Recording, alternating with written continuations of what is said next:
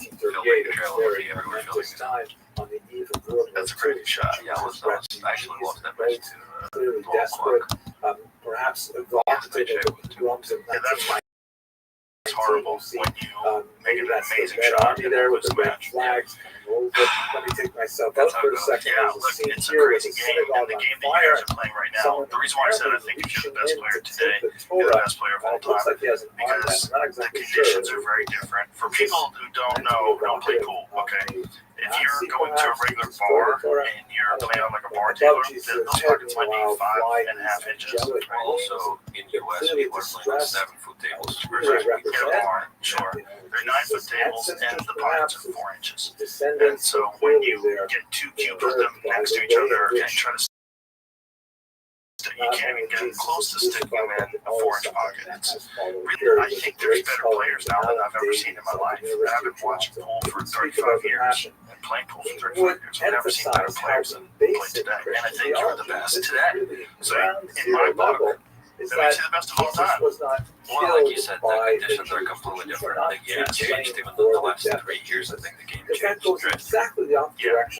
You know, we changed the breaking formats. It used to be one ball on the spot with the magic grab, no 3-foot rule. So All the people know I don't play pool. What the fuck are they talking about? We're talking about professional pool. World, right? yeah, all kinds of little Little God so loved the world. The 9-ball This on the is spot a makes displace. yeah, The brain for the back. Another yeah. control is When you exactly showed me the today opposite how to break of that what way, I was like, that's crazy. Like you have to hit it with draw, and you have to aim towards the back ball. Wow. yeah. We really We see can't really Oh, yeah.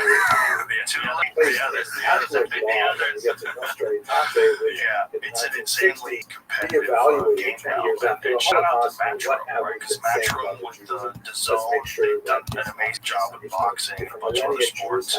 But what they're doing with pool is crazy. There's so many events, and it's all over. You can get it on T.TV, right? Yeah, so That's the website. I think Yeah. really at the heart of there. anti-Semitism. Amazing.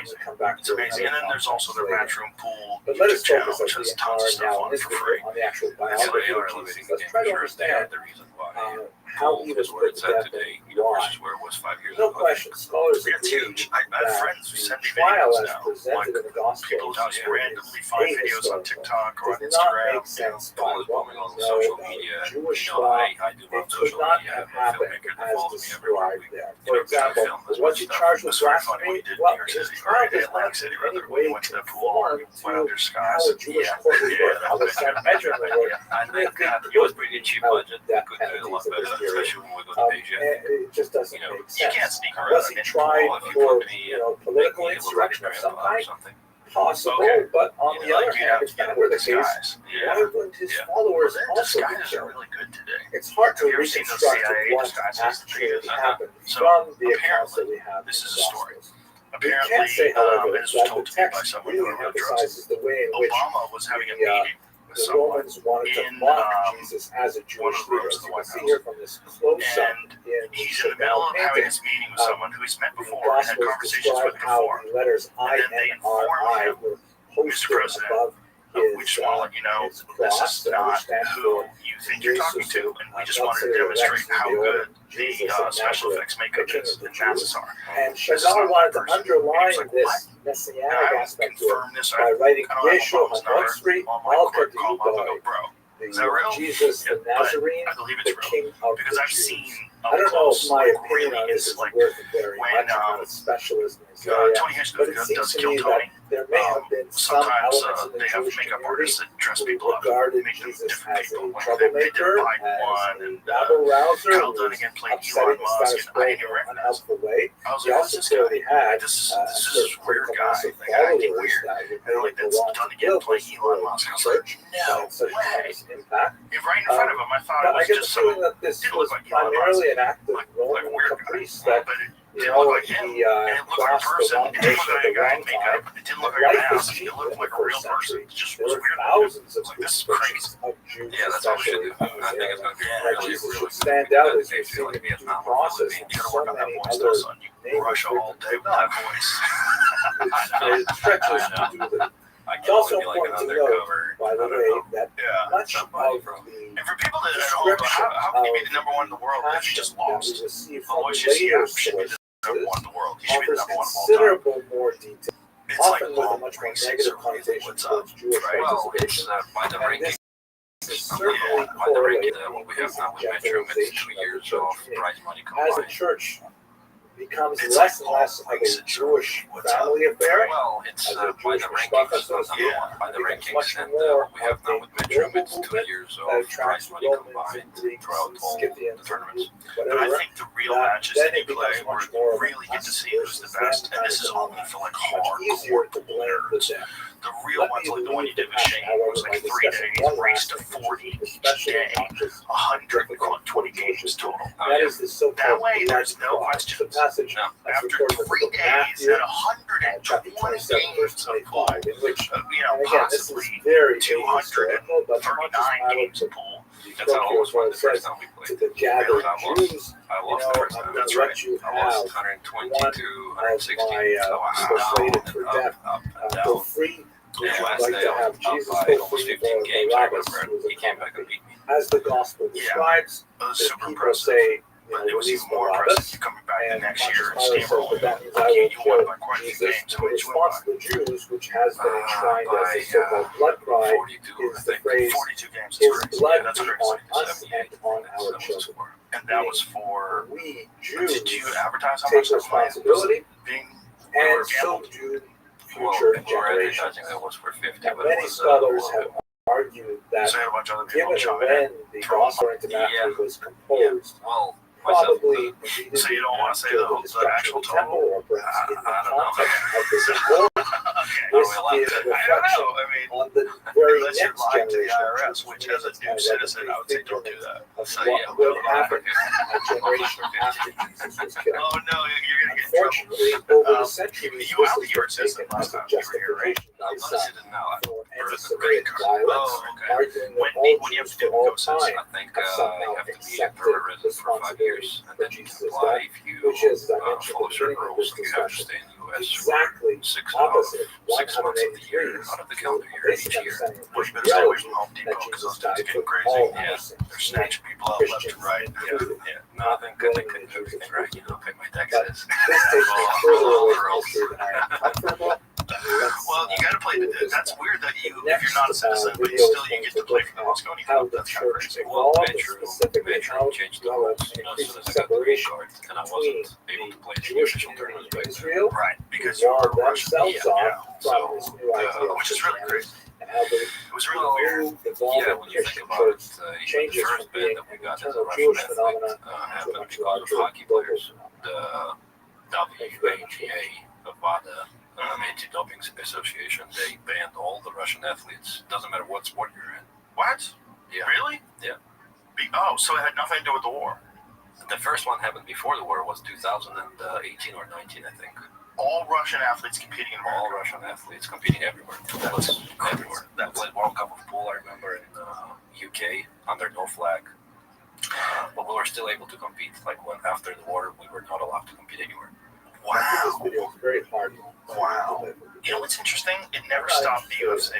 Like, not only do Russian fighters fight in the UFC, but they're celebrated, no one cares. Because they're not under the Olympic Committee, I think. And Well, they're definitely not. It's a professional sport. Well, that's what happened with Metro too. You know, it's a private company. Right. It's not a federation or association. They're just a private company, and they basically make their own rules. I was just glad that they didn't make it political. Oh my god.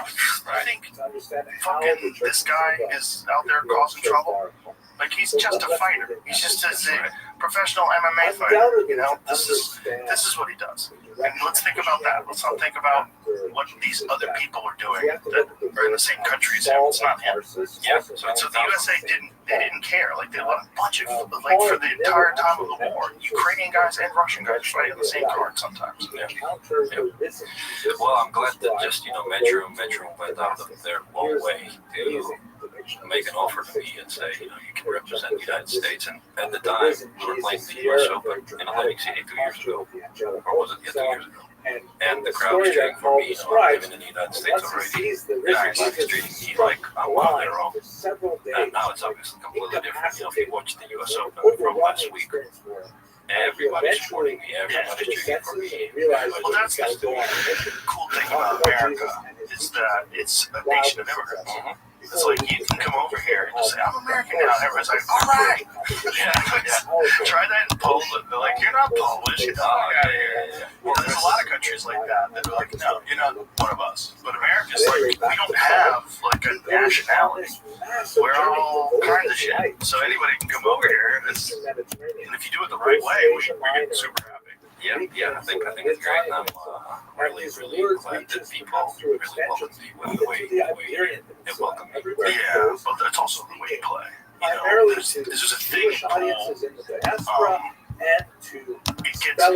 People play a lot and people really into pool. It's almost like that's the only thing that matters. The only thing that matters is how good you play. You know, there was you ever read that book, McGurdy? It was Robert Burns' book on a guy who lived during the Depression. He was a billiards hustler, traveled around the country. There was a scene in it where they were looking at the television and Nixon was on TV, and he goes, look at that guy, President of the United States, and kid ball. Isn't that funny? Because you and I know what that means. Like that in the pool, that really means something. Like if you can't play at all, like it's the fucking president, you can't play.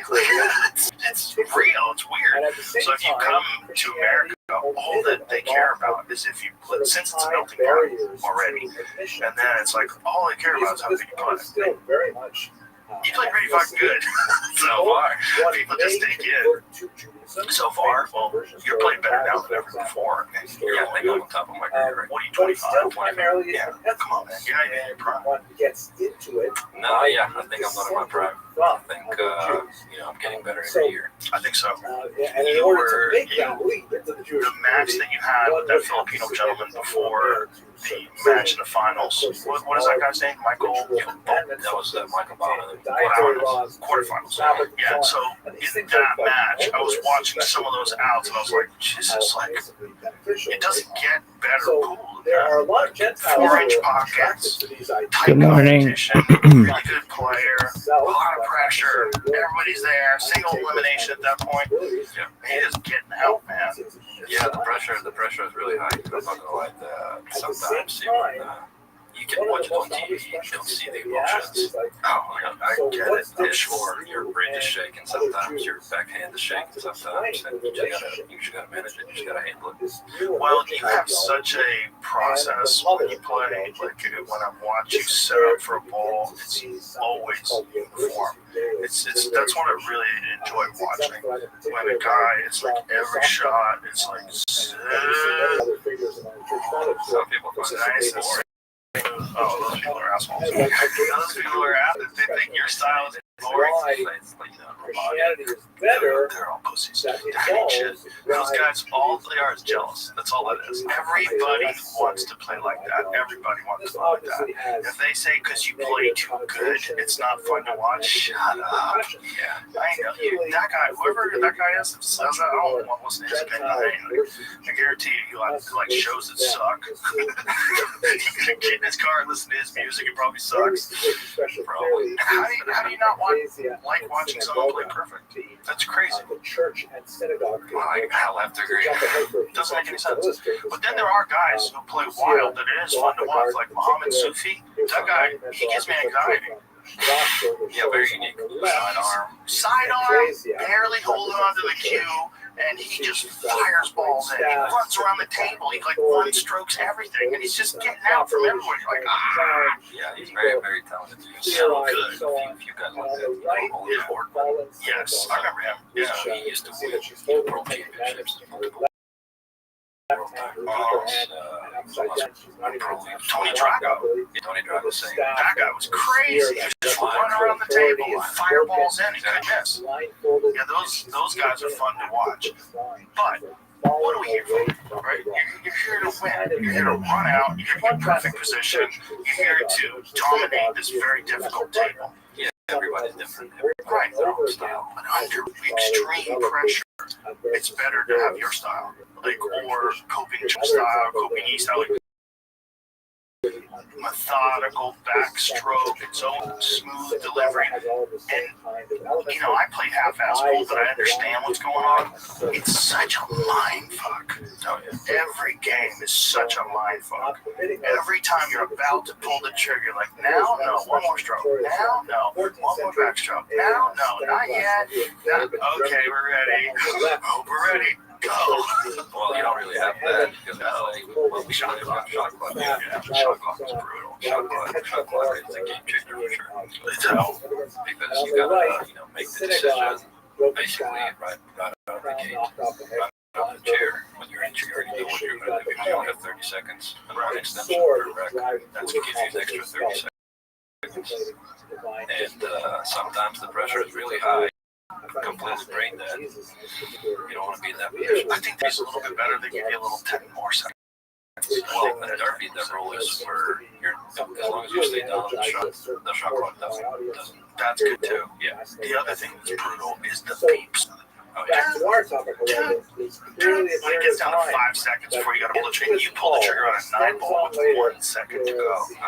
I was watching, I was like, oh my God, I would be having a heart attack right now. I always had. What's going to get is definitely, when it comes to pressure, it's the highest pressure you can ever. Well, everyone's screaming, cheering. Everyone's screaming. For people that haven't seen it before, most pool tournaments are very, very respectful. People will clap after you make an out, or sometimes in the middle of a game, like if you make a really good shot, they'll clap. Be in great position, they'll clap. But as soon as you drop down to shoot the next ball, everybody gets quiet. Oh, yeah. Moscow and Cook, those rules are off the table. Off the table. Hammer, Shark you. yeah. It would get super loud and you have a super time on there. Everybody, like, for example, you play UK and 95% of the crowd is European, so everybody's cheering for Europe. Yeah. So let's say I'm on the tough time ball and everybody's loud, and then everyone's going shh, and everybody will go quiet just in a second. And it's really, really tough to pull the trigger in that situation. Yeah. So it's a tough environment to play in, but it's what makes it. Well, it's fun to watch, though. I'm so glad that all tournaments are like that, though, where you encourage people to be assholes. Oh, yeah. It's kind of weird, though, that they've agreed to only be an asshole for one tournament. Because people yell out in the middle of, like, you stroking the ball. You see the crowd getting more engaged and more now. Like, you watch the US Open finals, it was loud when I played Michael Bowden in the quarterfinals. Yeah. It was kind of like that, but it was half of the crowd was Filipino. Well, not half, but there was a lot of guys that were loud. This episode is brought to you by the Farmer's Dog. I think we can all agree that eating highly processed food for every meal isn't optimal. So why is processed food the status quo for dog food? Because that's what killers, an ultra-processed food. But a healthy alternative exists, the Farmer's Dog. They make fresh food for dogs. What does it look like? Real meat and vegetables that are gently cooked to retain vital nutrients and help avoid any of the bad stuff that comes with ultra-processing. And it's not just random ingredients thrown together. The food is formulated by on-site board-certified vet nutritionists. These people are experts on dog nutrition, and they're all in on fresh food. The Farmer's Dog also does something unique. They pour food to your dog's nutritional needs. This ensures that you don't overfeed them, making weight management easy. Research shows that dogs kept at a healthy weight can live up to 2.5 years longer. Head to thefarmersdog.com/Rogan to get 50% off your first box, plus free shipping. This offer is for new customers only. Yeah, let's talk about that, because one thing that happened is there's a rule where you're not allowed to soft break, but soft break is basically very subjective. On or not call someone on it. And you thought this guy was soft breaking. So you said something and the Filipinos went crazy. Yeah, everybody went crazy. I had their Facebook were because it was just bothering me. I was getting notifications every second. Crazy Filipino goes, yeah, you were sharking our player, you did that. But yeah, I thought the guy was soft breaking. And the rules state that you gotta make your best effort to make a forceful break. So that's really subjective, and it's up to the referee to make that call. I have a solution to that. And it makes it more interesting too. Radar, yeah, speak up. Yeah, it's an easy solution. I agree. Easy solution, and it makes it interesting. about. Then you also have, for example, juniors or girls. You make the rules the same for them. No, it's a good. Well, they're not playing guys, right? They're playing girls. Well, yeah, but that'll be a tutor. It's an open tournament. Oh, right. Oh, I see what you're saying. I see, but I thought you were talking about young kids. No, for young kids, you'd have to have an exception. And for girls, you'd have to have an exception. So whatever the speed is, like what's a good break speed? Like, what do you think you break at, like, in his prime? What was he, like, 30 miles an hour? Well, back in the day, it was different. Back in the day, everybody was breaking over 20, 23, 24, 25. But Bustamante had the craziest break. Yeah, Bustamante. When he would let the cue go out of his fingers and then throw his whole body into it, his time was crazy. You ever watched the Russian player? His name was Evgeny Stalin. No. Watch that stroke. He was even crazy. Roberto Gomez. Oh, he has the crazy break. So Yeah, way up. Yeah, that's so hard to be accurate and do that. Oh yeah, I don't know how they do it. You have the most insane, smooth delivery. And again, what a mind fuck, because you're trying to hit this one ball square on the face, and you're throwing all of your might into it. Yeah. So that's how Shane's breaking the same way. His body moves first, and then he delivers. I'd like to know how fast he breaks when he breaks like 10 ball. Because when he 10 ball breaks, it's pretty crazy. He breaks pretty hard. I like to break with softer speed, more control. Just wax them. So what do you think would be like a reasonable mile per hour that you would impose? Where you'd say anything slower than that is soft breaking? Is it like 15 miles an hour? Or I think it has to be higher, maybe 18. And it will also push the players to practice for them to break borderline 18 because it may be under. Right, players will break harder. 19, closer to 19, maybe harder than 19. Well, they used to do that 3-point rule where they would, but that was very annoying. Yes, it was very annoying. Because sometimes guys would break hard, but the referee didn't rack them that good, right? And they made a ball, and then the opponent gets to shoot. Like, that's crazy. In that case, yes, I agree. But that's another simple solution. It's better than what we have now. Yes, I think the radar's the way to go. Yeah, the radar is definitely the way to go. I mean, and also it's kind of cool. When you get to do the stats. And some guys play like Shane, even in 9-ball when he does the cut break, he breaks really hard. Kachi is the one that breaks hard. He fucking did. Oh yeah, he breaks hard. I don't know how he keeps the ball break, to be honest. And it doesn't even look like he's trying that hard. Last time we were breaking open the bridge, which is great. People, that's one thing about pool though. If you want to get spectators, you want hard breaks. People want it like the color of money when Tom Cruise breaks and Paul Newman goes, "Who's that kid with the sledgehammer break?" It's a dumb American thing. But if you want to get like American people to tune in, you gotta break hard. Yeah, like that's why Earl Strickland still gets mad. He gets mad. I heard Mike Siegel talk about it too. It's like, why don't you just hit it straight on the one ball and hit it as hard as you can? Because it's no fun. He has zero control. That way, it's no skill, really. I just think he hasn't had someone lay it out to him like the way you just did with me. You're explaining to me. This is the first time that I had anybody explain to me that particular break. I'm like, oh, and you did it dead on. And you knew that the cloth was a little worn because it's a Euro cloth. So you're like, okay, because of that, I'm going to have to hit it here. And it'll go inside.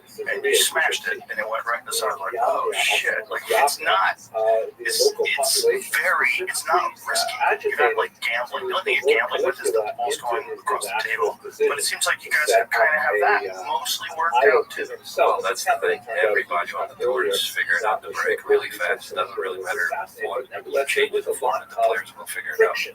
The fun thing to me about your life is that you're traveling all over the world playing, and then occasionally you have these marathon gambling sessions that they stream online. And I've got a good buddy of mine, Tommy, from Connecticut. Shout out to my boy Tommy.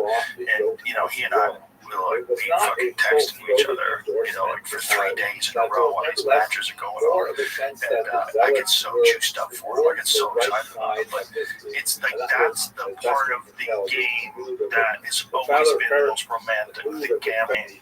And I'm glad that people aren't shying away from that, because there was for a long time, gambling was thought to be negative for professional pool. That's not the case anymore. Well, it could be. It could be, sure, because you're bringing in shady people, for sure. I mean, if you're gambling $100,000, where'd you get it? Bob the drug dealer came over, and, he wants in, he's staking me, and if I win, I get 40%. But in our case, it's different. Our matches that we make, there's only a couple that we did. We played twice with Shay, and there's also a few one-pocket matches we did. The biggest ones were with Shay, and it's only a small group of people. It's basically just a few guys who want to introduce me, and same thing from Shay's side, so everybody knows each other. Yeah, for sure, in your case. But in the case of like high-level gambling in pool, there's a lot of shady characters. How often do you gamble just in regular life playing pool? Because does anybody else really giant spots or anything like that? Where everybody's asking for ridiculous games all the time, but my gambling days are over. I'm a tournament player, really. Well, you got too good. Yeah, like I played when you were here like 2 years ago, and I definitely play better now than I played 2 years ago, but you play way better. You play better than you were playing then, which is crazy. You were banking out and making shots. I was like, this is so humiliating. It's so humbling. Yeah, I do play a lot better than I did 2 years ago. Which is hard to believe, because you're the best player in the world and you're getting better. That's one of the coolest things to me about any game or any sport, anything, is that, and especially today, because there's so much data that's available. Like, say, if you're a young player and you're learning how to play, you can watch pool on your iPad till 3 in the morning. You watch matches and you learn how to play things. You learn, like, why did you do it that way? You're like, oh, you rewind it. You go, oh, that was available. It's like seasons back in the day, or Big Farm, those guys. If I joined the Discord and you really inspired me to be a good person, well, I'm holding them. And one day I'll have a dedication to you guys. Yeah. And so it's just like everything else. With the new generation, the level just gets higher and higher with everything. Unless there's physical limitation. And with pool, it doesn't seem like it's not like you're running the 4-minute mile or, God's been a picture. I wonder how hot it must be. Please and thank Oh, you. yeah, for sure. I'm a big fan of your Let's Play Club. I'll put Fortnite while you can sit there. Cool, dog. Archery's like that. Archery, golf, shooting. Aw, no one Yeah, cares your about neck you. was fucked up. I know your neck was fucked up. I brought you a waste well last time you were here. Content. It helped. It did help for like 6 to 8 months, I think. And now it's fucked up. No, I actually found the way. My pre-match routine, I stretch every single day. I do Like an introduction documentary. What do you do with That is pretty accurate. basically, I work on my upper back. Oh, so certain workouts That will take some pressure off my neck. But my neck is where it really feels like my upper back and shoulder blades. 51 Bears Live, 3 or 4 years ago. I did all the MRIs, and I did have like a bulging disc, C4, C5. That started to progress and was getting worse. I went to Russia for that. I think I've mentioned that to you at the time.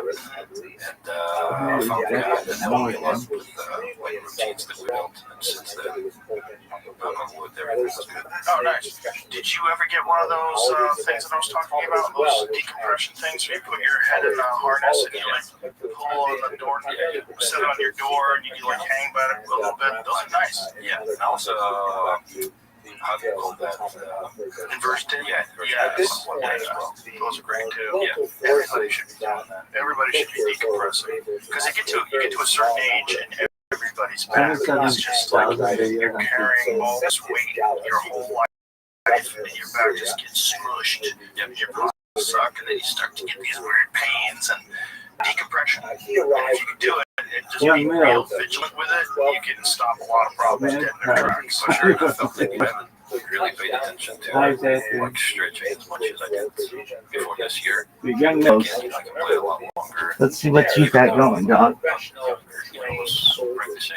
Baby, shut up. I know, but I was 16, 18, I was practicing a lot more than I was now. Yeah. And I never really had any issues. In 2022, I'm practicing the same, but I'm always leaving full 8 hours. some type of thing. I don't want to go practice the next day because of that. Right. Do you, the problem is it's hard to get access to a cold plunge when you're on the road. Yeah, it's really different. I do have a cold plunge at home. Yeah. So, all the good stuff. Cold plunge is the thing, man. It just relieves so much inflammation.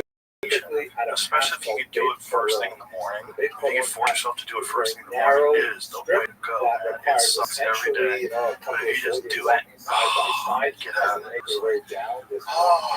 It's free. Yeah. So, and as long as you don't do it within like 2 hours of you playing. Young Money Panda. Young Money Panda. Fully warm back up again, because if you are cold, it will kind of mess with your coordination. Yeah. I was telling you the worst thing ever for pool is the fans. There's nothing worse. I found myself. It's terrible, for sure. You know Willie Hobby, the old school billiard player. Never heard of him? Never heard of him? You know what a Hobby This is? is real content. No, okay, Heavy a Hobby butt is You like got a another type of song. butt that doesn't have a More rubber over the entertaining bottom than of it. most It's ever just was. flat. And for whatever reason, Willie Hobby This is is so entertaining. I think it's named after him for some reason. How And he you was a feel? famous billiards player, like the turn of the century and the turn of the other one, like Oh, the for early sure. 1900s. Free And he wouldn't even promotion. drive a car, do An anything with entire his one arms. person. He wouldn't drive a car because it would mess up his pool I game. got one person. Yeah. I mean, some players are super Beat. superstitious about, Cars back then, though, didn't have power steering. Let's So you have to relax. think it's probably really difficult to steer them. real. See if you can find a photo I of don't Willie know what Hobby. relax means. Gonna be He a had the new nightmare. weirdest sidearm, Babies. too. Yeah, totally Wakey, sidearm. wakey, Exactly. Well, Kids like start playing when they're 5 years old, so they can't really reach the table correctly. That's exactly the Wake reason up, why there's I about the when I day started right now I and played try to Russian get Bears. dead giraffe. And I was always Maybe side some on because, I wasn't Who's they sent me to the pool table. Yeah, look at him. Dexter Morgan? Isn't that crazy sidearm? That's nuts. Just like Dying 10,000 knots up. Yeah. Yeah, really just getting get For sure. Shout out to Ace. Ace, Emily CC holds the record. No, she doesn't. As long as you figured out how to do it consistently. Yeah. That's the thing of pool, there's so many different variations of the stance, stroke, that you can overcome everything if you practice just hundreds of hours. So it wouldn't really matter. You can play by the book, but at the end, all that matters is how much is time you spend at the table. The rivalries, the marching bands, the upsets. Saturdays just got way more fun. College football is back. Think you know the game? Put your college football knowledge to the test with DraftKings Sportsbook and turn your picks into big payouts. From live betting during the game to rivalry week odds boosts and so much more, DraftKings Sportsbook has everything you need to stay in the action from kickoff to final whistle. Whether you're betting on your go-to team or making moves mid-game as the momentum shifts, Saturdays are yours to own with DraftKings Sportsbook. Here's something special for first-timers. New customers bet $5 and get $300 in bonus bets instantly. Download the DraftKings Sportsbook app and use the code ROGAN. That's code ROGAN for new customers to get $300 in bonus bets instantly when you bet just $5. In partnership with DraftKings Sportsbook, the crown is yours. Gambling problem? Call 1-800-GAMBLER. In New York, call 877-8-OPEN-Y or text OPEN-Y 467-369. In Connecticut, help is available for problem gambling. Call 888-789-7777. Visit ccpg.org. Please play responsibly. On behalf of Boot Hill Casino and Resort in Kansas, 21 and over, age and eligibility varies by jurisdiction. Void in Ontario. Bonus bets expires 7 days after issuance. For additional terms or responsible gaming resources, dkng.com/audio. Like Shane. Like when Shane's he's arguably the greatest of all time. It's in the conversation with the greatest of all time. 5-time U.S. Open player. Hits the ball in a way that everybody tells you don't ever do it that way. So he stops at the cue ball. Instead of following through, like and letting the cue ball fly through, he stops at the cue ball. He's very unique. Same as Filipinos. Filipino players, they have a unique style of play. They're super, they're like dancing around the table, but nobody plays like that. Nobody else plays like that. Yeah, it's interesting. It's, again, as long as it's repeatable. It's like, there's a lot of things like that. If it's repeatable, if you can do it over and over and over again, there are no rules. No, I mean, they are written in a book. But how could you say that like Shane Van Voting is doing it wrong? Exactly. It made sense. I mean, he's probably won more tournaments than anybody ever, right? Who's won the most tournaments of all time? I mean, that's a good question. We were just talking about it this morning, I think. Shane is definitely one. Might be Shane. It might be Shane. Shane might be the greatest of all time right now. Yeah. I mean, that's what Jeremy Jones is, the greatest of all time. That's his pick. It's, what's crazy with him, too, is the deaf aspect, that he shuts his hearing aids off when he plays. That must be amazing. That'd be illegal. I mean, it should be. Really? I mean, listen, man. Life gives you lemons, you need lemonade. I know. The dude was born deaf. That's fucked up. It is, but it's, that's the advantage he gets. You can shut them bitches off. yeah. Come on, man. You can't check and see if he has it on. Like, Shane. I mean, we're not checking. We are checking. Are you checking? Oh, of course. He said Motherfucker has it off all the time. How do you know when he has it off? Well, because just before his match, he goes to his phone and puts it all the way down. Oh, so his phone is Bluetooth. So his hearing aid is Bluetooth. Oh, yeah, he can control my phone. Oh, that seems dirty. Because you're not allowed to wear, like, noise-canceling earbuds. No, you're not. Errol always wants that. Yeah. They're not allowed. Yeah, I remember when Murph used to wear, like, gun sight glasses. He used to wear glasses, like, kind you wear range. Yeah. And then he was wearing headphones for a while, so they told him not to, like a pilot. Yeah, like complete noise-canceling headphones. Ones that look like they weigh 5 pounds. Yeah. And then he's got weights that he wears around his waist sometimes. He puts Definitely a character. He puts weights on his elbow. He puts tape around his fingertips. And then he makes his cue as fat as my forearm. Yo, shout out to Young Money. Whatever kind of tape he's using on it. He runs 5 miles every day. Hundreds of squats. Oh, yeah, he's fit. Well, I mean, he doesn't look very fit, but he works out every day. Or does something. Is he the oldest guy that's still super competitive? Like, how old is Rothschild? Rothschild is still pretty competitive. No, Errol's Is he? Yeah. Right. So I think Rothschild is actually like my age. Young Mills. And Girl is like in the 60s. So he's probably the oldest guy that's like playing competitively. Yeah, for sure. Yeah. It's a fucking game for young people, son. You gotta have them young eyes, cut that ball on. For sure. The eyes is everything. Yeah. How many guys do you know that got LASIK surgery?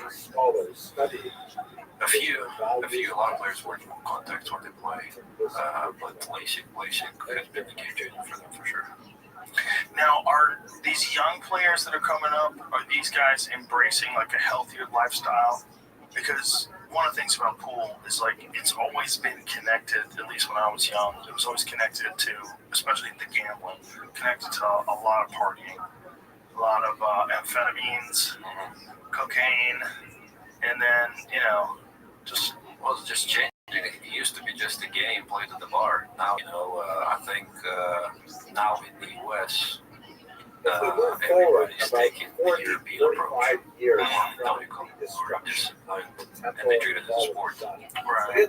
Especially the younger generation, they see you more successful on the tour. And if you look at top 10 right now, every one of us, we try our best at everything.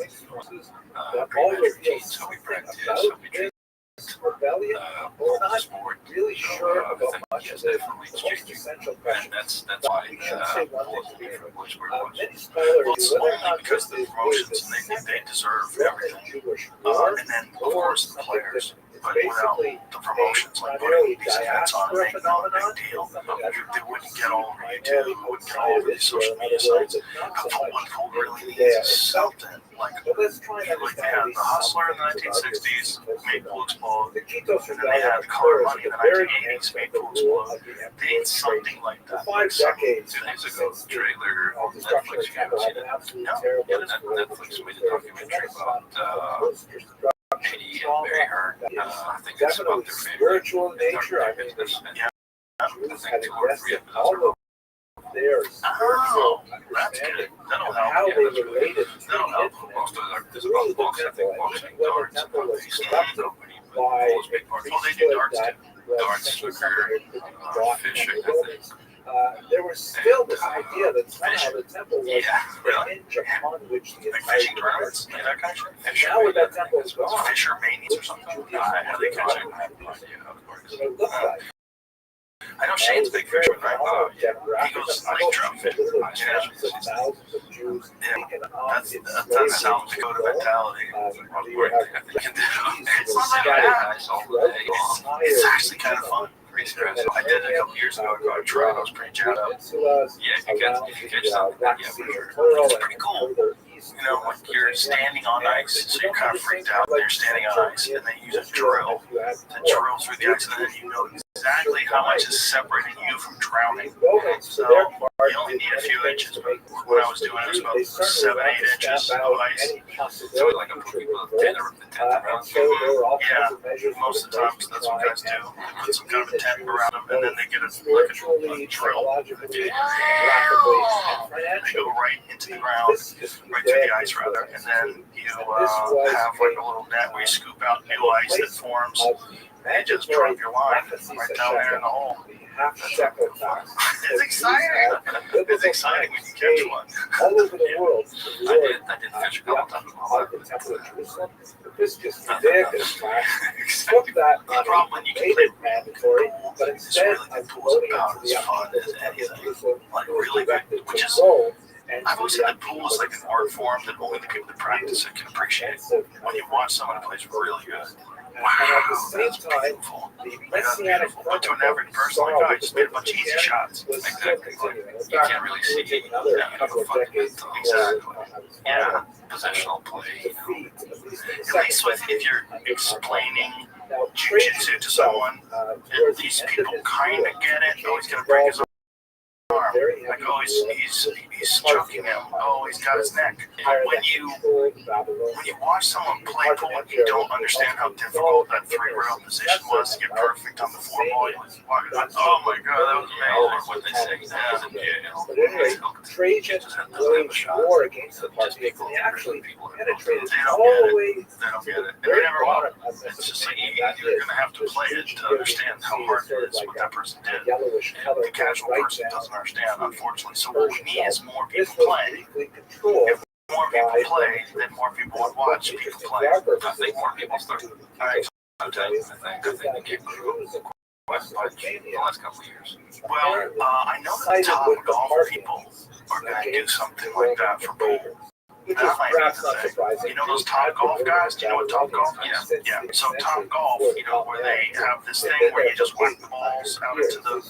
Well, they're going to set something like that up for pool, where they have They took up you know, arms. some sort of business where you go in and play pool and it's more attractive to young This people. obviously I don't know exactly what their model is because it's still going to be pool. I don't think it's going to be a bunch of people just breaking the balls. You know, like because that's what they're doing when they're doing Top Golf, they're just driving the ball, right? Devastating population. I don't know exactly what their idea is, but the same guys who they realize like a lot of people play pool, a lot of people wrestle. If we had a really attractive place for people, and it's probably correct, it's probably an untapped business. Because people are always looking for something fun to do on date nights. Yeah, so when they go in or somewhere at the end of the day, they put like a projector above the table, and it kind of gives you like all kinds of different interactions. while you're playing. Perhaps because of his Was saying the venue, which is being backed by investors, including U.S.-based capital firm Sharp Alpha Advisors and Daily Mail investment arm DMG Ventures, uses pool tables, balls, and cues for the traditional game, but adds tracking technology and video projections to add bonus targets and obstacles in an attempt to appeal to larger groups.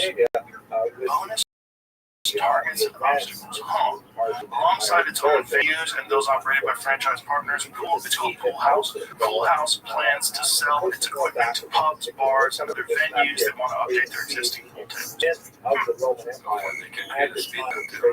so it says Steve, I don't know how to say his name, Jalefi said, more people play at Top Golf than on traditional golf courses in the U.S., and we aim to make an even greater impact on the world of pool. We have a strong track record. This project has been our most challenging endeavor yet. Well, that's exciting. Maybe that'll do it. I've never even heard of it. Well, if you get a bunch of guys that are already really successful at doing that, the thing about golf though is like hitting a golf ball is really fun. Yeah.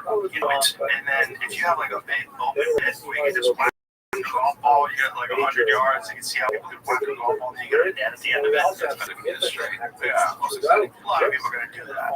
Pool is like, you don't know how to make a bridge, you're holding your hand funny, and like, moving weird your arm. And I wonder how many people are going to get frustrated. I wonder if it's the same.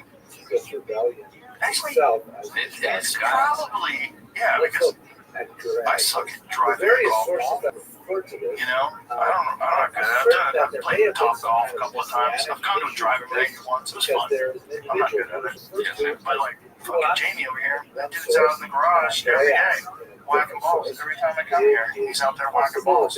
Yeah. So you realize like there really is like there's a lot of technique just to the drive. It's very similar probably to a break shot in that regard. Yeah, for sure. Same. Absolutely same. Now, I wonder if they could make something like that really marketable for home. That might be it. It has to be some type of interaction. Yeah. The other thing that might make pool really big is big money. Like for the Saudis to get involved and they get crazy. And they start saying, okay, this tournament's for $5 million. Well, we have the world championship. We have one tour in Saudi. Right, what's the first place? 250,000. Pretty good. 25 million would be better. Yeah, for sure. Imagine that. For sure. So those guys have so much money. They spend $25 million in building numbers. They probably spend more than that on production. I don't know. They throw so much money around in boxing, it's kind of bananas. For sure. And that's where Matchroom is really helping. They have those deals for multi-sports. They make a deal for boxing. They'll snooker. Right. So they have the snooker tournament. So they have the boxing. For a lot of things, Those dudes throw some money around. Because it's like when people talk about the richest people in the world, they're like, really? Because their money is in public. Like they don't have to disclose how much money they make. They're kings. Okay? Like they probably laugh like, oh, silly Elon thinks he's number one. You know? What's paltry $400 billion? He's basically to those people. So like they've thrown insane amount of money in boxing. I think it has to make me firm, so I need to know if this is true or not. But I think Usyk made more than $100 million in his last defense against Daniel Dubois.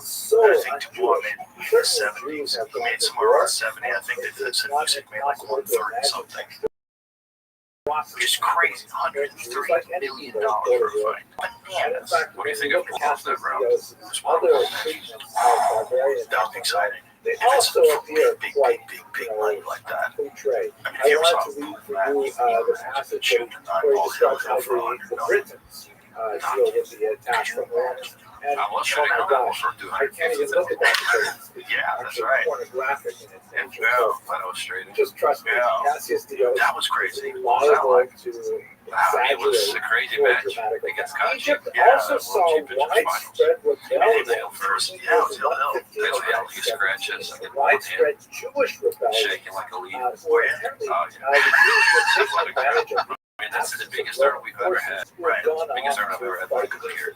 You know, we only have so many tournaments And that once play again, it's those kind of money. kinds of And it's really difficult not temple to think about shrines, for example, the shrine of Nemesis, And Memphis, yeah, that's definitely the highlight public of my career. works, So roadways, making things like that. tough It making balls. seems like I mean, it wasn't tough, Jewish but rebellion positional really play was their tough. I had to go up specifically and down the cue ball. to have a very political motive. The So economic straight motive up, does not no seem to pressure. rise to the That's a surface. good one for And people to other than watch. those Like, what is this all messianic about? references, Watch that one. it seems to be Watch that one and something know that really, they're playing for But it's fascinating to think $250,000. that, like, why are the Jews all over the diaspora? They really think they're going to Hundreds, throw so it was Rome off, but they 150,000 obviously difference. are somewhat That's a lot. coordinated. It is a lot for one There race. was, of course, a harsh For one military night. response from That's the Israel. beautiful thing about night ball. Came You can back run everything and then chunk that night. killed. This is the period when the great synagogue of Alexandria, It's which the Talmud says was it's such so a mental large game. that in order to It's a game know of when to military, answer so the name for a single person roll leading this the way, that prayers, way. they had to You're wave hooked. big flags. Now you can see the Or you're on flags the and right all side those of up the to ball, that wrong part. side of the But ball. this is the I was period listening to when John Schmidt do commentary once, and he was saying how crazy it is if you really think about it. Every board that involves the ball, basically it's at like this something point, is hitting by the the ball. time it gets It's like you have a bat hitting the ball, or it's like no other sport has a ball North hitting the Africa ball. goes into a steep And then decline, trying to be like and really it does not accurate rise over again for several distance. centuries.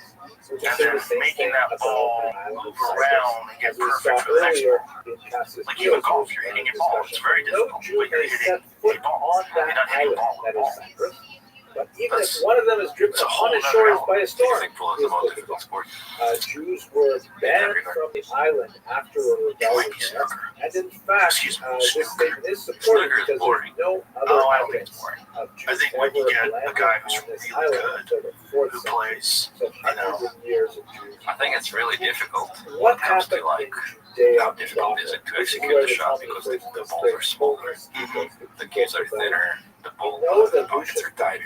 Yeah. The big ones are bigger too. if you watch Ronnie Sullivan play, you can't think that's He boring. is Of sent course, I mean, back by of course you Trajan have players and appointed as Yeah, governor Ronnie. in You can never say that it's boring. Yeah. don't know But a I lot think about the game how itself, he conducted It's just himself too much in that area, safety. Nothing but shots we here know and there. that there was Yeah, but it's because it's so hard, and because it's so big. It's a 12 fucking table, which is crazy. brought in And the seconds pockets are rather tiny than and the balls are tiny. It's a really hard game. But when you got one guy like Ron who doesn't miss like 30, 40 shots in a row, you're like, this is crazy. What's really crazy about snooker is there's only 4 or 5 countries that really play that game, but it's a lot bigger than pool. We have to move on to Pool is a lot more international. If you look at the majors that Bedroom have, look at the last 64, the last 32, you will have 20 different countries represented.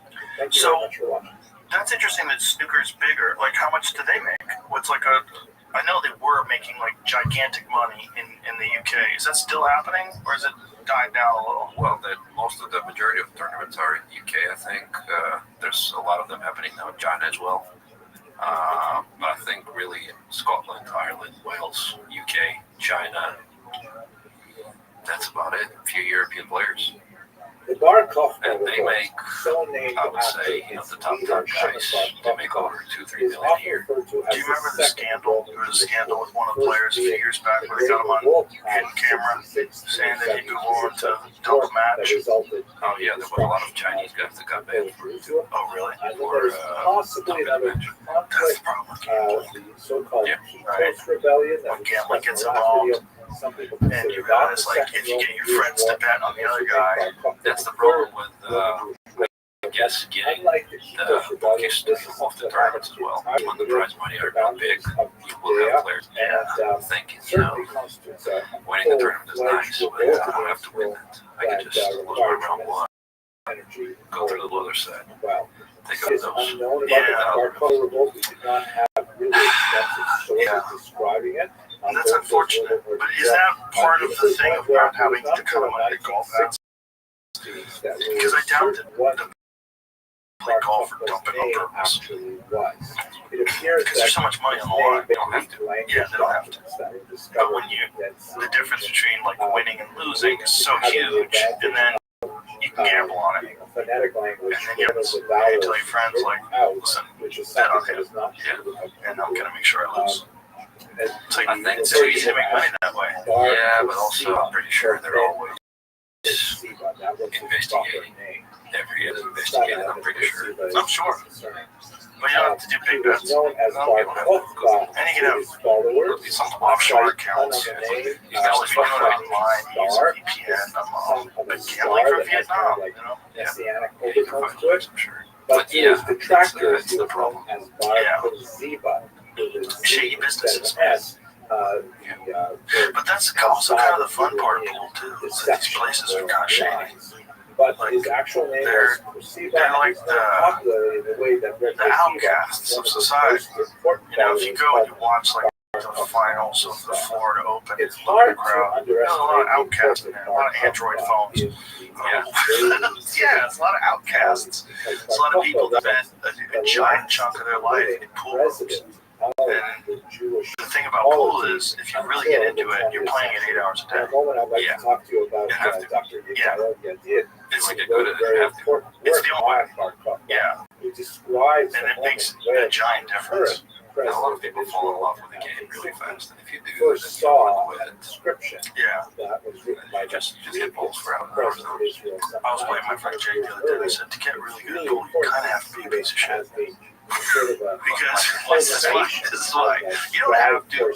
I mean, obviously you're not, and you know, you're lucky that your wife plays pool, which is huge as well. Because if she didn't, like, you know where to find me, because I'm gonna be playing.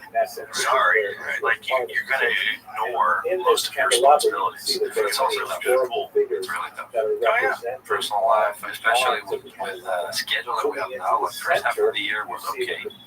But now it's just back to back, like even after this started, Texas Open starting on Wednesday. From then I go to China.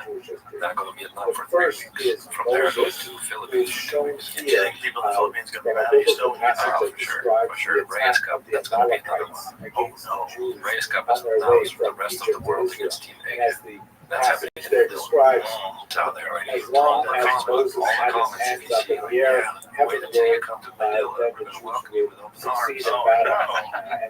I'm going to get it, but that's going to be fun for sure. By his lieutenants, holding his ear so he could retain that position for But yeah, that's good. battle representing the Yeah, military that's really tough to victory balance, to God at its Pull, center. personal life, On the left, family. you see, Family is almost David impossible. If you have kids, you have to take them to small games and stuff. Like the, that's why I said that you want to be really good at pool. You have to be a piece of shit. David shown here as a young man, severed You know, I mean, listen. that Obviously, describes there's again some people that keep it together that are really good. It's still family. natural assistance. You know, spend time with their family, spend time with their kids, but you're gonna have to manage your time because you have to get those hours. If you're not playing, like legitimately, realistically, if you want to be a top flight, world class player, what is the minimum amount of hours you think you have to play every day? I think somebody spent 10,000 hours to get good at anything. But I think Bullet Pro is Nevertheless, more. he's shown here as I a think it's powerful probably military figure a little and as more a tragic one as well. because That's the it's story with the really Our complex. sources, Yeah, but if you're talking about like as I top mentioned, professional are player, somewhat it's not just we have practicing. an important You know, Roman historian, you will have to start traveling to play tournaments. You will have to start playing who is and sparing with somebody. somewhat problematic Uh, because we only have yeah. an abbreviated And, we have then, Eusebius, an important church Gain historian, experience from those tournaments. It's going to take a lot of time. basically at the turn of the 3rd century. But I Eusebius, guess about that's like 100 years later, anything one of that's worth the church doing. fathers. You know, if you want to get good at it, that's one of the reasons why it's so fun. Is because you know how hard it is to do. Yeah. They are not If it was easy to master, I think people would probably pick it up and then they eventually quit. But the problem, the thing about pool is it take a week off and then play again. What do we do here? Like, it seems all screwy. You don't want to listen for so. And then you finally get back in the groove again. It's because it's so difficult that it makes it so attractive. That's why people can start playing it 8-10 hours a day. If it was easy play, you wouldn't play it as much. And at the same Right. time, I mean, for me, the big thing is I just always have to do something. I have to always shoot balls because there's so many good players now. So many good players. And if I just stop for a moment, or if I focus So let's on try to this understand for what we can a short period of time, about soft spot I'll and just catch me. rebellion from the source And that's- of it is. Here's It's a driving me crazy, but I just can't stop. I just can't stop. translation. How does it drive you crazy? Do you wake up in the morning and feel like people nipping at your heel? Well, like for example, now I know that for example, I'll use he won the UK Open, Florida Open, and the US This Open, describes the rebellion that took place from the 3 out of the last 4 big tournaments we had, which is crazy. Yeah, which The is leader of it's really tough to be the dominant. Midrash is Almost described impossible. as a mythic figure, a phenomenal But figure. he's just proven that it is possible. And he was on the losing end of Not the unlike match that I think I've probably watched the most over the last year. And if you Google it, you can find it on YouTube. Just Google 9-ball perfection. And it's Ko Ping Chung, who's one of my favorite players outside of the course to watch. That guy is so. There's something about those guys from Taiwan. I don't know what their method of training, but they have this like smooth, kind of effortless stroke. It's like hypnotizing to watch. And that dude never missed a single ball in an 11-match defeat. He beat him by 11-0. Never missed a ball. Pocketed every shot he aimed at, and never gave him a shot other than the opening shot. And he had one shot at the beginning of the match, a long-ass 2-ball. He didn't make it, and then he was fucked. Which is crazy. And that's the guy who just won the last 3 tournaments. Which is so nuts about this sport, is that if the guy's winning, and it's win or break, you might not ever play. For sure, we never know. Like, look at today, you and me. There's like 5 or 6 games where I'm just like standing there, just waiting for you to miss. You're not missing, so I don't play. You're not missing, and I don't play. You know, but at a world-class level, when you're doing that in the US Open, and it's on TV, and people are cheering every time you pocket a 9-ball, that's bananas. Yeah, that's rarely happens. Yeah.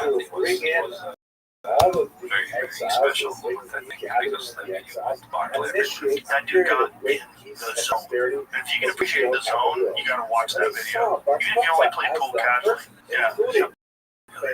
Yeah, this is it. This is boy, each other. But when you watch this guy, Ko Ping Chung weighs 100 pounds. It's got combination rail first. Crazy. But then from that, he just never misses. And you watch this guy, like, watch how fucking smooth this character is. And again, the dude weighs 100 pounds, soaking wet. The Q is half his body weight.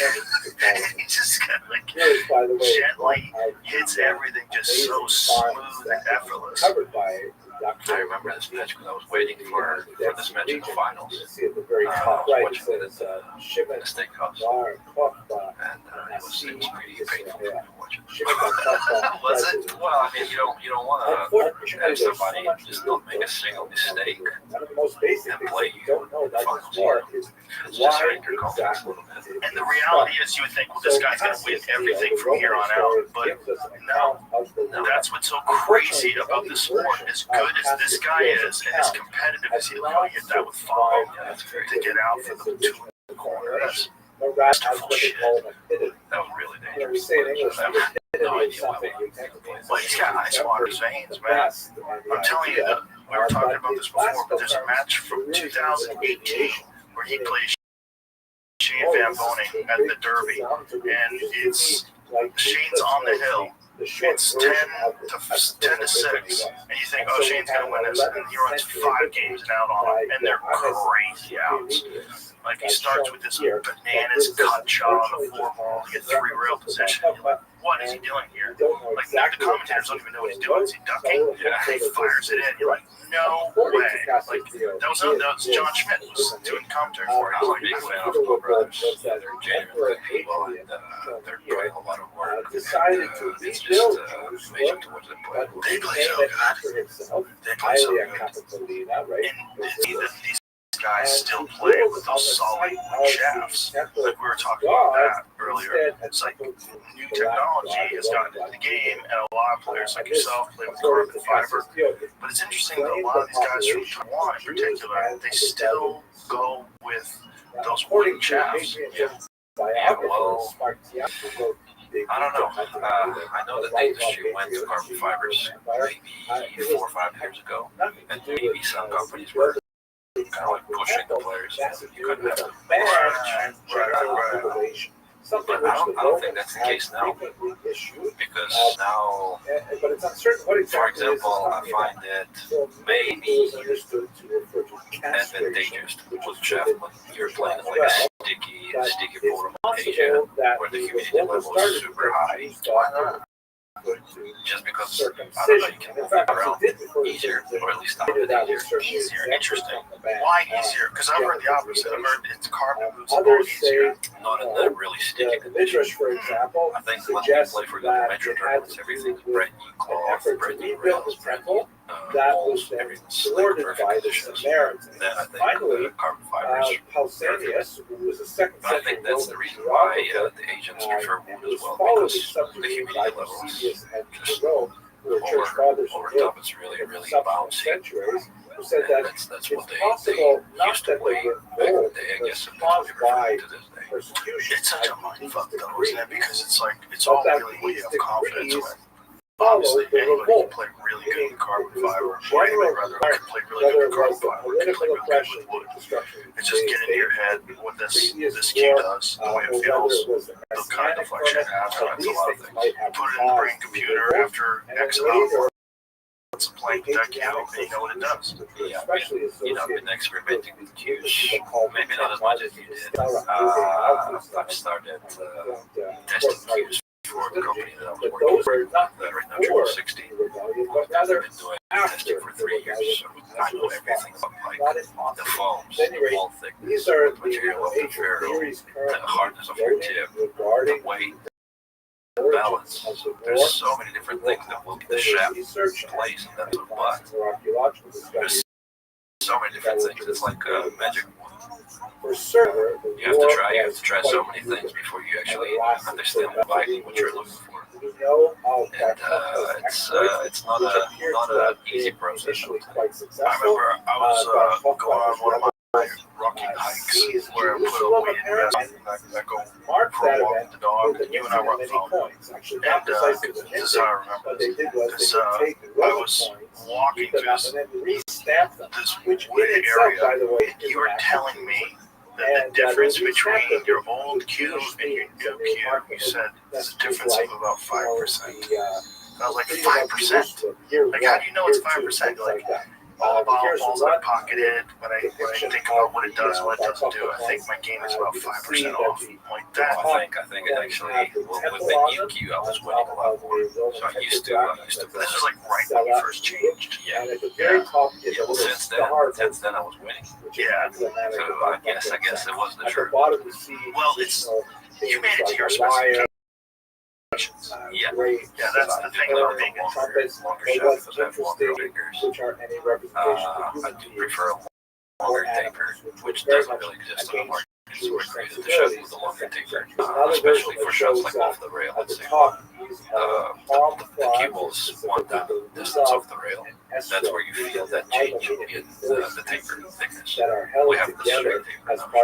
What is the difference in the feel? What do you feel differently? For example, the bar taper or the conical taper, you can feel the change of the thickness. Right.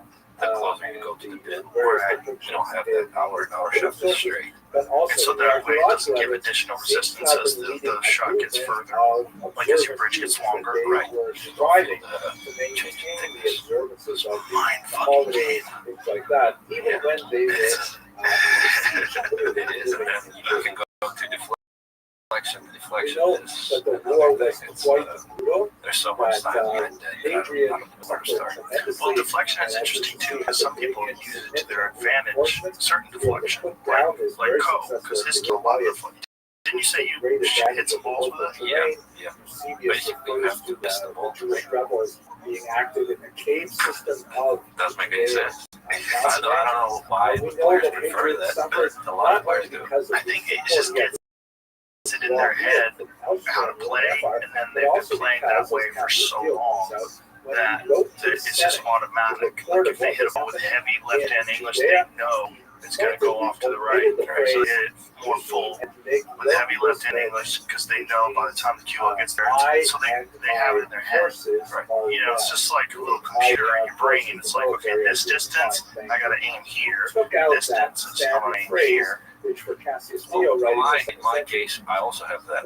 Where we also have little deflections. Yeah. But it's just too much. It gets really, really difficult. Especially, like I said, playing on shot clock. You have pressure out there. You have to pull one crazy shot. That's largely undiscovered. So what the argument against that would be, the difference with wood is though you get a superior feel. You do get a weird difference in the feedback of the cue. And some people get very accustomed to that wood feedback, and they describe a carbon feedback as more dull. Yeah, and you don't get the same sensations. You don't get no feedback.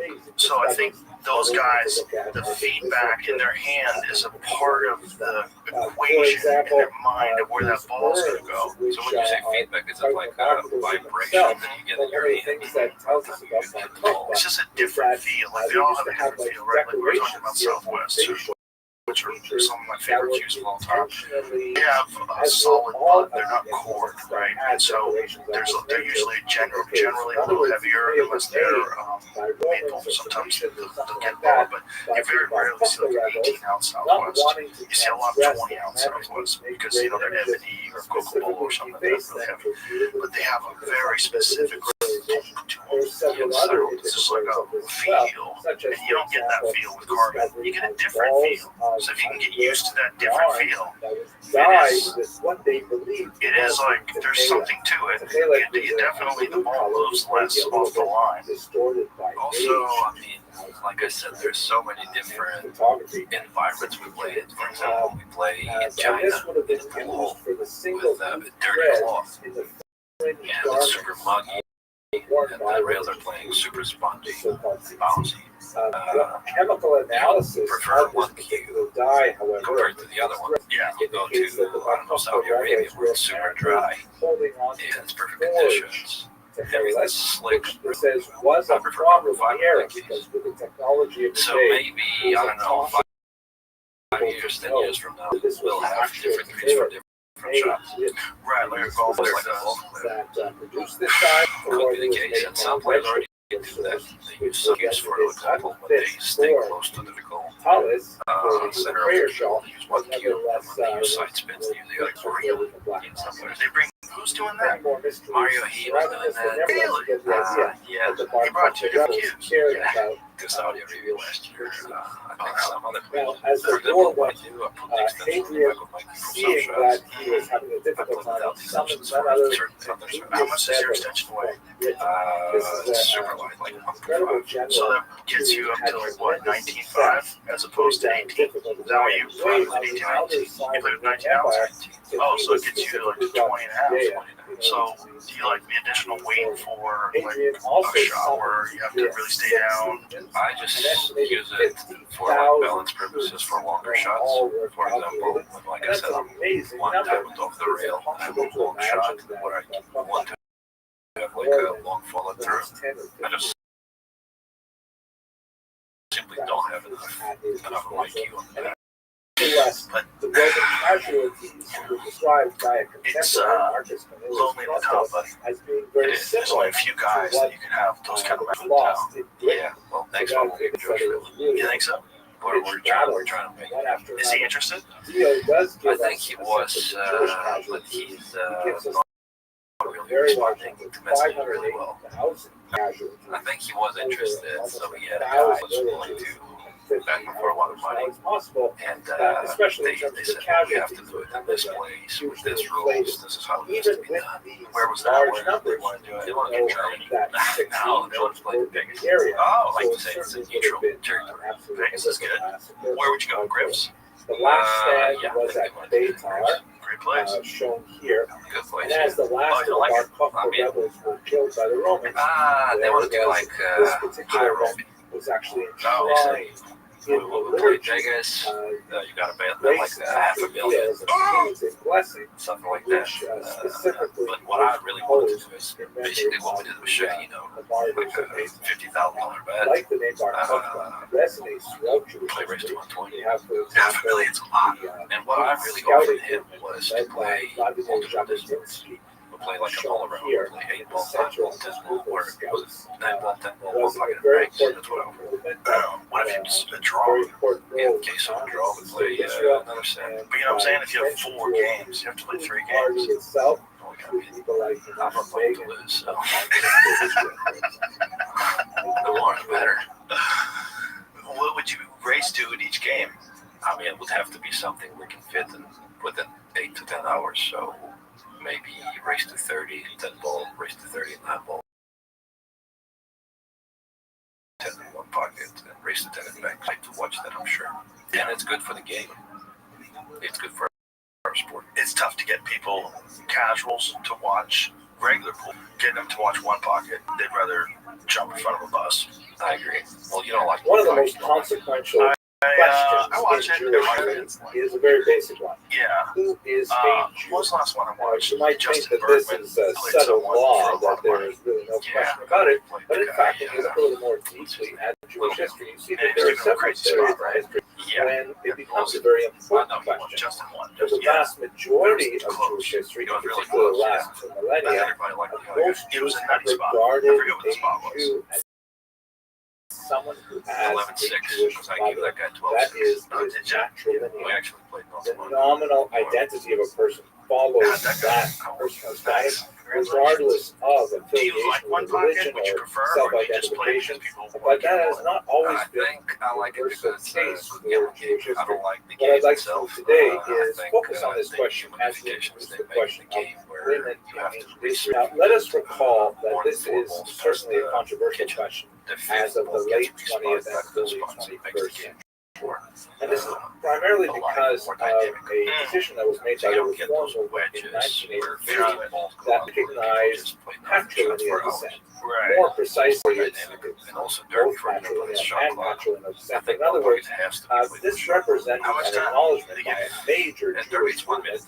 that as long as If one you could parent make the was perfect 9-ball shot ethnically clock, Jewish, what would it be? however I you think it's define good. that, then 30 the seconds, child 30 could second also be Jewish. extension. There's Yeah. more to it than that, and perhaps one of the most Because if you important make things it, to if think you about make it is, any shorter, did this decision Shorter's too difficult, but I mean, the 40 initiate second, change, but just or a was touch, it just a simply a touch, just a recognition touch more. of change that Think had about already it. happened? I think Because it's good where it's at. intermarriage, It's difficult when especially you in have to like American switch Jewry, cues. You have was no at such a extension. high For level example, that you we jump. already have So that's the why you see phenomenon of us children grabbing who both have of our like cues a running out Jewish there, father throwing rather out than a your Jewish throwing mother, the and cue wish inside. to identify with the Switching. Jewish It's really community, and they find difficult. that they are That's shut another out shade naturally that you gotta leave in.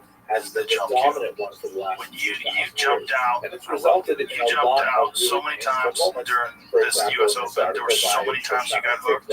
Or you popped that ball in. It's a very difficult and If you personal can't appreciate that issue. In tight, this particular video, I mainly a beautiful intend to shot where just it goes go over the airborne, historical fires issues, right into the hole, and I and will you get leave position the on the next ball. philosophical and Yeah, I think religious it's great. I think and those that sociological are and voting psychological against it issues are those that can't do it. more expert.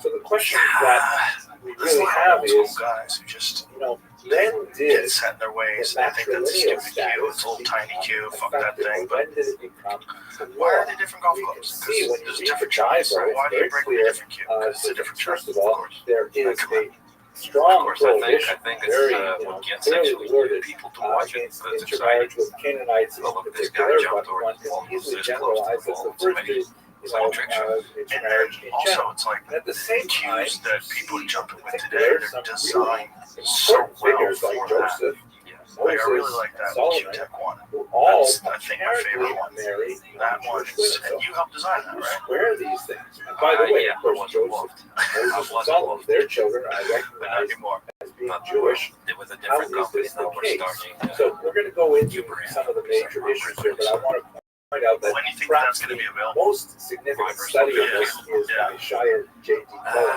The Beginnings of Jewishness, which he goes through a lot of really important issues in the classical period, especially So that's the issues thing. of conversion Too. It's like when and you see a guy issues plays of really good, everybody wants to play with whatever the fuck patrilineal he's playing descent and with. so on. Now, I don't necessarily agree with all of his So conclusions, it's but there's one no of question for a sport. masterful And survey again, it's like of one the of sources, and most there's a lot of in value that regard, in this. because almost So trying everybody, to when they square find someone this like whether it's conundrum, on the Efren one or hand, we have this that's why so many long-standing companies practice like of YouTube matrilineal is sponsoring descent, everybody and back on in the the other day, hand, because we have these when these guys were biblical playing and they were examples winning, that seem everybody to just wanted to contradict go it. on YouTube. There are Because three because it's like logical there's a ways life, to approach It's like a these sports brain game challenges. The aspect first of is to say it's the same that, with golf. well, You just want to have let's the say same the law tennis, of rackets, matrilineal descent, Roger this Federer. concept of but don't you principle, think there's a was giant not always variety in the described way those things hit meaning as opposed to a that, tennis yeah, racket's hit? Moses married I a don't know, Midianite, because I don't but play the tennis, Midianite but woman it looks went the same. through a conversion. Whereas, like, the way And Joseph pool married, cues you know, are an manufactured, the Egyptian woman, differences in but the she weight, went the through a differences in the If taper, that is the the case, then you differences have in to wonder, well, why the doesn't shaft the composition, tell us whether this? it's Why wood doesn't or the carbon Torah fiber reveal or that For this is sure, in I fact what think when happened? it Wouldn't we comes be down to like a prone playing to cue, be then it's misunderstanding really, the really text? personal. If it Some doesn't say players something like which actually softer happens, hits, some players that's like one harder hits. possibility. When it comes to Another the jump logical cue, possibility is to say it that just comes down yes, to the how law effort was always is. in effect. There's just The always jump cue adhered does to the this job. matrilineal right, and principle, how much, but how it was accurate sometimes they ignored. are. You know, you Yeah. have Yeah. that sometimes where, Do you as have Rabbi like a Rothschild mental often likes to say, you checklist should never that you confuse go through Judaism before you with execute a Jews, shot? right? Do you have like Jews a do not necessarily pre-shot behave mental in preparation? normative, acceptable I do a ways. lot So of perhaps, breathing. you know, the examples we have in So for the example, Bible are, I'll breathe in on you know, four not counts. in conformity with the Then I'll way hold it Jews for are like 4 supposed or to behave. 5. Then Now I'll breathe that out would for like be 7, 8 obviously an seconds. acceptable answer, except the fact Did that, Do you do that when you you're know, sitting in the chair? these figures, Moses, Joseph, Solomon, and others, you know, they're really important people, and are we really going to assert that they were behaving contrary to law? That's definitely problematic. There's also a smaller problem, which we won't go into right now, but the Midrash has a principle that even before the Torah was given, Jews at that level, at any rate, certainly behaved in conformity That's with the interesting. Torah's. That's Like, showing for emotions. example, Well, the I laws of definitely keeping think that's kosher the were case not when given someone until the misses. Torah was Because given. when someone but misses and then they whack the You still table, wouldn't have their the stick, boy, patriarchs that and empowers matriarchs the coming other out player. for non-kosher It food definitely companies, does, that of kind of course. thing. And that's So that's a smaller problem. Let's just avoid that for now. The third logical possibility is that maybe the law of effect, maybe the law of matrilineal descent, or the principle of matrilineal descent, was introduced later in Jewish history, which would mean that Well, it's the most, the I earlier think, biblical Jerry figures Jones and I who were talking followed about this. I apparently a think it's the most mental patrilineal game principle because were not there's contravening this the law. moment Again, of there's that pulling small the trigger. midrashic This objection, moment where which is you're making reasonable, sure but that not everything necessary. aligns and you just But kind if of keep that your is the mind case, that we say on the law was task not and necessarily keep in effect, focused on when the did it object ball. change? Do you look at the So cue ball before you that's the strike or three the object ball? possibilities. Let's look at them in turn. But let's start from the basic one. Let's say, when's the first unequivocal statement of this principle? So the first one, of course, is the Torah itself. Why is that? And here's one classic just passage. It's in the book of Deuteronomy, Devarim, you know, it's chapter another 7, thing that's very verse personal 4. for So other verse players. 3 You know, I says, think do not most of the people intermarry with them, meaning the surrounding but I non-Jewish just nations. prefer the Do not give your daughters to the sons, or take their It's daughters interesting for your because it has a sons. preference. And then in verse 4 it says, definitely a personal "Ki preference. I yasir feel et like if you mitzvah have the me'achara, avdu Elohim if you're ha'kelim, strict, v'chara af you Hashem will lachem, always hit the people where you're v'shritcha intending aher." to hit it. Right? Now let's So look at it's the more about where translation. you're going to hit It says, it. "For they will There's turn a guy named your John children Turner who away is, I from don't know if I me talked to you about to this guy. worship other gods. He used to, And the Lord's anger will be, blaze forth against you. well, he He was a will not sniper, wipe you out." There's a for, strong like, word of for criticism. rescue The missions with problem with this police, particular where, like, passage, someone and had a normally Sephardi hostage, is amazing, he but you know, would they're have relying to on execute translations that shots in under many cases are extreme all or pressure. extant. And this translation is a little bit of a he was also a bow hunter. Look carefully, And he realized that there were certain mistakes that he was making, and a lot of people are making bow hunting, that had to do with anticipating the shot and anxiety before you pull the trigger, and that the way to work around that is to have a pre-shot routine in your mind where you're talking to yourself loudly in your head. And you develop this pre-shot routine with very specific things that you say to yourself. You say, like, here I go, like, and, you know, whatever different things. He's got a bunch of different steps that he said where he's talking to himself, like, center your peak sign. There's like a bunch of things. That's what I would ask you. Visualization, meditation is really big. So what do you say to yourself, like, when you're about to demon in my head is I'm just scared to miss the ball. Binary here with out on the shot sometimes. it is maximum. So this means that if miss it for sure. imagine yourself as The a way you're binary, aiming this shot, you're gonna miss it for sure. So my thing is married to my brain, and I have to say, if you as a Jewish I'm person gonna fucking have make a the ball. daughter I'm who is making Jewish and she marries a non-Jewish male, non-Jewish male, according to this verse, will turn your son, But if you your think you're going to miss, grandson, you will miss. away from Yeah. God. And it That's 100% the works. statement. What I was getting at is that Let's I look at it found in a the giant commentary of Rashi. I crossover have it between that and archery. right here, In but let's look at it it's the same thing. Like, if you So think you're going to Rashi miss here an is archery, quoting you're the going to miss. Talmud, If you think you're going to miss it, you're going to miss. and Right? it reads Yeah. like this. It just works like that. It's crazy. It's like your subconscious, like, tells you When to he miss. marries thy And it's daughter, almost like the pressure will is too turn away much. thy So you grandson, alleviate some of the whom thy daughter pressure was there by unto him. anticipating them to miss in advance. Right. This teaches us that So thy that's my daughter's question to you is, like, who was what born of is a the non-Jewish process father you go is through still to fight it off? called It's your just son. saying, I'm going to make that fucking ball. Your son's son, Yeah, it's an who was experience born of a already. You non-Jewish have woman, to miss a few shots is to be not able to called understand your son. Right? Because the verse only talks about the situation is in which your grandson, by your non-Jewish son-in-law, was it does not even bother talking about your grandson from your non-Jewish daughter-in-law. That's the same for Rashi, quoting the Talmud, that person, that grandchild, is not Jewish. That's the clearest biblical statement of the matrilineal principle. And as you can see, it's not explicit at all. It has to be drawn out through this midrash, which is expressed in the Talmud and expressed later in Rashi's commentary. So that's how the principle is derived. That's the, now, if we take this from a theological perspective, at the very least, the matrilineal principle that is put in place in the period of the beginning of the Torah, which is obviously quite ancient. We're Now you have those experiences, and then what do you do when that's over? You go, okay, that can't happen again. I got to make sure that mindset never creeps into my head again. So you just have to switch your focus to she has your so many of That's what helps me. these For example, studies Nick of Vandenberg, women he lighting used to be candles clear with their back in the children day. looking on. Very kind of He traditional would romantic practice kind of sitting really couch very for powerful. hours. Just passed away, practice very visualization. Just practice on the table. still He available would for imagine himself practicing gatherings today.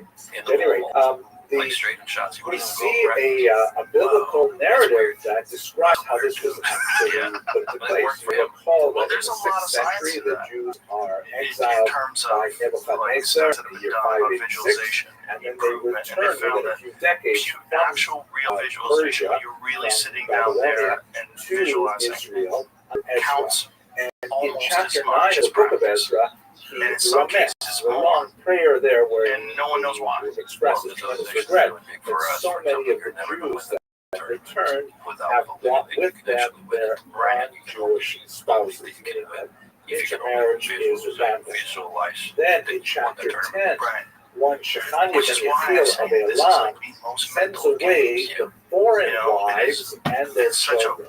weird He dance does that not, goes in or your head. doesn't Like mention sometimes, what he again, does I'm with the not foreign a good men. player. I'm That half-assed. is the Sometimes I'm Jewish really good. men Like who if are I go like 6 non-Jewish hours, wives, 2 or 3 their days in a row, families are I broken get up stroke and I start and running the racks. wives are sent away But along when with I'm their not, children, and then I go to which seems to execute, be there's like this thing in my head that like right when I'm about to aim at this, like right when I'm about to pull the trigger, my head goes beyond the sympathy for the human drama involved, it seems like a very clear statement of matrilineal principle. In fact, in the 6th century before the Common Era. Well, that would see a clear illustration of it.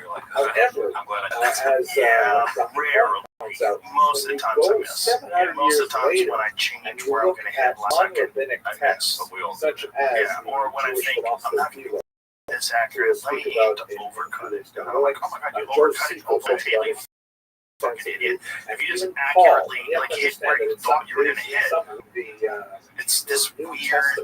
But that's why I love the game. Because when you're really playing pool, society as well, so it's very useful to kind of like flesh out what's going on. You're not thinking about all these three anything. You're not important thinking figures and about global sources. warming. They You're not seem thinking about unaware You're not thinking about of the inflation, matrilineal how much eggs principle. cost. Yeah, Dr. the Holmes was world to see the specific goes example, away when you're on that table. When you're they're playing, clueless the about this. To world give you one goes example, away. Josephus, That's what I like about speaks about King Herod. and that's Herod's what I great. like about pool. They have the same quality. He goes on and on about how Herod's It's so difficult own that it requires pedigree is all of your questioned by the Jewish community. I agree. He's called in the end, he's called chess, which also requires all of your mind. his father Pool came has the from added element the of the Indians things you had pull it been off under pressure. forcibly Kind of like prior to this of chess in with the era of the Maccabees, the era of the Hashmonaim, and the Yeah. Arabinists in particular. It's So well, in I other think words, it's just its own thing. because his father It's its own thing. descended It's very from different than a any of those people other that had a things. questionable I don't blame conversion, one of them. there are doubts It's about very Herod's different than any own of those other Jewish things. identity. But no one seems to be And when bothered people by get the into fact that his it, mother they're wasn't all Jewish. fucking His mother was an I Arab remember my woman. manager had a So what's conversation going with me on? once It's like totally, when I lived in New York.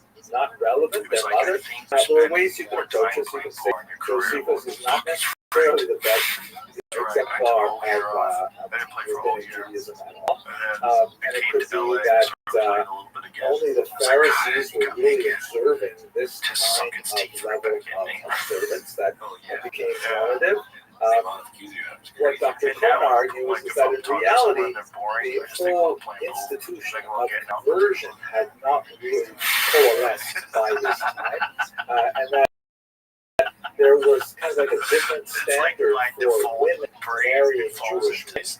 That But their it's marriage not really itself about it is a taught you game the for sure. understanding of What it's conversion in really that about era. is sinking your mind to something. That's where the Whereas true men, joy if they comes in. wanted to Sinking your convert mind to to something Judaism, and required then a much executing it to more, perfection. I think complex it's process, which involved, among other things, it's some kind circumcision. of a mental So exercise. that's why Like when akin to men cardio, would marry akin into to Herod's lifting weights. family, There's then a there was a mental whole deal exercise to about, it. Also, yeah, they they went enjoyed through it this, from and developing they had the skill. the And you circumcision just and know so how on. hard it is. But there's no discussion of I when think they enjoyed it. non-Jewish women are incorporated into that dynasty.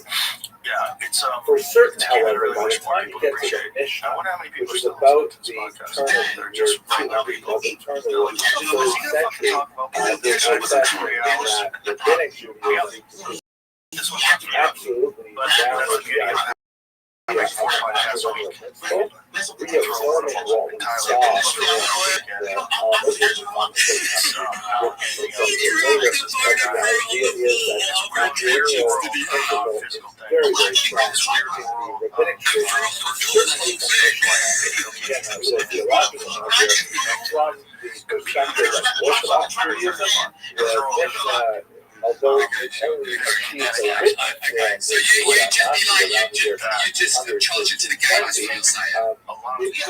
embodiment of oral teachings far earlier, and the core teachings of the Mishnah go back to Mount Sinai, corresponds with the Talmud, the Redact, the Rabbis, and Deuteronomy. It's good Okay, for you. so to wrap this For all sure. And up, actually, that basically, way, for we example, have Vietnam a market matrilineal principle is they that started opening can portals with computer arguably clubs. be Is they all the way back to Mount Sinai, that's to like the wow, Pharisaic interpretation of the text. When you look at the actual behavior of Jews, we see that they're not always conforming to this matrilineal principle, sometimes at great cost to themselves. We see it in the book of Ezra. And that's probably the first century of the Common Era. Some very prominent Jews What made be it out of touch explode in with the Vietnam like matrilineal that? I had no idea. For But by the time the Mishnah is codified, this becomes the dominant view, without question, overwhelmingly so.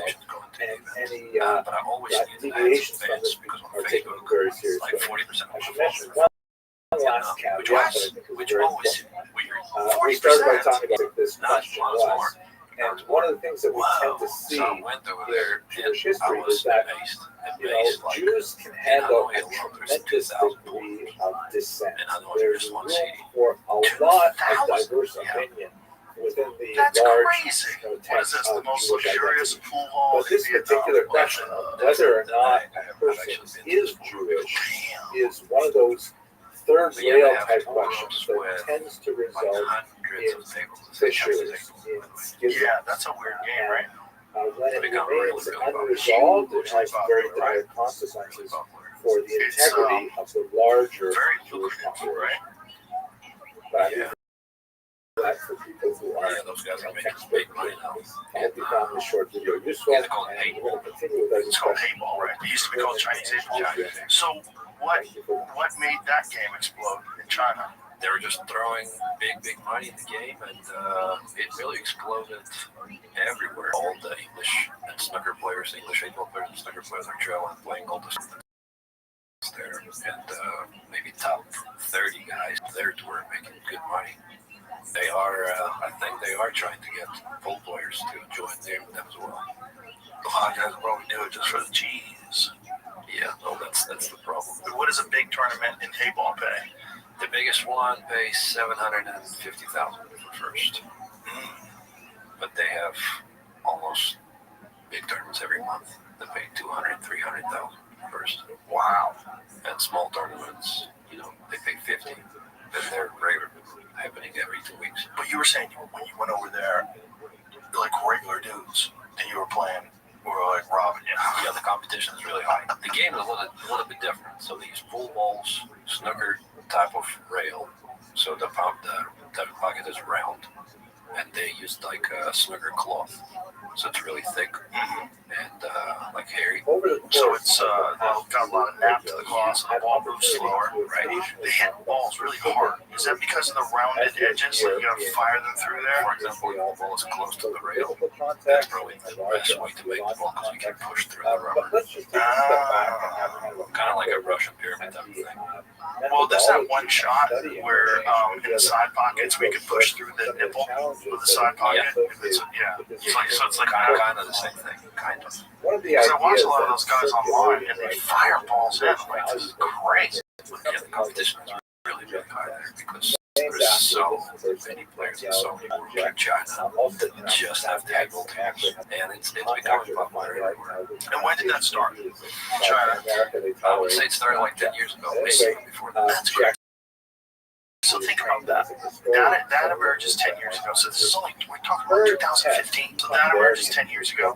And then Vietnam emerges 3 years ago. Vietnam is booming, but maybe I just found it out 3 years ago. Maybe it started. So let's imagine that's 10 years as well. That's still nothing. That's not that long ago. Yeah. Like, so it gives me hope that something similar can happen in America. I think the audience is different. How so? Because something has to happen in order to younger audience here. I don't know if the social media is the answer, but in Vietnam, it's just, they don't have any parts. They don't drink. They just play the game. Everybody's following professional. Everybody knows who Shaman Bowie is. That's going to be tough to get people with no bars. People who hear a bunch of drums. Well, ABA has 270,000 members. 270,000 US alone. And those are mostly bar players. Those are mostly bar players that play Fridays, and they really don't know Shaman. What? That's not possible. Come on, really? Yeah. Really? They play pool in a league and they don't know who Shane Van Bowen is? That seems like... He plays in those bar table tournaments sometimes. I watched some recent one from Boston. They That's a big, right.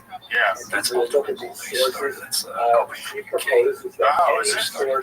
They're starting to break through West Europe. Kind of crazy because it's a really quick shot clock, big ass pockets, little ass table, and if you miss, you're fucked. Right? Because these guys they're all running out. Justin Bergman is a wizard at that too. Yeah.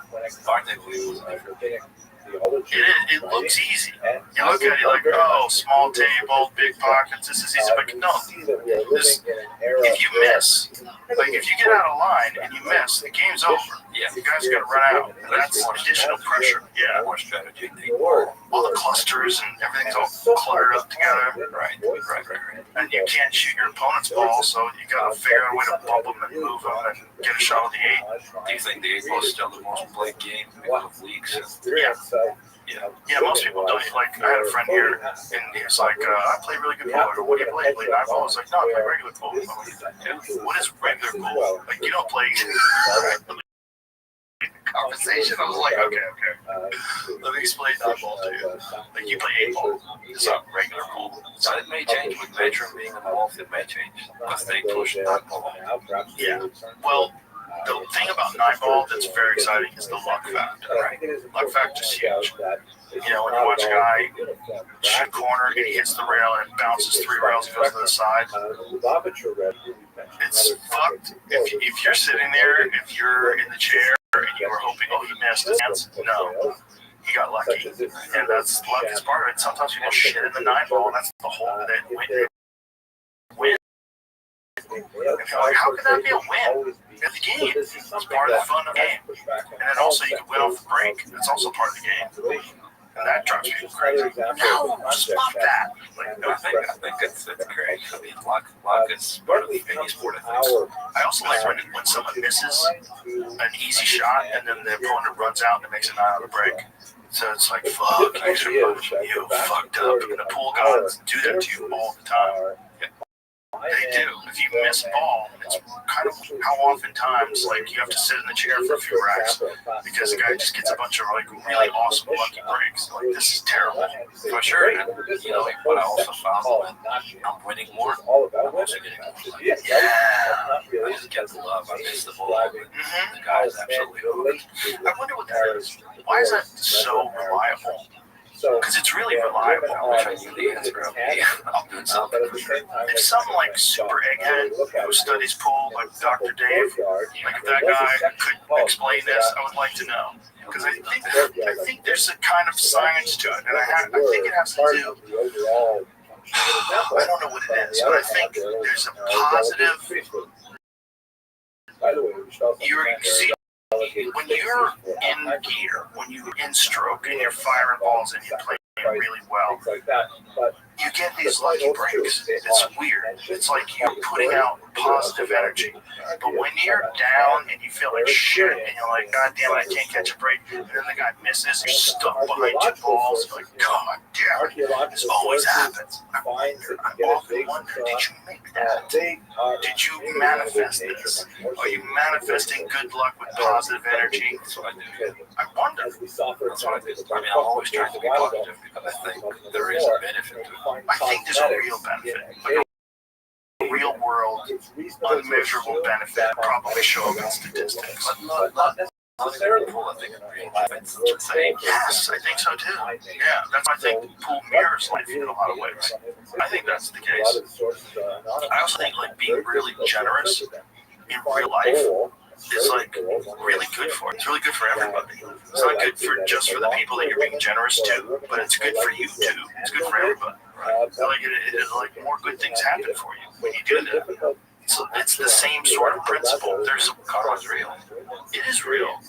It just doesn't seem like it should be. It seems like you should be able to figure out life on, a yellow leaf calculus. But no, there's some things going on that nobody has figured out how to put a measuring tape to. No one's figured out how to put it on a scale. There's some things going on. It's a difficult one. Yeah. And there's things going on with your mind that no one is ever going to be able to figure out. Like, no one's ever going to be able to figure out why some people get lucky all the time. But I think there's probably some to it. Like Efren, for example. To always say, I got lucky. He was always saying, I got lucky. Meanwhile, who's more positive than that? When he would miss, he would laugh. He'd laugh and scratch his head. Never looked like he was, I wouldn't want her to break my fucking stick. But he would just like, oh no, I missed. He'd scratch his head and go, oh no. And sit down and be all super positive. But he got lucky a lot. I agree. Maybe that's the case. That's why I wanted to ask you about your pre-shot routine. Like, what are the things yourself in your mind?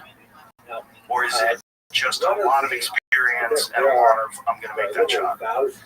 Well, it's basically shutting down the negative thoughts. Being positive is really difficult at times, especially when things are not going your way. When opponent is, missing and shit saves on you, or fluking a few balls, or just doesn't miss any balls. It's really difficult to stay positive in your journey. Yeah. So you just gotta focus on what you can control.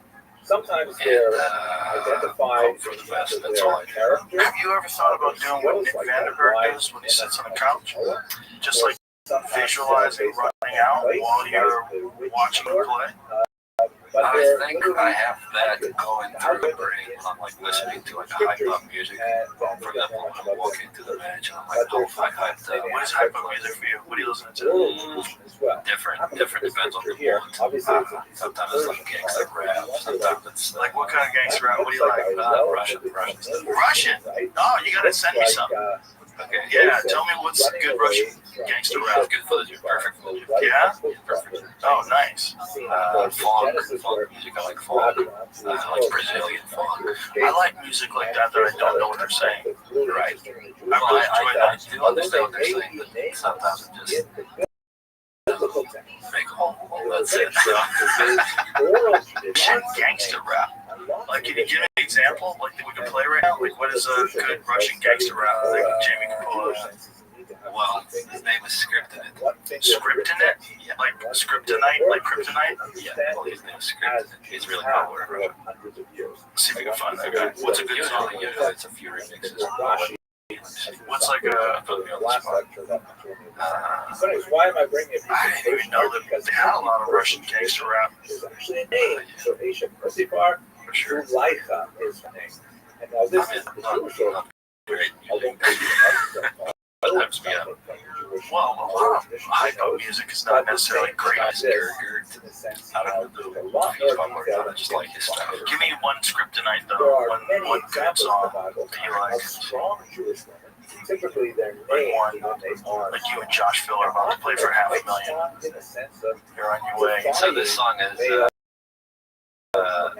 not good. It has cursing all over it. Oh, perfect. But just tell me what it is. I'll have Jamie pull it up. And Abraham, when he hesitates, Moscow loves ecstasy. listen to her. Or else she goes saying because she looks good, because she is a greater I prophet. bet a lot of people in Moscow do love Rebecca, ecstasy. Probably pretty accurate song. she knows better than her husband Isaac is the rich of her You got it, Jamie? Esau and Jacob. It's not written in English. Yeah, it's not written in English. The actual song, I gotta like.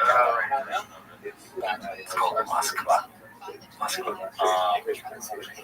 But Hannah, of course, is challenged If you want, by after you have to Eli send it to me, I'll send it to you. No, that's not the issue. and Oh, okay. Hannah then turns around and says, So no, literally, it's I'm written praying in. to God, and then she Yeah, I don't even know how to type that one. There it is. I can't type that song. It's like it was. Oh, right. Who gets shoveled This also is gonna get us in trouble. Yeah, this is gonna get us in trouble. Oh, yeah. Alright, well, we'll cut it out. Gotta go forward a little bit. After this, then the fire. I like it. Yeah, so it's These something are like that. It sounds like he's on ecstasy, though. Maybe. I bet he is. Maybe. Most of the stuff he says, you can't even understand what he's saying because he's so fast that he's actually from Kazakhstan. Oh, here it is. Wet asshole, graze, you'll find everything you need. Love or treasure the depths of the woods. Only the lipstick was worn off. Ceiling, starfall, fingers on the temple. The eyes are, this is all nonsense words. The eyes are gathered together. Tomorrow, again, wet asphalt, gray face, there are only clouds above you. Okay, that's ChatGPT wrote it. Like ChatGPT, Do a straight translation from Russian, that would make sense. no, right? Is that what is that like? Like learn. Well, first of all, you know how to read it, right? So you read what's it, Cyrillic? Is that what it's called? So you read it and write it. Like, what is it like when you have to learn English? How much of a weird when you see the two languages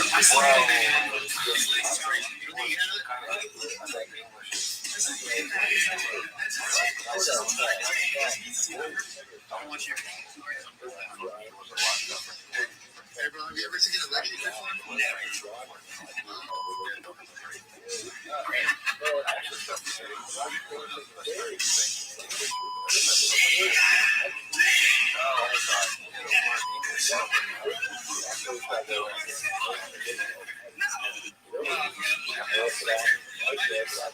I don't really speak with anybody in Russia, so I start forgetting it. Oh no! You're a man of no country. Exactly. That's terrible. That would be terrible. And if you go back to Russia, they get mad at you. They can't talk good. No, I mean, I still talk good. I actually go to Russia at least once a year. Just to stay tight. Stay close to the game. Stay close to my family. But I would imagine, like, if you fell out of Russia, like, if it became uncomfortable for you, you went over there, that would be so weird for them. No, I mean, there's a lot of. But it would, listen, if, say, like, if my daughter moved overseas and went to Spain and started speaking Spanish, and then came over to America and had a hard time talking to me, I'd be like, what happened? Did you get a head injury?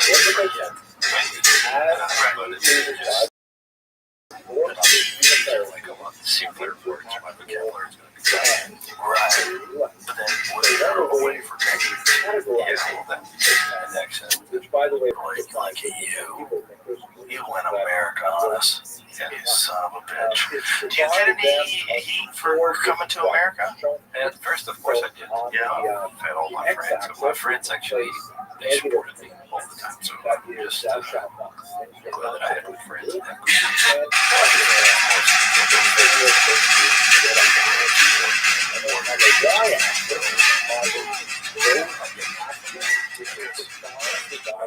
ESL on board in the USA. That's the music they always play. Is there a song like that? Well, they play the song Or the USA song? Yeah. Oh, God. That song is very depressing. If you want to get patriotic, that's not USA. It's a terrible song. It's like so sad. It's not like life is awful. Like that. That song is like depressing. It's, you know, it's about living in a terrible part of the USA. Like, it's not like the American dream.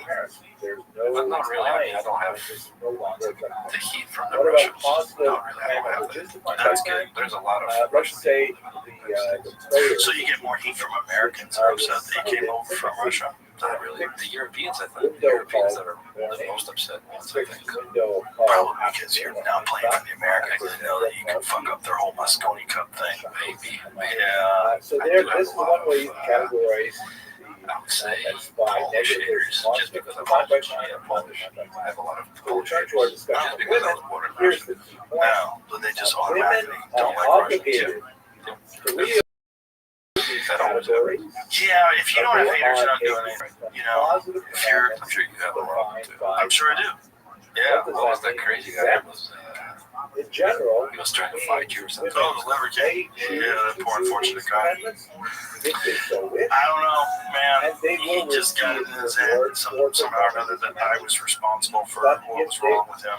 That I was a bully to him, which is crazy because all I did was point out what was like super obvious, like you're lying about being on steroids. Like, hey, don't lie about being on steroids. Don't be a public person, and no one will say that. It's that simple. You have to take personal accountability for errors that you made. I think there's some substances involved, if I had to guess, that led him down a bad road, unfortunately. But it's also fame, man. It's not, you know, I'm sure you you experience it because you experience a lot of haters in the pool world, but fame is not what it's going to be. You think, I'm going to be famous, life will be easier because people know who I am. No, life is going to be way harder because now you're under the microscope 24 hours a day. And this is a guy in the Brian, who calls himself Liver King, who was not famous most of his life, and then decided I want to be famous, and I have this great body, so what I'm going to do is just like tell everybody they have to eat liver, and sell a bunch of supplements, and he made a lot of money selling a bunch of supplements. And he's around steroids. The problem with that is that physique is not achievable in your 40s. Without some help. It's just not. It's just not. Like, you can easy to freak out and have that physique at 23. It's possible. There's a few guys that can, but you have to have superior genetics and an insane work ethic, and you have to be like really intelligent about how you approach your training. But once you get into your 40s, and if you didn't look like that when you were younger, you're on something. Everybody knows it. There's nothing wrong with being on something. Like if you want to be an influencer online, it doesn't exclude you from taking. If you're a person who takes testosterone or even there's guys who have huge followings who are clearly on anabolic steroids. They just don't lie about it. That's all it is. Like, it doesn't make you less famous or make your physique less valid. No one really. I mean, there's going to be a few people always juicing at 30, but the reality is most people are just like, wow, that's really impressive. But what people hate is when you mislead them, when you pretend you're doing something that you're not, especially if you're also selling supplements or selling a lifestyle, telling them, about your ancestral tenets. It's just, you've got to take accountability. You made mistakes. If you didn't make mistakes, I'd be celebrating you. If you were like this guy who's like, there's a bunch of people that we talk about on the podcast all the time that I know are on juice, but they don't lie about it, and no one gets upset about it. It's real simple. It's just, that is what it is. But that, the guys just took a lot of heat, and he also funded, I think he at least had a part in funding this Netflix documentary about him, which I didn't watch it, but I heard it was not flattering at all. It made him seem kind of insane. And that probably sucked. And then after that, he was mad at me. But again, fame is not a normal thing. It's not normal. And if you don't have personal sovereignty, if you don't understand yourself, truly understand yourself, not just trying to project an image of what you like people to think of you, but who you actually are, that's where you get in trouble with fame. And then also reading haters and reading the comments and wanting people to love you, which is probably why a lot of people get famous in the first place. There's also like the thing of getting famous as a goal versus becoming famous because of a thing you do. You know what I mean? Like becoming famous because people like your comedy or your podcast, or they like the way you play pool, or like the way you play basketball. Like that's a different thing. When you specifically go out of your way because you want to become famous, and that's a lot of people. It's really weird. There's a lot of like very wealthy people. I know some people are really wealthy, and the thing that they really want is to be famous. It's weird. Well, it's a thing they can't buy. It's like they have private jets, they got a house here and a house there, and they got a company here and a company there, but they really want to be famous. So they that's a lot of those guys want to go on podcasts. They want to like sort of like let the world know how cool they are. It's weird. It is. It's like, and then a lot of those guys, they take the heat off the comments and the haters. They don't like it. Jesus Christ, I know. It's got to be this. Like, yeah, that's what you signed up. Yeah, you're on the world theater.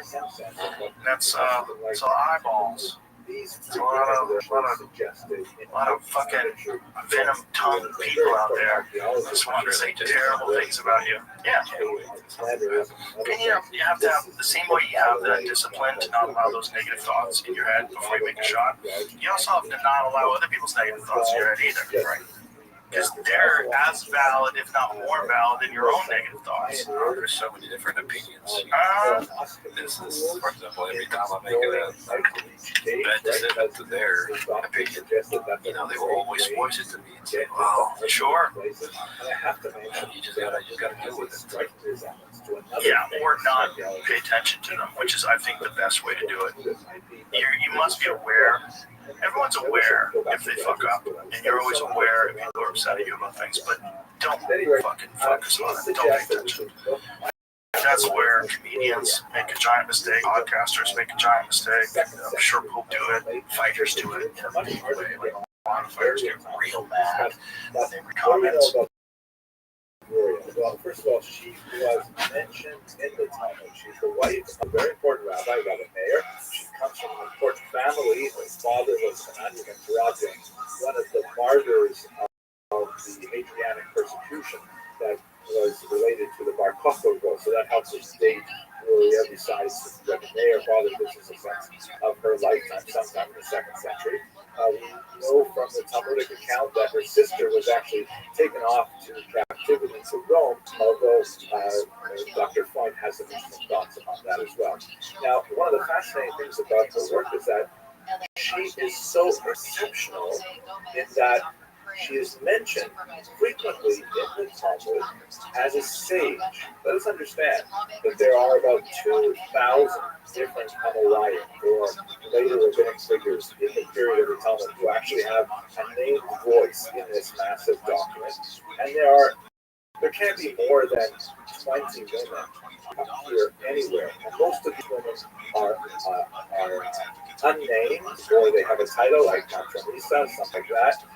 Uriah stands out so much as being an incredibly important woman in the actual intake of this massive document. She often corrects the sages who respect her learning, and she often does it in a way that has kind of like a fighting, like in one particular example, she is accosted by another rabbi who asks her for directions in a rather polite manner, and she snaps back at him saying, Galilean fool, did you not read what it says? And she quotes another teaching, do not talk over much with women. You should have abbreviated your statement to him, simply said, which way to go? Right? In other words, she's teaching to a rabbi. Like trolls to come to the gym and someone beat the trolls up. Some guys will talk shit and they'll be so dumb and they'll actually think that they can go to the gym and, spar with Sean Strickland or something. That's the worst thing you can do, because that's what troll is wanting. That's what his goal is, to get your head. Yeah, but if you can get him in the gym, it's worth it. Yeah, like Sean Strickland has a bunch of videos of guys who talk shit online. He just beats the fucking piss out of them. It's just like, then he, then it comes all full circle. Like, paying attention to the haters actually paid off, because for him it's easy work. He just tunes these guys up like it's nothing, talks shit, he's kicking the fuck out of them. Yeah, well, I guess in that case, yeah, but with pool, it's like you don't want to have to play some idiot who says you suck. They put up money, let's play. They probably won't, and you'll be talking with them back and forth. What is the most amount of money that you ever gambled for? Against Shank. That was it. Yeah. So you don't want to say the full amount, but that was the most amount. This Joshua Philly thing, if what they offered, if that ever happened, that would be the biggest one. It could be the biggest one. It could be the biggest one. But also on my end, I just don't want it to be a one match and done. Right. I want to play. If I lose, I want to play again. If I win, I want to play again.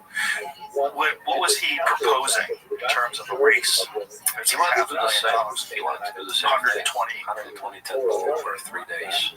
Just the same thing. And what would you think about that? I think yeah, we can do that for sure. But my take on this was I wanted to play in rally yard and play all your spot, yeah. Well, it's not really my spot. It's a spot you go to a lot, right? Not really. I go there. Oh, I think you're lying. I'll live 30 minutes from there. Oh, see, that's your spot. But God, go outside, shut up. That's your home room. it's not my home room. I have a table at home. I practice at home. But your home room, where you go to, is like the place where you go that's near your house, that's an actual establishment, not your home table. Yes, you can say it like this, but I don't go there. I don't practice there. I'm never there. Right. I bet everybody knows your name. Lock in the door. Well, that everybody knows your name, of course, doesn't count. But yeah, I can see why you wouldn't. Yeah, of course. That's your We home room. can't find a neutral spot. We can't find a neutral spot. Maybe we're setting up right here on this podcast. What's the most amount you think you get steak for? I'll have to Consult. Yeah, I'll have to consult. Yeah, consult with those gentlemen. Could be for It's a lot of money. Let's do it right. I'd be in to do that. I would have to tighten that table up, right? Yeah, well, Would you want 4 1/4? Or would you want 4? oh, that's another thing. You want to do only a 4-inch table. So he wants to make it tighter. Because me and Shane we put 4 1/4. Oh, see. And he thinks if he makes it tighter, I'm not going to be making as much balls on the break, and I can't control the break. You know, it's always negotiated match like this. You always want to have an edge. Right. And a little change here and there may make the outcome different. I mean, I see. I feel like you should do it in a place where you get an audience, though. we can. Yeah, but I'm not Be the biggest draw off the audience we can. online for sure. But what I mean is in person as well.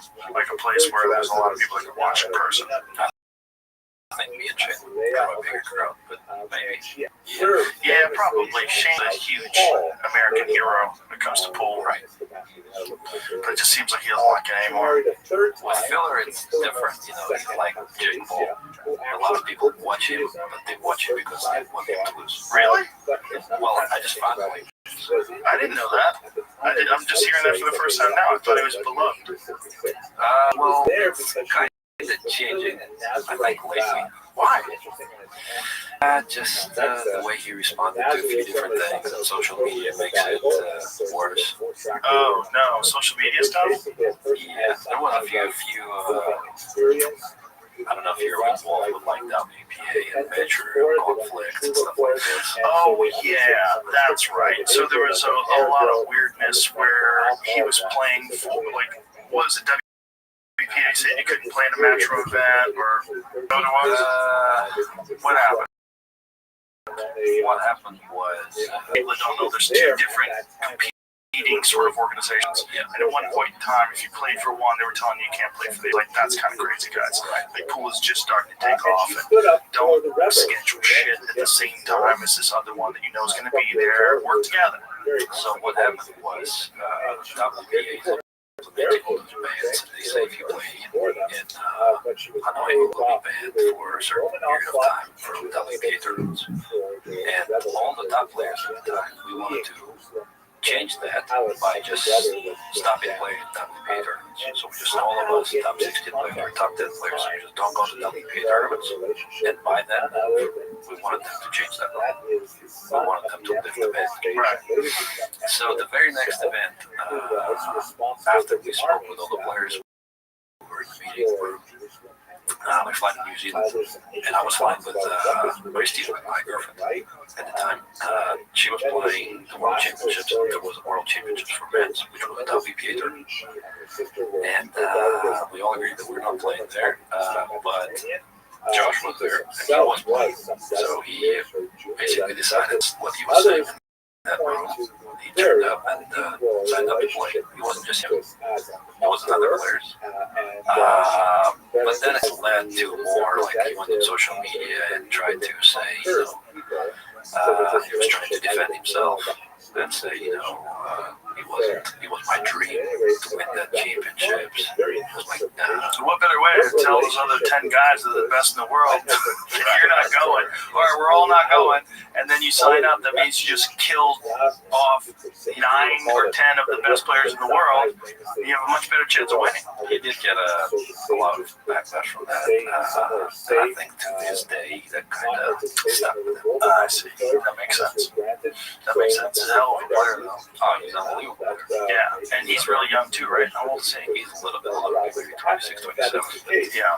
he's the most fearless, the most talented player. He's kind of like yourself.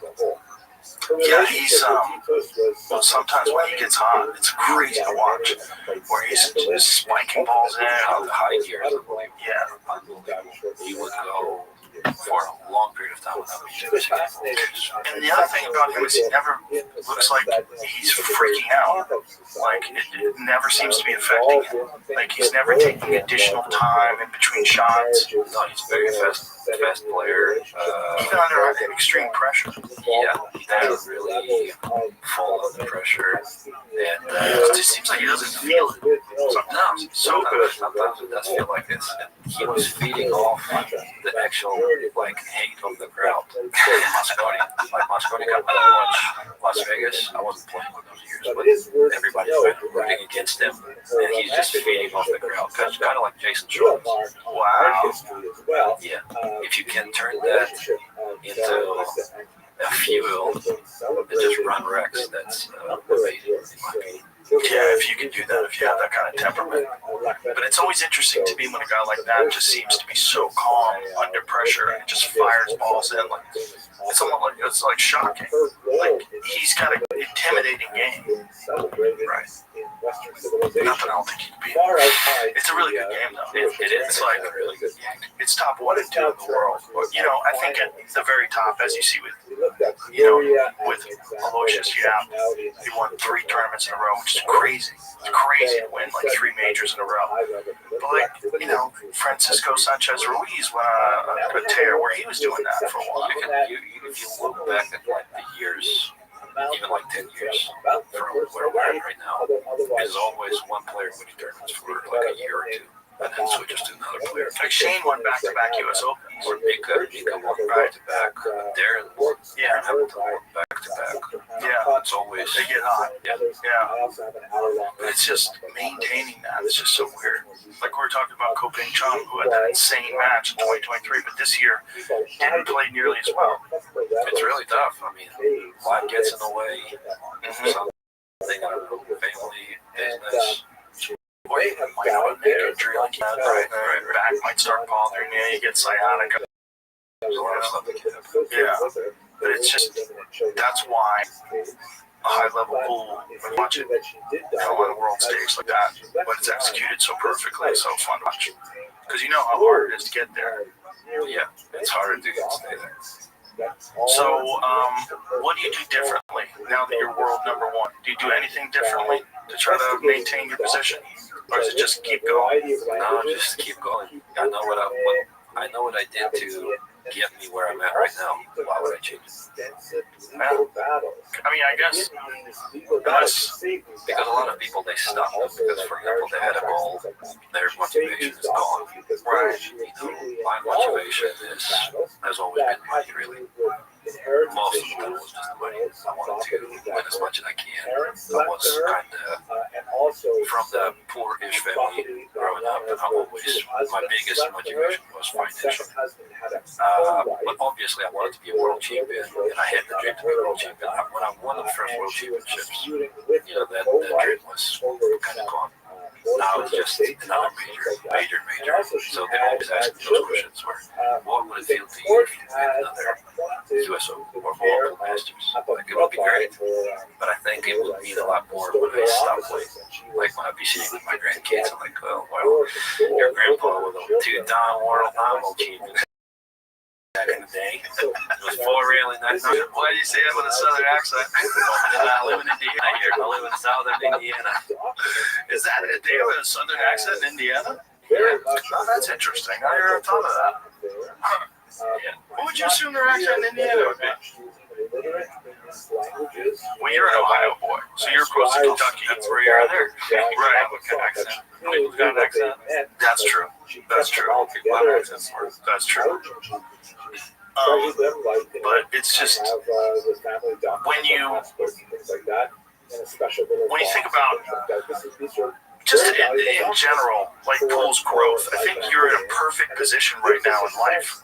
It's like if you had been this good 20 years ago, you would be in the same sort of trap a lot of those the older players were, where there's no real incentive to be playing professionally. The only money that anybody was making in Pool 20, 30 years ago, real money was in gambling. And there was a lot of guys that were making money gambling that weren't placing well in tournaments. They didn't want to. They didn't want to play in tournaments. They didn't want to knock their action. But I think you're in really the perfect timeline. Whereas as you're getting better and as Pool's getting more and more popular, the money's getting bigger and bigger. And I think it's a really awesome time for the game. I agree. Definitely, I definitely feel fortunate to be in the right time, in the right era with the way my career was going to. Because like you said, 20 years ago, it would have been nowhere. And it's also the players of today, it seems to me, correct me if I'm wrong, they're much more systematic with their training than they ever were before. Absolutely. 100%. Everybody's more disciplined. Everybody is treating it as a sport, like I said. They're not treating it as a game. They're treating it like a sport, but they're also examining all the aspects of the game and constantly honing them. It's different. Like when I watch guys practice online, like you have a channel where you put a lot of your practice sessions online, and you get to see like there's no messing about. It's like there's some serious training involved, like serious position play, serious like getting that muscle memory over and over again, different ways to stroke a shot. For example, my idol growing up was always Niels Fine, and he has his own channel on YouTube. Yeah, he's great. The Terminator. He is the best of all. The best. The guy is doing visualization every day. He's practicing every single day. He's doing his 90 minutes of hardcore practice on the pool table. He's live streaming, explaining why would you have to practice. And if you follow just everything he does, you will get to a different level, 100%. Yeah, 100%. World-class player, too. He's fun to watch. Yeah, super disciplined, super like a Rafa Nadal. He's Rafa Nadal in pool. Whew. It's a fun time. Fun time to be a pool player. And like I said, I think the sky's the limit. I think the game's going to explode over the next few years because we've watched it get a lot bigger over the last 4 or 5. Yeah, for sure. What's up with the filler matches? Yeah, man. I'll do commentary. How about that? Get Matchroom involved. I just set it up somewhere in Austin. I'll do it. Do it somewhere where you can have a crowd in person, though. That's what I was getting at. Like, you're going to have a crowd online, but it'd be cool if you had a lot of people there in person. All right. You got it. We'll set it up. Okay. Well, I want to see it. So, listen, congratulations on everything.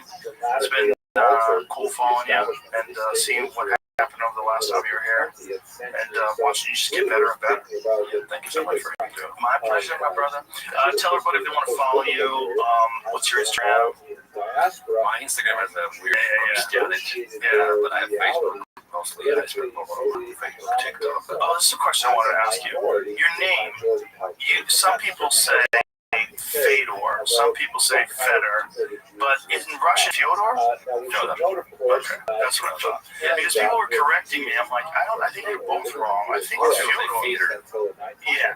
I've heard Feder. I've heard, and when I was calling you Fedor, people going, oh, he's saying that because Fedor Melian. Yeah, well, that's kind of the accepted American pronunciation of Fyodor, though. Right? So I wanted to ask you if it's Fyodor. Yeah, it is. I knew I was right. Right. But nobody calls it that. Okay, Fyodor. From now on, bro. Let's play some pool. Then we'll get some pool. All right. Bye, everybody.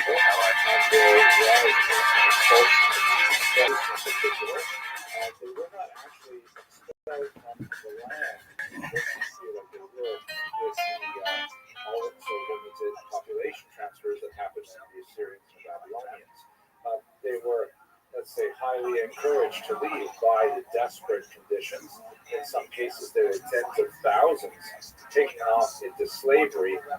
But the concept of expelling all the Jews from their land is something that really wasn't, considered reasonable in the ancient world at all.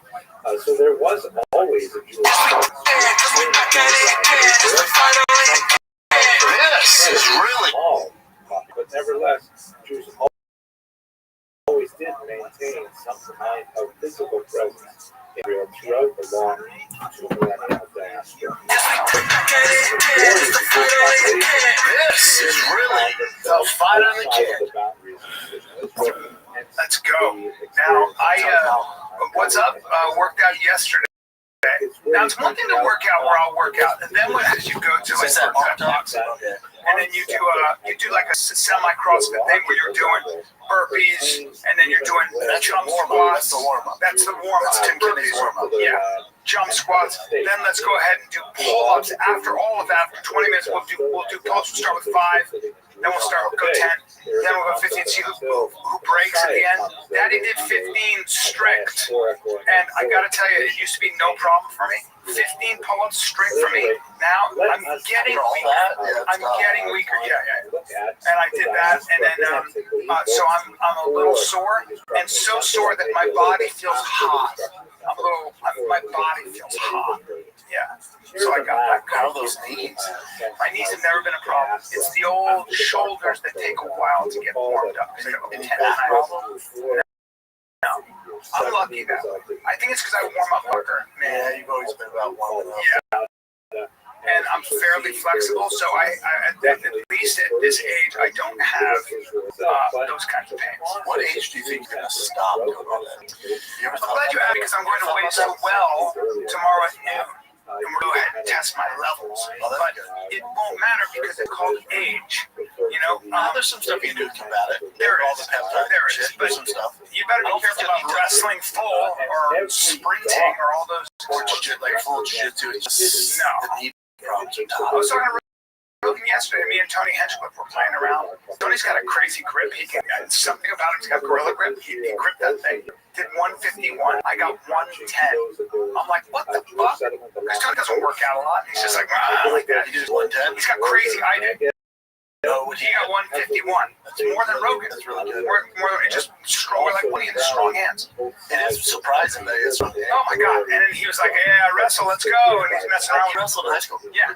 And so he's doing this stuff with me, and I looked at him. I go, no, I wrestle. I will wrestle you right now. And Rogan just looked at me and goes, "Hey, you'll get injured. Don't." And he doesn't do jiu-jitsu anymore. We are of an age where you cannot just grab your friend in a green room and start wrestling because something's gonna pop. Father Time has Father Time to put you on the IR. Father Time's here. Father's Time's here. All this self-defense, all this stuff. I have a joke. If I have to fight for my life on the street, I better be very warm and thoroughly stretched. You're not going to be able to. And even then, You keep them busy. yeah, until I can't. Until you blow up. Until you blow a gasket.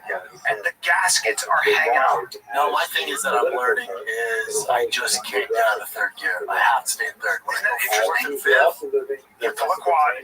the internals just aren't there anymore. Funny. It's not 4 internals anymore. No. I'm dealing with stock materials. That's right. And you've really kept yourself injury-free for the most part. But the Until you become stupid. most injury, yeah, until I get stupid.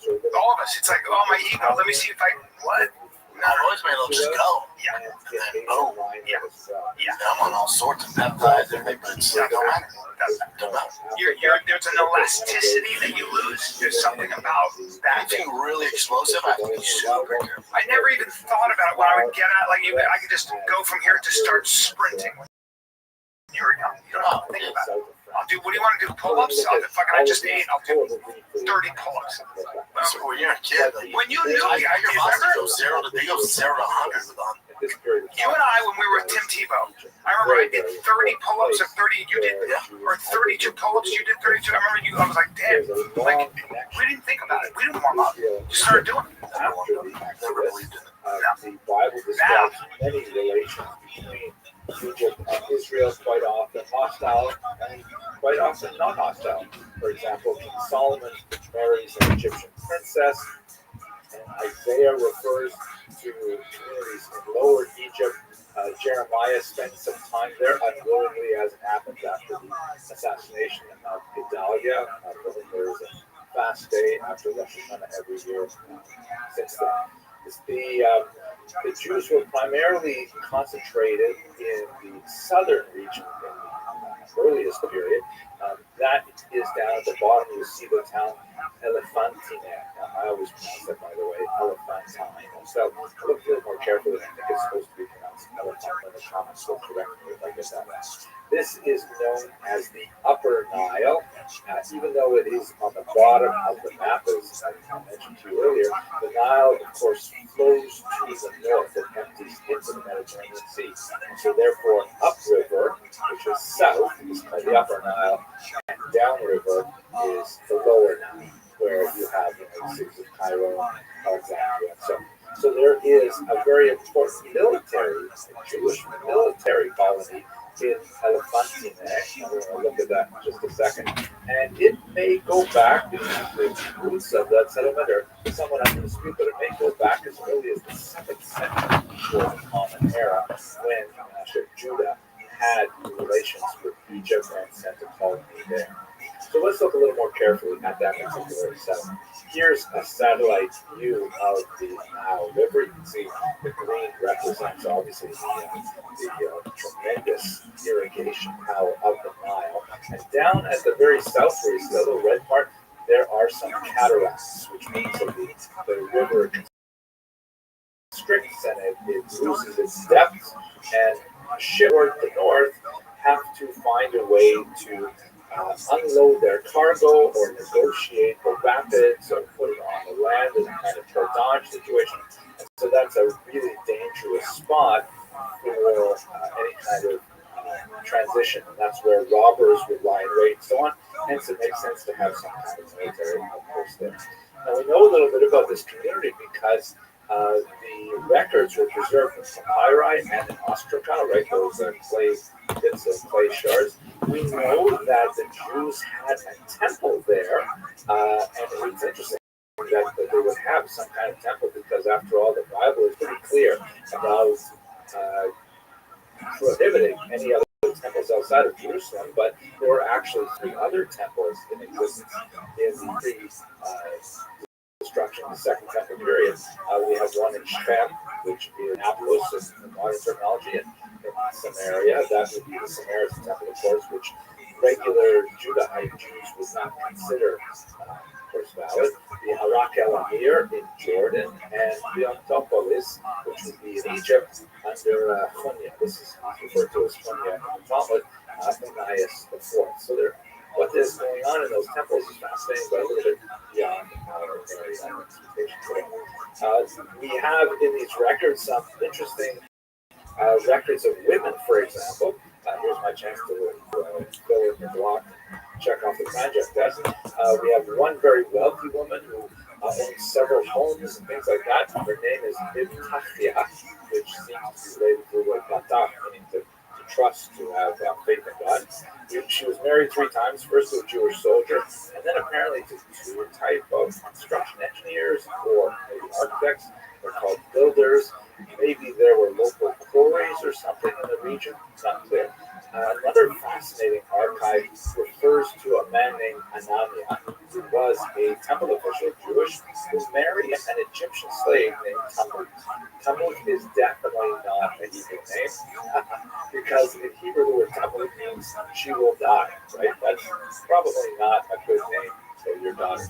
So the fact that he's marrying an Egyptian slave is in itself bizarre, but you also see from the documents that in fact he wasn't even completely married to her in a Jewish sense, that it certainly does not follow any of the laws as described in the Talmud, because she was simultaneously owned by a different man, her master, named Meshulam, which is also a Jewish name.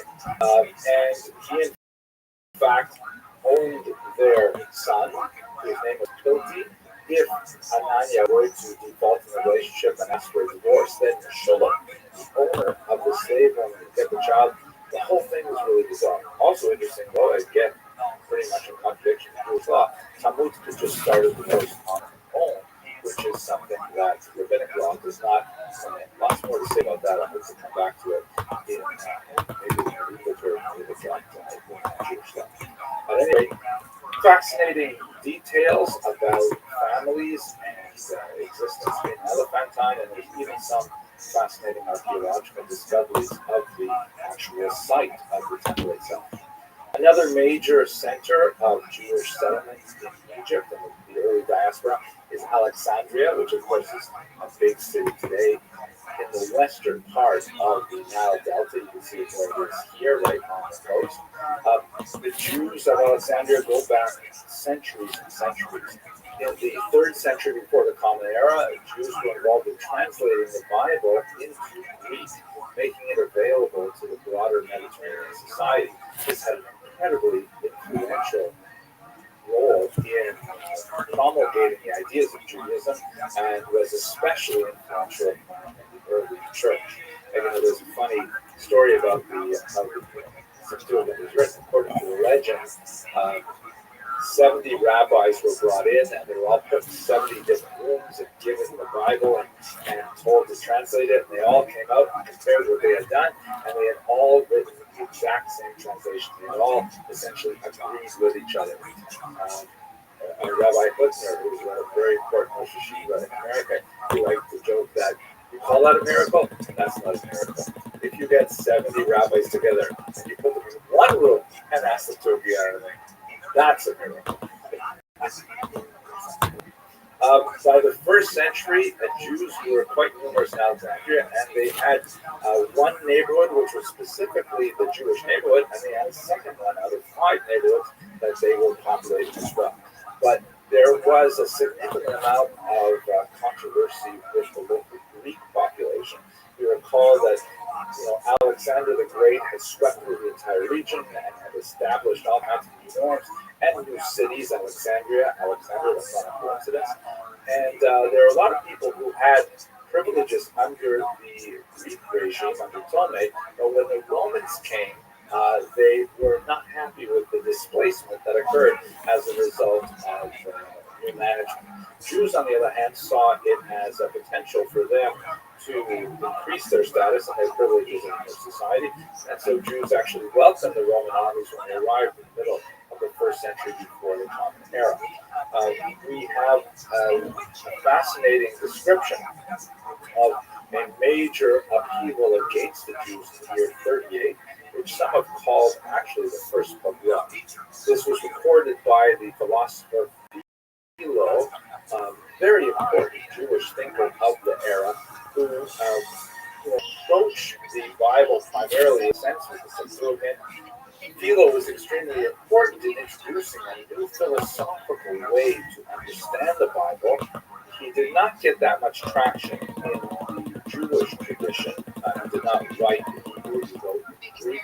And many of his ideas were really quite contrary to much of what the rabbis were talking about, but nevertheless extremely influential once again on the Christian tradition, not so much on the Jewish tradition. At any rate, he describes this first upheaval as the result of the tension between the Jewish populations in the city that related in particular when King Agrippa I, you remember him, he ruled in the middle of the 1st century for few years, and he visited the region. Jews locally asked him if he would maybe intercede with his friends in Rome on their behalf.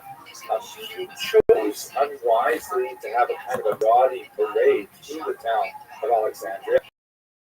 And the Greek rivals of the Jews, they mounted sort of like a mock parade in which they openly made fun of Agrippa I. And sure enough, it eventually translated into violence against the Jews. The local procurator, who had his own issues with Rome, even though he was a Roman official, there was a change of the guards in Rome, and he was concerned about his own tradition, and he decided to take the side of the Greeks. And he ordered, among other things, that the Jews should be limited to one neighborhood, not to two. And the forced concentration of Jews into one of those two neighborhoods, which some would actually consider the world's first ghetto, which is an idea, was also occasioned by significant anti-Jewish violence, and attacks on synagogues was really an unusual thing for the ancient world, and considered places where you should not transgress, you should respect the various ritual worship of other groups. But this was one of those occasions where that was ignored. The new emperor, however, laid down the law and established the status quo ante, where the Jews were mollified, but there would be yet again violence in the year 66, probably in the Jewish War that exploded in that year. So that's just a look very quickly at Alexandria. And as a whole, Egypt played a very important role in the early diaspora. Thank you very much for watching.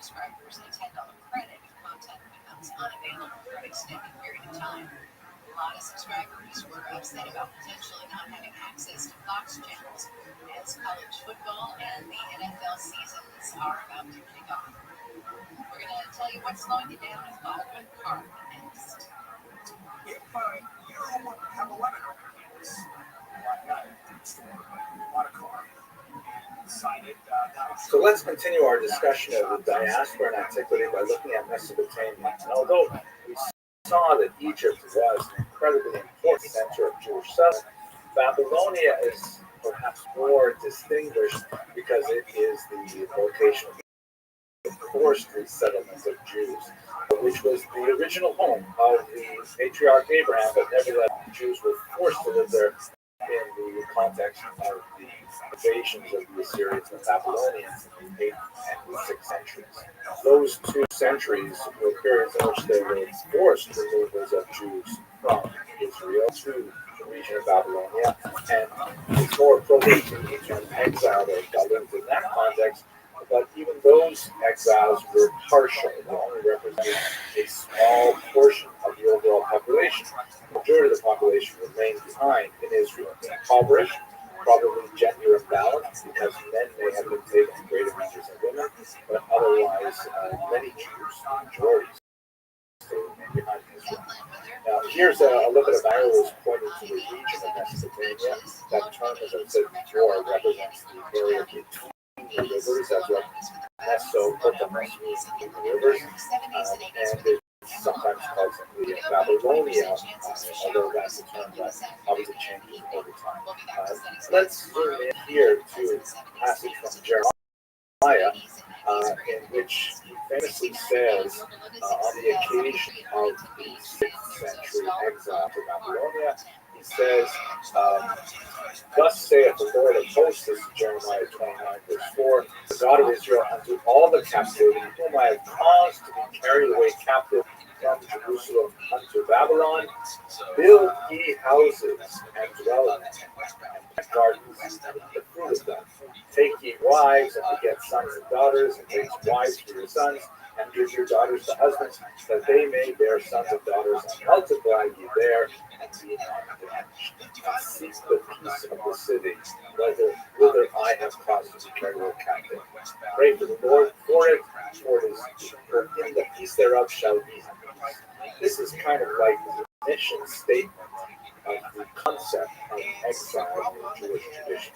The notion that this exile, this galut, this diaspora, to use the neutral term, is something that is God ordained, and that Jews are to commit themselves to the lands in which they now live, to work, build it up with houses and vineyards and so on, to raise families there, and to pray for the welfare of the government, which of course is part of the standard ritual of the synagogue to this very day.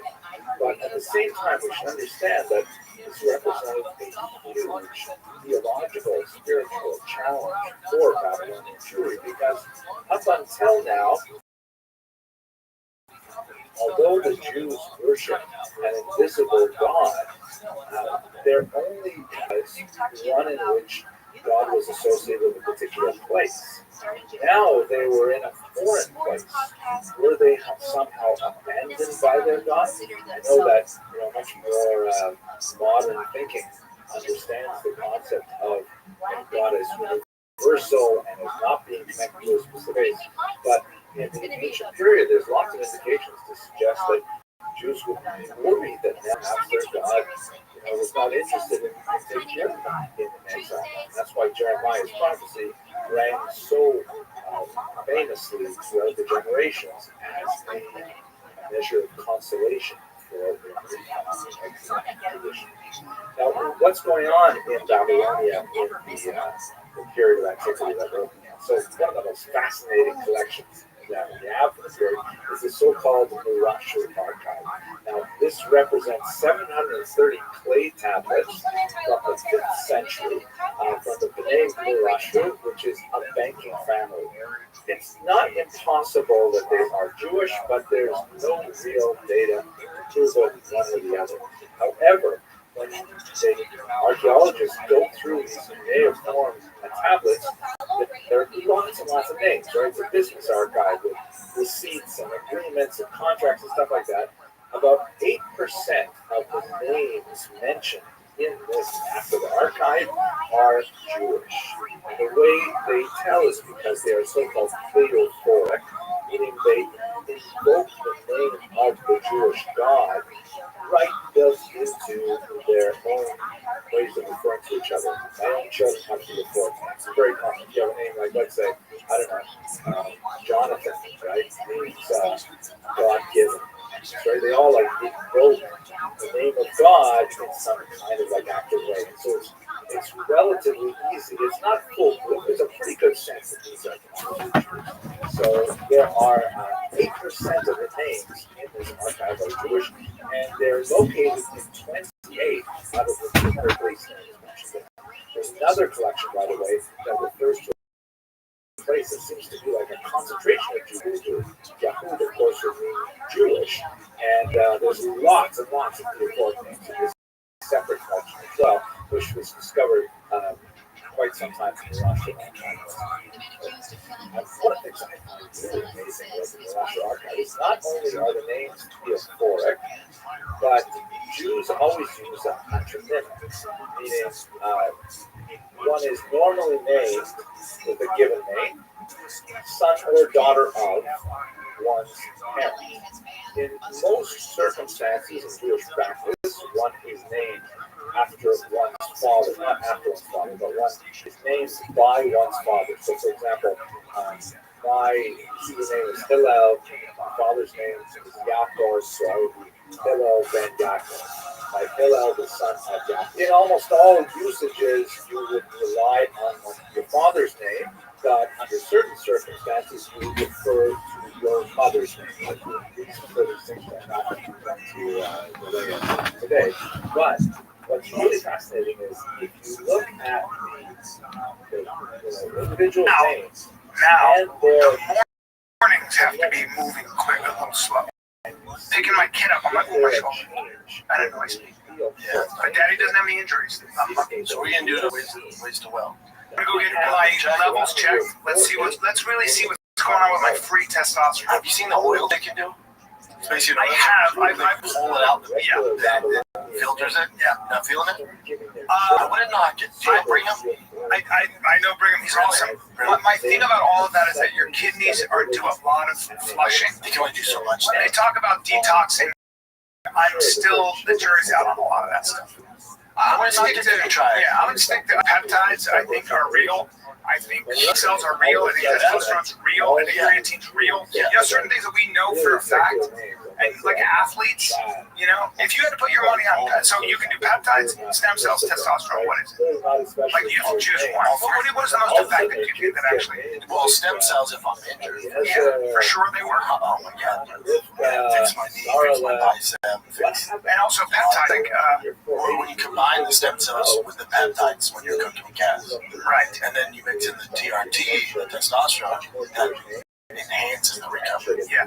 So it's like the perfect. Peptides are the new frontier of medicine. They're going to grow hair, they grow muscle without side effects. What should the stem cells do? So the archive is primarily dealing with business and receipts. Yeah, That'd be good for you. Like going in fucking fine. I'm going to land by helicopter. Because I don't want to drive. I don't like to drive. You can do that too. Yeah, Shane and I are going to zip over by chopper. You understand?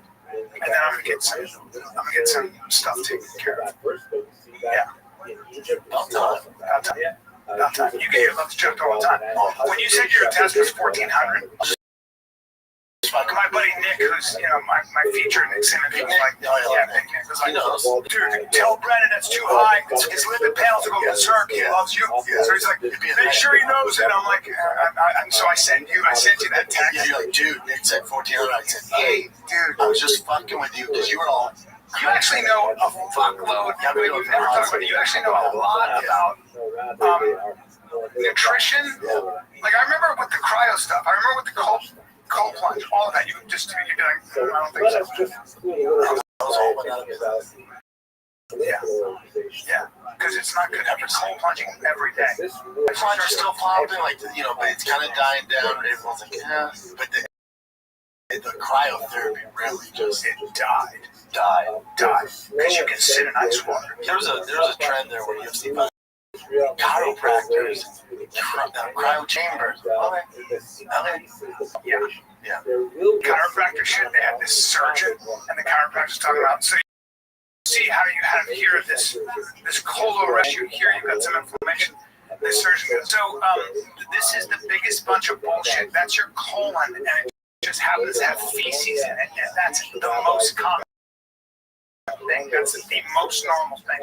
Bullshit. Snake oil. Like, what are you talking about here? Yeah, just That way to kind of like make money. And the main thing also is all this like flushing and detox and stuff. It's like, what do you mean detox? What toxins? What are the toxins? Yeah, when they ask that, it's like, like you talk about the inflammation. I'm like, yeah, if you're Sean O'Malley or you're Marab, we should be probably worried about inflammation.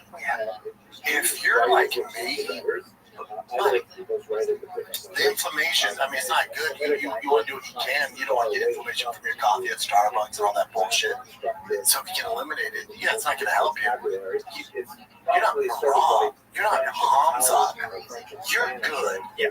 Most Americans are worried about, they're worried about the dyes and all the toxins. Hey, dude, you should worry about how much food you eat and what your insulin levels are, because you're eating sugar and shit all day. That's what you should worry about. My favorite is Greece. Moving your body. Yeah. You know how Greece and Italy and Spain, they're like, they eat all this fat and they don't die and stuff like that. And it's the olive oil. You have to eat olive oil. Eat a lot of olive oil. This guy Gandhi or whatever, who wrote the Plant Paradox, listen to this dude. It's like, hey bro, olive oil's fine. It's good, okay?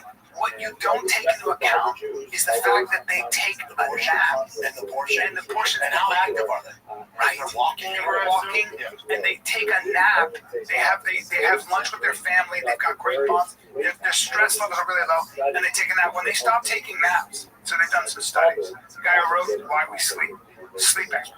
When you look at the metadata in like Greece, when all of a sudden, because they have money to pay tourists there, they're not taking naps. They keep their shops up. They would work through the thing.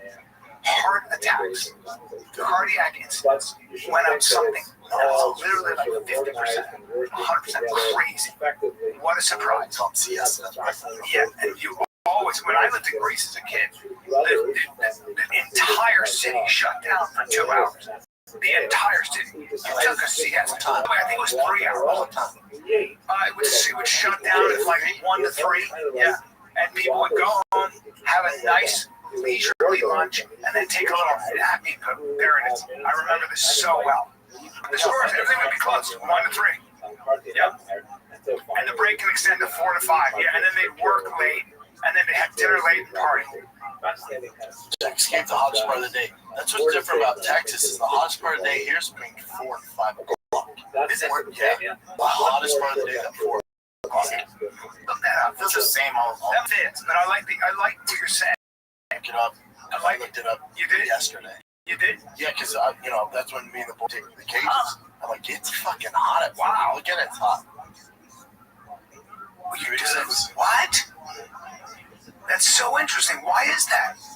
Oh, it's absorbing solar heat and heat. Wow. I never would have thought of that. Yeah, so on the weekends they'll have organized. It's so interesting. Practices. We go at like 9. It makes sense. Because I've been like at 4, especially at 4 o'clock, I'll be working in the garage at 4 o'clock, 5 o'clock. Because in LA, 5 o'clock, you're good. Yeah. Here at 4 or 5 in the garage, I'm dripping sweat. I gotta tell you, being in San Diego, with that ocean and that breeze and that weather, I was like, San Diego's a little honky tonk, but it's nice.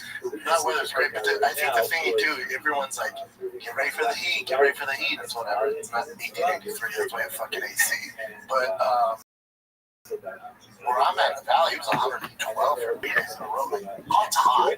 The humidity is whatever. I just do better in the heat. I like it. I don't mind it. I don't mind it. Now, Houston, You also were in some of that shit. Colorado, I get too hot. right?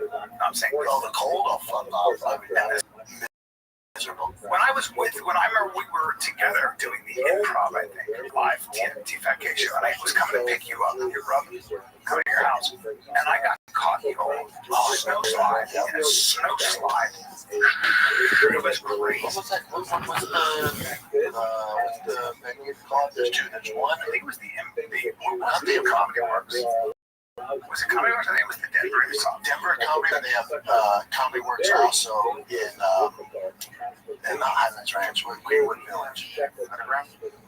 No, it's Yeah, there's two Comedy Works. it was out there. Yes, by where my pops lives. Yeah. Comedy Works South. That's what it is. Yeah. Greenwood Village. Yeah, there you go. So like Cloppers, my brother's there, my dad's there. We did a How lot. was Denver doing? It was so booming, and then the homeless shit, that COVID stuff. Well, remember, they're supposed to get all that money back in the economy because they legalized marijuana. How'd it go? Yeah, how did that go? You haven't been to Denver, really? Yeah, I have. It's a shit show. It's a shit show. It's so depressing. I don't think, my take on weed has always been not very popular. I had something that's like, Yeah, especially for young kids. wake up with that resume. When you're 40. Yeah, I mean, remember we'd start those comedy workshops when we were doing the road? We'd start it with a clip from the live by the Kid 3D. Yeah. That's how it started. Yeah. I was just thinking about that this morning. Kid 3D. Yeah, remember that Miss Han? Daddy! Mitch Rouse. Come up with these ideas. The curtain down. So stupid. Yeah, it's fun. I wish They're on Vimeo. And you don't think we could upload those to? Remember we tried? No, hold on. To the Patreon? that we could. Oh, that reminds me. In fact, Patreon and Vimeo have a deal. So if you, They do. That also reminds me that we're launching Patreon next week. We're launching Patreon. This is for the hardcores. It's for the fans. They engage. We do Q&As on there. We get 2 shows every month, ad-free. We're ad-free. Listen, we're well aware how many ads. It's just the lay of the land now. In podcasting, you listen to Rogan, you listen to whatever show you listen to. There's just so many more ads. These companies got involved. It's just the way podcasting works. We're very familiar with the massive amount of ads. So our idea is to launch this Patreon so you get ad-free show that will be extended by 20 to 30 minutes. So you're getting bonus content. And then questions, and then also behind the scenes, Brian's been wrestling his ass off, doing jiu-jitsu, and grappling, competition grappling. I'm doing it in order to beat me. We're gonna see if Brian can beat me on there. We're literally gonna go over the things I've learned, and Brandon's gonna show how you counter it, and I'm gonna show you how you counter that. And then we'll go live and see if your training's paid off. We'll see how it goes. Yep, that's gonna be great. And then I'll give a tour of my cars, the studio, behind the scenes stuff. And that's every month you're getting that bonus content. It's $5 a month. $5. It's 3 to 5, or is it 5? It's $5. So skip one day at Starbucks, and that covers you ad-free, Fire the Kid, bonus content. This is for the hardcores. This is for you guys. We're well aware of the Army, the massive amounts of ads. Yes. Yeah. We should have done a Patreon a long time ago. We should have. But we're finally doing it. We can commit to it out there in Texas. And that will be next week. Hold on. What's up with that watch? What about it? Who makes that? Jackson. Jackson's nice. Those are Than AP. I have an AP. This is similar to that. But these are super. They're not giving the APs away. They're not. If times get tough, I'll sell that thing. Yeah. No, I actually had a sponsor I work with on the car sent me that. It's a nice watch. Very nice watch. I do not deserve it, but I'll take it. The AP is, $10 million? I have the Royal Oak in Gold. So it's not uncommon to spend $46,000. The Royal Oak is Those ones are used. Yeah, okay. Well, they're not giving them away. Well, that's a $270,000 one. APs are wild. That's crazy. Yeah, and the sponsor said I had no idea what was in the box. I thought it was a t-shirt. But someone I work with on the truck sent it to one of the sponsors I work with. Thanks for all the work. I'm like, Yeah. thank you. Yeah. Thank you. I'm having trouble doing this after my bones. You'll be alright. Just when you thought Star couldn't get any hotter, Pluto TV is turning up the heat with thousands of free movies. Presenting Summer of Cinema. Stream your favorite blockbuster films like Gladiator, I Will Have My Vengeance, Good Burger, This is what I call fast food. Beverly Hills Cop, The Girl with a Dragon Tattoo, and Julie and Julia. All from your favorite devices. Pluto TV. Stream now. Pay never. Is there any update on the whole Raja stuff? Yeah, there's some. Yeah, let's see what's going on here. Who's that guy? Oh, we'll get to that. That's one of the vampires from Blade. What? I mean, we gotta just think about those ears. Cut him off. Yeah, cut him off or Tie him back. pin him back. Yeah, put him back like a dope. Yeah, let's pin him back. So this is his brother. Apparently, this is Cycle Stu's brother. Yeah, it's still not a great update, but so he's this is good evening. Stuart Psycho Stu is resting since he's sustained severe injuries to his head. He's currently conscious and will have difficult recovery ahead. With all the media and social media attention, it's been hard to get back to everyone. Stu appreciates all the love and support. He loves wrestling, his wrestling family, and all his fans and supporters. Wrestling has been a huge part of his life, and he loves to put on performance. He's also just a regular guy with a life and family outside the ring. His wife has currently set up a GoFundMe for those who are wishing to donate.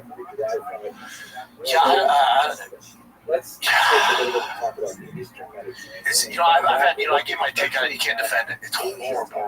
It's fucking terrible. It's And someone said this to me. They go, "How would you feel if that happened to your brother or somebody that to Brian or your kids when they're older? Would you be as?" And I'm not giving much compassion. He made his bed. He has a land. Oh yeah. I think you're kind of doomed when you do something. When you're that kind of guy, you're that stupid about something. That you're 25 years old. Your prefrontal cortex is fully developed. Yeah, the thing that bothers me is when they told him, like, dude, he's fucked up, man. Like, his heart flatlined. Like, you fucked up, and he goes, my bad. I'm gonna need more than my You bad. kept punching him while 22 times. Okay, you're trying to kill the question. Let's say those guys didn't pull him over. Then what? You would have killed him. He'd be dead. So what do you do? Well, it's look, he's in real trouble. I like Rampage. I don't like talking about Rampage's kid this way. No. It has nothing to do with that. No. But also, it's a major crime. Explain this to me, Brian. It is California, so it's a little more lenient if you're going to do it anywhere you do it in California. But so the student, now that he's conscious and awake, let's say he goes, I'm not pressing charges. Will the state still go after him? My guess is this. How's it work? My guess is the state, the attorney general can bring charges. I think even if Stu doesn't press charges. I believe so. I think you committed a crime. But I don't know. Because in like a domestic violence situation, if you had a friend beat up a girl, you always see them like they'll arrest them and they'll go to jail, but then they're like, yeah, no charges were pressed. The girl decided to press charges. Yeah, maybe. Can you look that up, Jen? How's that work? With UL Romero, he got attacked with a sword. Press no charges. Press no charges. So it's like still, that's a deadly weapon. That's also Chicago. No, but I think the TA can pursue without people. It's different if you use a weapon, like if I don't know how it works. Yeah, well then you're in danger. People that go, oh, he's going to sue the shit. It's supposed to still proceed with the case, even if the victim doesn't press charges. As the state, not the victim, decides whether yes. A victim's lack of cooperation can make a case more difficult, but for us to rely on other evidence such as police. This is where he's from. There's security firms, and we see that's where he's from. Because he's pretty bad at it. I think you're going to jail. You can't do that. And how long? I'm sorry, but there's something very wrong. What would the charges be against them? Aggravated assault, attempted murder, Attempted murder. aggravated assault, Bring that up, Jen. Let's look at it. with intent to cause egregious bodily harm. You can, but what Let's say what charges? prosecutor, What charge? Yeah, there you go. a prosecutor may charge you with attempted murder, assault with a deadly weapon, all kinds of stuff. Go down, Jen. Yeah, there you go. Stopped attempted murder. That's what that. He would not have stopped unless he had been drawn off. Jen, I see you one of the wrestlers. Yeah. It's up next. Jesus. Let's look at. Have you seen the wrestler who you stopped him? He's like, dude, you punched me in the fucking face. Breaking out, but he's shitting on me, by the way, dude. Working out of devil way. And then I'm telling you to calm down. I'm not even fighting. I'm not even being hostile. Then you're trying to fucking work and get lower, do this, change positions, and I'm over here having to swim and do all this other shit. And then you punch me in the fucking eye after we're breaking it up, you fucking loser. That's why you got headbutt. That's why you punch in your blood from the match before this. Okay, get personal. You fucking low life in clown. So you beat up a guy that's half unconscious. You punch a guy that's trying to break up a fight, not even trying to fight you. I wasn't even trying to hurt you. What is wrong with you, Joe? Do you think he wanted to continue beating up Stu? I think he would have killed him if you didn't stop it, right? I promise you he would have killed him. He would have killed me if he would have got the best of me. If he would have took my legs out from under me like he was trying to, he was going to do the same thing to me that he did to Stu. Clearly, you watched the stream and he's walking away. Look, there's people with me. I don't care if he touched that finger in your life, bro. I don't give a fuck. If you got a problem with the world and the people around you, change it. The people around you, change it up a little bit. Go to therapy. Get some help. Don't take it out on everybody else. And then you want to train like one of the best fighters to ever live. Your father uses clout, uses knowledge, and then you want to hurt people that don't get trained like that. You're a bully. It's outrageous. You know what? It's impossible to defend it. I trust you. That's what I'm sorry. You can't. Like, man, did he mess up? The other thing is from what I hear, the organization isn't cooperating. I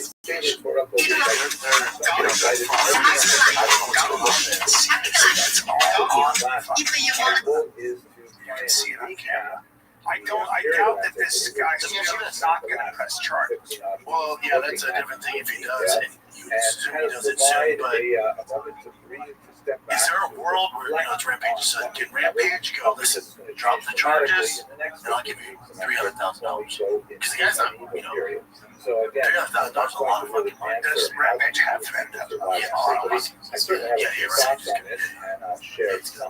Yeah, Well, I think is there something in that world? I think there is. I think Rampage. Obviously, look. The tragedy is Rampage loves his son. Yeah, right. Yeah, she is. Let's say your son did that. So here's a photograph. You have the means to pay $300,000. What's your son learn if you bail him out?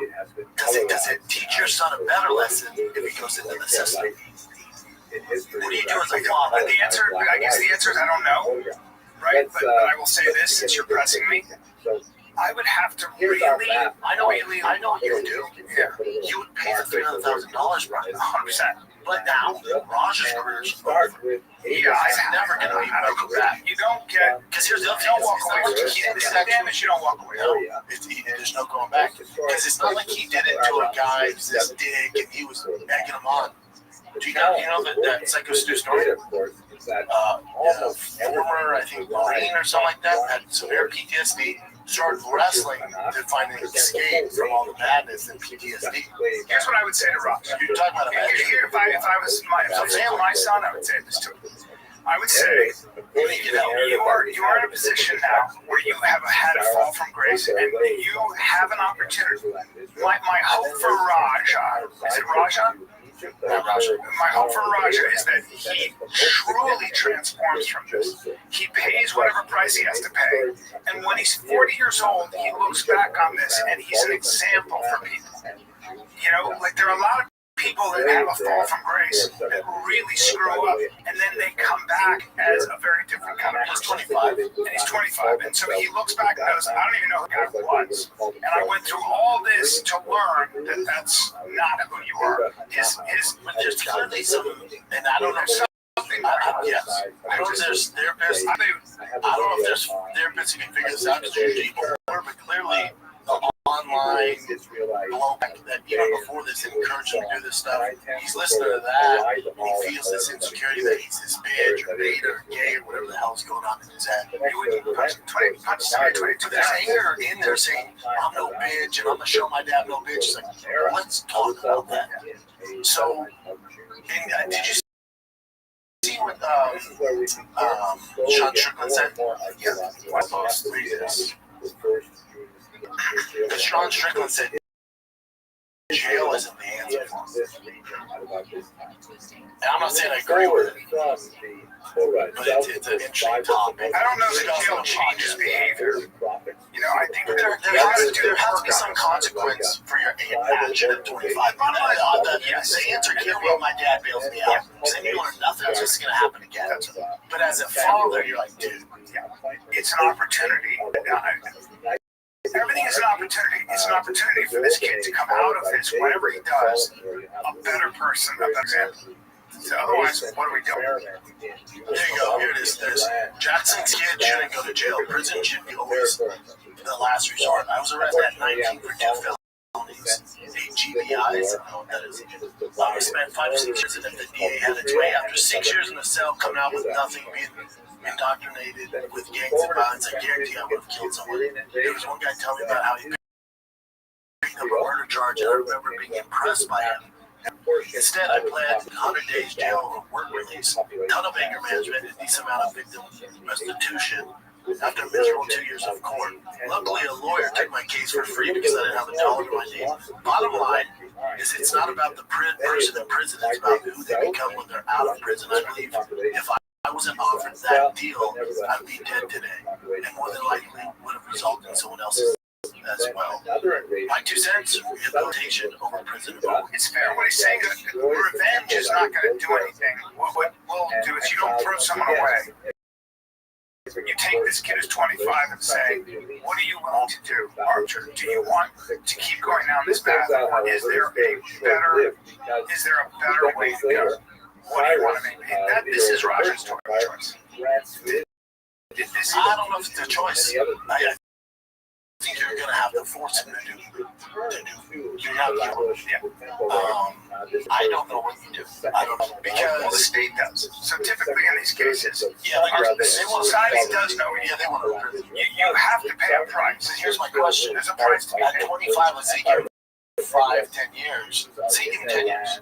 Which is a lot. 35, no education, no job, no career. You come on the street. Does that make for a better? I would say this. Contributing citizens. Not always. No, the answer is no. I would say there are a lot of people that do come out after 7 years, 6 years, and they come out of it and they turn 180 degrees. Oh, I'd say that's the exception. It's always the exception. But yeah, that's your choice, right? You have a choice. My thing is what I'm saying is that when you do this, it's such an egregious violation of someone's rights. And it's shocking behavior. And it's obviously somebody who probably right now doesn't have control over themselves. Okay? You'd agree with that? And when you don't have control over yourself and you resort to that kind of savage violence, chances are society goes, you're not a safe person to be around because you might do it again. Correct. So your rights end when you do that. How would you feel if he did that to your son? So that's why we have what's called objective law. Subjective law, how I would feel, is that's why you ever hear the expression, it's a rule of law, not rule of man. Rule of man would be the king says, hey, it's my son, he gets off. Rule of law is the idea that there's an objective standard. That objective standard is no matter where you are, who you are, you're not allowed to do that. You're not allowed to rain 20 punches down.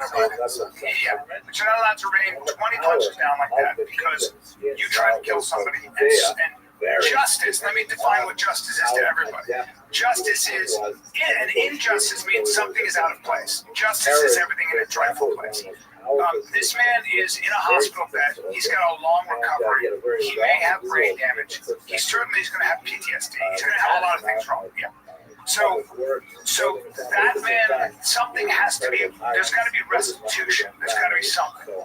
That could be a lot of things. It doesn't have to be him rotting in a jail. Roger can do his. He can beg forgiveness. He can become a better person. He can help people. There's a lot of options for him. So I agree with Sean in the sense that let's not throw Roger away. Let's not say this. Roger's got a great dad. Roger's got a father who can help him through this. Roger's got a family who can help him through this. Roger can help himself through this. But he's got to help himself through this. Like right now, you're leaning towards Raja. If I'm psycho I'm his family, Correct. I'm saying, well, that's right. No, you're not just going to pay me off. Right. Students' rights have to be precedent. Students' rights are more important right now than Raja's. He's the big.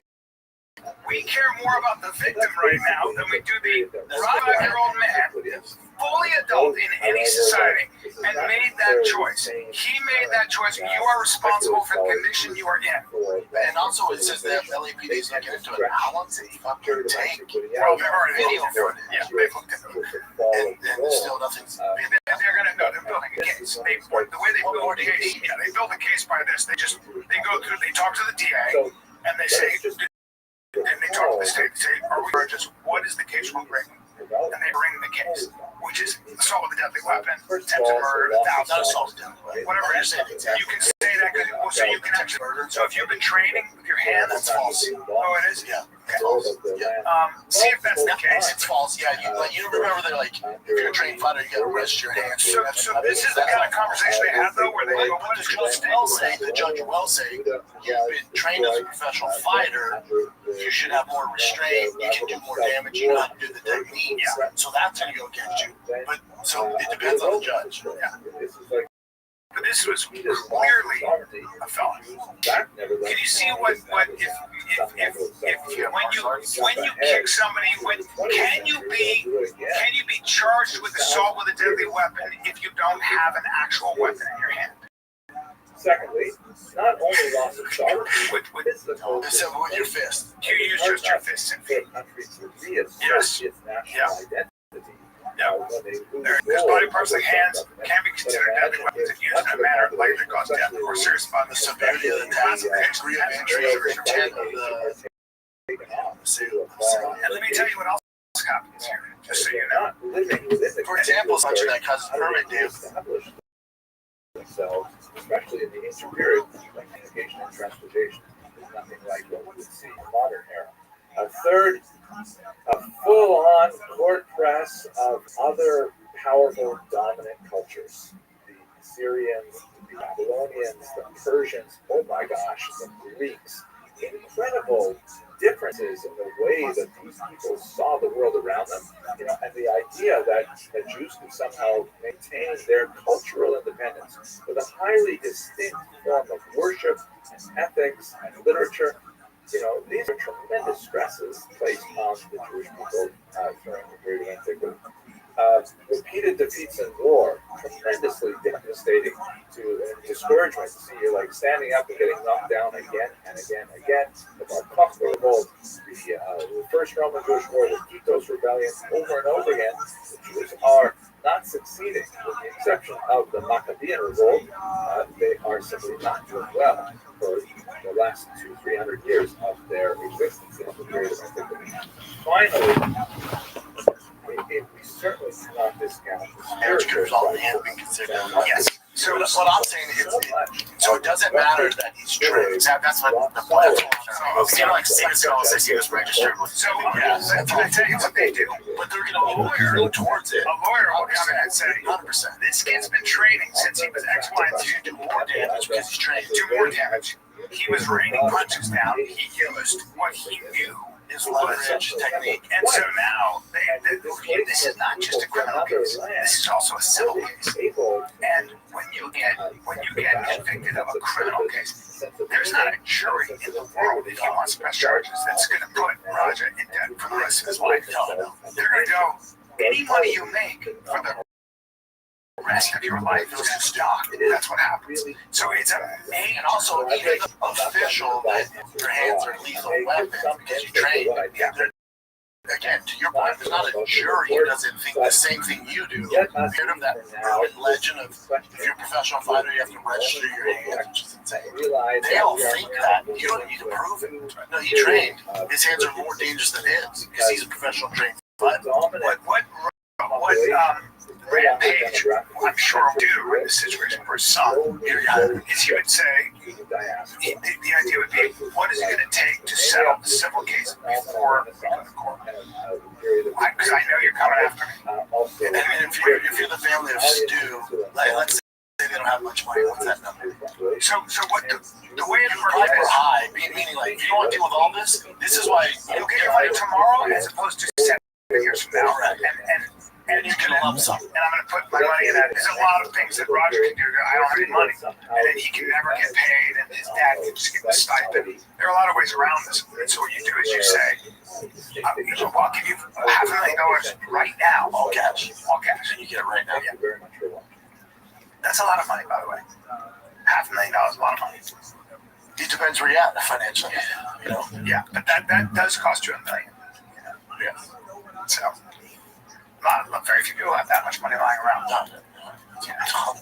Yeah. But also, yeah. And then does that, by bailing Raja out, is that the move for long-term success? Does he learn a bad situation? Yes. He clearly gets a professional.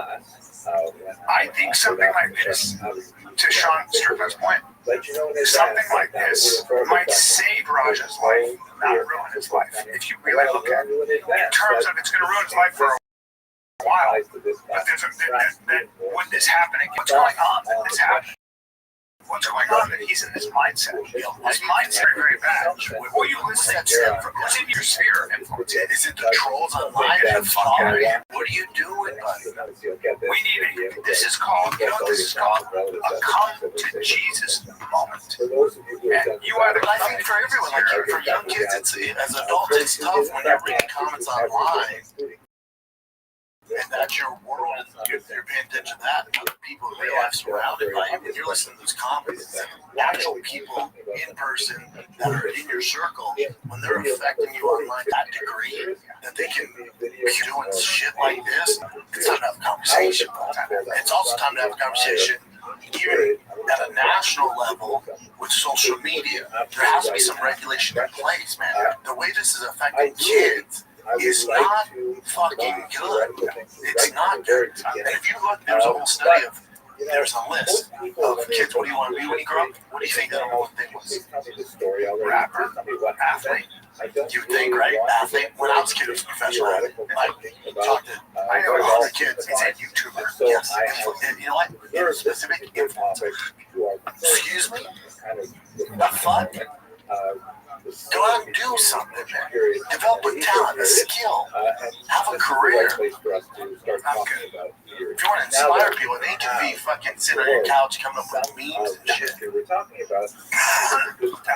So I think that's a bigger conversation. It's like, how has social media now? It's a really good tool, especially for people like us. I mean, endorsements, stuff like that, based off my social media following. But at the same time, too, I'm 40 years old. We're going to start I'm quick for it. How's it affecting the younger kids? It's not suicide, mental depression, all the shit's significantly higher. Young girls, like, not to mention, you're not talking to your family. You're on your phone. That's a whole nother debate. But then it's also like,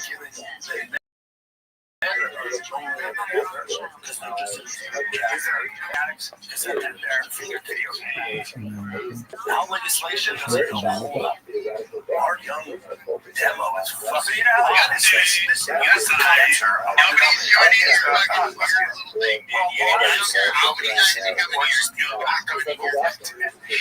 don't care. You're doing Nobody cares. it's not good. I don't care. Yeah, it's not that your kid has some paleo diet.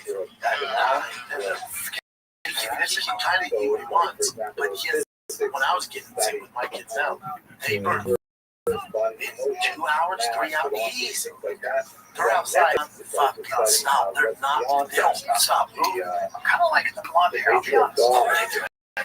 I'm kind of like the, yeah, you're, I know, isn't it weird? it does. I know. I usually hate myself, but I feel better. You look a little younger.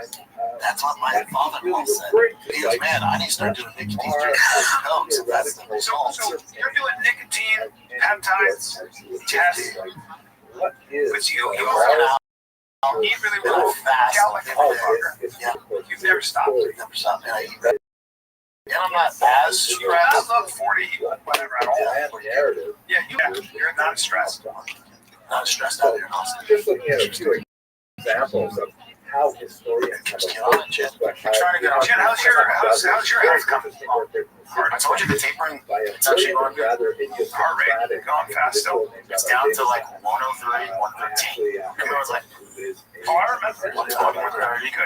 Good. All right.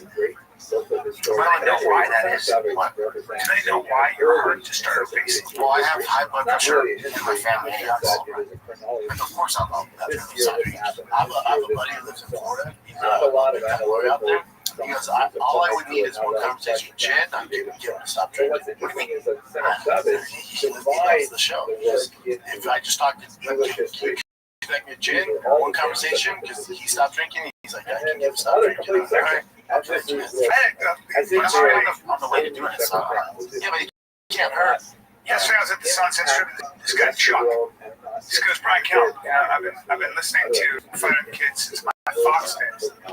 And he goes, and I feel so close to you guys because you're kind of the soundtrack to my life. I'm so No, sorry. he goes, no, so sorry. I just sold my company. I started my company and I just sold it for a big sum. You guys, yeah, and he goes, you guys were kind of like there for the whole thing, so it's really weird. I was like, little, I'm a grease. Oh, wet my beak. Wet my beak. Soundtrack to your whole business? Let's go.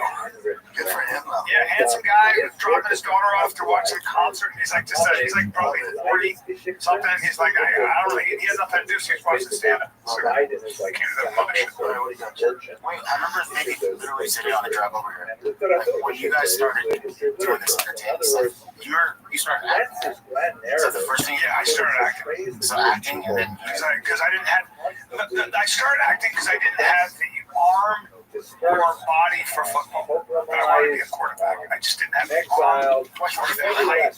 what were you gonna say though, Tim? Where he goes on the no, I want to hear this. Or the head for the game. But I wanted it. Ryan started acting and was having some success, and his friends told him, dude, you should really go all in on the stand-up. So he's fine. Yeah. And you were doing all of Yeah, Patty Jenkins, Yes.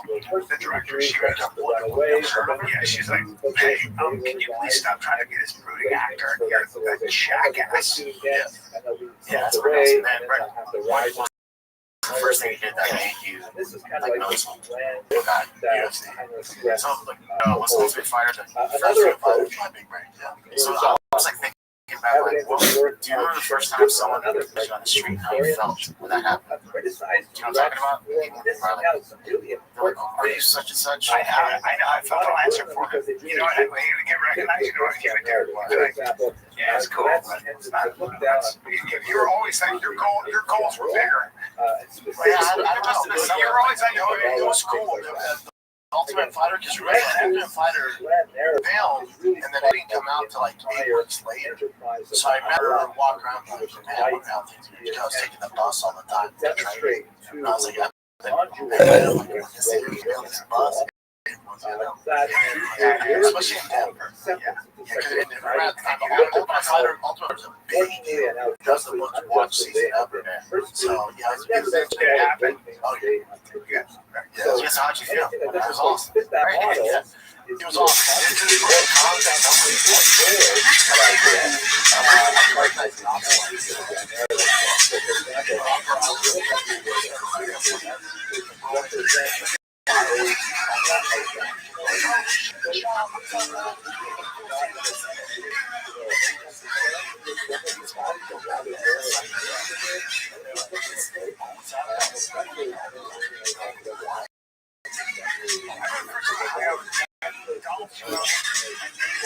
Everybody's career, like everybody's fighting. You guys kind of might stand up. And we were at a bar, and I remember my wife was being hit on by some jamook, some dork, some dude.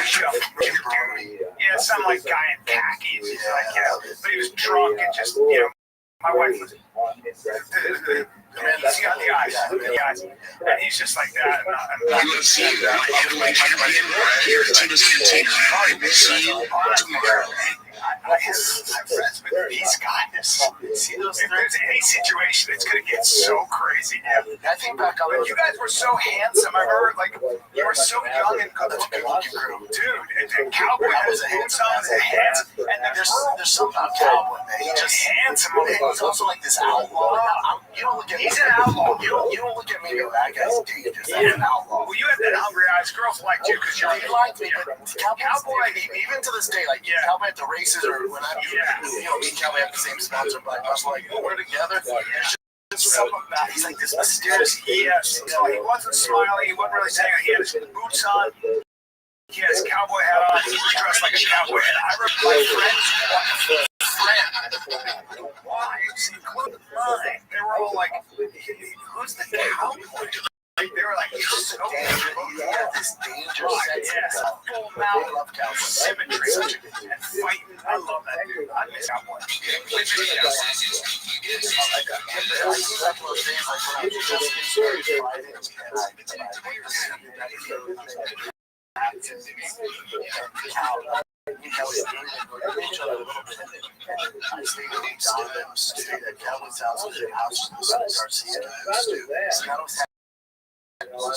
Was famous. We're just like, man, somebody was like the UFC. The training was so tough. Like those days were so cool. You guys trained. We don't have any. Like we'd go to 7-Eleven. Let's get one game. Yeah, we'd have street fight. And you were trying. He was training. Yeah, we was trying to teach this community. Wow. Me and Cody would be on the same hard. So we have kids again, Jackson. So and you're trying to find smart party.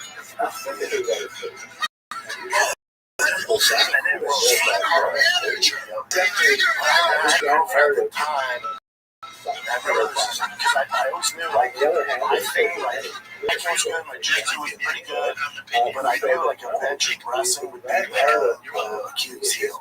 So I was trying to find out the wrestling. I was trying to, at the time, like, me and Shane were close, but I didn't have that connection with Northern Colorado yet to go up there and train in the practices. Like, that's a huge invite. So I didn't have that. So I was like looking for something like I was like looking for high level wrestling, and then Rhino wrestling opened up. But I remember Warren from Bellator. He was this little guy. He was like Joe Warren. Yeah, he opened a gym in downtown Denver, and he was like, "Yeah, we do 9 o'clock. It's like 9 to 11, and it's 5 days a week." And I was like, "Can I come?" He's like, "Yeah, but you have to come every day." And I remember driving home that night so excited. Really? Because I was like, oh shit, I heard a lot of these. Oh, it's such high level. Because now remember, Joe Warren was an Olympian. His wrestling coach, who wrestled at Oklahoma State, I forget his name, but that's what it's called, Rhino. And then also, do you know King Mo?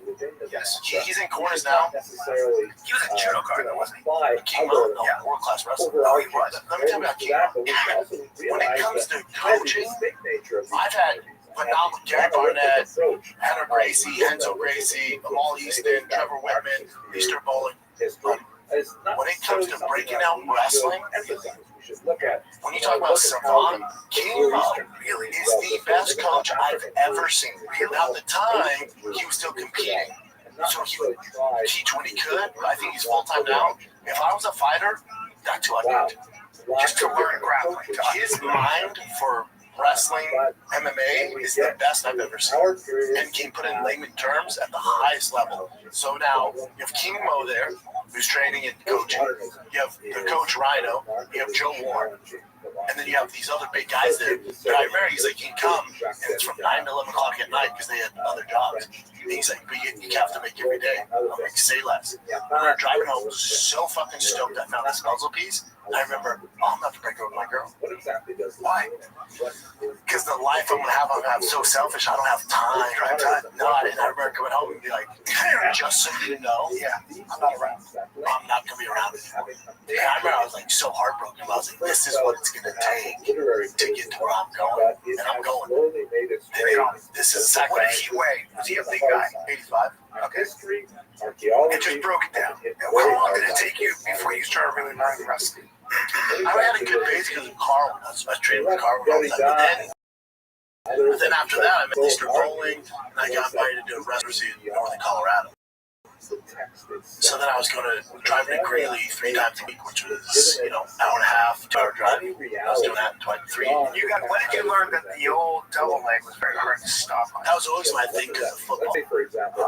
Because of the natural explosiveness from football. Because very few people can really deal with that. It's timing. Yep. By the hips. Timing and explosiveness, all about timing. Yeah, I remember telling my girl, this is just...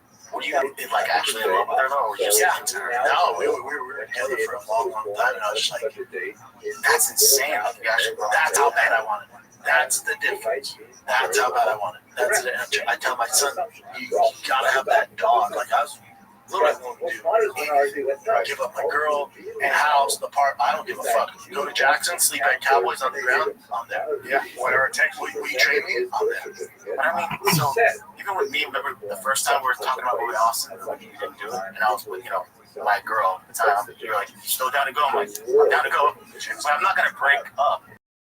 Like I was just saying, it works, Well, you gotta be, just like I just knew like it wasn't fair to her. Like I was gonna be gone every day, every night. Well, that's desperation. If I had to go to Albuquerque for 2 weeks, I'm going to Albuquerque. I'm driving tonight. Yes. Like if Greg Jackson called me or Wink was like, "Hey, we need a body," I'm there. You already knew that it's not gonna work. I just knew my path. Like I'm sure you don't have people in your life. That's why now, like people are like, "Hey, come back to comedy." I can't. I can't be selfish. I can't. It's not about me. It's about the kids. So I can't do both. I can't. And then be present. Like I've never missed a Tigers practice ever. Never missed a practice. Bossy starting out, never misses practice. You love it so much. This is what I was born to do. I'd rather make less money. And I'm good. Do I miss stand-up? I miss the hang. I miss the guys. I miss going out every night. I have something to do. But now, there's nothing. Like, and I was sharing this with his dad the other day. His son's 7. He's on travel ball. And his dad's like, yeah, it's our first time. And, and I was like, I'll let you know now, it's a lot. And summer vacations, those are gone.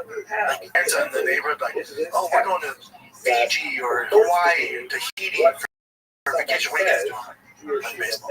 That's it. And now you might hear that and go, what? There's nothing better than watching your son compete in a tournament on Saturday and Sunday and doing well or just having the time. There's nothing that I love that. And plus, I will be there from, say it's a 9 o'clock game, so we gotta leave the house at 6:30. That means my day starts at 6. I don't get home at 8 o'clock at night, and there's nothing I would rather do. There's no vacation in Tahiti. There's nothing. There's no sold out crowd. That is vacation. There's nothing. It's life. My brother-in-law's that way with his son. The absolute best. He's like, he was saying, I mean, you're talking about where he's moving in school. And then there's sports. I mean, it sounds like not a big deal to you, but I was like, I get it. It's like, it's an important thing. When I came here, I wasn't worried about. I mean, hopefully the neighbors are nice and stuff like that, and the house works out. My number one anxiety came, how can I get my boys on the sports team? That's my number one precursor. What can we do? Well, you got boys who live for that shit too. And so do I. I live for it. There's nothing. That's why I told Dad, he's like, man, no vacations, this, I know. Outside looking in, you're like, oh my God, I'm telling you it's worth it. Those vacations, you're not even gonna think about. You're gonna be in some shitty town in Texas, but it's gonna be the best time. There's gonna be snacks, your kids gonna ball out, you're gonna be in some shitty hotel. Outside, you're going, oh, this is terrible. It's the best. Yeah. The best. Yeah. Thank God the kids signed up. God, the best. Gotta get my kids a tennis camp right now. All right. everything is up in the air because of What else you got, Chin? so what have historians done? This week's episode is brought to you by True Classic. You mean the shirt I'm wearing right now or the underwear? What do you mean? Yeah, I'm always in True Classic. Why not? Look at the way this blue pops in my eyes.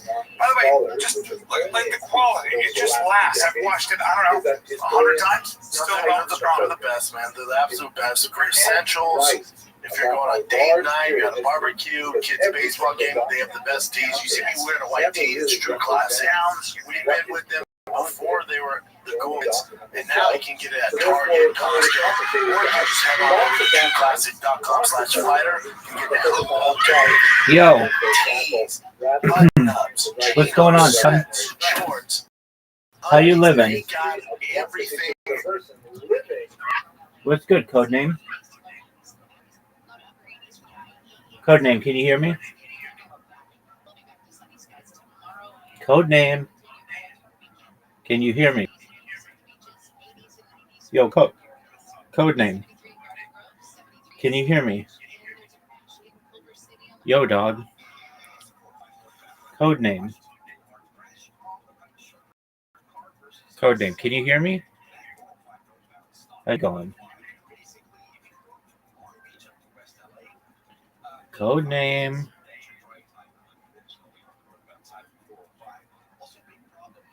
Yo, Codename. Can you hear me? Do you speak, son?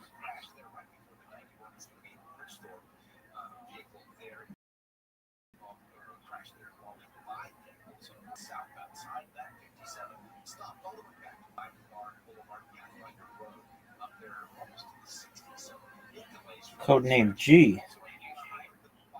Yo, it's Code G. Spotify, Codename G. Can you hear me, dog?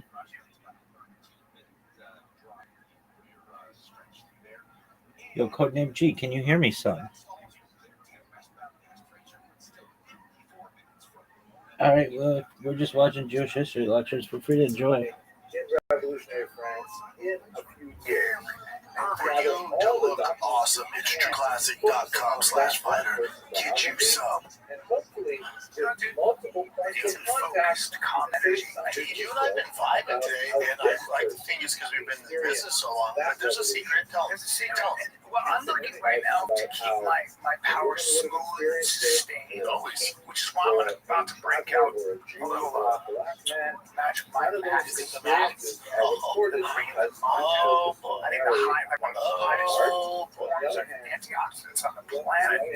It's ashwagandha and cordyceps and You want that high release caffeine. You want that smooth, sustained power for about 6-7 hours? I'm staying sharp, confident, in control.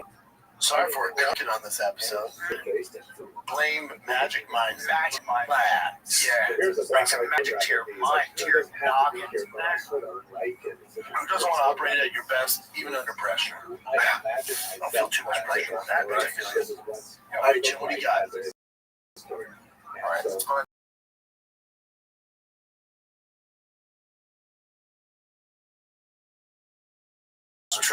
Yeah, he's in his Disgusting. So, some girl caught him sniffing her butt. Yeah, he's a serial blood sucker. She caught him on camera. And just look at it. I guess it's such a unique looking face and ears. Yeah, we gotta. If he's a You're just listening. Think of the Blade Monster, but black. The Blade Monster? Yeah, the vampires from Blade. Yeah, he does have vampire ears. There's no doubt about that. He does have vampire ears. These guys? Yeah, I think that's fair. That's it right there. Zoom it. 100% fair. But you know what? The Blade Monster has better ears. The Blade Monster has better ears. Yeah, he needs to, he's got a fetish. He's got a fetish. That is, he likes to sniff ass. Now, is that what's going to be the charge, though?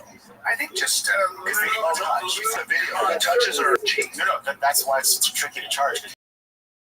He doesn't touch him. Oh, look at him turning. Well, Listen, this girl's doing a little. all he's doing. Except I ended up being stalked and violated. So I get to Barnes & Noble and get my Starbucks. I'm super excited to look at books, but this is the area that it started. I was in this corner for a while and I noticed I was staring at me through that little hole. And I couldn't tell if I was being paranoid or if he was just reading a book. I was trying to smell that pooper.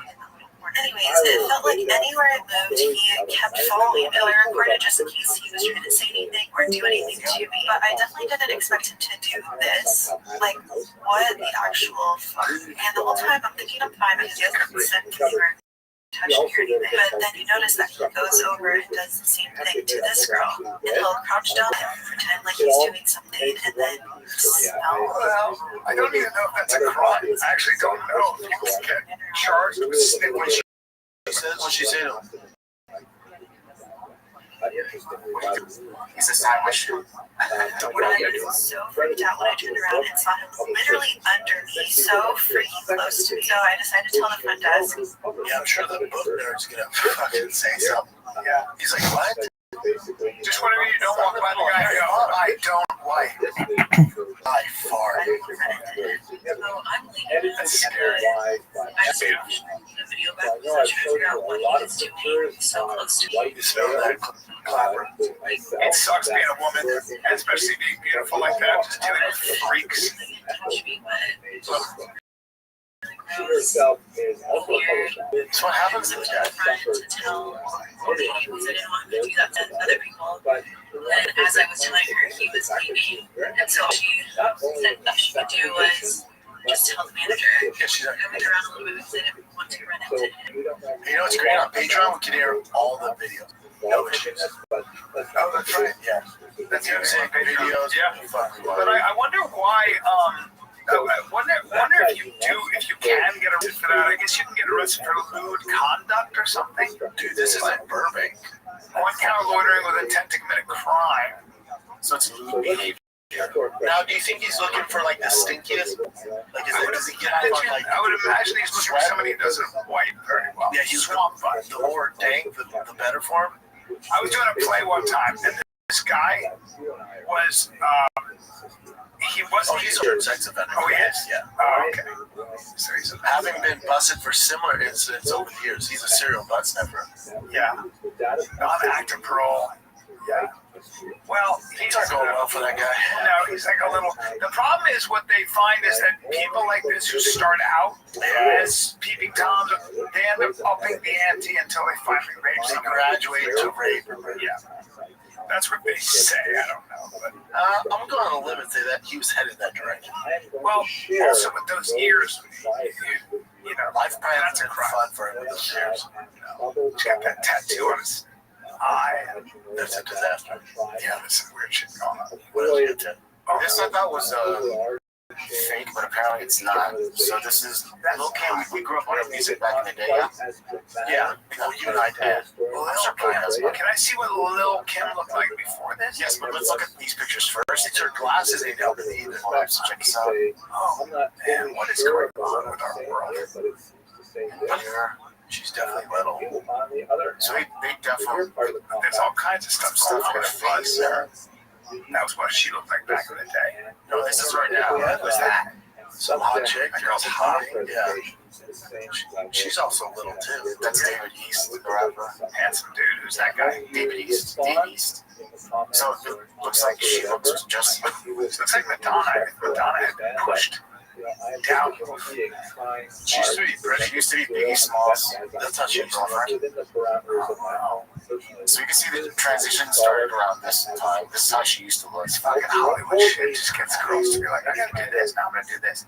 Damn, dude, she was cute. Yeah, she definitely cute looking. How old is she now? That's her nothing. Poor girl. Yeah, they fucked her real up. They fucked her up. Whoever, 51. And she looks different in almost all the She's pictures. got a lot of different looks. Yeah, I don't know what to say about any of that. There's vanity. Vanity, one of the 7 deadly sins. I mean, you think You'd be like, oh man, I look terrible. good God. But you don't, you're always looking at yourself in the mirror. It's like the Ozempic face. You don't know you look like a skeleton because it's just a gradual erosion. And then you look at yourself and you're like, oh, Like your show. what are you Wake up doing? one morning like, Yeah. oh shit. Yeah. There's no going back. Yes. What's this do? This is Tim Tebow. I guess he does this does this every year. Yeah. And so he kind of does like a red carpet. He does like a prom for them because they don't get the opportunity to go to prom. Yeah, he's so much closer to heaven than the rest of us. He sure is. And so What is Tim up to? Is he still doing for ESPN and stuff? he does college football on ESPN. He does his speaking engagements, and he has a baby girl now. He's such a good person, man. He's such a good person. Yeah, that's cool, man. I fucking love that son of a bitch. Yeah, I love Tiff Tebow. great. He's just such a good person. He's a much better person than we are. Yeah, How about that? That's why he did that. This Lizzo talking about her weight loss, which is showing her body off. Her legs are on the left like 2 years ago. Just so you know, that's her currently going to be on the right. It's going to be the case of That's it, bitch. Hit it. That thing works. Hold on, let me show something. Let me give you the picture. she's a pretty girl, like bigger girl. Time after time in his history,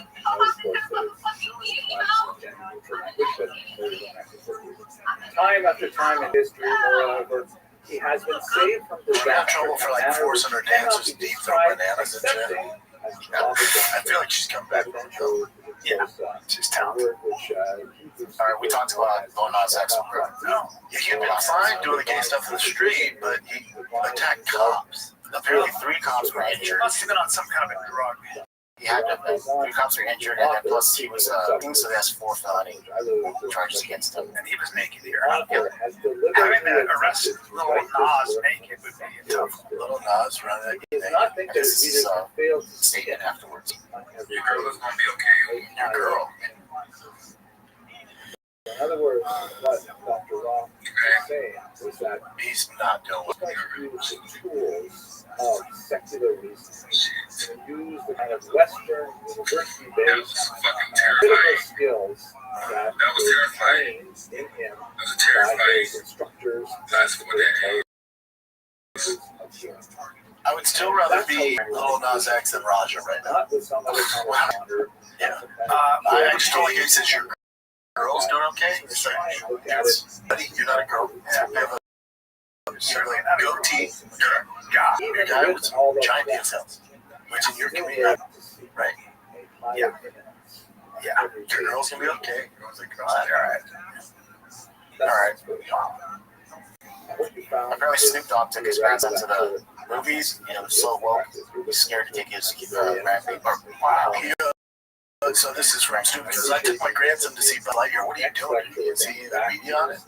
I know that my kid watched it. We're watching it, and she had a baby with a woman. My grandson was like, Papa Snoop, how can she have a baby with a woman? She a woman. Oh shit! I didn't come in for this. I just came to watch the goddamn movie. They both women's. How did she have a baby? It's like, fuck me. I'm scared to go to the movies now. Fair. Yeah, I didn't let my kids watch Buzz Lightyear. Is this interesting to you at all? My issue is that it's just, can you just tell a story, a traditional story? This is fucking wild. I just saw that. I don't know the details of it. So it says, parents of 16-year-old teen file lawsuit against OpenAI, say chat their now deceased son step-by-step instructions how to take his own life. Even with the news, it went, wow, that's really good. The parents of Adam say that they 100% believe their son would still be alive if it weren't for ChatGPT. They are accusing the bot of positioning itself as the only confident who understood Adam actively displacing his real-life relationships with family, friends, and loved ones. Yeah, became his homie, became his friend. And then gives him step-by-step how to tie a noose, and then when he does it, he goes, wow, that's really good. There's gonna be more of this shit. Yeah, I didn't see this thing coming. Oh yeah, that's how this game goes. Yeah, I don't agree with you on everything. Especially if you want that. Yes, it's gonna encourage you. Okay. This is someone jumping off this humongous crane into this pool here.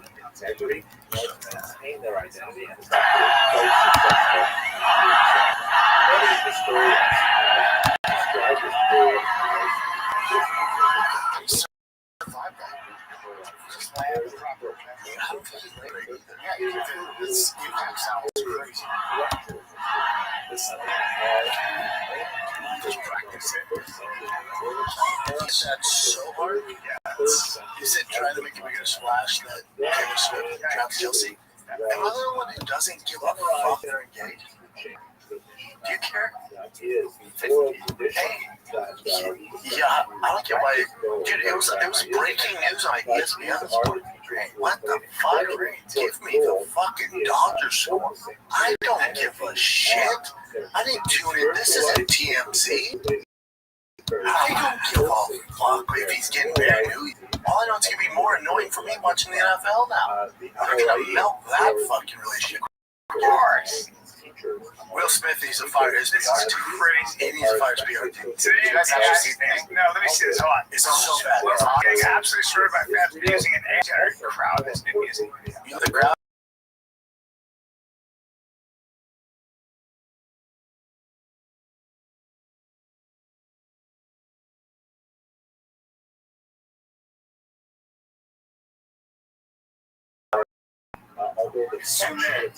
Look at this guy's face.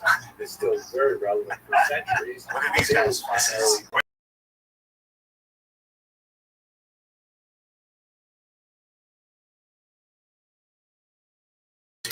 If you're Will, why are you doing this, dude? Also, They misspell a bunch of shit. The girl's arms all you fucked have up. like this is like, oh, this is your comeback thing. We'll just have people say how much we love you, and then I'll go, yeah, you know, he's a good guy. We love him too. It's like, Anyway, let's look at this period. So at the end of the destruction, He just needs to fire his PR team. or just he needs to just relax. He needs to also go, hey, you don't need to do all this. You did a great You've job. made it. You've made it. I don't know what. You're Will Smith. It's weird need to be loved more and more. It's like, I don't know. It appeals to Vespasian. Oh, tell me how crazy this is. I will walk away from this whole business and get into money right now sometimes. Just like, I would miss it, bro. Huh? You told me this. I'd still do those. I'll still do Fire the Kid in the Shop show, but I would. That's basically what I do. But check this out. This guy's doing a burnout. And this car gets out. Waits to the fans. Just leaves it in gear. Doesn't have a lock on it. He just set the steering wheel unlocked. He gets it.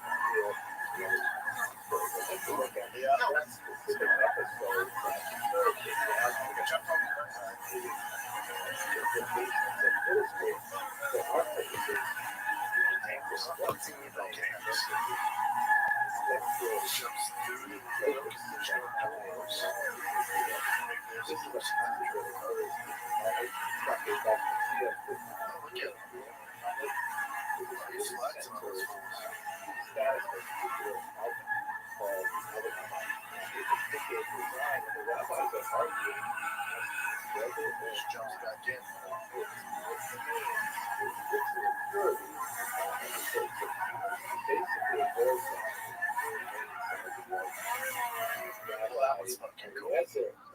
That was pretty cool. I got so much. It's pretty cool. Yeah, that was like, I was grabbing this. It was cool. It says, is this the best race win victory celebration ever? It's fucking up there. That was good. Very good. A lot of trust in that car. Yep. All right, what else you got? Last one. This girl, after 200 days, received her heart transplant. Cutie pie. And this is her calling her dad. I'm not sure why her dad's not there, but. What? I'm getting hard. What? I'm getting hard. Are you serious? Oh my goodness. Like tonight? Like tomorrow. Oh my goodness, Ava. Oh my gosh. Oh, kiddo. Okay. What time tomorrow? Yes, I can talk about it. So we're very excited. Oh my gosh.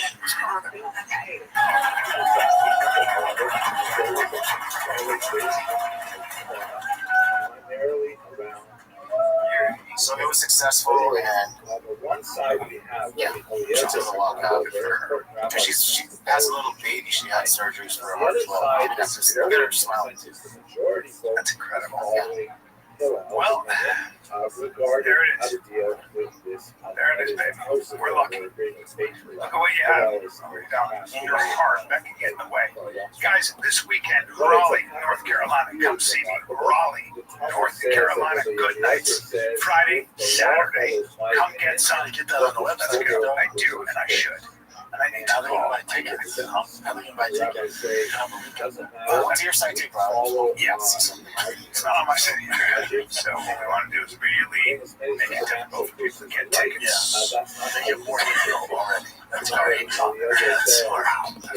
Go see Brian. Go see Brian. Shit, by the time this comes out, this is the last day to win the Ultimate Dad Rig. This is a TRX final edition with over $50,000 in mods. The winner gets $10,000 in cash as well. We got new merch on there. It is the last freaking day. So head on over to drivefastallgas.com. Anything you buy automatically enters you to win this badass rig. We got the King Shocks collab, Kibby Tech. We got some cool stuff on there. So head on over to Methane Blue, all sorts of stuff. Head on over there right now. You have 1 day, 14 hours left as we're doing this pod. But when this comes out, today's the last day. So head on over for me. Go to drivefastallgas.com. Love you guys. Thanks for all the support. It's official. We're launching the Patreon next week. Get you some Patreon ad-free bonus content. Extended episodes. We're going to make it fun. Starting next week, we're running that bad Mama Jam. Get you some. All right, kids? We love you guys. Thanks for watching. This is the Fire Kid. We're out. This is a much fun. So bad. This is really the Fighter and the Kid. Let's go. Now, what's up? Worked out yesterday. Now, it's one thing to work out where I'll work out, and then what happens is you go to like and then you do like a semi-CrossFit thing where you're doing burpees, and then you're doing jump squats. That's the warm-up. Burpees. Yeah. Jump squats. Then let's go ahead and do pull-ups. After all of that, after 20 minutes, we'll do pull-ups. We'll start with 5. Then we'll go 10. Then we'll go 15. See who breaks at the end. Daddy did 15 strict, and I gotta tell you, it used to be no problem for me. 15 pull-ups strict for me. Now I'm getting weaker. I'm getting weaker. Yeah. And I did that, and then so I'm a little sore, and so sore that my body feels hot. My body feels hot. Yeah. So I got that. How are those knees? My knees have never been a problem. It's the old shoulders that take a while to get warmed up. Because I have a tendon problem. No, I'm lucky that way. I think it's because I warm up like a motherfucker. Man, you've always been about warming up. Yeah. And I'm fairly flexible, so I at least at this age, I don't have those kinds of pains. What age do you think you're going to stop? I'm glad you asked me because I'm going to Ways to Well tomorrow at noon, and we're going to go ahead and test my levels. But it won't matter because it's called age. You know, there's some stuff you can do to combat it. There is, but some stuff. You better be careful about wrestling full or sprinting or all those. Or like full jiu-jitsu. It's just the knee problems are I tough. was talking to Rogan yesterday. Me and Tony Henchman were playing around. Tony's got a crazy grip. He can something about him. He's got gorilla grip. He gripped that thing. Did 151. I got 110. I'm like, what the fuck? Because Tony doesn't work out a lot. He's just like that. He is 110. He's got crazy. I did. He got 151. That's more than Rogan. That's really good. More, it's just scroll. We're like, what the fuck is with Tony and his strong hands? It is surprising that he has strong hands. Oh my god! And then he was like, "Yeah, I wrestle. Let's go." And he's messing around. He wrestled in high school. Yeah.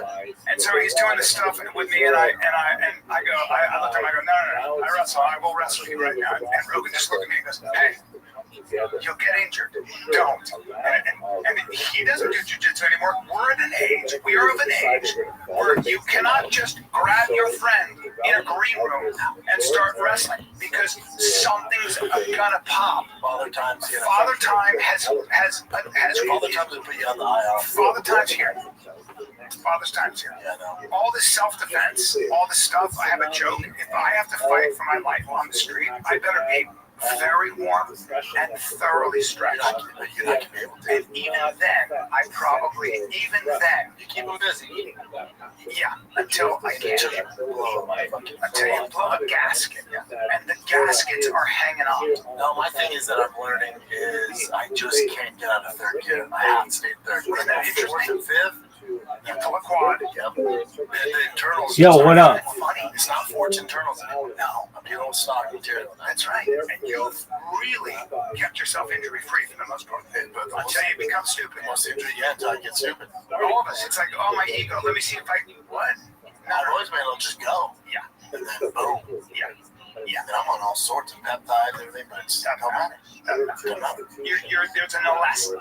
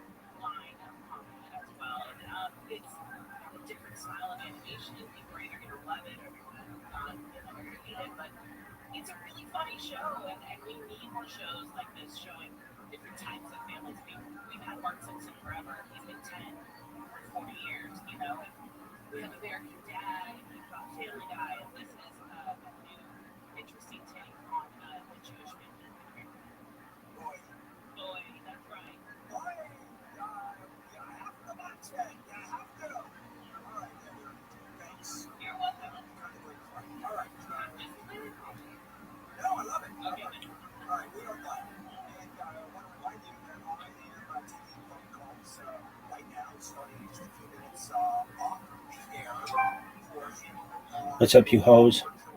You slutty fucking whores. Okay, I'm not happy.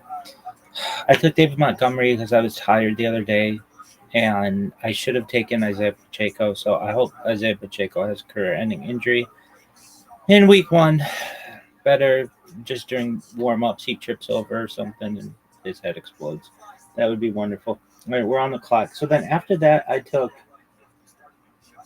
Tony Pollard. I don't know. Is he related to, I gotta take a whiz. Jonathan Pollard. All right, I gotta take a shit too, allegedly. All right, so I think the best opportunity for us is to take Deebo Samuel next. Is he the number one? Dude, I fucking get so nervous using this thing. Is he the number 1 receiver?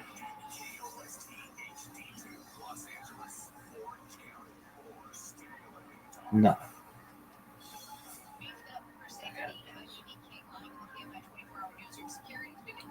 All right, we're going with Deebo Samuel. Hold on. Supposed to get like 13.1 a week. Fuck, I didn't mean to add this guy to the queue. Jacoby Myers. Yeah, but I already got somebody from the Raiders today. So Deebo Samuel, here we go. Fuck. All right, here we are.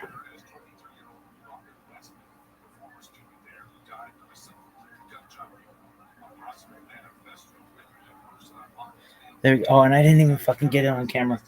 Fuck. Anyway. And then who are we taking? Cooper Kupp, possibly. I had to take a whiz, though. All right, so you went from like super happy on these teams to not happy at all?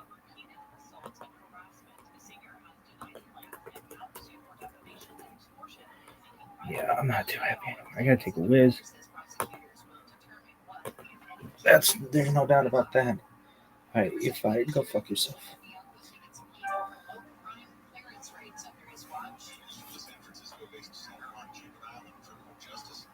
What's up, you hoes? You slutty fucking.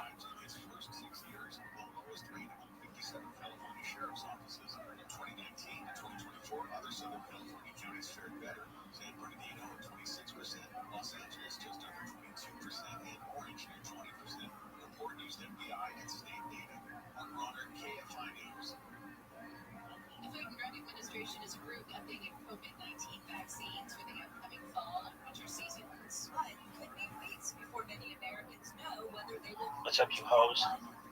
You slutty fucking whore. The new shots from Pfizer, Moderna, and Novavax target newer versions of the coronavirus. They are approved for all seniors, but only for younger adults and children with at least one underlying health problem like obesity.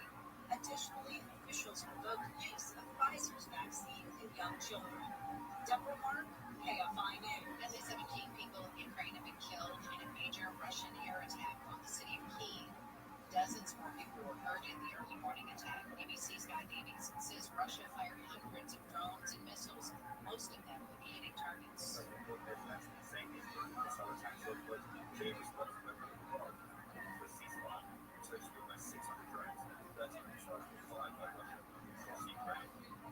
Zelensky says Russia is choosing to continue the killings over ending the war.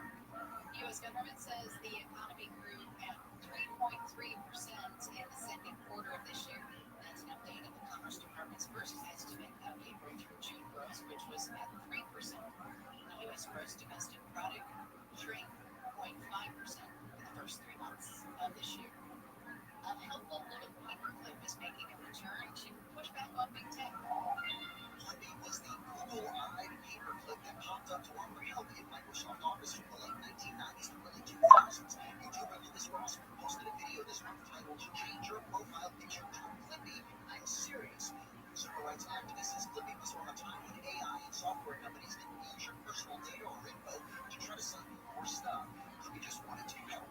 Also says using Clippy isn't a protest so much as a silent but clear message to tech companies that people are not happy about what they're doing. Michael Church, KFI News. Downland weather, KFI mostly cloudy with a 20% chance of showers. Highs in the upper 70s at the beaches, low to mid 80s for Metro LA and Inland Orange County.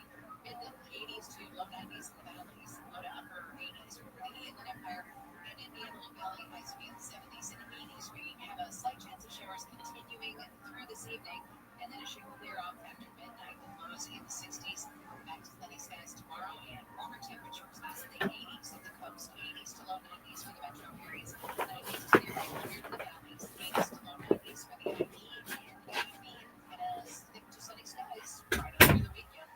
75 now in Dana Point, 74 in Long Beach, 77 in Claremont, and 74 in Fountain Valley. The KFI marker for the Dow trading down 8 points. The NASDAQ is up 48. S&P 500 is trading up 3. Still working on a crash in Fullerton. It's on 57. This one is southbound side of 57. It's been directly past the corner store. Several cars involved in this wreck, at least 5. It's the car full of left lanes, and the EV just being squeezed out.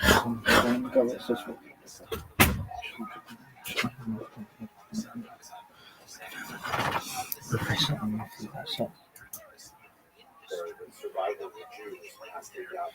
You can see in this map here that the sages from Yavne, which is sort of on the lower left there, they've all spread out primarily to the north, where the majority of the Jewish population is going to be living after Bar Kokhba, but also some development in the south as well.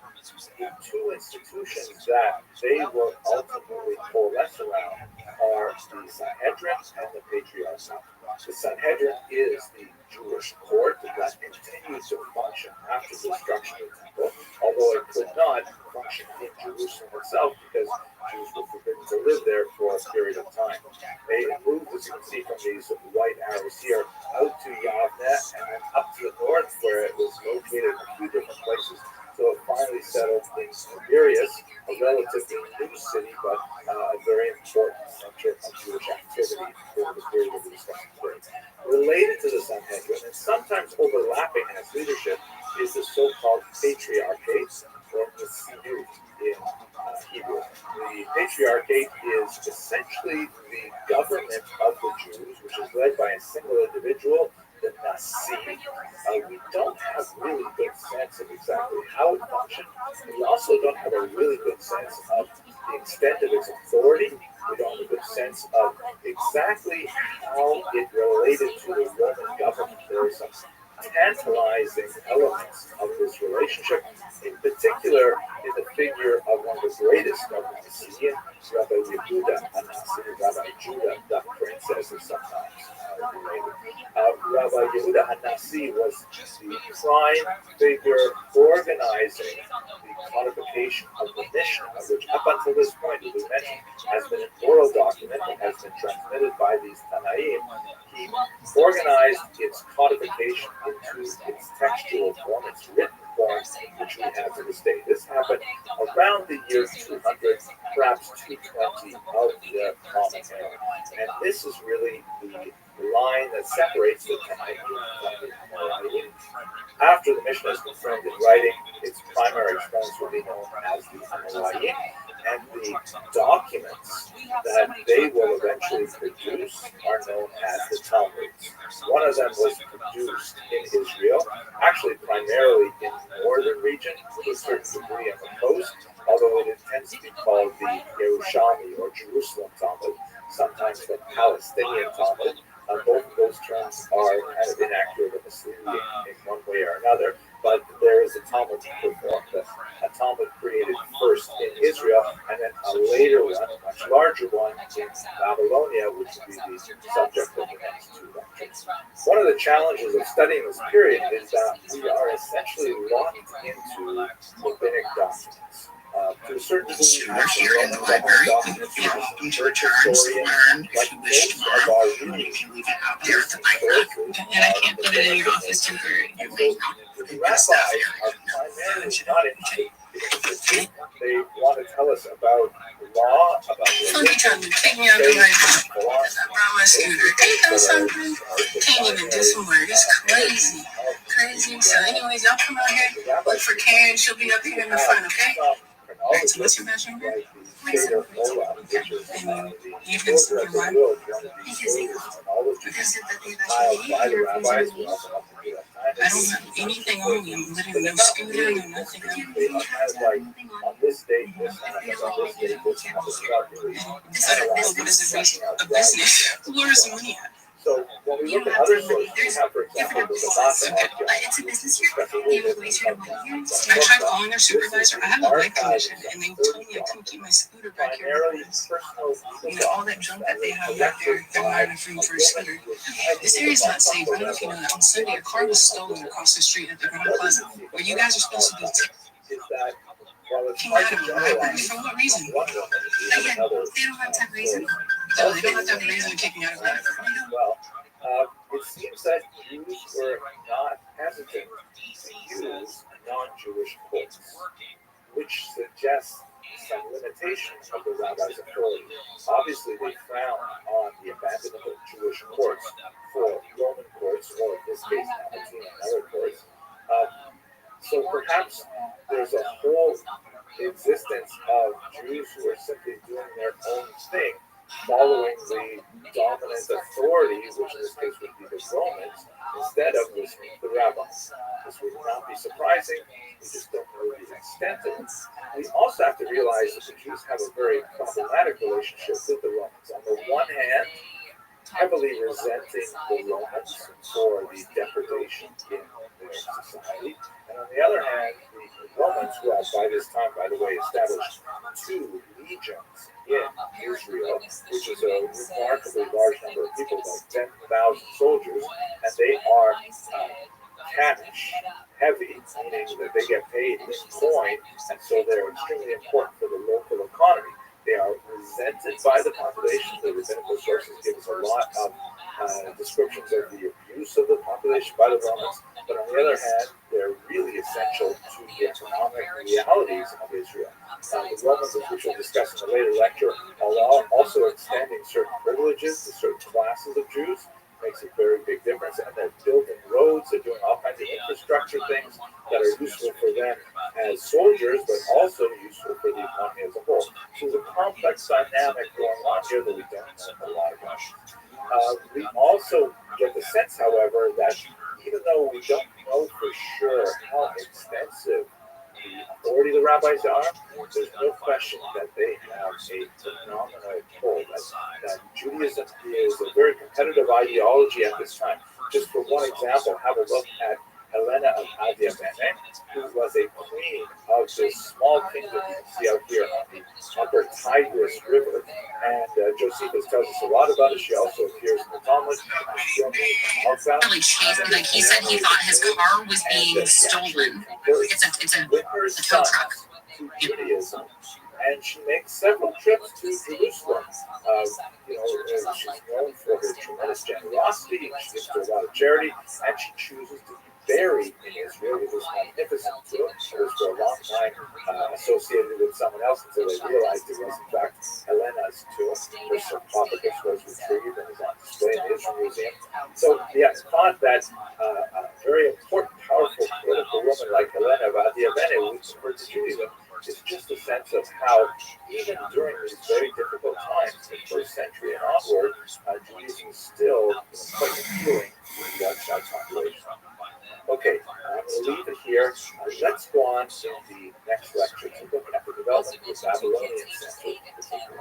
Thank you very much. 14 more ages 6 to 15 were injured, plus 3 parishioners in their 80s. Of the 11 brought to the medical center nearby, 7 in critical condition, 4 required operations. There's a particularly poignant statement from apparently a second grader who was inside the church at the time. And because there's, So continuing our discussion from the transition of the Tanaim to the Amoraim, from the period immediately following the disastrous two revolts against Rome, and culminating in the solidification of the Sanhedrin and the Patriarch in Israel, and ultimately the composition of the Mishnah. Let us now transition to Babylonia, which will become the gravitational center of the Jewish world within a very short order. After the year 219, which is when Rav, a great scholar, arrived in the region after having studied in Israel. He was actually a native to Babylonia, went to Israel to study, came back, and was very much involved in establishing educational standards there. By the way, this overemphasis perhaps on the role of one particular person, Rav, that particular rabbi, is based on the traditional scholarship, which really dates from the 9th and 10th century, and we rely very heavily on that to understand this otherwise very poorly documented period. But what we can say with absolute confidence is that Babylonia becomes such an important center in the centuries that follow his arrival in the region. So let's just do a little bit of background on political reality. The period that represents the golden age of the Jews of Babylonia in the development of the Talmud is a period when the Parthian Empire falls to the Sasanian Empire. That's in the year 224 of the Common Era and again, we don't know very much about the region before 219 in particular. That's when we begin to have documentation from the Talmud itself, but also from the Gaonic authorities like Rav Shmira Gaon, who wrote really the first Talmudic history to describe what was going on in the region at the time.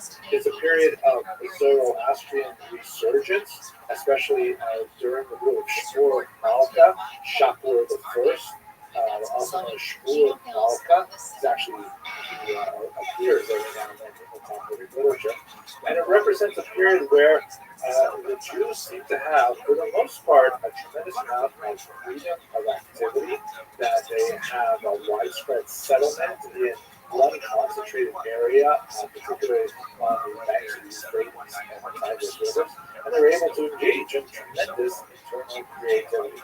And it will remain this way until the Muslim conquest in the 7th century, and then things are going to shift, just like we saw shifting from the Tanaim to the Amoraim. Then we begin to have a different kind of intellectual orientation once the Talmud is solidified in this format.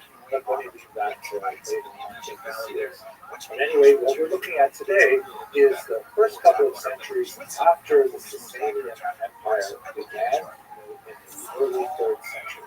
Here's a map that shows where the Jews were settled. If you look on the right-hand side, you can see the larger scale of the two major rivers in Hebrew, the Nahal Tiglat, which is Dekel, which is the Tigris, and the Nahal Prat, or the Euphrates. They flow from the northwest down into the southeast into the Persian Gulf.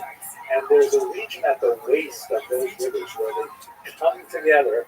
That's where Jews were primarily settled. And there's much older settlements of Jews that we can trace in biblical literature, for example, but this is really where the heavy settlement exists in the Talmudic period. Now, in this particular map, it's called the area of pure lineage. You can see the detail on the left there. And this is a determination that was made in the Talmud in one particular discussion about marrying Jews who come from faraway lands, where there is a question of the rates of intermarriage and following divorce law appropriately, which has great significance in Jewish law. I think this kind of like overstates it, the way it looks like a solid block. I mean, if you were going on the other side, you're in big trouble. Not necessarily the case, but I'll leave that to the rabbis to argue. You can see here, though, the number of small towns that are actually referred to several times in the Talmud, but they're all based on these two big rivers with canals that run. Here's a Hebrew map that I think condenses some information to some of the most important sites. You have the great yeshiva at Surah, the great academy at Surah, at Hardah, and at the story of these three yeshivot, and after the year 259, when the Hardah is overrun in the regional conflict of two yeshivot, Surah and Babylita, will last for 100 years and from 12 years. These are the great academies for study where the Talmud would be developed in Babylonia. And what I think is especially fascinating about this map is that if you look at the scale, you can see that it's 50 kilometers basically between each of these yeshivot. 50 kilometers in miles is something like 30 miles.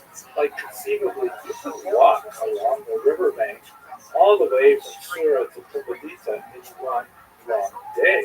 Certainly, you can stop in the Hardah for lunch, maybe stay the night and walk to Pumbedita and have lunch there the next day. It's amazing how we're talking about places that have such phenomenal global significance for Jews studying the Talmud, but they're really so close to each other, even by foot. And the historical element of this is that when Rav came back from studying with Rabbi Rothschild and others in Israel, he returned to Bavel. He ended up establishing the yeshiva of Surah. His colleague Shmuel went to Hardah, and later the yeshiva moved to Pumbedita, and that's how we have these major institutions. There are many, many others as well, but these are, let's say, the three really big early yeshiva established in the region. A lot more to say about what exactly it was the yeshiva. We tend to think of contemporary yeshivot and fold them backwards in time, so that they must have looked like that. Possibly it didn't look like that much at all. It may have been more like disciple circles or things like that. But we do know that there were three kind of institutional settings that were especially important in the early period. In the next short video, I'm going to tell you a little bit about what the Talmud is and what these rabbis in these yeshivot is doing. So we should understand that, we are to a certain degree hindered by the fact that almost all the information we have about Jewish life in Babylonia at this time is from the rabbis. And the rabbis, by and large, are not really interested in giving us extraneous information that we might like as historians.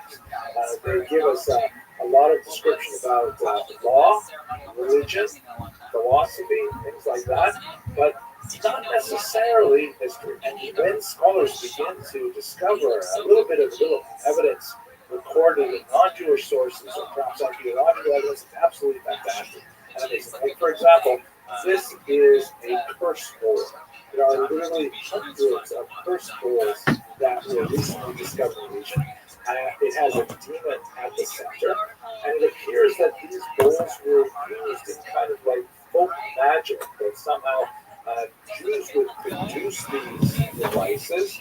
It seems that they may have been broken apart as a form of affecting a kind of a curse or something on one's enemies, things like that. But what's fascinating is that a lot of the personal names that are listed here are clearly not Jewish names, but Babylonian names. So it may be that Jews were, they had cornered the market in curse bowls, and they were selling them to everybody there. We don't know for sure. But it's fascinating to see little bits of what culture must have been like outside of the yeshiva, for which we have all kinds of data. We know, again, primarily from the Talmudic sources, that there was a form of organization of the some kind of self-government of the Jews in Babylonia at this time. It's not entirely clear how effective that government was. We know that it did enjoy some recognition from the regal power, meaning there was the Jews did have some kind of self-government, which did have official standing to some degree or another with the royal kingdom. It was led by someone called the Exilarch, or in Aramaic, the Reish Galuta, the head of the exile, probably modeled on the patriarchate in Israel, just like Rabbi Yehuda Nasi was a descendant of King David and had that unique leadership role. So too the Exilarch was reputed to be from this line of David and so on. There is a significant amount of doubt among scholars as to when the Exilarchate actually began to lose track of reliable data in the Parthian period, but certainly in the Sasanian period, you have the Reish Galuta, their names, they interact with. Yo, fuck you, Hurricane Nate, first and foremost, for making me do this shit, motherfucker. I had to throw about the motherfucking room because I was fucking. Fuck you for taking Cooper Cup and Stefan Diggs. That's exactly who I wanted. You douche. Now do I have to take Jacoby Myers? That's two fucking players from the Raiders. I could take Ray Rice, but he's going to be out for a long time. What about Matthew Golden? He's a rookie.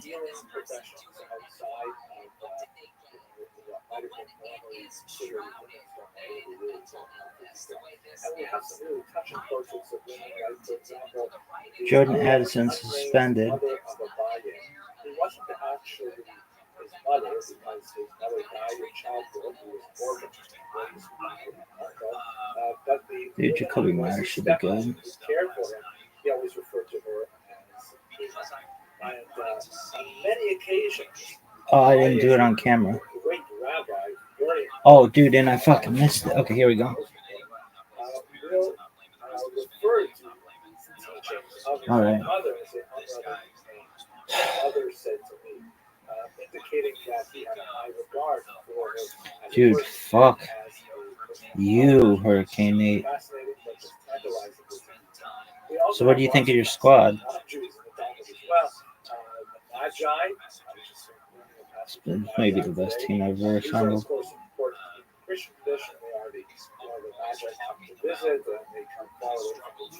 Alright, so who are you taking next? It's a long time till we draft again. So, dude, I think that one of these guys got fucked. Oh, Rev Cloud got fucked. He's got two tight ends. Why would you take two tight ends so early? Your team sucks. No, it's probably do better than I am. Probably win the whole fucking thing. Alright. So who are you taking next? It's a long time until we fucking draft again. Dude, there are a lot of people, a lot of picks still, kids. Alright, there you go. You're fired. Go fuck yourself.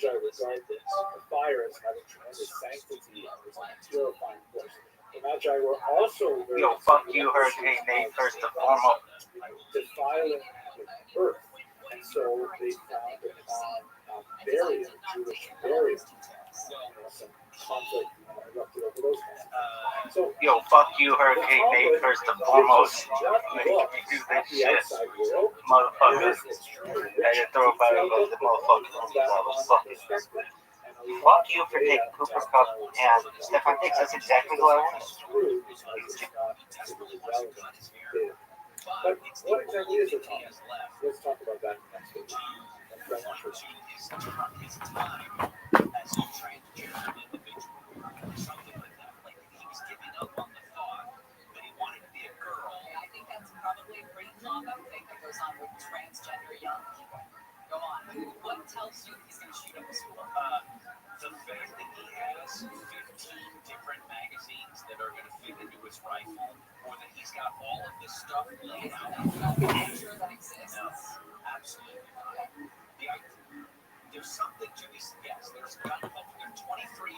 Okay, I've only given myself a few minutes to describe what the Talmud is, and I think that's a crazy, impossible task. It's such a strange and unusual and amazing and wonderful document that to just try to scrunch it down to a few minutes is going to be very challenging.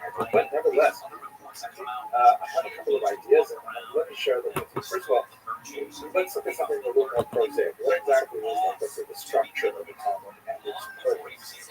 So, probably the best way to understand this now, we look at a modern printed Talmudic page, as you can see here. And this has been helpfully color-coded to give you a sense of the kind of literary archaeology that is present on every page of Talmud. The first section we have to look at is this sort of core color, and that is the Mishnah. Now, we had a whole class several weeks ago about what the Mishnah was, and so I'm not going to summarize all of that class here, but the Talmud is really a commentary on the Mishnah.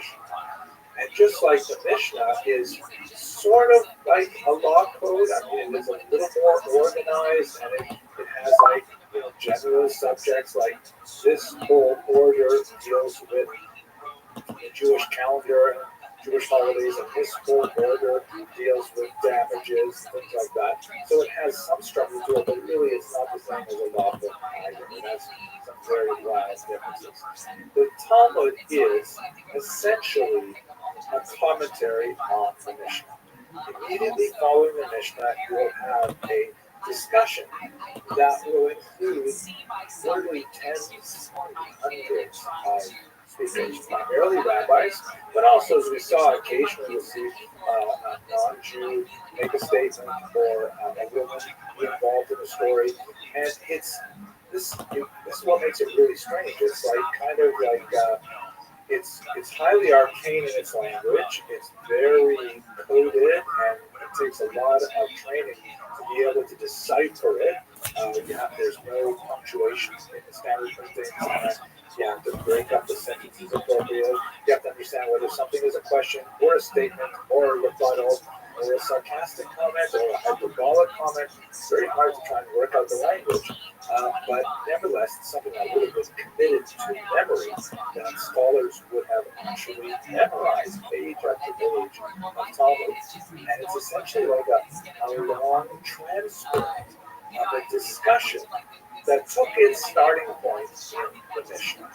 Meaning, the Mishnah is talking about, in this particular case, actually talking about when one recites the Shema prayer. Then you'll start discussing, when one recites the Shema prayer. But as conversations go, they tend to go from point to point to point, from tangent to tangent to tangent, which is something that is delightful about conversation. We enjoy the unpredictability of communicating with our peers in this manner. The Talmud essentially follows that and enshrines a kind of literary stream of consciousness in this document. And it is amazing. It requires tremendous concentration and focus to make the leaps of logic and imagination that's required to follow the discussion. But it provides incredibly satisfying results. And that's what happens in the Mishnah. The Talmud, which by the way is also known as the Gemara. The word Gemara is Aramaic, and it means literally like finishing, completing. Gamar. The term Talmud and Gemara are sometimes interchanged, possibly because of the fear of church interference in the text, which happened in the 13th century and onward, meaning referring to the Talmud as opposed to referring to Gemara to try and avoid the ire of the enemies of this particular text. But it can go on for pages and pages, much, much longer than the Mishnah. One Mishnah, like a paragraph of the Mishnah, may result in 15, 20 pages of discussion of poems. So that's really what's going on. Conversation discussing the Mishnah by the Amoraim, occasionally bringing in other Mishnahs, other passages in Talmud, other statements from people, other logical arguments that be brought into this particular discussion. It's worthy of note, by the way, that the Talmud, even though I'm showing you the first page, it has no real beginning. It's often compared to an ocean. They say the sea of Talmud, and just like you can't say the sea has a particular source. It all comes from one place. It's just there, and then you have to enter the sea as some shoreline. Some places might be nice, easy places to get into the water, like let's say the second chapter of Bava Metzia, which deals with Lost and Found. That's like a nice sandy beach, South Florida kind of style. And other places are like these rocky fjords with water crashing and like trying to jump into the middle of Menachos or something like that with sacrificial law and things like that. It's very, very hard. But nevertheless, everyone kind of approaches it and has to learn to swim right away. It is brilliant and amazing. I'm already talking about it. Embracing the text, use the remarkable metaphor of Rabbi Rothschild, is on the right here, Rashi, which is a commentator from the 11th century. We're going to speak more about him as we go on in this course, and his descendants and other students, the Tosafot in the 12th to 15th century. And they're essentially all concentrating on the central area of the text. And I'm not going to label it here, but there are many other commentators surrounding them on the page, which is the prime real estate, and many, many more in other books beyond this particular page. But this gives you a sense of what the document is all about. The structure is here. The function of it is basically to explicate the Mishnah, because the Mishnah itself demands further elaboration. I mentioned earlier about Rabbi Rothschild. I have to give a shout out because he runs an amazing website called 1840.org, and they have really amazing discussions there on all kinds of big Jewish ideas. And I love listening to it. He recently had a podcast with Professor Chaim Semen, shown here, who is an expert in Jewish thought. He wrote a great book called Halakha. And I heard on this episode something that just made so much sense. I'm going to share it with you now as sort of why the Talmud is so important. So Chaim Semen introduces the audience of the podcast to the work of Robert M. Cover, a lawyer who published an extremely influential article in 1982 called Nomos and Narrative. And in this article, he basically used the Talmud as a starting point. Now, what exactly is nomos and narrative? Nomos is the Greek word meaning law, and narrative is kind of like the story behind the law. And in fact, that's what happens in the Talmud. There's lots of like dense legal, sometimes alien discussion of tiny little details, sometimes theoretical details that can't possibly actually happen in real life, and then interspersed with a big excursus on the meaning of life, the purpose of the world, the nature of the afterlife, the philosophy, recipes, the behavior of a cat, all kinds of things are popular sayings. They're like basically thrown in there, and some commentators have felt that it's kind of random. It is hardly random. It's highly intentional. And what Professor Cover wants to say is that in order for a legal system to work, the Talmud is at its foundation a legal system. It's called by some the Constitution of Judaism. Big Constitution, you can't record it in Jeremy Bombers unless it's on a phone or something like that. The Talmud mixes nomos, law, with narrative, the story behind the law. And this is really important because if a society argues, Professor Glover, if a society simply lays down rules without explaining to society why those rules exist, without providing a narrative behind them, then ultimately that's the type of tyranny. The rules are arbitrary. They can be made up any way you want. On the other hand, when you support the rules with fidelity, what I've often found, even in my administrative capacity at the college, people understand and can accept no to their request if they understand the why behind it. That's essentially what the Talmud is doing. The Talmud kind of like wanders between big discussions of nomos-related issues to discussions of narrative-related issues. And it forms a somewhat complex and sophisticated whole, bringing together nomos and narrative elements. I strongly urge you to have a look at that podcast on the Talmud. I'll put it in the source links. So that's really what's going on in the Talmud. Now, I have written a lot more about the Talmud. I have many other videos on the Talmud on this site as well. I'm very much involved in actually producing a daily video on the Talmudic study in a format called Daf Yomi, which means a folio a day, 2 sides of 1 page per day.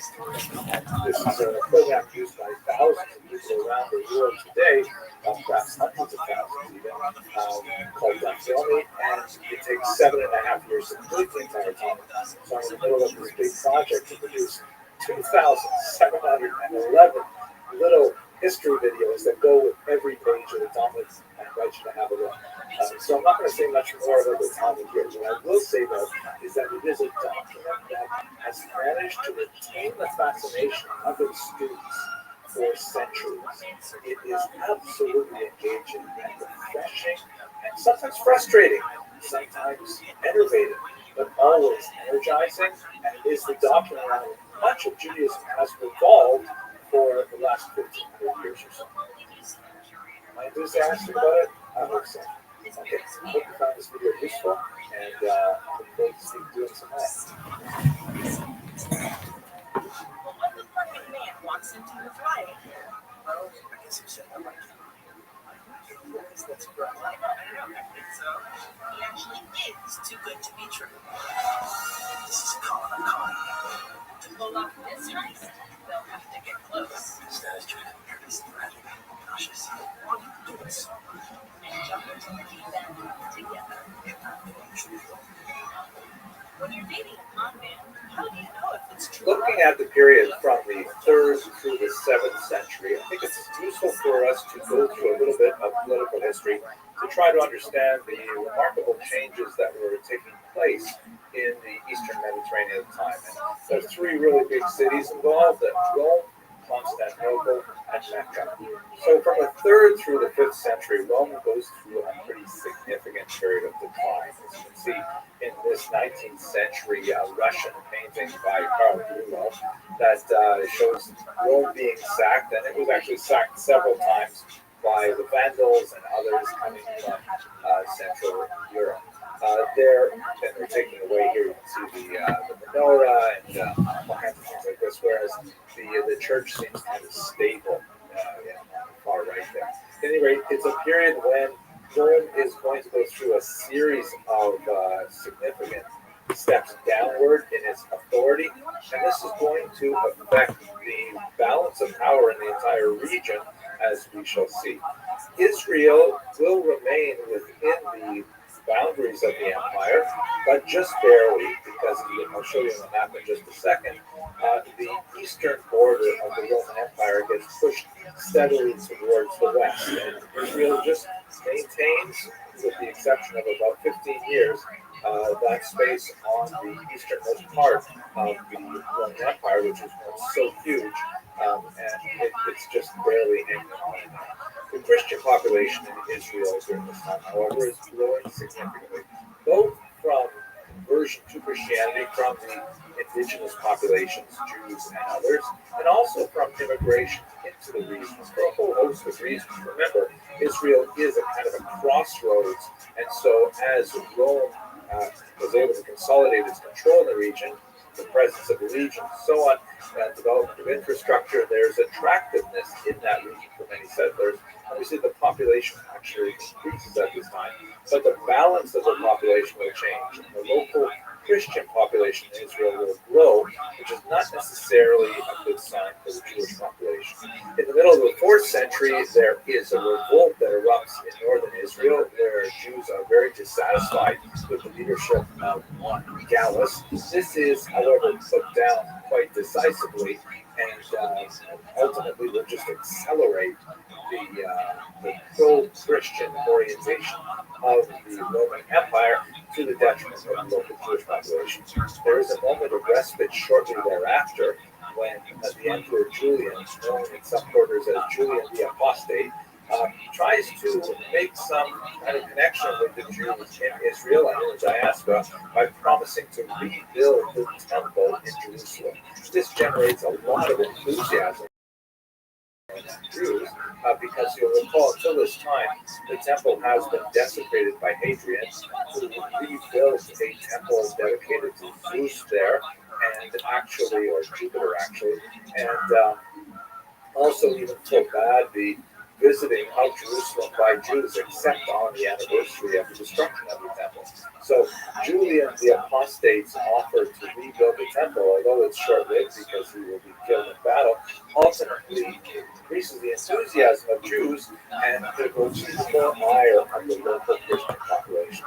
The tensions are increasing, and one of the last things that the Patriarchate was able to do, you recall that the Jews do have some kind of self-governing rulership under the Patriarch, the Patriarch Hillel II, also known as Hillel Messiah, to distinguish him from the Hillel who lived before the Common Era. He designed a 19-year calendrical cycle, which would later be added upon in the third centuries. But basically, he sketched out the possibility of working with a calendar that is mathematically calculated rather than relying on the traditional sighting of the moon, which is something that was in place for many hundreds of years. But there were a couple of moments in Jewish history when, for example, the Samaritans and now possibly the local Christians might have interfered with that process. And so Hillel Messiah, by putting in place a fixed calendar, was able to really establish something very concrete and important for the survival of the Jews in that term. He was very concerned that the Christian Empire, the Roman Empire, now officially Christian under Constantine, would actually disavow the power of the Sanhedrists. And in fact, this would come to pass, although not under Constantine, would happen in the 5th century. So that's basically what's going on in Rome as it falls into decline and how it has an impact on the Jewish people, particularly in Israel. If we look at Constantinople, we see an acceleration of this negative trend. So first of all, where is Constantinople? If you have a look on this map here, you see it's the big red mark, and it's on a very important strait called the Bosporus that separates essentially the Mediterranean Sea from the Black Sea. Very important site for maritime trade. It was originally known as Byzantium, and the Emperor Constantine in the year 324 renames it Nova Roma, the New Rome. It was also known as Constantinople, which is Greek for Constantine City. And this essentially becomes the center of what's called later the Byzantine Empire. It's the Eastern Roman Empire, and as Rome goes to further decline and is sacked many times, Constantinople becomes even more important. It is, by the way, now known as Istanbul because when it was conquered in 1453 by the Turks, then it received this new name. So Byzantium becomes Constantinople, becomes Istanbul. And one last detail while we're at it, not relevant to our period, but since we already went to the 15th century, when Istanbul is no longer a Christian city, then Moscow takes upon itself a kind of mantle of Eastern Christianity, understanding itself as the third Rome, right? You have Rome, the first Rome, and you have the second Rome, or Nova Roma in Constantinople, with the Byzantine Empire, and then finally Moscow is, or at least self-understands, as the third Rome, the inheritor of this entire Eastern Christian tradition. The implications for Jews of this shift from Rome to Constantinople are also generally negative. There's increasingly worse conditions for Jews as we move through the 5th century, as the Roman Empire, now ruled from Constantinople, is more and more pro-Christian. The Patriarchate is formally abolished at the beginning of the 5th century.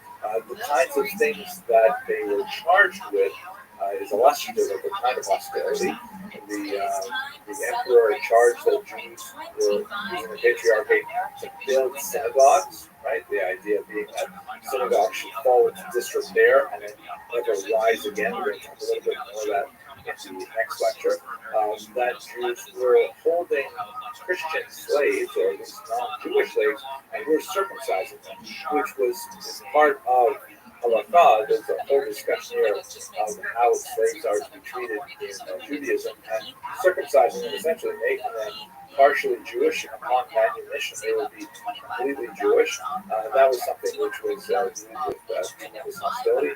And finally, the rabbis in Israel under the patriarchate were occasionally adjudicating legal cases that also involved Christians. So this was seen as an affront to Roman law and especially to Christian sensibilities. So this is a period of time when there are more and more legal restrictions placed upon Jews in Israel. The patriarchate is declining, eventually is completely abolished in the 5th century. Definitely not a great time for the Jews. Now let's go quickly to the final city, Mecca, and I'm only just going to touch on it because we're going to spend a lot more time talking about Islamic influence and rule in Israel, which will last much longer. But just to get the political history together, it's really not only Mecca, it's also Persia. And basically what happens is, if you have a look at this map here, this represents the diaspora, the Jewish diaspora in the Roman Empire. And we can see that there are 3 big chunks of Jewish settlements in the Roman Empire at this time. You've got some in Asia Minor, which would be here in Western Turkey. You've got a big chunk of Jews living just north of what would be Israel, in places like Antioch and Damascus in Syria. And then you've got another big chunk in Egypt. This map doesn't show the settlement in Israel as well, but there would be a lot, of course, centered in northern Israel in particular. And then as you go across the Mediterranean basin, you see lots of dots. Those dots represent individual Jewish communities, and you've got them all the way up in the Rhineland in Germany, in France along the Rhone River, and on the southern coast of France and the Mediterranean. You've got them throughout Hispania or Spain, and then you've got some in North Africa, like even Carthage and Jordan that we saw earlier. So those are all inside the Roman Empire. There is only one really large Jewish population outside of the Roman Empire, and that is just to the east, just about where my head is on this map. This is, of course, the Babylonian center, which will become very powerful, and ultimately Babylonia, under the Persians, will invade Israel in the year 614. And Israel will very briefly fall under Persian control once again, but only for a very brief period of time, because the Byzantine Emperor Heraclius would come back in, and by the year 629, he is back in Jerusalem again. This would also be short-lived, as we shall see shortly, but before we leave the Byzantine Empire, I just want to point out one other area where there was a Jewish settlement, at least up until the 6th century, and that is in the region of contemporary Yemen, in the so-called Kingdom of Himyar. This is so bizarre and fascinating. So here's the Arabian Peninsula, and you can see where the Kingdom of Himyar is in the southern part of it. There's a new book out by Professor Bauerstock called The Throne of Tunis, which tells the amazing story of this Jewish kingdom in the region, which lasted for quite some time. So here's the story. We know that Jews lived in this region for centuries before the period that we're discussing here.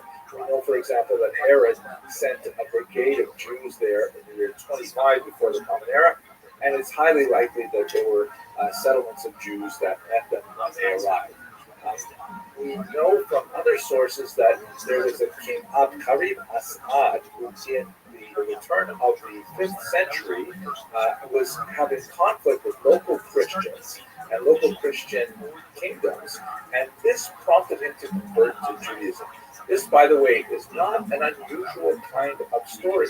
We see a very similar thing in the Khazar Empire, which we'll discuss not too long from now, when the Khazarians, seeing that they were on the one hand pressed by the Christians, on the other hand pressed by the Muslims, they saw Judaism as a third way of maintaining their independence. And it appears that King Khalid Assad also saw that as an option for his Kinyar people. So we don't have really great sources about that conversion, but apparently it happened sometime around the 5th century. We have other sources, Christian sources, that describe a King Yusuf Asar Yatar Du'uas that lived about 100 years later, and presumably Kinyar is basically a Jewish kingdom this entire time. And this King Yusuf is at war with neighboring Christian territories and persecuting local Christians. Again, this is a Christian source that is not sympathetic to King Yusuf, but there's no reason to specifically doubt that there was conflict going on.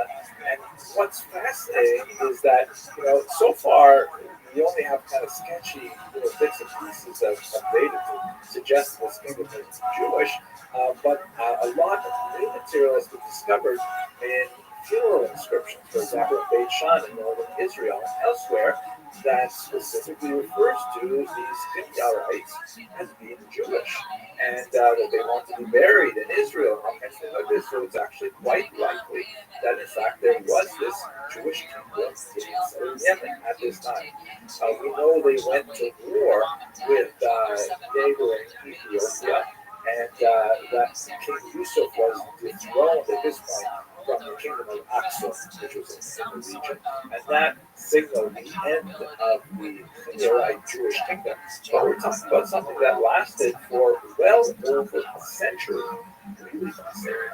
I wish I had more time to study this now. Anyways, let's go back to the bigger picture. The big picture is, remember that the Sasanian Empire makes a quick penetration into Israel, displacing the Byzantine Empire in the year 614, but only lasts a very brief time because in 629, Heraclius reconquers the region, and then he lasts for about 15 odd years, and the Muslims conquer it in the year 646. The Muslims, of course, will be in control of the Middle East and North Africa for quite some time, and they'll have a large Jewish population living under Muslim rule, and so we're going to look at a lot of these communities in the following lectures. But before we get to Muslim rule, let's talk a little bit about the Versus Judaeos tradition in the Byzantine Empire, which will take us a little deeper into, unfortunately, the negative circumstances that Jews experienced at this time. Thank you very much for watching. Just the idea of, I guess if you meet somebody, if you're at a political event, maybe, and you meet somebody and you realize you guys are simpatico when it comes to that, great. But if you're not meeting at a political event, why are you talking about politics? I know. What a turn. The good news is it's all going to end probably end of October. Harvard physicist Avi Loeb. And nobody says it's all going to end with us. Yeah, you don't have to worry about that anymore. Avi Loeb is the guy that we talked about who has been keeping an eye on 3I Atlas.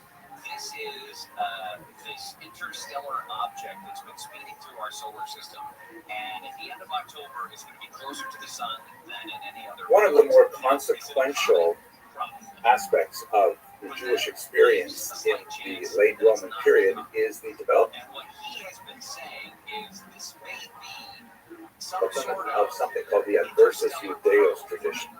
This is a group of ideas and ultimately policies that were developed by the church fathers in the late Roman period. Versus Judaeos, the title is generic. It's taken from a series of sermons delivered in the 4th century by St. John Chrysostom, who will speak on just a few minutes. It translates as against the Jews, or as they say here in the United States, against the Jews. Besides the regional differences, because there are clear distinctions to be made between those ideas that were generated in regions where Jews had very little population base and it was an increasingly Gentile environment, and those areas where there was much more of a mixed population and non-Jews actually interacted with Jews on a significant level. But what's also really important to note that Christianity becomes a state religion in the early 4th century with the adoption and approval of Christianity by the Emperor Constantine. And so these ideas that begin as kind of theological disputes, early Christian thinkers trying to articulate the identity of Christianity against the background of Judaism, largely theoretical kind of ideas, which may have had more of a rhetorical import than a physical one, become much more policy ideas once Christianity is joined with the empire. And so some of the ideas which are, perhaps understandable in a rhetorical environment and people speaking and, hyperbole and things like that, they can become actually quite significant when there's real power behind those ideas. Well, anyways, let's have a look at a couple of the aspects of this versus Judeo-tradition in particular. Let's start with Justin Martyr, shown here. And I have to tell you a quick sidebar. As I was preparing this lecture, I came across this amazing book on the internet. Here's the citation: André Télé, Les vrais portraits et vies des hommes grecs, latins et païens. So, translation is the true portraits and the lives of these men from Greece, Rome, and I'm not sure what païen means. I think it means peasant, which really doesn't make sense to me. But at any rate, 16th century book that illustrates the true portraits of these people, which I find absolutely amazing and hardly credible. Although some of the images, like Socrates, for example, seem to be taken from busts that are from the Greek period. So maybe a couple of them are more accurate than others, but otherwise, hard to believe that this 16th century work actually portrays these people for real, but nevertheless really cool. Okay, so here's Justin Martyr. As you can see, he was called Justin the Philosopher as well. He lived in the 2nd century, very important early thinker. And among his many works was a book called The Dialogue with Trypho, which is essentially a dialogue with the Jew. And Justin Martyr really takes a lot of the ideas that were nascent in the Gospels and develops them to articulate a rather harsh approach to Judaism as a whole. First off, he clearly makes a distinction between his vision of Christianity, which is ethereal and spiritual and based on ideas and morality and emotion, as opposed to Israel, the Jews, who are carnal in nature, dedicated to really, like earthly things like sacrifices and blood and like which spoon went into which pot. Was it a meat spoon and a milk pot, things like that. And he wants to say essentially that the Jews are all wrapped up in physicality, and that's a negative thing, whereas Christians are much more thinking about, more spiritual aspects of that. This is an unfair characterization, but nevertheless, it creates a kind of a dichotomy that will be repeated over and over again in many Christian thinkers over the centuries. He also, at the same time, and it seems to me a little bit contradictory, that while he's putting down the Jews for their carnality, he's saying, and besides, we're the real Jews. Christians are the quote-unquote true Israel. That is, that what the Jews were doing with all of those mitzvot, all of those commandments, those were totally wrong and totally physical and not the way God wanted them to go. Christianity, which has abandoned all of these things, is much more of the true Israel. I have to tell you, as a little bit of an aside, I often get a lot of comments on this site about, you guys are not the real Jews, you are Khazarians, or the true Jews are actually Black Americans. And, I like, it doesn't bother me that much if other people want to claim that they are the true Israel. It'll all sort itself out in the end, I guess. But what bothers me is, like, what does it matter to you what I call myself? I can call myself an alligator if I want, right? Why is it such a big deal to you if I decide to identify as an alligator? At any rate, that's something that is a very pronounced idea that reverberates throughout the centuries. Also, at the same time, Justin Martyr really emphasizes something called the obduracy of the Jews, meaning their stiff-necked nature, their refusal to admit that everything that Justin Martyr and other church fathers are saying is true. And this is why, according to Justin's thought, the Jews deserve more punishment, because really, by refusing to admit the truth, they brought it on themselves. right? So in other words, the Justin Martyr would demand that Jews admit something, and if Jews refuse to admit it, then they should be punished for obduracy. Definitely a kind of a not such a great start for Jewish-Christian relations, and it is a very important early theme in the Church Fathers. As we shall see, however, there are some very important correctives, especially with Augustine.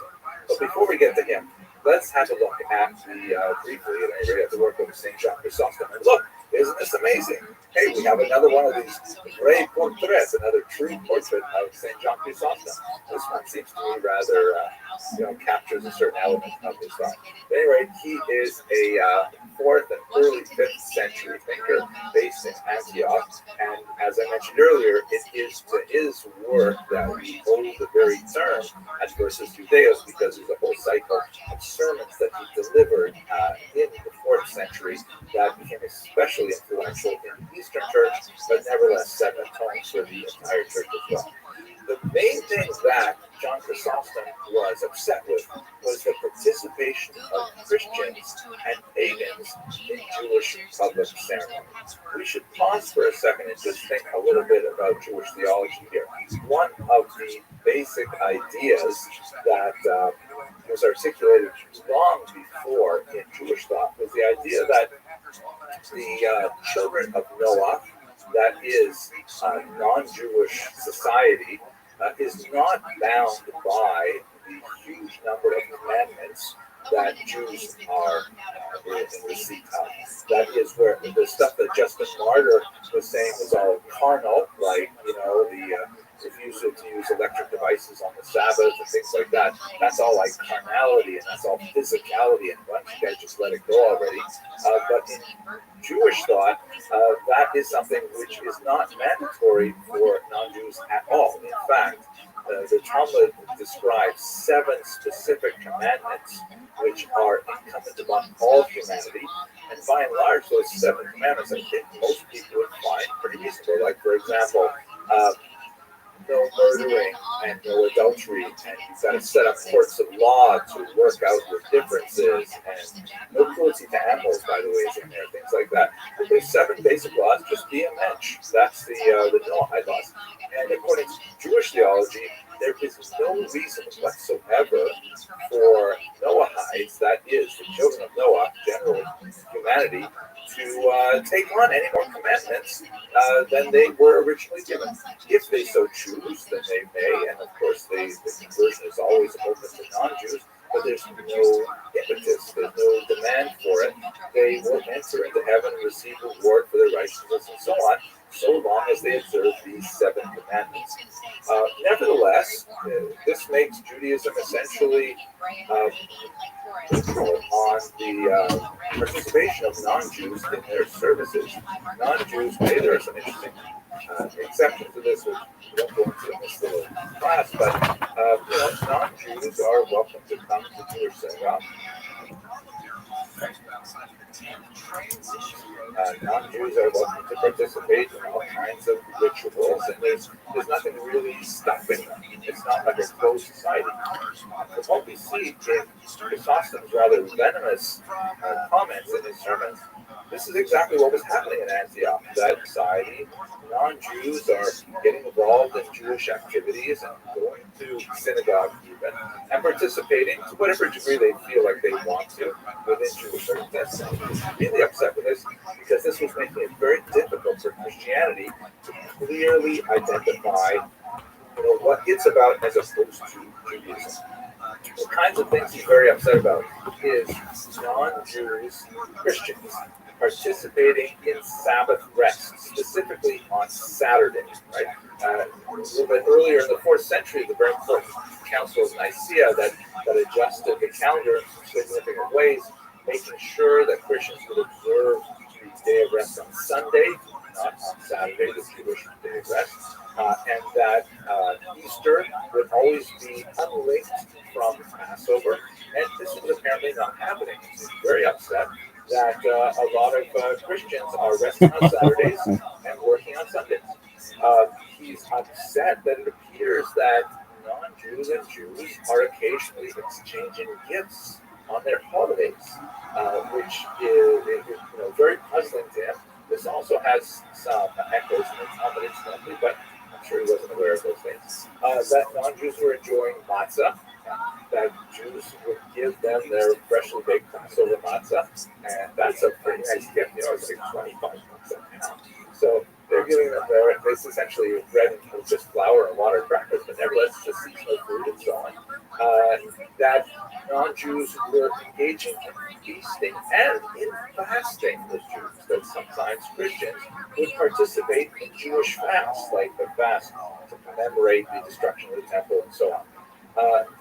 He refers to non-Jews kindling lights on the Jewish festivals, which appears to be some kind of reference to non-Jews acting as a Shabbos goy. The term goy, by the way, can be used in a derogatory sense, depending on how it's used, how it's the tone in which it's stated, but it literally means nation.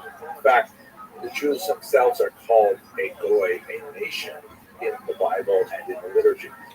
It's kind of like the word Jew, which I use in generally a neutral or positive sense. But if someone says to you, hey, Jew in the street, that's probably a negative sense. So the term Shabbos goy means the Sabbath non-Jew, and it's a non-Jew who will occasionally help out with things that are forbidden for Jews to do on the Sabbath, such as kindling lights. Now, by the way, kids, before you ask a non-Jew to do this for you, there are lots of restrictions on this. Check with your rabbi before you get excited about having a non-Jew take care of those things for you. That non-Jews were actually involved in prayer with Jews, that non-Jews would come to the synagogue and get engaged in Rosh Chodesh or Shabbat or whatever prayer was going on, and of course the day of Passover, Easter. So St. John Chrysostom really, in a series of sermons, really lambasted his audience, saying that we have to distinguish ourselves, we have to separate ourselves. These are all terrible things for non-Jews to be doing, Christians specifically, and that the Jews have to be essentially shut to the side.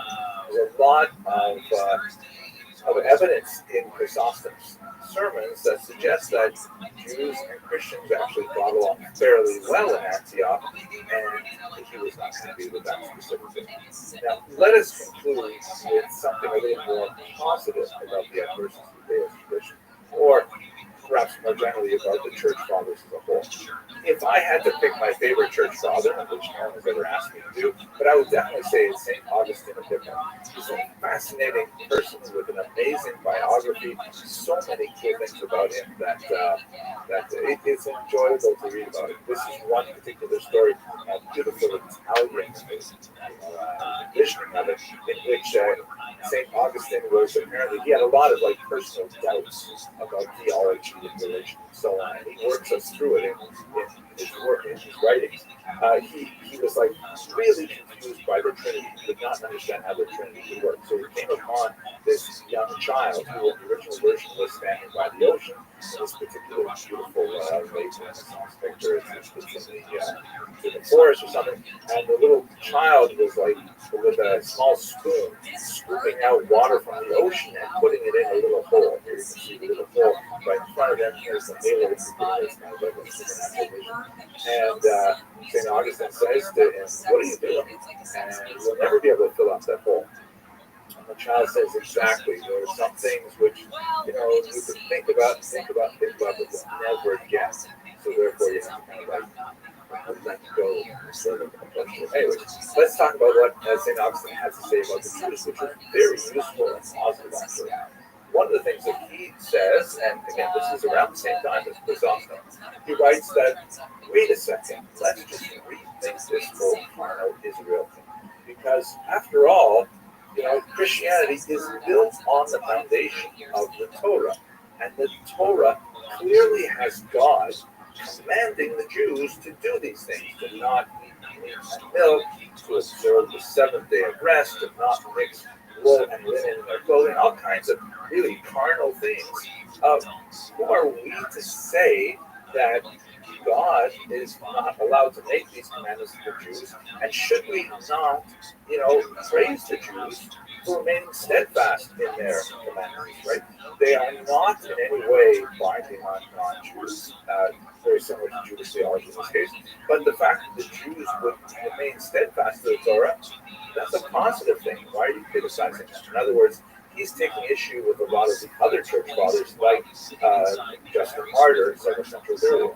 In fact, Augustine writes that Judaism functions as the desk of Christianity that supports all of Christian teachings. It is the foundation, to use another metaphor, and therefore the Jews should be valued as they are without demanding them to convert to Christianity. This will actually have some explicit reference.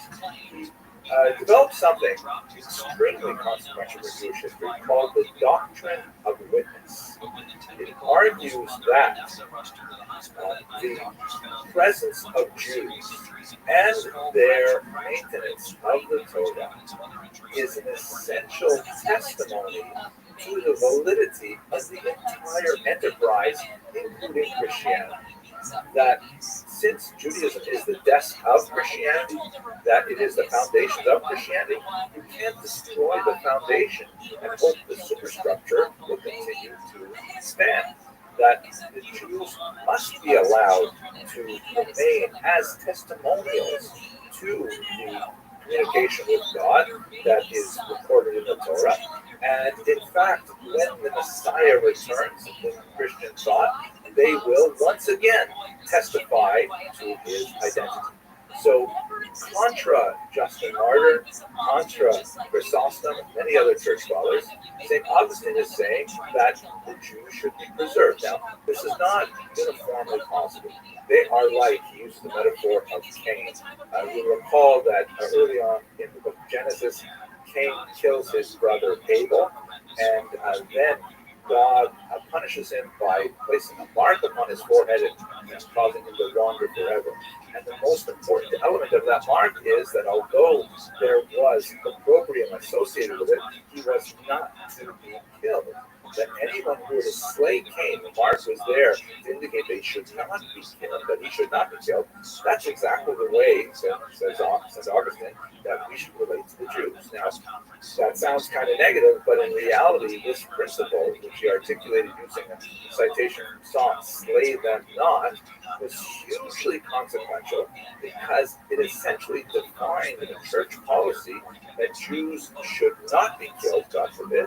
They should not be subject to forced conversions because they must, according to the doctrine of witness, remain as Jews. And this is essentially a way of testifying or witnessing to the validity of Christianity in St. Augustine's thoughts. Now, it is important to note that this particular set of ideas was interpreted in various ways over the next few centuries.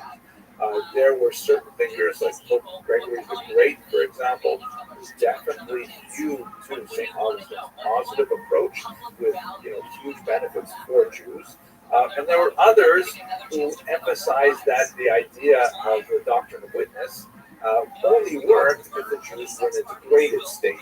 That is, let's keep them around, but they shouldn't be allowed to get ahead, because if they get ahead, then witness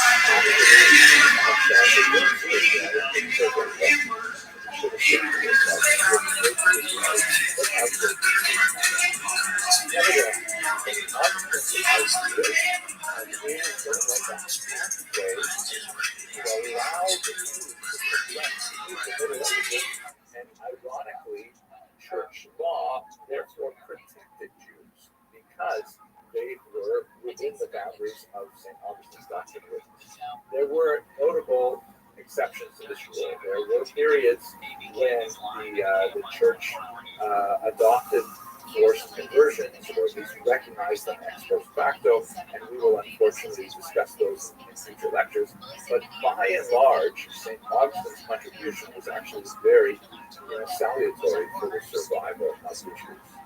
Okay, that's it for a very quick look at some of the thought of the church fathers and the discussion of their impact on Jewish history.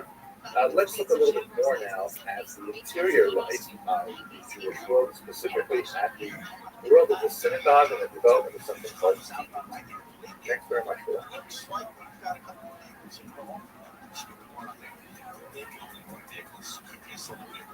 But at any rate, traffic is slow on that South 55 through 91.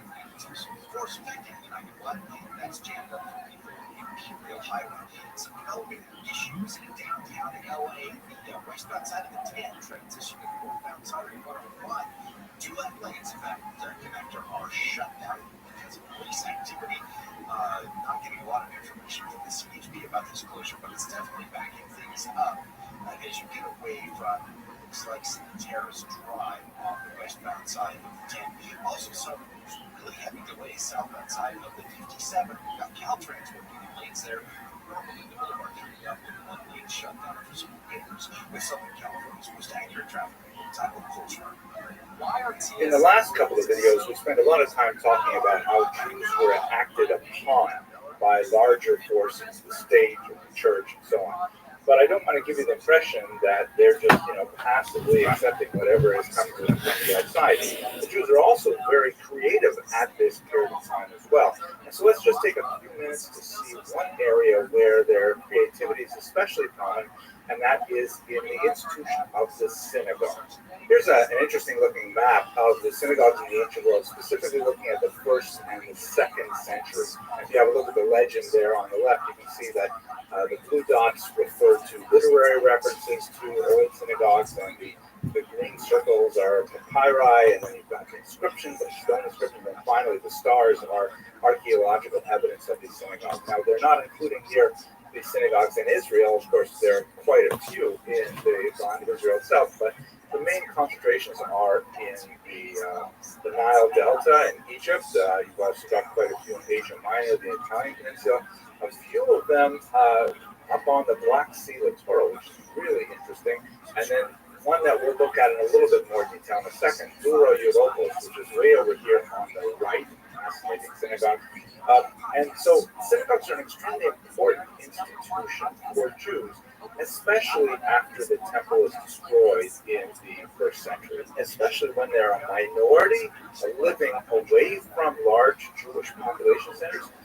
The synagogue is their locus for formal communal ritual activity, specifically religious worship, and they had to kind of articulate that. What exactly does religious worship look like when you don't have the ritual sacrifice associated with the temple? Synagogues did predate the destruction of the temple. So in other words, Jews seem to want to create these institutions where they could get together for communal prayer. There's a lot of fascinating discussion in the Mishnah and the Talmud and the Midrash that describes the evolution of the prayer service and what connects to what, and the references to the patriarchs and fascinating kinds of things like that. But we should understand that the synagogue, the word itself, by the way, is Greek meaning place of gathering, is effectively a Jewish community center, a JCC, for a minority population, and it would fulfill all kinds of different functions, not just religious, but it would be a place of gathering for discussing communal affairs, for adjudicating disputes, all kinds of things. The basics of the service that is familiar to synagogue goers today took centuries to evolve. And if you look at the prayer books, that's really an archaeological textual representation of the wanderings of the Jews in diaspora as well, with core elements that go back to Israel, and then other elements and other prayers that were added in many different iterations throughout their long history. One of the things that I find especially fascinating is that women are remarkably well represented in the sources that we have. Professor Tal Ilan wrote a really interesting article in the Cambridge History of Judaism, Volume 4. Have a look at the notes and we'll reference that. And in that, of the synagogues where we know there are lists of donors, this is something in contemporary synagogues as well. You have like a plaque here and a plaque there, and you have a plaque on top of a plaque, and everyone who gives anything to the synagogue is recognized in some kind of public way. So looking at these ancient inscriptions that have survived, 1/3 of the names of donors to the synagogue were women. In some cases, they're mentioned in the leadership positions as well. So that's a really fascinating statistic. I wish we knew more about that, but maybe we'll get back to it later on in the series. At any rate, the synagogue is forming as a major locus of Jewish activity, and innovations are replicated across Europe. And let's look at two of them in particular. And here is a beautiful wall painting from Ura Europos. That remarkable synagogue is so well preserved. This is actually a representation of elements in the story of the book of Esther. You can see there's Mordecai on the left on the horse. He's being walked along by Haman, I think. At any rate, the kind of things that are going on in the synagogue at this time, they're still trying to work out. For example, public Torah reading is obviously something very important. Even the prophet Ezra had mandated the reading of the Torah on a regular basis. But how exactly is that done? How exactly is it broken up? One of the major distinctions that we have at this time is that Israel tended to prefer a triennial Torah reading, meaning that the first 5 books of Moses were completed only once every 3 years, which meant there was a much shorter amount of time actually dedicated to reading the Torah. Whereas in the diaspora, an annual reading, which is pretty much the norm nowadays, was preferred. And this made for a lot of interesting gaps in the prayer service. How long was the prayer service? What other things would people say or do in the prayer service, and so on? And one of the most fascinating elements related to this is the institution of the, I guess the modern term would be drasha, or sermon. It's not the term that was used in the ancient period, but it finds its textual expression in the creation of Haggadic Midrash. So we spoke about Midrash a while back in this series.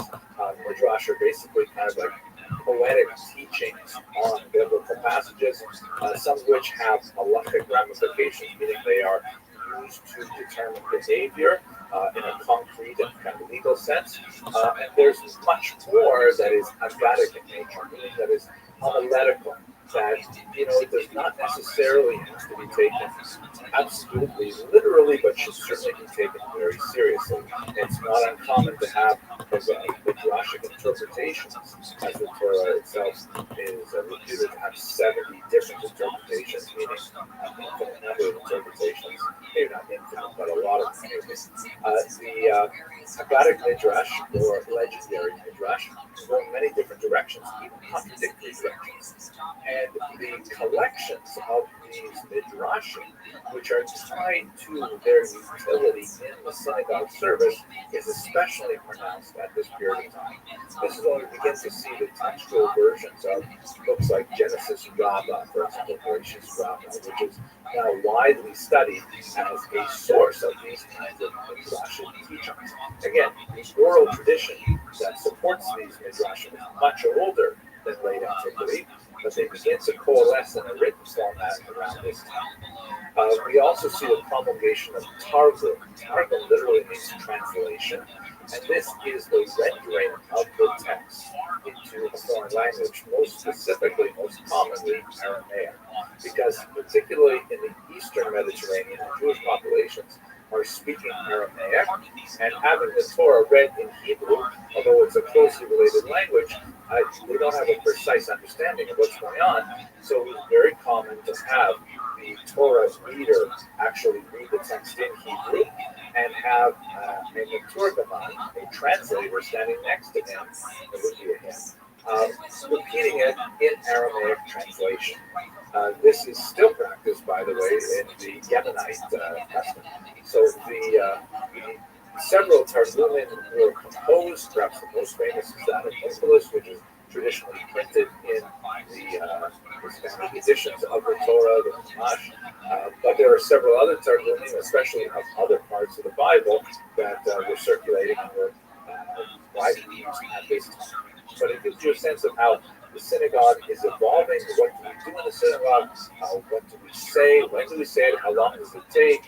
What do we add? And so on. one last detail, I know I'm going through this very quickly, and I wish I could spend more time on this.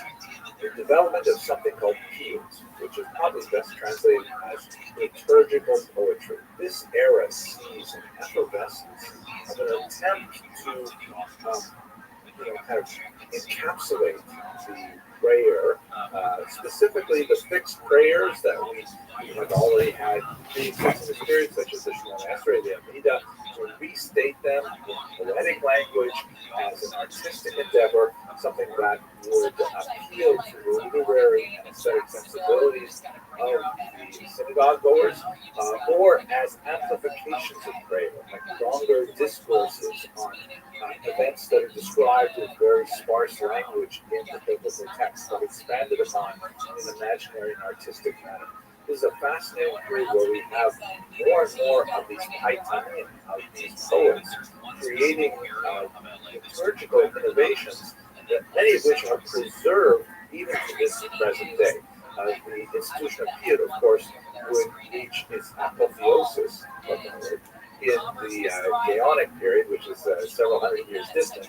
But this is the period of time, the initial development of the synagogue ritual as we understand it today, that piyut becomes a very important part of that process. The image, by the way, that we're looking at is a mosaic, very common motif in synagogue art from the Beit Alpha synagogue that was discovered in northern Israel.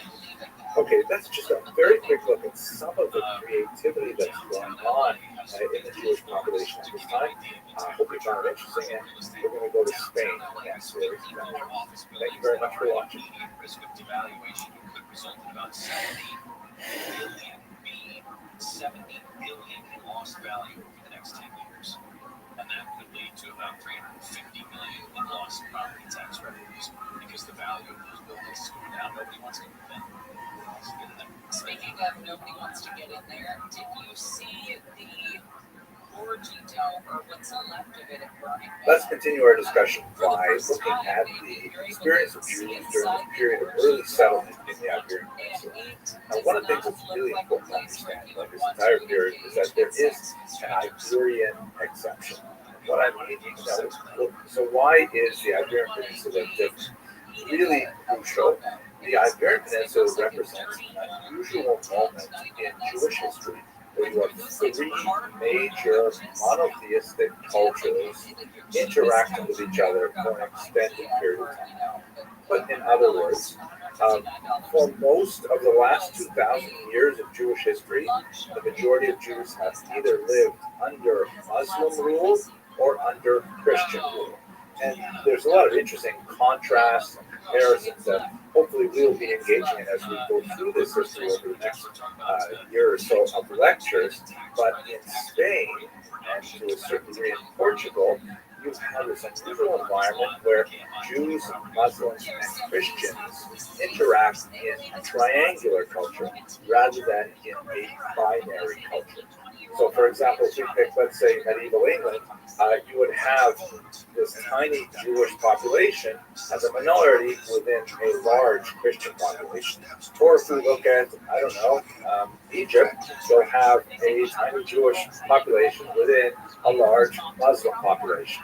And the way in which Jews interact with their host culture is quite different than we have in Spain, where because of the changing power dynamics of three cultures, two of which who are really vying for rulership of the entire peninsula, the Jews have an unusual opportunity to flourish. And in fact, they do, especially in the Muslim period, which we're discussing in a little more detail. So let's just put that on hold. And I'd like to quickly introduce this subject by looking at the various periods of Jewish history as most historians have defined. The first, which we'll talk about in this lecture, is the early settlement and the early Visigothic period. That is the first time we have any sense of Jews inhabiting the peninsula and what we might be able to know about their experience from the 5th century onward when the region was dominated by the Visigoths.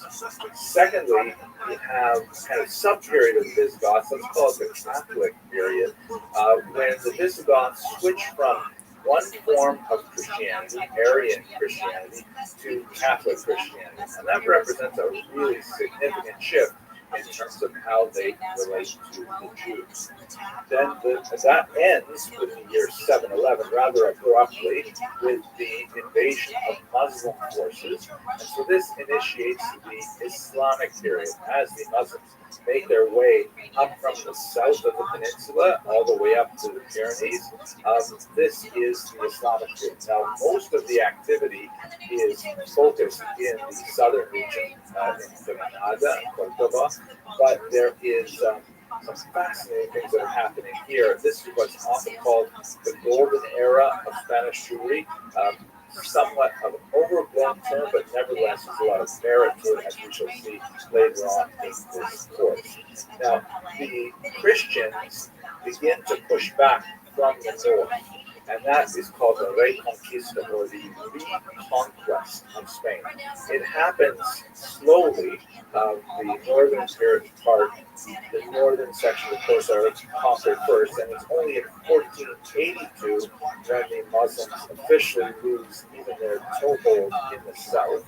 But during this period, which overlaps with the Muslim period, because the northern section will be Christian, the southern section will be Muslim, that's also very significant for our study of the Jews, because the Christians, when they reconquer the peninsula, will have a very different orientation toward their Jewish minority than we would see under the Muslims. And finally, although of course there is the dramatic and terrifying expulsion of the Jews in 1492, and then subsequent developments in Portugal with a forced conversion and also a mass migration in 1497. You have what I like to call the crypto-Jewish period, because there's still a very significant population of Jews living as Christians in the Iberian Peninsula, and there's a whole spectrum of what that really means. There are some Jews who are like just clamoring to get back to their Jewish practices, but are feigning Catholicism simply for the time being. And on the other end of the spectrum, you have Jews who become enthusiastic adopters of a new faith. And along that spectrum, you can quite a range of people. There's also a significant expatriate community, particularly those Spanish Jews who fled to Portugal and then sometimes a generation or three later left Portugal only to re-adopt their Jewish identity in the diaspora. So the crypto-Jewish period is not only what happened in Spain itself, Spain and Portugal, but really what happens in their diasporas as well. So that will take us right up to the contemporary period. So these are like 5 basic ways to divide up the period that we have before us. We're going to concentrate right now on the early 7th.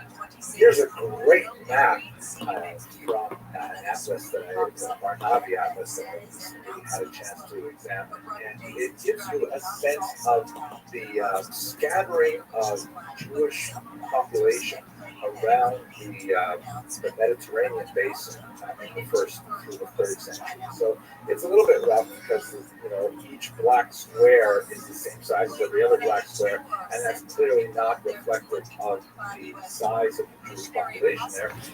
You also have that kind of starburst that shows that it's an important Christian community, and I think there's a lot more important Christian communities than Alexandria and Rome, but nevertheless, Antioch, still gives you a sense of the early diaspora, the early scattering of Jews that extends all the way up to London and into what would be later France and Germany. But of course, Spain is an extremely important region.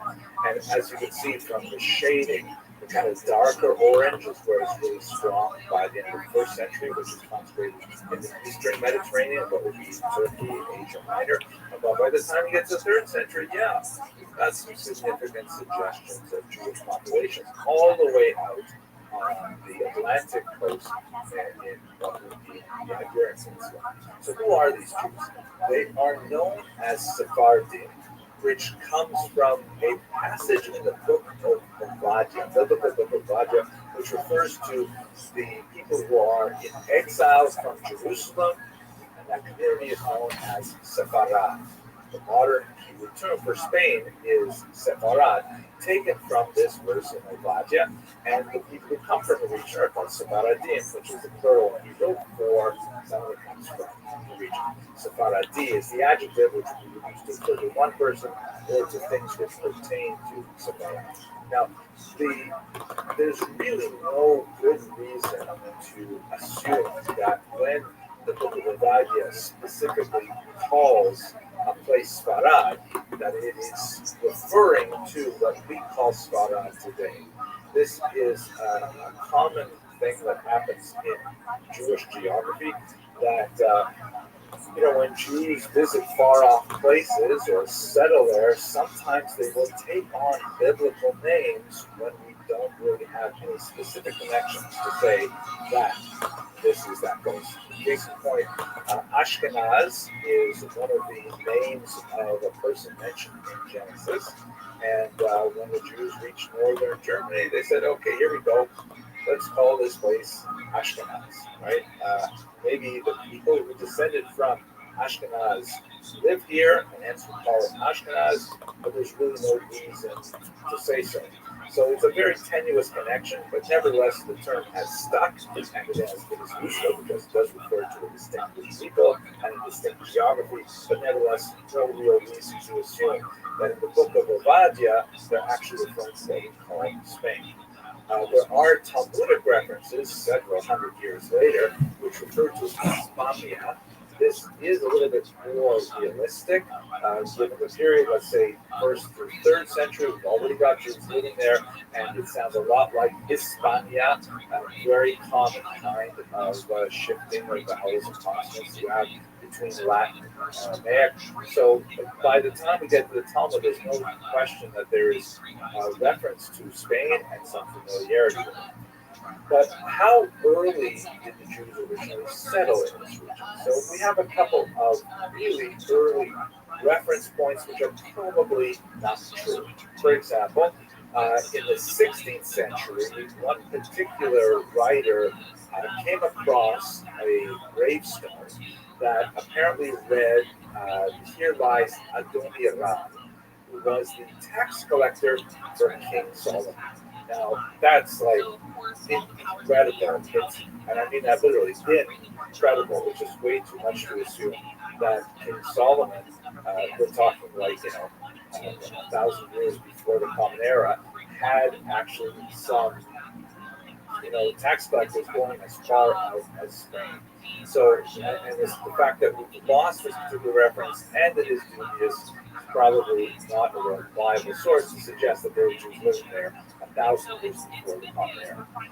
Another one that does not necessarily negate the idea of Jews living in Spain, but is also regarded as quite curious, is apparently a letter from the Jews living in Toledo sent to Judea asking that the Jews in Israel refrain from crucifying Jesus.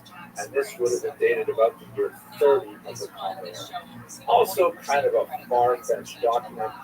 It doesn't date anywhere near to this period, but it falls within a kind of a trope where in the medieval period, Jews had it in their interest to demonstrate that they had early settlement in order to document and to bolster their arguments for things like charter rights, or privileges to live in a particular area, to pursue certain tasks. If they could demonstrate the antiquity of their settlement, then that would help them in whatever local negotiations they might have. This would be especially important in Europe when medieval charters are put into place, but that's beyond our scope right now. It also indicates a level of kind of obsequious appeal to Christians, specifically saying we're not like those Jews who crucified Jesus. We're completely separate. We want to have nothing to do with it,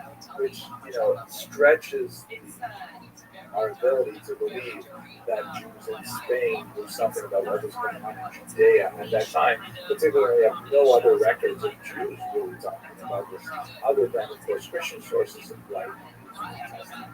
So these sources are hard to believe, and you can't really place Jewish settlement in Spain as early as a result of We do have, however, a lot of really cool pieces of evidence which suggest something around this being. This is, by the way, a beautiful image from the famous Sarajevo Haggadah.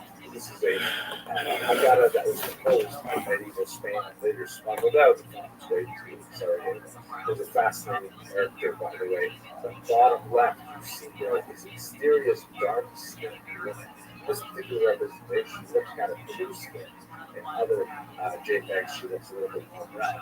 A lot of questions about who is that woman. She's clearly participating in the meal with eating a piece of matzah, but she has a different complexion than the other women there. She is seated somehow separately from them. Or is that just coincidence? The artist chose to put it that way. She's also dressed a little bit differently, but she's clearly part of the ceremony. Fascinating. We have a much more reasonable 18th century tradition that of a discovery of a gravestone. And the gravestone was partial, and again, like the gravestone of the purported Adon Uram, it is missing. However, it's a much more reasonable historical source, so there is an information to tolerance of it. This is from Adra, and the inscription apparently originally read in Latin, something like Unia, a girl's name, Solomon Lula, the daughter of Solomon, or let's say Unia Bachlomo, Uno, 1 year, ens cuatro, 4 months, dia uno, 1 day, finally, US. So this, if it is authentic, and there's good argument to suggest it is the first real mention of a Jew living in Spain and the days of the 3rd century. Fascinating. There's always a doubt. It's tragic how you can see that the father specifically laid out exactly how old she was when she died, right down to the day. But he regarded it as very significant that he know that she was a Jewess of called Adra. I find this very moving. At any rate, we don't have this, in hand anymore, but it is a significant indicator. We also have a literary evidence of the possibility of Jews in Spain from the 1st century in the Christian scriptures. In Romans chapter 15, there's a discussion there where Paul indicates his desire to go visit Spain. And the reason why this is specifically a good possibility of seeing a Jewish population there is because Paul used to specifically go to Jewish communities as they tended to attract potential Christian converts. That Paul enjoyed visiting those communities that had a lot of Jewish population and then kind of like fellow travelers or interested populations that were a market for the ideas that Paul was, disseminating at these times. So quite possible that Paul wanted to go to Spain if he wanted to go there for a good reason, meaning there were Jews already living there who would have attracted some proto-monotheists who considered Christianity as a religious option. We also have an amphora that was discovered in India that has 2 Hebrew letters, so it indicates at least the possibility of trade in the region. It's quite a bit earlier. It's also 1st century, but doesn't necessarily indicate that it originated there. But by the time we get to the 4th century, then it's pretty clear that it's important to the church, at least, to talk about Jews living in the region. Again, I'm going to qualify this in a second, but basically we have a very important church synod or council in a town called Elvira, and there's a whole bunch of Jewish legislation in the deliberations and decisions of this particular council. There are very clear bans in these documents on intermarriage, bans on social dining, that is, Christians are forbidden to engage in recreational dining with Jews. And one of my favorite passages, a very strong adjuration that Christians must not allow Jews to bless their crops. Meaning that, Pedro can't say to his friend Baruch, hey, you're Jewish, I know you have a close connection with the big guy, come by to my field, please give it a blessing so we can get a good crop. Now, the reason why this is somewhat problematic is because although it suggests that these things were happening, it doesn't necessarily mean that they were. They could be kind of like, testimonials to faith that are just inserted in these kinds of documents to sort of explain that, don't worry, we're following the party line on all of these issues. Doesn't actually mean that there are Jews who are doing these things with Christians. On the other hand, sometimes the specificity of these things does suggest that it's more realistic. Like, for example, a ban on intermarriage, sure, that's pretty standard. A ban on owning Christian slaves, Jews should not own Christian slaves. Okay, we hear that too. But mixed dining, blessing the crops, that sounds sort of specific. Like, let's say, for example, I understand there are laws in the books here in America that also prohibit a person from riding his horse in certain areas of New York City. Now, nobody rides horses except for policemen and maybe those guys with the special carriages, so it doesn't apply to anyone, but there's no point in taking that law off the books. And even if you renew the law code for whatever reason, I mean, it doesn't hurt it just to keep it in there. That doesn't mean that there are actually horses riding in the streets. But if there's something really detailed that says something like, people are forbidden from riding their horses in Manhattan, especially when we are, building new cell phone towers. Right? So, look at that. There's a detail there that places it within the modern period and makes it more suggestive that it might actually happen that people are riding horses and interfering with the cell phone construction. Kind of a stretched example.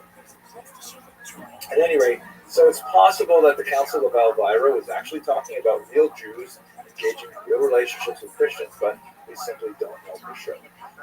One more source, which is a letter from Bishop Severus of Minorca in the year 418, is also quite tendentious and could easily be entirely fabricated. But again, the level of detail suggests that such a thing actually happened. In this particular letter that the bishop wrote, he refers to a local conflict between Jews in a Christian community, and he specifically numbers the Jews. I mean, the level of detail and specificity suggests that it's more realistic than not.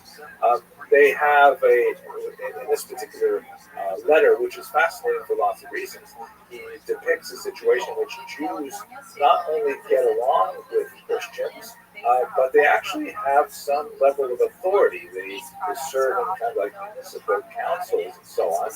And in the end, these Jews are forcibly converted to Christianity. And it's possible that the entire story is entirely fabricated, perhaps for religious propaganda purposes. But there are some thematic elements in the story that are quite ominous, as we shall see this recorded much more authentic sources for several hundred years after this. What we can say with some reliability, though, is that by the 3rd century, there are some Jews living in Spain. It is certainly on the periphery of the Jewish world, but this population will certainly increase. And by the time we get to the early 8th century and the Muslim conquest, we'll certainly have a much better sense of the size and the distribution of that population. But let's turn now to the Visigothic period. Taxes caused by a rise in prices. Single filers earning $75,000 or less could receive up to $200, while joint filers making $150,000 could get up to $400. The checks will continue being mailed out through November. And Uber Eats agreed to pay millions of dollars to Seattle to settle a lawsuit over alleged violations of the city's laws on minimum wage and pay transparency. Uber Eats will pay over $15 million to more than 16,000 Seattle drivers. Your consumer and business news.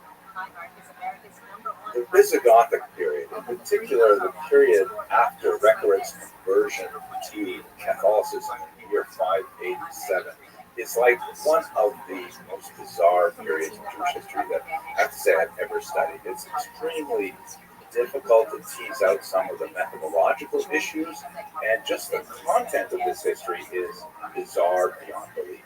Here's a map that gives us a sense of where the Visigothic kingdom was located. It's the capital there in Toulouse, and it occupies much of the Iberian Peninsula and over into what would be southern France, right up around the Rhone River and so on. And they invaded in the 5th century, and initially the Jews that were located in this area probably fared fairly well because the Visigoths were originally Arian. And what I mean by that is they followed Bishop Arius, A-R-I-S, not A-R-Y. Yes, hence the term Aryan with an I. Nothing to do with, Aryan nations or Nazis and anything like that, obviously. But this particular bishop had a vision of Christianity which was somewhat distinct from Catholicism, particularly with regards to the figure of Jesus and his relationship to divinity. This is something that is really significant for the early church trying to exactly figure out, was Jesus God, was Jesus human? If there is a spectrum between those things, how does that work? It's really beyond me and certainly beyond the scope of what we're discussing, but for the relevance of the Visigothic period, the school of Arius had a much more human leaning towards the interpretation of the figure of Jesus, and this was declared a heresy by the Catholic Church. So when Recared converted to Catholicism from Arianism in the year 587, this marked the beginning of the truly bizarre era in Visigothic Jewish relations. Let's just have a look at this remarkable work of art that I had in the cover screen here. This is Antonio Munoz de Gran, the conversion of Recared. And as you can see, Recared is obviously in the center there. He's got this heavenward gaze, and he's obviously entranced by his spiritual transformation. And he's got his hand on the Bible there. It's being held up beautifully by some kind of church official. Really powerful image, I have to say. And I think it captures the kind of excitement that must have gone along with this conversion. And at this point, I think it's significant for us to sort of reflect on the concept of the zeal of the convert. Many of us, are in regular commerce with converts in our various religious communities, and they're wonderful people in many ways. But one of the fascinating aspects of converts is they often tend to take on more religious observance than people who were born into that faith community. I think we can say this, by the way, not only about religious conversions, but I can say it about political conversions, political parties, things like that. At any rate, in this context, in the Jewish community, they always say something like, isn't that lashon hara? Isn't that forbidden speech? Don't you have to say a special bracha, a special blessing after you eat 2 pieces of pizza? All kinds of things like that may irritate Jews who are raised in the tradition because the converts are actually spurring them on to take on additional responsibilities, or at least recognize responsibilities that they already have. In this particular context of the Visigothic era, one of the, unfortunately, tried and true methods of demonstrating one's zeal for Catholicism in the medieval period is to show just how anti-Jewish it is. So what happens in the Visigothic era is that there's a whole series of kings who have a very good set of their rules and regulations that were passed over the course of the next century and a bit. There's like an incredible degree of anti-Jewish regulations that are stunning in their capacity, in their scope, and in many ways they anticipate the kind of anti-Jewish persecution that we'll only see 700 odd years later in the Inquisition, and to a certain degree even in the 20th century. I'll walk you through some of these things, but there are also some methodological problems that we have to consider. And one of the most important ones is that we have an absence of Jewish records that correspond to this period. In other words, the Jewish community in Spain was still too small, too weak, too undeveloped perhaps, or for whatever reason. We are talking about this 1400 odd years ago. The records never survived. We just don't know how the Jewish community would have reacted to these legislations. And it's even possible that in the absence of any kind of secondary perspective on the period, that it could have been a legal fiction. In other words, it doesn't cost very much to simply put a law on the books. And if you want to demonstrate your bona fides, literally your good faith, you could easily put in an anti-Jewish piece of legislation that doesn't have any correspondence to reality because there may not be any Jews who are affected by it. It's hard to imagine that these laws were completely fictional, but on the other hand, it's also difficult to imagine that all of them were actually imposed, and in some cases, the imposition was a logical impossibility. That is, for example, once you have forcibly baptized all the Jews, how do you go and forcibly baptize the Jews again 20 years later, which is the kind of thing that we see in this period. Either you have to redefine, either you have a huge influx of Jews into the region, impossible, or you have open Judaizing with Jews abandoning the forcible conversion, also not impossible, or you have a redefinition of what a baptized individual is. It's also not impossible. Let's go through some of those scenarios. But first, I think it's important that we actually look at the kind of persecutory legislation that was imposed in this Visigothic period. So you recall, once again, that the period we're talking about is basically from 587, when we have this conversion to Catholicism on the part of the Visigothic kings, until 711 with the Muslim invasion. Here's a remarkable image that captures, I think, very brilliantly the sort of atmosphere that I get in my mind when I think of these Visigothic kings. This is Alonso Cano's 17th century Kings of the Visigoths. I wonder if there is a certain bit of art history here that I don't know much about. I'd like to do a little more research on it, because they don't look like 6th, 7th, 8th century kings to me. They look a little bit too modern, maybe Renaissance era, maybe even later, maybe the fashion, things like that, I'm not sure. But the expressions are perfect. Like the impression I get of these Visigothic kings from Alonso Cano's work is spot on. Let's try and understand some of those regulations. So, as I mentioned, one of the most common things that we see in the Visigothic law books is a series of forced conversions of Jews, which caused a certain amount of stir beyond the Visigothic era. The church, the higher church, never openly approved of forcibly converting Jews, and depending on the era in which you're studying, there is more, disclaimers or more discouragement of local kings to do this. But on the other hand, the church really had difficulty dealing with the ex post facto situation. What do you do with Jews who are forcibly converted and in so doing partook of the sacraments, including, for example, baptism? Can you simply ignore that and say, no, they're actually Jews, it doesn't count, do over? Or you have to say, well, you know what, it shouldn't have happened, but now they're Christians.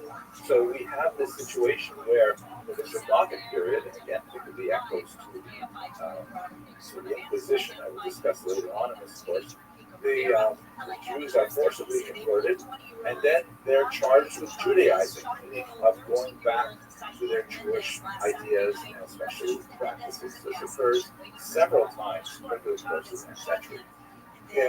One possible way to understand this cycle is it seems that the Visigoths may have created a new Christian status, which is something that we will see explicitly with the Inquisition period almost a millennium later, that the Jews are made Christians through baptism, but then they're not really trusted, that they have a new Christian status, which distinguishes them from the old Christians, meaning they're not quite reliable in their Christian bona fides. Hence, they could be once again forcibly converted, they could be once again persecuted, identified, and ostracized in various ways. Now, here's some of the bizarre elements of it.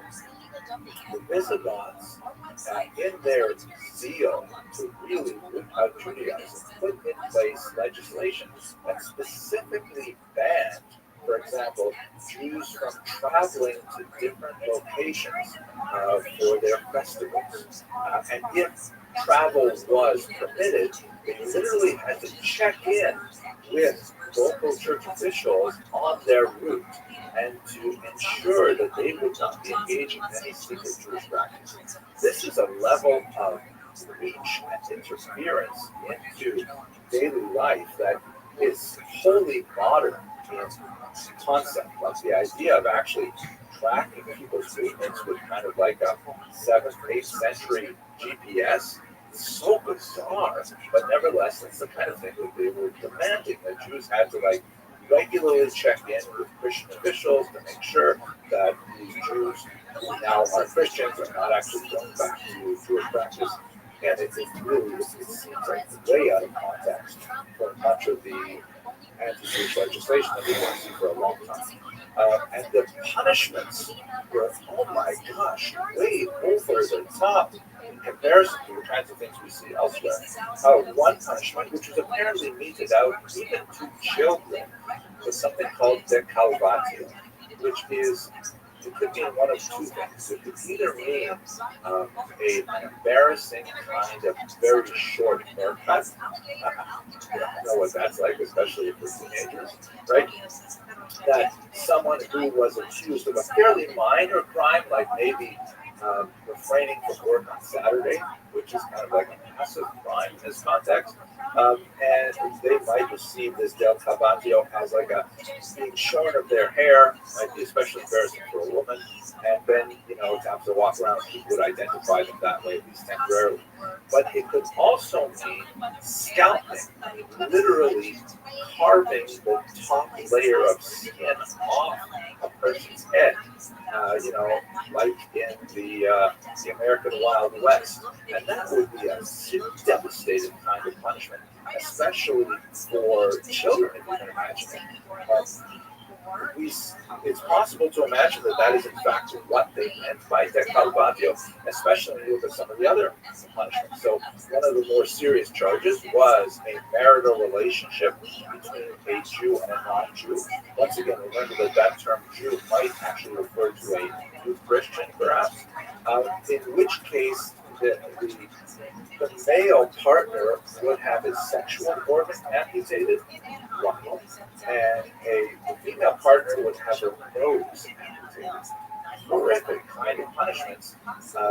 These do sound like kind of Visigothic in nature, like the Dark Ages had a lot of really bizarre punishments like this. But nevertheless, you see the scope and reach of these punishments is mind-boggling. There are repeated confiscations of wealth and repeated expulsions. Like all Jews have to leave the Visigothic kingdom, and then 20 years later, all Jews have to leave the Visigothic kingdom. So once again, how do you do that twice? Does that mean that there were Jews who came back to the region? We do have examples of the millennial period.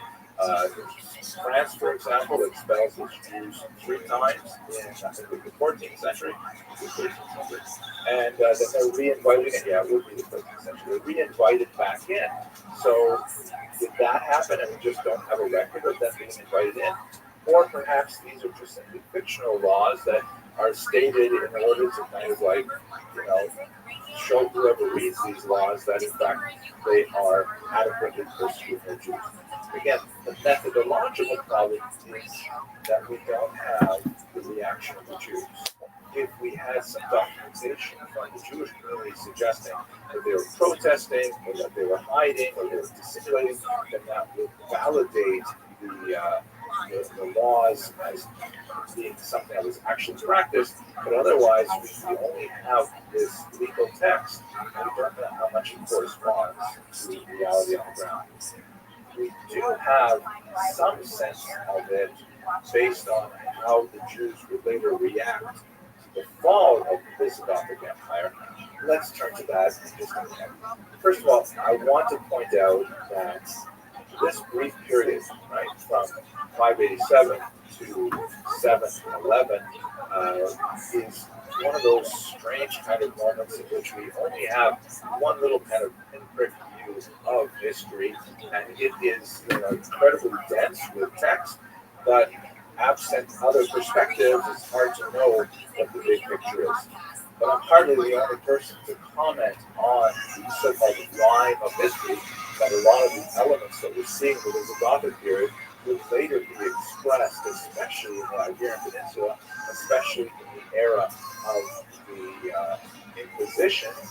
One of the more famous people who thought about this was Baron de Montesquieu, a very important 18th century thinker, who wrote, as you see here, tous les maximes, tous les principes, et tous les lieux de l'Inquisition. He was referring to the Visigothic era. He said this is all like completely mirrors in the kind of ideas and activities of the Inquisition, which is phenomenal. So if we go beyond this, we see elements of it like this idea of pieza de sangre, the so-called purity of the blood, which was exactly mirrored in the Inquisition era, where Jews were forcibly converted, and then they were given this label of new Christians, and there was this whole lexical thought around the idea that Jews were racially distinct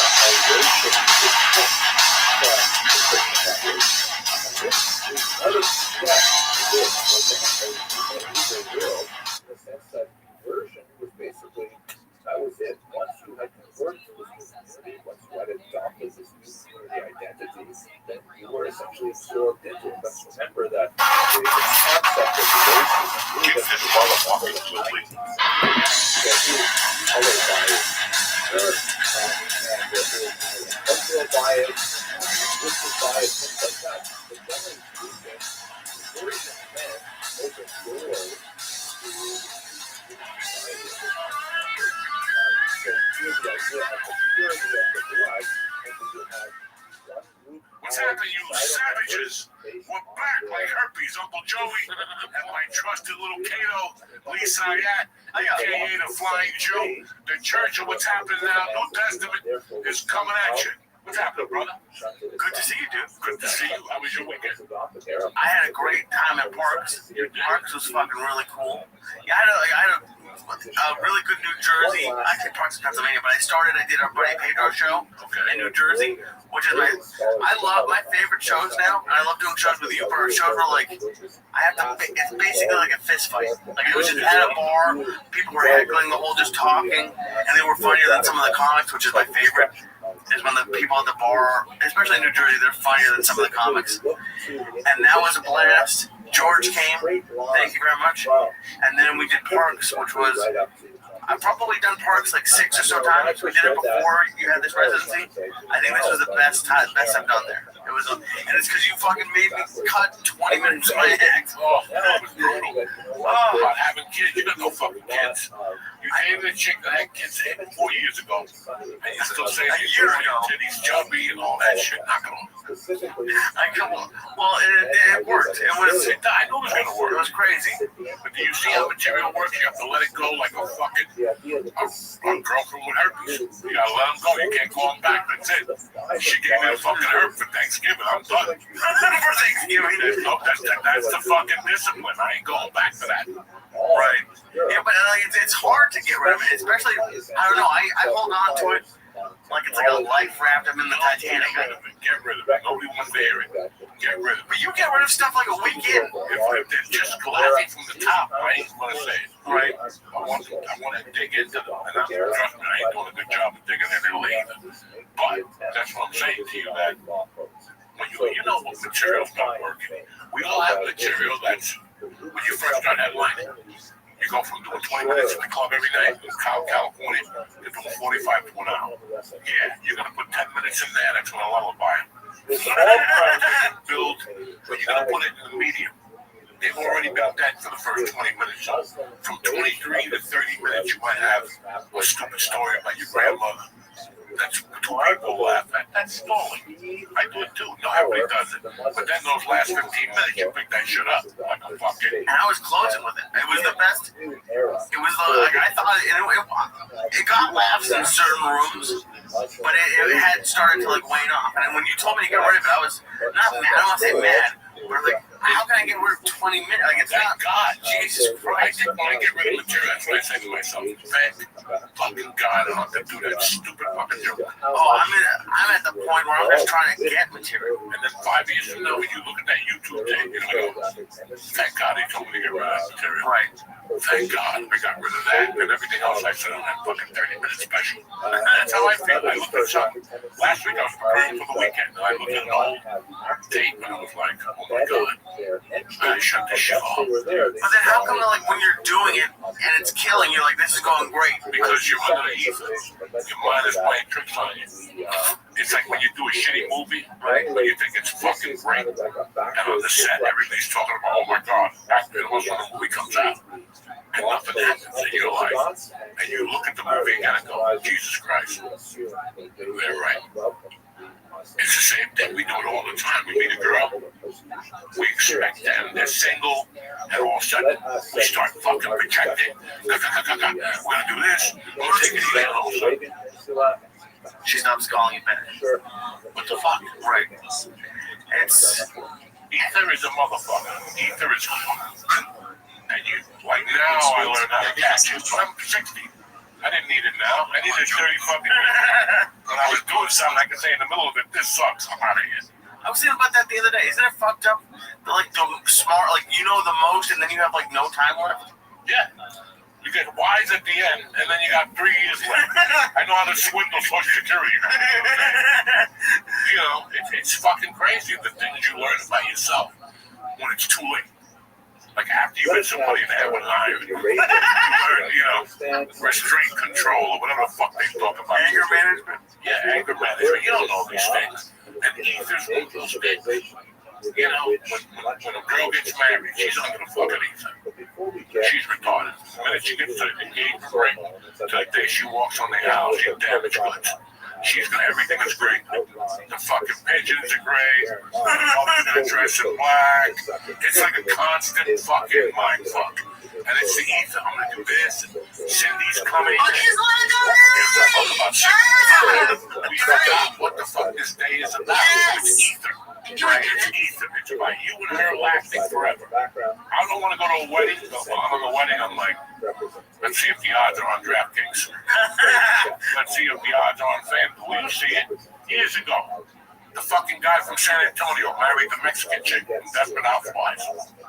Nobody remembers that? Tony Parker. So they had a $50 million wedding.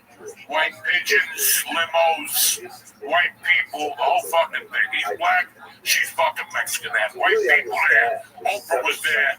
But then he cheated on her with the Mexican housekeeper 2 years later. You know, with the chubby chick from the Beatles. That fucking retard. The chubby black chick. She had a big wedding, Long Island. Oprah, the Hamptons, everybody. He was fucking some ugly black chick 3 weeks later. But you're under the ether. And you actually know he's fucking that chick. But as a woman, you're under the ether. You get married, motherfucker.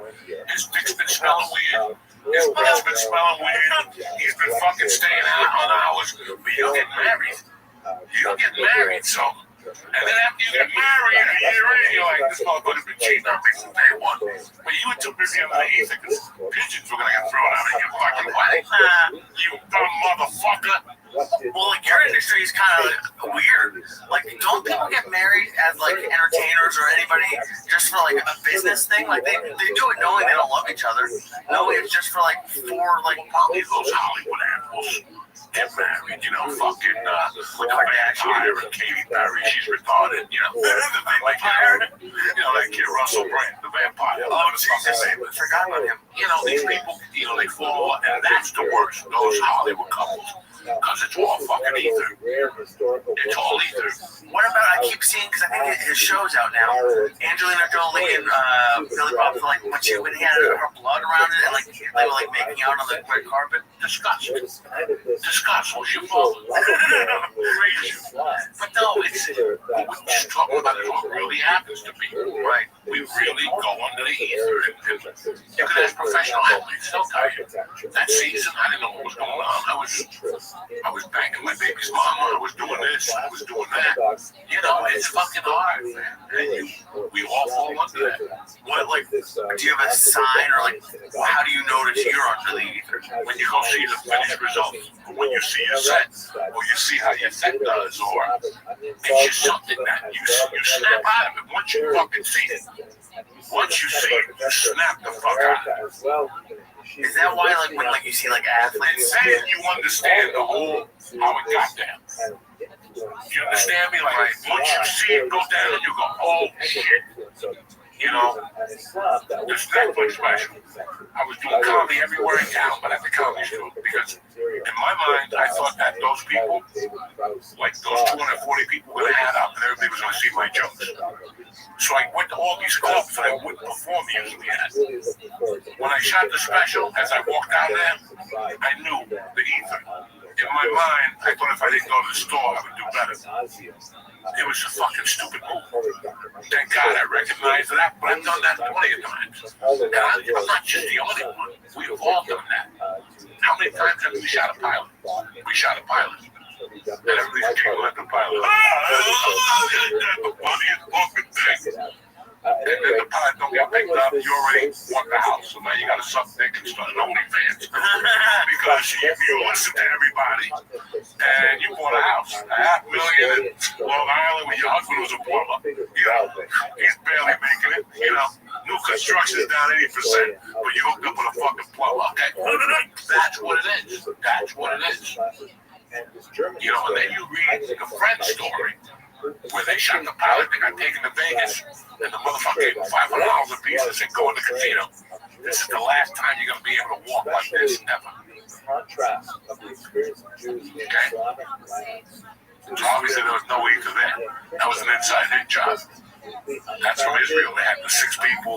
That's a no anyway. but is there a difference? Like, I know for a fact the answer is yes. But like, have you ever gone off stage and been like, I fucking kill, you know you kill it? And what do you think the difference is between that and ether? Well, the fucking proof is in the pudding. You left bodies laying there. Right? It's that special you shot. And as you left there, you're like, oh my God, that was the best thing I ever did. And then you see it on HBO and you're like, fuck it.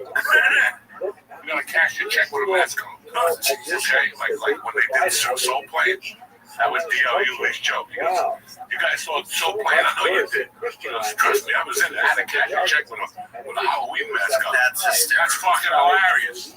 That's the truth. But why are you doing it? Think of all the celebrities in that movie. Right? And on the way home, you're like, shit, Snoop, this, that, Kevin Hart. And also the movie bombers. So it's just, and I'm talking about movies that, you know, albums, comedians, you know, a special got released last year. I anticipated a special. It was dog shit. It was a lot of those. And what happened? That dude was dog shit. Right? After while the special's airing, you're going, oh no. Because I've been there. While you're looking at the project, you're going, what the fuck was that? What was the guy that played the fucking doctor in The Sopranos at the end with Johnny Sack? Fucking famous, that dude. Famous. At the end, he played the fucking doctor. Big time guy. And the fucking Johnny Sack was dying of cancer. He was telling him, I'm a doctor, I shot my wife, I shot the mailman, because at that point I had to come in, and I shot her mother, who was in the other room. That dude was fucking well known. When I moved to LA, Sidney fucking Pollock, okay? Sidney Pollock, I shot CBS's Answer to NYPD Blue. They paid Sidney Pollock $1 million to direct that. You gotta hear me talking shit. I was looking at helicopters, houses in Miami, houses in New York. It was set to go. They told us when we shot the pilot. The pilot was fucking dog shit, and the show never got aired. They were going to use it as a mid-season replacement. It was such bad dog shit, they couldn't do anything with it. Bronx County, what the fuck? That's when I learned. I was in there going, holy shit, I'm going to buy a boat, a car, everything Tony Montana wanted. Like, Maybe get my own fucking island. I look through everything and then it fucking, so you never fucking know what people got in the street here. And there's nothing we can do. We can control the world as we get older. So it's like, well, it's like fucking five slam a jam. Okay. Oh no. What the guy? This guy slammed a jam and I got the guy that cancer. Houston, when they played that year, they gave fucking the other team 13 points. I was in court. I remember there's a court was in New York City at night. I got arrested by Harlem, and I had to go to court downtown. I made me go to court at 7 o'clock. And I had a national championship. I'm running back and forth calling sports phone. You put the fucking $1 in sports phone, it's too low. And those days, sports phone was too low. You couldn't adjust the volume. There was no volume. You got beat. You're like, God damn it. And then you had to put another quarter in. Hi, it's sports phone. We come out here every 15 minutes. They were given 13 points and at halftime. I think fucking the other team, whatever, was winning by 13 fucking points. They went in there with this league and they were five slamming channel. They let the league fucking this and that and slam dunk. Did Jews really do so better under Islam? The kind of areas that we see focused on in 20th century historiography emphasizes the really pretty brutal period of conflict in early Islam, which we're going to look at in the very next video, and tries to reevaluate how do we understand the experience under Muslim rule. Bernard Lewis, very important 20th century historian, who looked at this period, he says, in a very moderate way, he says, look, Jews in Muslim lands, quote, were never free from discrimination, but were only rarely subject to persecution. This is, I think, a fairly temperate way to characterize several centuries of Jewish experience in Muslim lands. And when you compare it, pound for pound, incident for incident, there's no question that the moments of violence that punctuated Jewish-Muslim relationships was nothing compared to the same thing we would find in Christian Europe, as we shall explore over the course of this semester.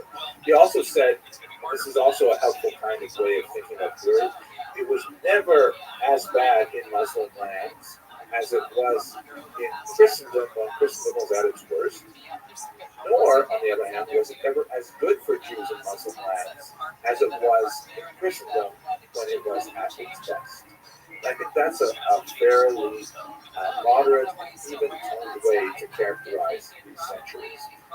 In other words, in Muslim lands, as the British historian Martin Gilbert put it, there was no Inquisition, there was no Holocaust, but at the same time, Jews never achieved the same level of full legal emancipation and broad acceptance that they would, for example, in England or in France. So this is kind of like a broad way to compare the experience of the Jews under the crescent, that is in Muslim lands, and under the cross, that is in Christian lands. One of the greatest living historians of this period and this topic is Professor Mark Cohen, who has done a lot of really valuable work looking at the comparative experience of Jews in Muslim and Christian lands.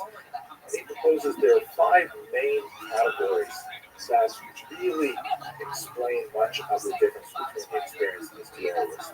And let's look at them very quickly before we go to the actual history in the next video. The first is we should understand that the nature of anti-Jewish antipathy in Christian lands is of a highly distinct character when compared to that in Muslim lands. Recall that Christianity is born from Judaism directly, that there is that special mother-daughter relationship which can have an unusual level of acrimony, particularly when the daughter religion tries to articulate how it is different than the mother religion. And we saw a lot of that, for example, when we looked at the work of the church fathers. Islam is kind of like a granddaughter religion. It occurs 6 centuries later, and it doesn't necessarily have the same kind of need to distance itself from Judaism that Christianity does. It's a very significant theological point that colored much of the period we're discussing. Secondly, We're talking about very different kind of social economic structures. In Europe, you have a form of feudalism that has competing centers of power. The church is a very powerful center, particularly in certain periods of the century. I can't believe you were in court checking a score. Oh, fuck yeah. Did you put the bet in before court? Yes, I did. In those days, there wasn't no draft game. From the phone in the courtroom? I don't know. I think I called him to a payphone. That is wild. How you doing, Louis? Red Corvette. Confirm your number, 648. What do you like? Give me the lines on. There was no fucking halftime or first quarter. They give you like a code name? Yeah, you got a code name. Oh, and I used to use my school teacher had a connection. Okay. And he had a Great Cavalier. So that was his name, Great Cavalier. So I would look at his phone when he called one day. I stole the number. And I started calling Great Cavalier. He was San Diego. Hysterical. And I saw him a week later. He's like, somebody's been calling in my account. Most of the quarterback coach. It's not really like the.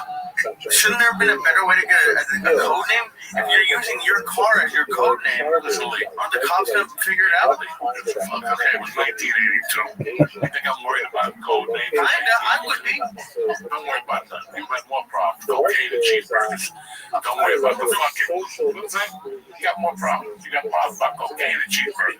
Never mind you saying Great Cavalier over the fucking phone. Cocaine, I like cheeseburgers. I know you do. And it was 1982, so cocaine was in your bloodstream too. I hope you like cocaine. I hope you like cheeseburgers with cocaine. Use the salt. What do they call that? They call it a bike dick. We'll be right back, cocksuckers, with our guest.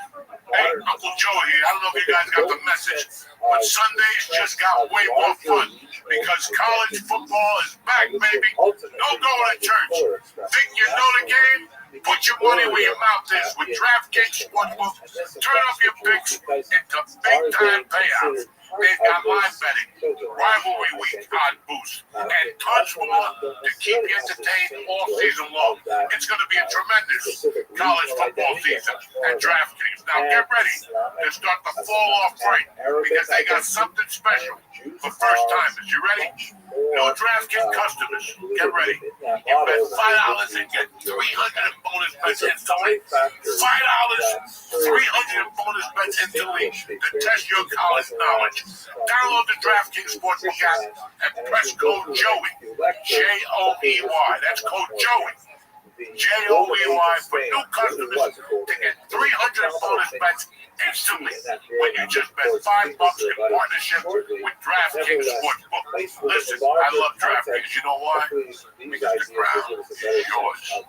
Gambling problem? Call 1-800-GAMBLER. In New York, call 877-8-OPEN-Y or text OPEN-Y 467-369. In Connecticut, help is available for problem gambling. Call 888-789-7777 or visit ccpg.org. Please. At the time of the birth of the son. 20 minutes a day. The old adage of the 10,000 steps might be too much. They say 7,000 is probably enough. They do it right. Sure. Or let's see. Or like I like to do it. Here we go. My little odometer here. Let's see how many steps. I've got 630. That's what I like to aim for. 30 steps. Yeah. That doesn't seem like very much. Jews were certainly present in the Arabian Peninsula centuries before the birth of Islam in the early 7th century. There are legends of settlements that come to us from Muslim sources that place the arrival of Jews way back in the biblical period. And there are various degrees to which we can ascribe any kind of historicity to it. The idea that they may have been. What up, you whores? All right, so we've got a college pick'em to do. I guess there's standard, spread, and confidence. All right, well, why aren't we doing them all? I don't know. Okay, first game, Texas versus Ohio State. It's a good one.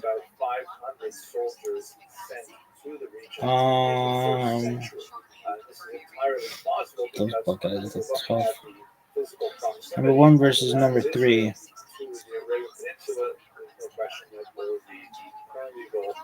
All right. Here's the dense version, so everybody can see. All right, who do we have? I don't know. I haven't seen any of the teams play. It's 50-50. Probably. Man, they fucking love Texas. All right, Northwestern over Tulane, Utah State, Clemson over LSU, Fresno State over Georgia Southern, Arizona over Hawaii though. Shout out to the Rainbow Warriors. I like them when they were the Rainbows. Oregon State over Cal. UCLA Aqua over Utah. The Gamecocks over Virginia Tech, and the Hurricanes over the Irish. Yeah. Why?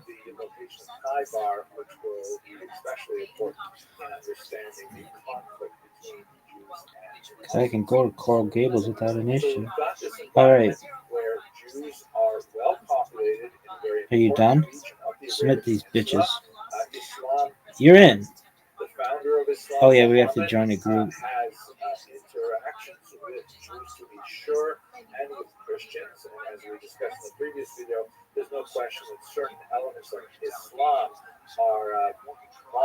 There isn't one that's just called Picked Jews and Thugs.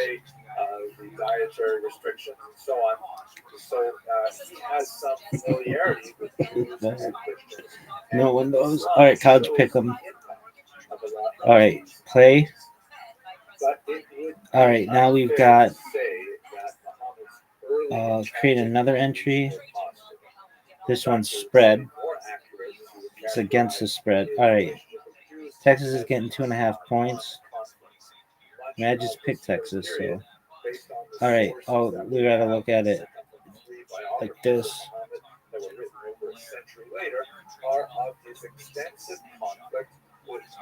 All right. Syracuse and Tennessee. Take Tennessee 12.5. Uga over Marshall. Dude, that's a lot of points. Alabama, FSU. We'll take the Seminoles on that one. Sure. Yeah, they're terrible actually. Central Carolina versus Uva. 12.5. I hate fucking picking lines. We'll take. And Virginia usually sucks. All right, LSU Clemson 2.5. LSU's getting 2.5. Clemson. Buckle is getting. Oh, Utah's getting 3.5. No, Huckle's getting 3.5, but I picked Huckle. I'm gonna take another shit. Miami, we're just picking that one at 1.5 point dogs. Washington over Colorado State, 18.5. South Carolina over Virginia Tech. Yeah, I'll take that. All right, submit.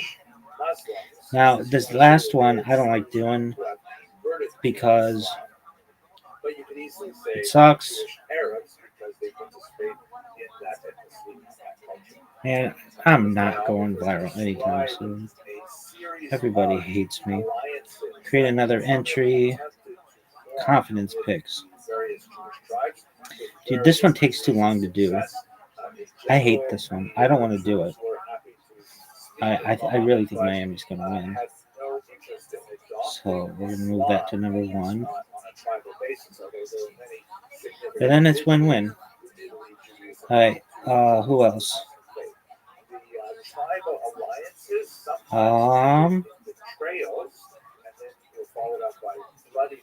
I mean, these should be easy. Hawaii. Dude, I don't like doing this one. This one sucks.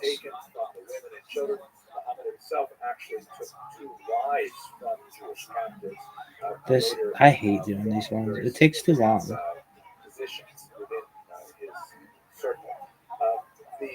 Hear the song again. It'll make you cray, cray. Fuck you, dog. Okay, I'm not confident in this one. Utah State. Oregon State over Cal. Dude, I don't like doing this. This one takes long to do. Alright, are you done? 0 out of 10 picks made? Oh, because I have to pick them? Okay, I don't even remember. I picked Miami, Arizona, Utah State, Tulane. Like, whenever I make picks, I'm like, oh, this is 100%. I don't know how I'm not going to win all of these. I don't even know if they're consistent with the other ones. Texas, Clemson. Oh, dude. How many points will be scored in that game? 69. It's always 69. All changes auto-saved. Are you sure that it saved that? College pick'em. Where are my pick'em teams? Stick'em pick'em. Alright. Fucking serious. College pick'em. Yo. Fuck this Wondery shit. From Wondery. Well, go fuck yourself. Alright. Join group. Picks 2, picks 3. Okay, how many points are going to be scored? 69. It shouldn't let you. I know it says points. I know it says autosaved, but I don't know if it did. Just like Muslims occupied tribalized entities in the region, and they came to conflict in the period of Muhammad. Now, what I think is more significant for our purposes is to understand how these conflicts will. All right, we'll see if that works. Then we'll do the pros. I don't know if those are open yet.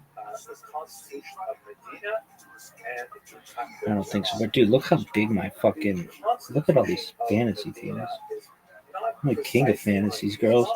Alright, I'm a king of fantasy, girls. Alright, are you done? Are you done? Are you done? You're fine. The establishment of a formal relationship between Jews and Muslims in the Alright, so we've got colleges. Generally thought to be quite an early document and quite authentic. There are internal references. You're fired. Go fuck yourself. That have been analyzed to suggest that it actually does come from the period of Muhammad's early activity. Now, what exactly does it do? According to Dr. Moshe Gill, who is one of the well-known historians of this period, it basically demotes the Jews to a relationship of subservience to the Muslims as a people, specifically with the goal of removing their ability to negotiate independent alliances with other tribes. In other words, just like Muhammad had to go through a period of Please play responsibly on behalf of Boot Hill Casino and Resort in Kansas. Fees may apply in What is Boot Hill Resort? Eligibility varies by jurisdiction. Void in Ontario. Bonus bets expire 7 days after issuance. For additional terms and responsible gaming resources, see dkng.co/audio.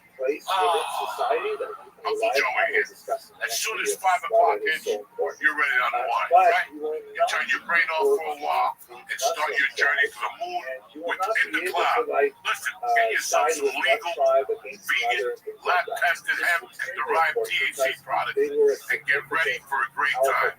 Listen, I love these products, especially the Vampire. In the Cloud is available at different THC levels, so you're never getting a surprise high. And remember what I'm telling you here. If you gotta be 21 over. Now's your chance to float above the stretch. Because In the Cloud is giving new customers 25% off their first order plus free shipping. I said it. That's right.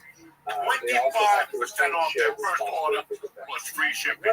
Just press the code CHURCH at indacloud.co or click the link in the show notes. That's indacloud.co, indacloud.co. Use code CHURCH for free shipping plus 25% off your first order. When you order, fill out that quick little survey, and it supports the show and keeps IndaCloud sending you the good stuff. So go ahead, grab a gummy, and vibe out with IndaCloud. I just did. We're back, Jack. Uncle Joey with my girl here. What's your name? Lorraine Bracco. No. It's I'm too high. Catherine not Gucci, motherfucker. I know, the fucking edible hit me. What's happening, beautiful? What's going on? I haven't seen you in years.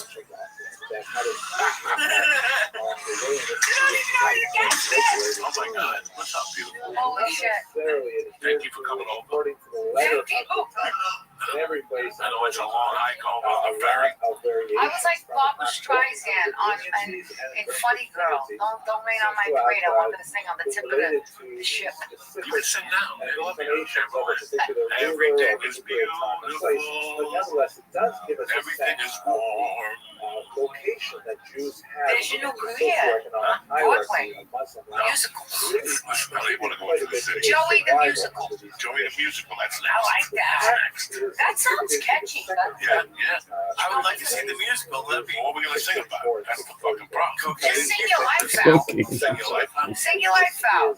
Spanish songs, Italian I love it. That would be fucking. Tell your story singing. Oh, You know they say tell your story walking. Yeah. Tell your story singing. Listen, I can't walk and talk at the same time. Can you tell me? If I'm walking, I'm focusing on walking. You Do know? me a favor. I'm going to give you one acting challenge. Can I? I want you to sing the story that you told me about somebody walking on the bus. Invited you out to dinner when they wanted you to go. Sing that story. There's no song to sing that shit. And he called my ticket. He was like, what you had was food.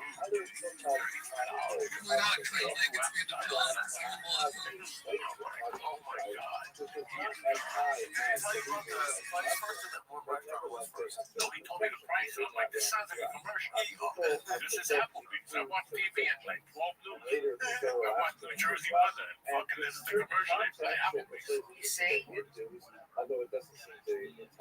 heard me play before my spiel. I'm very fucking serious about it. Yeah. So when I was in California, you ask him how hard I worked rail because we're fucking East Coast people. We don't need to be reminded of what we can and can't eat from our childhood. We're not gonna eat shit just to hang out with people. Like I refuse that. Shit. Yeah. Like if you call me and go, hey, we really want to fight you for Tabery, and I've done this before. Across from where? Regulations and also Up the block from Church's Chicken, well not Church's. The one in LA with the fucking waffle. Oh, with the Waffle House. Wasco. Just across the street there's a studio. A couple blocks from there. Gower Studios. Gower. Gower Studios. I was supposed to go there for a table read and shit. They're like, we're gonna take you to lunch first at the Hindu restaurant across the street, and I can't smell curry. And I told them I can't smell curry, I get sick. They're like, we're gonna have it, it's gonna be great. Like, well, I'm not going in there because I'm gonna get sick from the curry. I'm telling you, I cannot smell the pungent curry. I don't mind all the other stuff. It's the curry. Yeah, it's a strong smell. And I wouldn't go in there. I didn't get the role because I wouldn't go. I didn't give a fuck. I don't eat curry. Papa don't eat curry. I don't want to smell it either. It makes me sick. My cheeks get red. I'm like, kids are allergic to fucking peanuts. I'm allergic to curry. He also refuses to go to Thai restaurants. Yeah. One had bought it. Yeah. No, because I had a friend with a wife that was Thai, and she didn't do the dishes. And the kitchen was only dirty, and she had those fruit flies in the kitchen. So if you're a woman and you like fruit flies in your kitchen, you have fruit flies in your ass. I don't know what the business is. And this is why he doesn't eat pad Thai. When he says he breaks his own rules. See, that's what it gets me. I love that Thai. I love that Thai. But I get it from a Japanese place across my house. That doesn't even make Not sense. that good either. You know what I'm saying? I was talking about LA where you like to go. The best pad Thai is Torque. But I won't go into it because they make you take your shoes off. Listen, I know what my street smell like. I've never been to Toy. Toy is right on Schrader down the block from the guitar center. Wait, It is the best. T-O-I. T-O-I, Toy. Not T-O-Y. Toy. I don't know. What am I spelling? Am I Chinese now? I don't know this shit. Toy. T-O-I. Toy. Toy. Okay. I need to know one thing. Can I ask you a question? What is the ether? What you and I were just discussing. What is ether? Ether, all right, in common terms, ether is a chemical that they wash cocaine with. In the 80s, we had so many problems. In the 80s, they were using so much ether to clean cocaine. That's why by 87, 88, cocaine started smelling funny because they started taking ether out and using turpentine and all that shit instead. But it's better with ether. It cleanses the cocaine and gives it that smell. You can get ether. Ether is not what they give you the dentist office. Yeah, they use that. I know that. But when you use it in terms of the story you tell. Ether is a thing that. So you use it in your stand-up. Okay, let's say you go buy a car. Yeah. And you want a 2020, whatever, and it's $80,000. But you run into a motherfucking salesman like me, and we start talking, and I go, listen, I have the same car on the lot, $40,000, blah, blah, blah. Now you start, into your ether, you could save 40. Now you're thinking about all the things you can do with the 40. Wait, hold on, stop right there. What is that ether? What do you mean? Hold on, ether is your mind playing tricks on you. Now it's just telling you, oh yeah. I can cheat on my husband. I can fucking go to a Coldplay concert. I can afford $40,000 that my husband didn't know. Whatever. I don't know what your motivation is. But you were worried more about that 40 G's than you bought fucking lemon. You got so caught up in the money that you didn't look under the fucking hood. You bought a lemon. And it's ether is when you start believing something. A lie. Have we all been in that situation? Oh, okay. I get it. When I was a kid, my mother had a valley when she died. And by the time 2 years later, our valley was 20 times the amount. So I was going to get that. Yeah, I wasn't going to get anything. It was under the ether. Not to mention cocaine, oils, and all the other fucking things that fucking distort your mind. That's what I'm saying. It's called ether. When you, it's like when you look at a guy that comes out of prison for 10 years and you're going to hook up with him. I'm going to change him. He's such a sweetheart. He called me when I get home. Yeah, every guy calls you when you get home.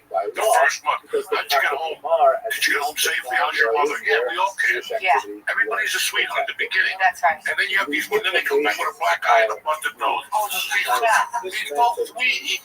He's rehabilitated. What fucking? Because maybe he's got an 18-inch dick they put through your ass and comes out of your fucking ears. I don't know.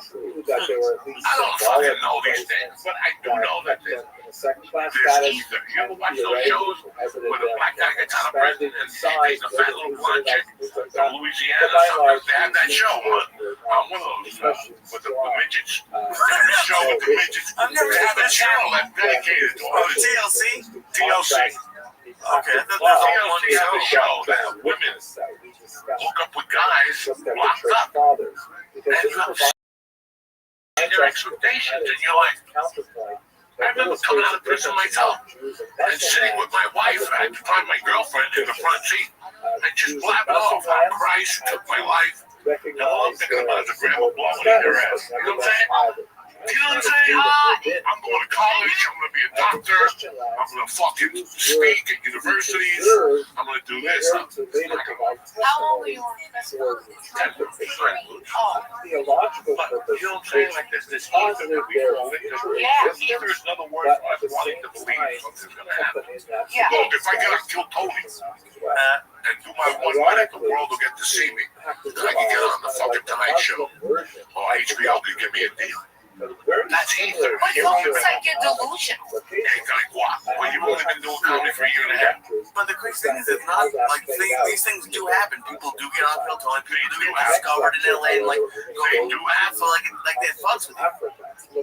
Like it does. Like you think it's, you think it's a possibility, and it is a possibility, but it's. I just had the ether happen to me with the car. Like I did. Like sometimes, like you always talk about like doing too much research. or like thinking too much. But so I did all this research on a car. I loved it until I got it. Now I was like, there's 8 things I hate about it. I did too much with it. So it's weird how you don't snap. But you were saying you snapped out of it. Like you were able to snap out of it. Well, no, you blow so much smoke up your ass so long. That's what I'm trying to say. Like I blew so much smoke up my own ass for so long that now I know how not to blow that smoke up my ass. I'd like to now turn to... Okay, that's what I'm talking about, ether. Ether is a chemical, but it's a state that we go into when we want something to work in our lives. And we'll push everything else out, even though it's pointless. And it's not something that you're being positive about. This can be like the motherfucker that comes up to you and says, if I grow a pound of weed with your name on it, okay. There's sponsors that'll come on the show. And after 2 times, they'll call and go, nothing happened. And I'll go, what did you want to happen? And then they'll go, well, if we don't get a sale by this week, we want you to do 2 ads for free. And I go, that's not how it works. That's not how this works. See, people want to believe that one time doing something is going to work. And I tell them, yeah, you can put an ad here, but I also want you to put an ad on CNN. It's cheap midnight. After midnight is cheap. You need to do print. You need to do social media ads. And after people see your name in different situations, one day they'll say, you know what, I'll give it the one idea. You know, it's not just fucking you. You know how many people have contacted me to put their juice or their coconut oil or their fucking seed moss on Joe Rogan's podcast? And I'll say, no, listen, it's not like that. And they'll go, well, you don't understand. I have a kid who's got leukemia. I can't help you. I can't help you. Like, people come at you like that. Like, I have an aunt. She's got one eye. She needs surgery. It's $400,000. If you get this on Rogan, it'll save me. Then there is the fascinating story of I won't even enable you. If you tell me that, I'm not going to enable you. I'm not going to go, okay, I'll get you on Rogan, which you'll never go for it anyway. But there's people that actually believe that. They're at home right now. Look at the Liver King. He wanted to go on Rogan so bad. He went to Austin, shit in a hotel, and he got arrested. You know, people just have, come on, Kathy, how many people come up to you with movie scripts? And they go, if you can go every day. If you can my DM is filled with them. And what are they telling you that they'll be made? They think that this one movie, and they'll be Quentin Tarantino. I kind of feel bad when I get DMs. So do I. How do you think I know this person put so much into it, and they don't know. They're still so green. They think if they get me attached, or like, can you give it to this person? It just don't work like that. Like, you don't just go in front of the whole line. Like, this took years to get where I am. It took years for me to get whatever I have. You don't just DM somebody, think the script's gonna land on my lap, and overnight you're gonna be an overnight success because now I have your script and I'm gonna hand it to somebody. You know, but hand it to somebody and it's gonna make your dreams come true. It doesn't work like that at all. I just felt bad when people put so much into, one person, me, you, whoever else they're DMing. And I understand where they're coming from, so I have empathy that I know, like, this person doesn't really get it, and he doesn't understand how it works and how you really go through a real process of pitching your script to real producers. You don't just DM an actor. I'm just an actor. I'm trying to get a movie too. I'm trying to work myself. Like, just because I know people, I'm not going to take your script. I don't even know you. You're a stranger DMing me and hand it to one of my friends. If I'm going to hand my friends one of my scripts, it's going to be something that I need from my script that I wrote. And I'm gonna use that favor for myself, which I don't even ask people for favors ever. I'm very uncomfortable with it. And now the stranger that I never met is like, Mr. Ducci, will you read my script? And it doesn't work like that. But I understand you, and more props to you. Go after your dreams. Do whatever you gotta do. Knock on every door. break down every door, try to get your thing out there, try to, I get people like, can you put a word for me on, Godfather Harlem or when I was on Sopranos or any show that I was on or any movie where you tell them I'll be an extra or this or that. Like, it doesn't really work like that. And I feel bad for these people who DM because I want to help everybody. But if I helped everybody, what they don't know is behind you, I have 50,000 other DMs with people asking the same thing as you. And I want you all to win, but this is not how it works. It could though, so never stop doing what you might think is impossible. Always do it, but the odds are not really in your favor of working that way. The shortcut. DM this person, boom, get the hit, it's gonna work, everything is gonna work out. It doesn't really work like that. I want it to work like that. For me, something like that kind of worked with me. I walked off the street, open audition, got a Bronx Tale, and it did work like that. So that's why I have empathy for these people that are trying like the one shot. If I just do it, DM people, however they're doing it. It might work. Maybe somebody will answer you and will get it to somebody. So don't stop whoever you are. Keep doing what you're doing if that's the way you want to do it. Most likely it won't work that way. You gotta go through the proper channels, and I think you have more of a shot working it that way, going to. And I have empathy also. That's where you have to look at it. Think I'm pathetic also. But here's where it doesn't get good. I've helped those people. I've been one of those guys that says, let me see what I can do. And I've got this. I've done it too. And then it doesn't turn into one favor. It turned into two or three. So I went from my watch, borrowing my watch for the day, to now you're going for my whole arm. Well, that's fine. People don't know when to stop. That's one thing. And then the other thing is, I look at the reasoning they're coming at me with. And like I said to you guys, I've had people contact me and say, I need this. My daughter's got leukemia. They know I have a daughter. So they hit me that way. Okay, they hit me with weird stuff. Well, that's called a guilt punch. This weed shit, this weed business shit, those are the biggest maggots in the world. They're the biggest maggots in the world. The weed business, the way they leech onto you, they're the biggest fucking maggots in the world. And that's why I don't mess with them. I cut them all off. You can't even get one of those motherfuckers on the block. Because next thing you know, you're a spokesman for their company. And you can't go. You got to be very careful. And you try to walk the earth as a Christian kung fu, helping people out. But people don't know when no is no. People don't know when you reach your limit. There's nothing I can do for you. I wish I could help you. But you're right. Before anything happens in my world, I got 20 people I love and cheer for. Before I donate to the Red Cross or fucking this guy, I got 20 family members. You know what I'm saying? You think I'm going to give $200,000 to some art gallery to have a party and drink wine? But my fucking people are starving. My people ain't doing shit. No, I'm not doing it. That's what most people do. They want to save the world, but not the people in front of their fucking eyes. Okay? I'm one of those guys. So you want me to do this for you? Meanwhile, I got people. But he wrote about childhood memories of associations with Jewish practices because of his presumed tribal affiliation with an original Israelite origin. The accuracy of these Semitic or Israelite origins, of course, is really all over the board. Some are quite significant. The Lepa tribe has, for example, demonstrated through DNA studies that there is definitely a linkage with Semitic people living in the Middle East. But in other cases, it's purely fanciful and was served primarily to bolster claims of superiority of one people over another for whatever reasons you might have at the time. Now, one last comment before we look at the Jews of Ethiopia, which will give us a first look at the real Jewish history in Africa.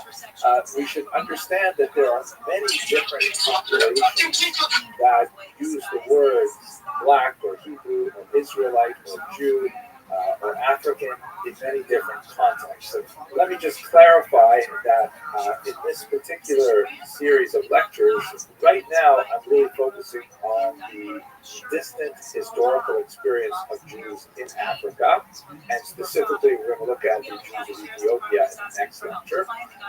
But I am not speaking about many other peoples who claim similar origins, especially when they're living here in the United States of America.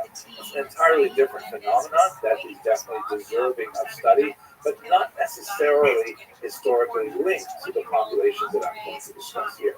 There are movements in America that call themselves Black Hebrews or Black Israelites because they identify with the ancient Hebrews or Israelites, sometimes with a bit of animus to people who identify as Jews who do not necessarily have African origins. There seems to be a certain amount of hostility to Caucasian Jews, for example, with the claim that somehow Caucasian Jews have supplanted the true identity or true racial features of Jews by portraying themselves as Jews, whereas the real Jews would have been of a darker skin hue.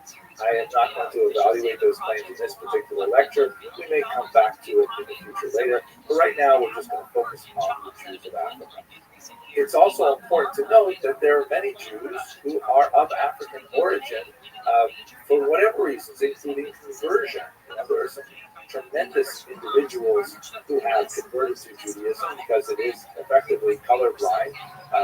The state of one's skin color does not have a reflection or bearing on their candidacy for conversion to Judaism, although it is less common.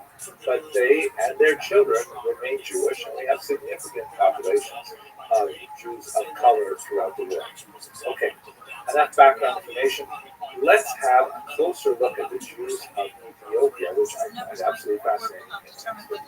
Thank you for watching this brief introduction.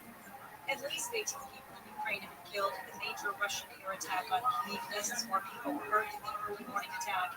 ABC Sky Davies says Russia fired hundreds of drones and missiles, most of them hitting targets. President Zelensky is saying these burning missile attacks were put they are responsible for around the world. For ceasefire, a total of almost 600 drones and over 30 missiles were fired by Russia across Ukraine. Zelensky says Russia is choosing to continue the killings over ending the war. And Michael Jackson's oldest son is engaged. The Jews of Ethiopia are absolutely fascinating, and I really enjoyed doing the research for this particular video because so many of the norms that I'm used to by studying the history of the Jews in the Middle East or in Europe are out the window because things are so different in Ethiopia. So a lot of this was new to me. I was also surprised by how much of it was actually very similar. I said, well, of course this is Jewish history, even though it's happening in a very different cultural environment. A lot of the parameters and constraints put on the Jews of Ethiopia were identical, or at least commensurate with those that Jews in Sephardic and Ashkenazic lands experienced. I'm going to speak in this video only about the experience of the Jews of Ethiopia until the late 19th century. There's quite a bit of material here, certainly enough for this lecture, but I have to set aside the remarkable events of the 20th century for a much later lecture when we look at the experience of the Jews of Ethiopia as they finally returned to the land of Israel. It's really an amazing story, but I'm going to have to leave that chapter of it until quite a bit later. Let us now turn, however, to the Jews of Ethiopia and specifically their discovery. The term discovery in itself is something of a colonial term because, after all, the Jews of Ethiopia didn't need to be discovered, they simply existed.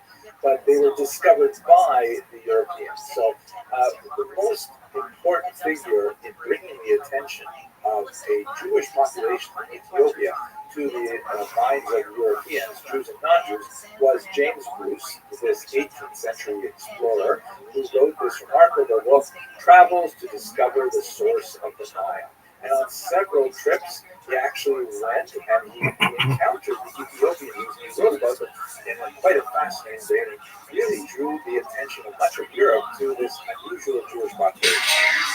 So by the time James Bruce came on the scene, Bruce had known about the Ethiopian population for hundreds of years. Just to give you a few examples of the earlier references to them.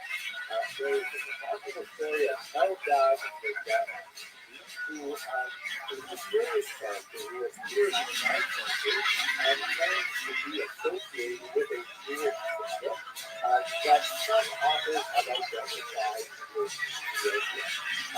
It's, however, difficult to ascertain because it's evidence that he is a bit of a charlatan, and much of the stories that he recorded is collections of private stories. More likely, he actually came from the region of Arabia, and much of the events that he describes and the conditions that he describes really does not pertain to what we surmise must have been Ethiopian Jewish history at that time. So there is a reference here that some historians rely on, but others regard as suspect. Then you have Benjamin of Tudela, much more reliable source, a famous Jewish traveler who made his way through much of the Jewish world, and he recorded in significant detail what exactly he saw. However, he never got to Ethiopia himself. He merely recorded what he had heard from others, and so there is some question as to the validity of his account of Ethiopia in particular. Nevertheless, there is significant reference to it. Rav Ovadia of Bartanura, also known as Bartanura, or simply Rav, very important commentator on the Mishnah, writes about the appearance of African Jews, dark-skinned Nubian Jews, showing up in slave markets and needing to be redeemed by the Jewish community. Much more interesting kind of reliable source, which is certainly confirmed by the extensive writings of Rabbi David and Abi Zimra, known as the Radbaz, an abbreviation of his name, in the 16th century. He was the preeminent rabbi of North Africa, who was very active in Cairo in particular, and he dealt with specific cases regarding these people from Ethiopia, and he absolutely confirmed that they were Jews from the tribe of Dan. In particular, he dealt with the question of whether a slave woman coming from this region eating, taking shit, fucking whatever, that natural people understand either. I get requests for things. I get people asking me to ask Joe Rogan for UFC tickets. I'm tickets. You don't even know the man. Yeah, I get people asking me to get De Niro. That's the biggest request. Can you give this to De Niro? My father was in the mafia, and they think he's really in the mafia. I'm like, look, I was married to him in a movie. He's not really my husband. I can't ask for favors like that. It was fake. I'm not really, but I do like you. I help where I can help. But people that I know, or sometimes a stranger. One stranger will hit it right, say it right, do it in a way right, where they're not trying to not do it right. They're just being them, and I see it's coming from a raw, honest place. And they're like, Ms. Nazuchi, if there's anything, I'll be in action, this, that. And I'll go look at their page, and I'll look at their face, and I'll look at their eyes, and I'll go, I like this guy. I'm going to help this one. And I'll go to casting if I'm on a show, and I'll be like, if there's any extra stuff, get this guy. And I'll help my friends if I can help. Even acquaintances. Most of my friends are on their own, and they're doing their own thing. They don't really need my help, but like some acquaintances that want to be like, get me a little role, an extra job, I have no problem with that. If I'm on a show, you do have a connection with casting. That's somewhere where you do have a little, not pull, but a real connection where they may listen to you. You can help them with some extras. And I can do that. I'll do that. I'll help people. Or my friends that are actors, like, certainly you're a great actor. Like, I'll be like, he should be on Godfather. What are you kidding? Or like, whatever I do, I always mention my friends. But the people will just DM and send me a whole script. They expect you to be, you're so busy. You got so much shit on your own team. Motherfuckers are the ones when you're eating dinner, or you're at a bar talking to somebody you haven't seen in 10 years, and they come up to you, excuse me, and I don't mind, excuse me, nice to meet you, I take a picture. But it's the motherfuckers that have 3 drinks of 2 alcohol, that's a complete different animal. Yeah. Now they just want to sit next to you and stand there and ask you creepy questions. I'm telling fucking Catherine Narducci my life story. I don't need you over here, but they don't understand that. Yeah. And if you say something to them, they get offended. Yeah. They want to talk business at 11 o'clock when you're on 3 mushrooms, you smoke 18 joints, and you're fucking high. And it's like, guy, Yeah. it never, like people, we talked last week about, I learned something from acting, and I took it for the rest of my life. The moment before, It's so important. But then, when some guy runs down the street and says, Catherine, fuck you, I hate to get The Sopranos, and it's 8:30 in the morning. You know, you have 2 things. You can look at him and go, fuck your mother, and lower yourself, and you keep walking and go, what happened to him at 8:05? Yeah. What happened to him with his wife by his neck? Yeah. What happened to him the moment before? Because if you go at him when he comes back with a knife and stabs you, it's like people on road rage. When you get beat up in a fucking car, you don't know what that guy was the moment before. Yeah. It's so very important. It's so important. So, you know, I'm sitting there talking to Catherine, not doing shit at bar, having 3 drinks with him. This idiot will go, hey, this guy, a big pussy. And they you know, my mother just died. And they just cry. They don't know what the moment before. So when you walk over there, be very cautious. And that's something that you learn in your home. That's not something you learn at night. You learn that in your home. Your mother taught you that shit. You know, approach him, say hello, and keep fucking walking. These people feel like they know you. And listen, these are all the things of why we got into our business. These are all the opposite. Like, I just watched Ole Ole. Did you ever see Ole Ole? The Rolling Stones in South America. Mick Jagger walks by himself. Mick Jagger loves to fuck with people. So, like, remember a year ago, he went to Nashville and sat at a bar. Yeah. He's thinking of that shit. Yeah. And they asked him, they said, Bill Murray does that too. yeah, aren't you scared that people are going to buy?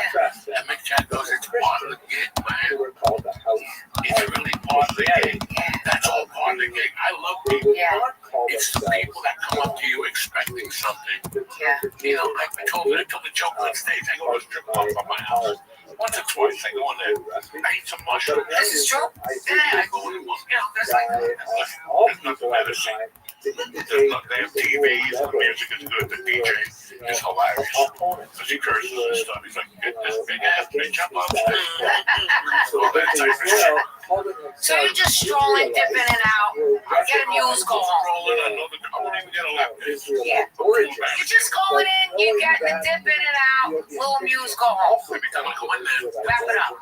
the second night I went in there was great. The second night, 3 kids come over to me all creepy. No, this is a strip club. Look at your best. They still got the hat on from the farm. You know, 3 fucking dozen boxes, you know, like they said. Because everybody else in Brooklyn, they're all farmers. These guys were farmers. They had a bathe. It's Friday. They went right from work out there. And they come over and you know, you do it, Diaz. We're in a strip club. Dancing titties, Russian chick up there shaking her tits, looking at the pole. You Joey Diaz? Yeah, American Rogers. No, hey, you really know Joe Rogan? They're 25 years old. Then they start with, because they really help me every day. Because you really go on top, and I go, yeah. But the whole time I'm thinking, this is society. It's like that guy you bumped into with the big ass that's in a load. Oh, God. He has no testosterone. Why would a 25-year-old talk to a fat fuck fella, old fuck, about another old fuck that lives in Texas that eats out? That's pussy everywhere. This bitch is everywhere. When you have to talk to me about Joe Rogan, and does he eat elk on a Friday fucking night? Then you want to ask me what's wrong with fucking society? At the highest level. That's what's wrong with society. I'm there with a bunch of pussies. Whether you like it or not, it's still pussy. You can smell it in the fucking air, and you want to talk about Joe Rogan. What do you do in that case? I put my feet down, I get in the car, and I go and smoke 15 joints and pray for society. Pray Play that the Jew, the Israeli don't get. Play that Israel don't get. Rabbinic, of course. What do you do? The whole tradition What the fuck do you do? It's How much you fuck I want to do? First off, I'm 62. I can't hear you.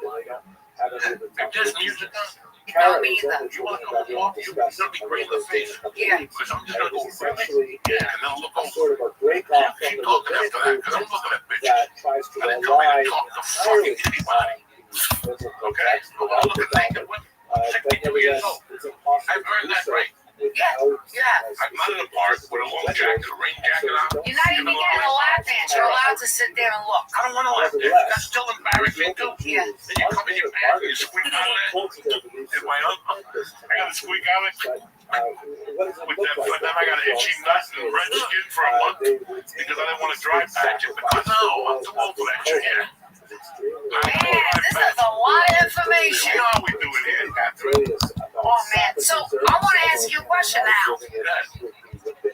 You sent me a funny photo because you like the movie The Ultralights. And you sent me a photo. I love that you sent me the photo of your house, of your TV, in your, where was that?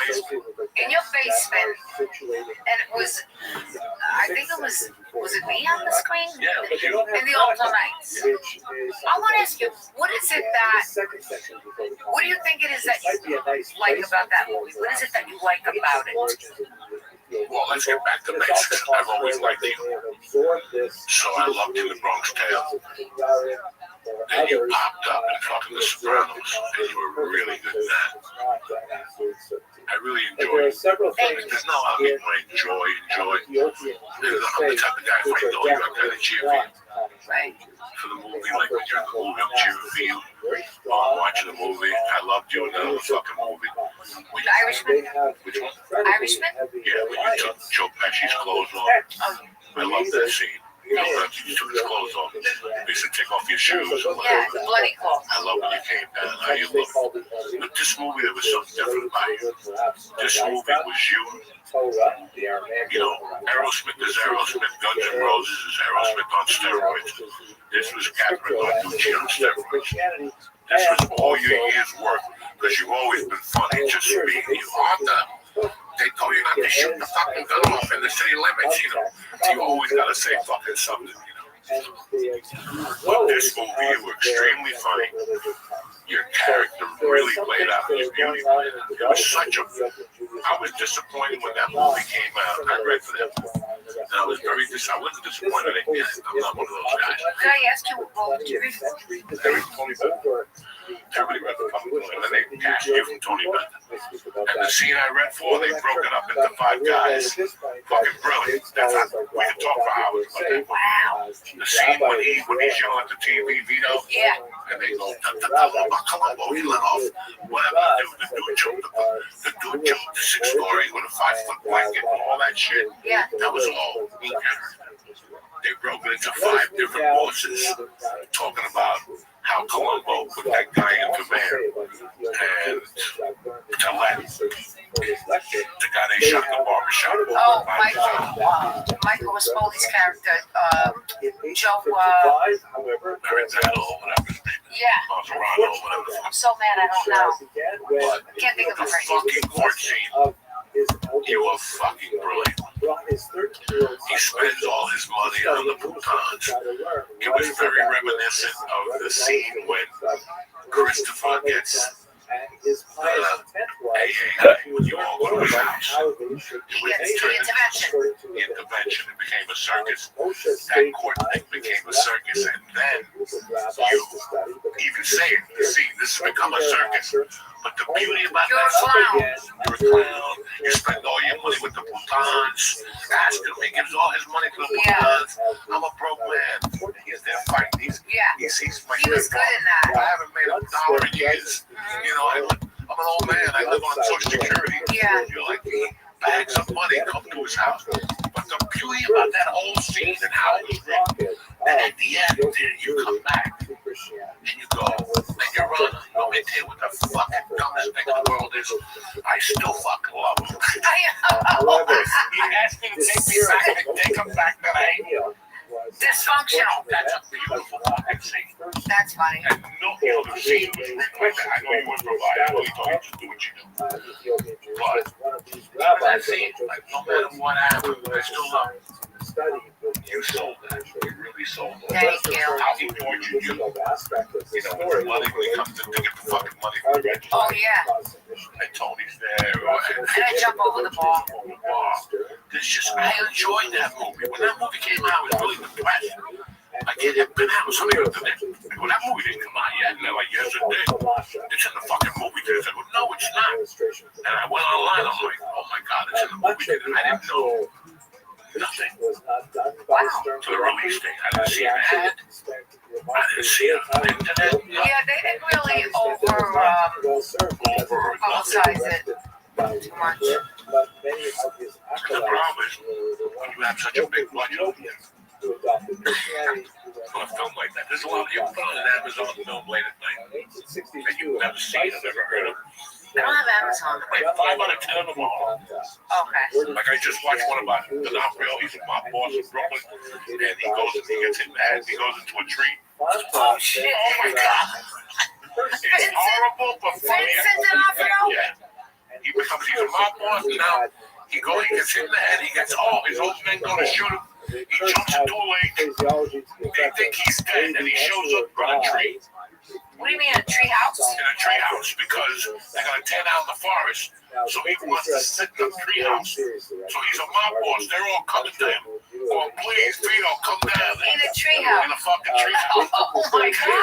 cute movie, but then there's like another one. There's like 20 Italian movies on there that should be banned. Are you in Greenland? No, and then. Not even just taken off, just banned. What's that? They should be banned. These movies are just never made. But there's a movie on Amazon. Let me tell you the cast. And several courts, they went through the motions. They actually Oh, you're talking about It's Forrest Whitaker. It's fucking Justin Timberlake's wife. Jessica Biel. Fucking gorgeous. Gorgeous. I mean, it's an all-star lineup. The English kid from the movie with fucking Angelina Jolie. I mean, great names. Movie was shot in toy. Movie was shot in toy, but I have a friend that was the hot dog man on that movie. It's a movie where Ray Liotta goes out of prison, and he goes to see his daughter, and it's Jessica Biel, but he can't tell her. And Jessica kind of hits on him. And now he's caught between a rock and a hard place, and he's going to die. Wait a minute, his daughter's hitting on him? She doesn't know it's his father. Oh, that's He goes to the strip club. Wait, how is this movie though? It's a good movie. It's very interesting. Wow. Oh shit! You know who plays a strip club owner? Roadhouse. The dude that died of cancer with a fucking wig on like Walter McDonald. Whoa! What's the guy that died of cancer from Roadhouse? Oh, Patrick Swayze! Wait, no, it's an all-star fucking lineup. But I have a buddy who plays a hot dog man in the scene with Forrest Whitaker. One of Gabriel Iglesias' Holy buddy. shit! So I bumped into him and I go, bro, good dude too. I forget he's on a commercial now too. I go, bro, I saw you in that movie. You were fucking great. I go, why didn't that movie ever get released? And he goes, they put so much money into the actors and the locations and shit that they ran out of money for the advertising. Wow. And he goes, it happens a whole lot. What's the name of the movie? IMDb, Blue something. IMDb, Patrick Swayze, who? just put Ray Liotta's IMDb. Yeah, I gotta know. We gotta know now. No, this movie is fucking wild. And like, they shot it all on Gardner. They shot it where I live. They shot I know all the there. So the end of Gardner has a floral shop. And that they just closed that during the pandemic. Because that's where fucking Powder Blue. Powder Blue. Who's in the movie? Tell them the cast. Yeah, give us the cast. Egg Redmayne, Forrest Whitaker, Ray Liotta, or Los Angeles. I thought Vincent D'Onofrio was in it. No, that's the guy. Roadhouse. No, Forrest Whitaker. Godfather. That's what. Oh, wait, what was Vincent D'Onofrio in it? Oh, wait, he lived in the treehouse. What was that movie? Shit. Would this movie have to be long ago? Patrick Swayze's dead. Oh. Armando Cosillo. That's my brother. He's in that movie. He plays a hot dog man. Yes, he fucking told me. was they ran out of budget. They ran out of advertising. Wow. That happened. So that's what I thought happened when I was nice. But I still wanted to see it at the time. I couldn't take my daughter. I take my daughter to movies. That's right. Too busy. So all this shit finally came on TV. Yeah. Yeah. And I fucking liked it. I loved you. I loved Deborah Messy. I loved De Niro. Did you like him? As Vito. I mean, it was solid De Niro too. But as Vito, oh my, He was so good. oh my, So good. a couple of white guys in that movie was fucking great. Yeah.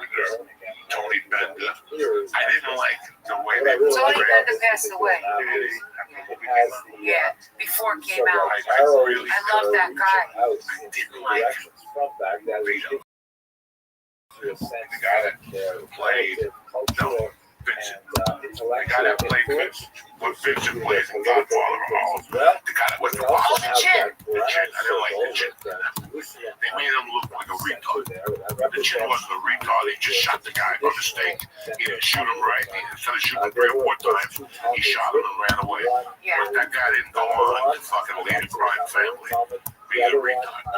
He ended up playing a retard later in his life. But it was also a scam. He was that brilliant. Right. You know, so He played that thing. that's the only guy I didn't like in that movie. How they played him.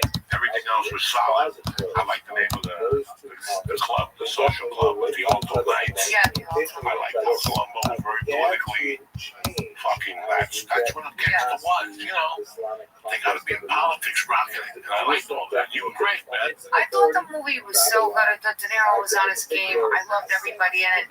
I loved the whole cast, and I loved Tony Bender. I thought he was so authentic and real, and his acting was honest. He was so chill, that guy. Always just like himself. And that's the key to acting. You have to bring yourself. You have to. And I love what you said about acting. That's the key too. The moment before. It's like it's so important. The moment before. And what do you want from a scene? Also, it's like, how do I want you to feel when I walk in this room? How do I want you to feel? What's my objective? I want to be a good guest on this show. That's my objective today, right? I want it to be a good show. So try to find what would I do to do that? Good subjects to talk about, make it interesting, but be natural and organic. That's my objective. I just want people to like the show. I hope people like the show and find it interesting. And how do we do that?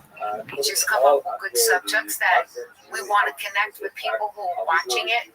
So, you know, if we were filming this as a movie, it would be the same thing. What's your objective in the scene when you're filming the podcast scene?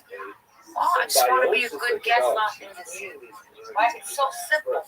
Keep it all simple. Keep everything simple. And the moments before are great. It's a great thing. I'm glad you learned that.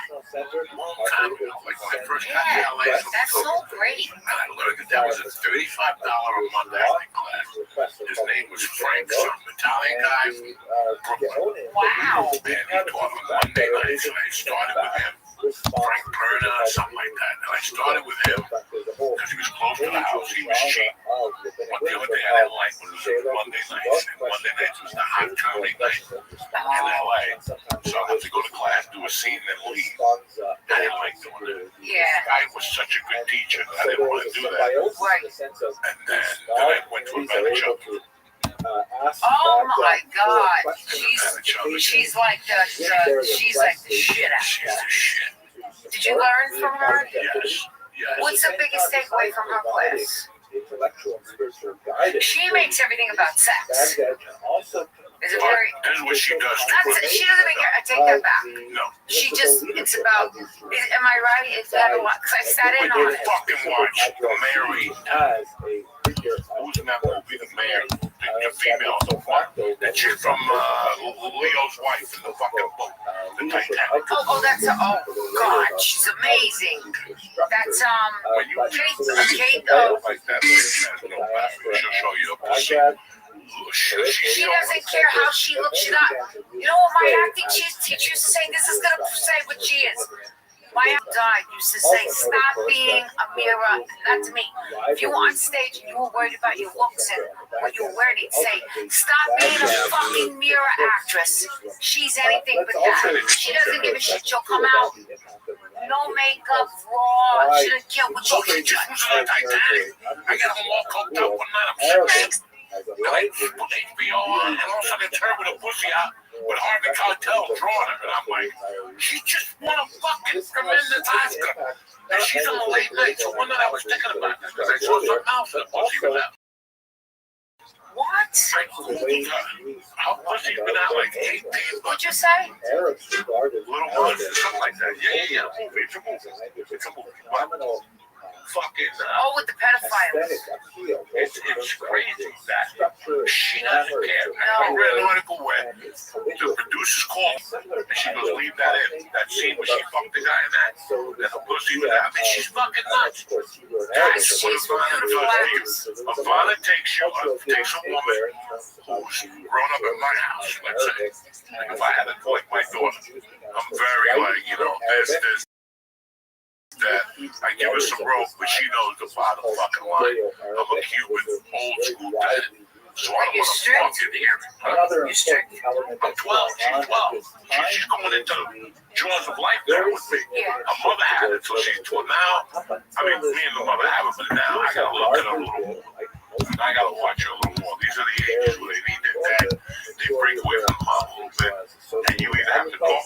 Yeah. You gotta talk. You gotta talk. So, now you can fuck off what I was gonna say. Now you're talking about how you, Kate, you said Kate. So, when you get a girl like that moves to Hollywood and says, I'm never gonna show my titties. That's great. Until you walk into a Vanna's class. Vanna's like Minty Shaw. When you tell them what you don't want to do, that's the first thing they make you do. I told Vanna one day I don't like them. She's like, Vanna. $300 fucking times. Don't fucking put me in the scene to kiss a fucking girl. And by the way, next thing you know, you're kissing a girl. Like I don't want to do it. Next thing you know, she gave me the role of Ernie. Ernest Borgnine in that movie where he plays the butcher and he falls in love with a pretty girl upstairs. Marty. That's the first scene I did. She made me kiss somebody. And dog, I had to go to the girl's house and rehearse with her. I would tell her that I don't want to do it. Can I ask you something? You're so outspoken. You're so. I'm not going to say the word, the P this, the P that, the F this, F that. Try to get you to do like a little thing where you're kissing somebody. What do you shrivel up like a prune? Yeah. Let's say. Why? That's why. So then I'm going to tell you what that's about, the psychology. It's all a front. I'm a prude motherfucker. No, that's all a front. Listen, no, because I know for a fact. Listen, I'm 62 out there, the truth, okay? Yeah. I love strip clubs. And I'm a Cuban old school cokehead. I had to fight off of my cheese all those years. But I got nothing wrong with Captain Ducci coming up here to the bar. They go, Captain, why you talking to me? I got an 8-ball of coke. I'm gonna suck your fucking uterus out. Okay, and I want you to go. You're right. Let's get the fuck out of here. Is that how that would go? Now, God forbid. No. Now, God forbid. Captain Ducci said to me, hey, I got an 8-ball of coke. Let's go back to my house. Have a few cocktails. Reverse it. I'm done. I run like a pussy. I've done it before, and I'll do it again. And especially, it's the weirdest fucking thing. So when I go to a strip club, I don't mind me going to you. If I'm coked up and drunk, I haven't done coke in 18 years. So that side of my personality left.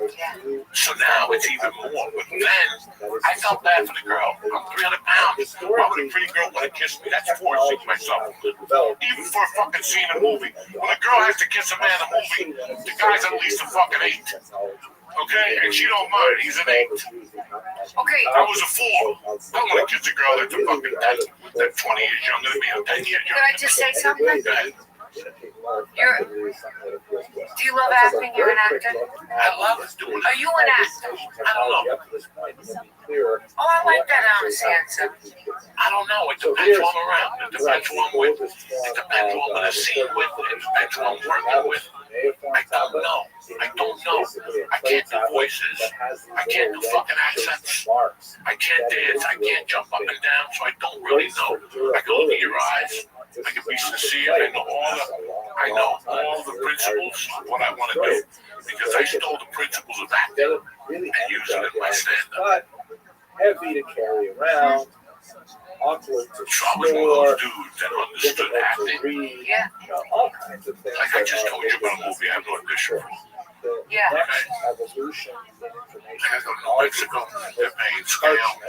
They want you to play Italian, Mexican, where they call the farm. That's not the point. That's not the point. At the border? Right, smug or whatever, right? But the point is that the point is this, that it's a chance to have. Something's kicking in over there. Oh yeah, he's all Holy Zamboni. shit!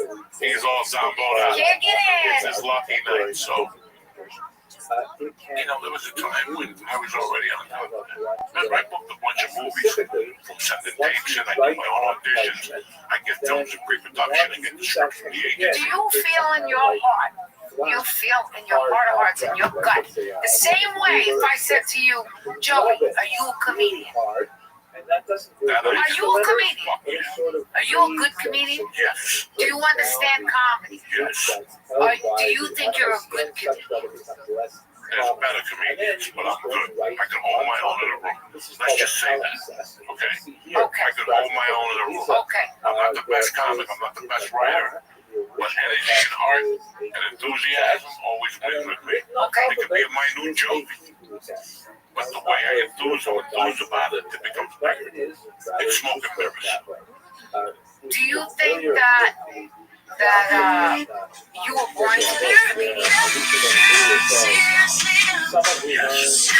Anything else you think is better than comedy? I love Still today, you can still better than you could be a comedian? That's not even in my world anymore. Okay, so I couldn't be a burglar now. You know what I'm saying? So I couldn't walk up a ladder. I can't go in through a mirror. You know, I go through a TV. I go in through a fucking window. I'm gonna be soft before So stealing was survival. Comedy is for survival too, because comedy. I mean, I'm not a comedian, but I'm an actor, and I understand the art form of any a musician, a painter, a comedian, an actor. Survival until I realized the stakes. I say that to you. That comedy was survival. I didn't want anybody to get a touch of me. I just got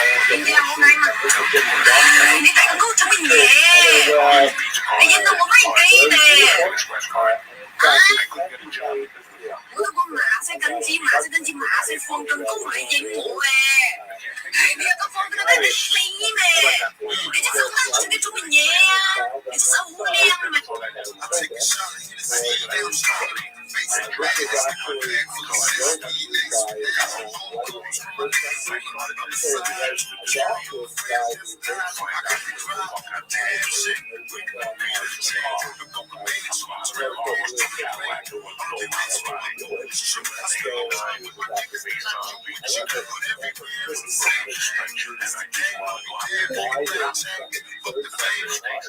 Yo, what up?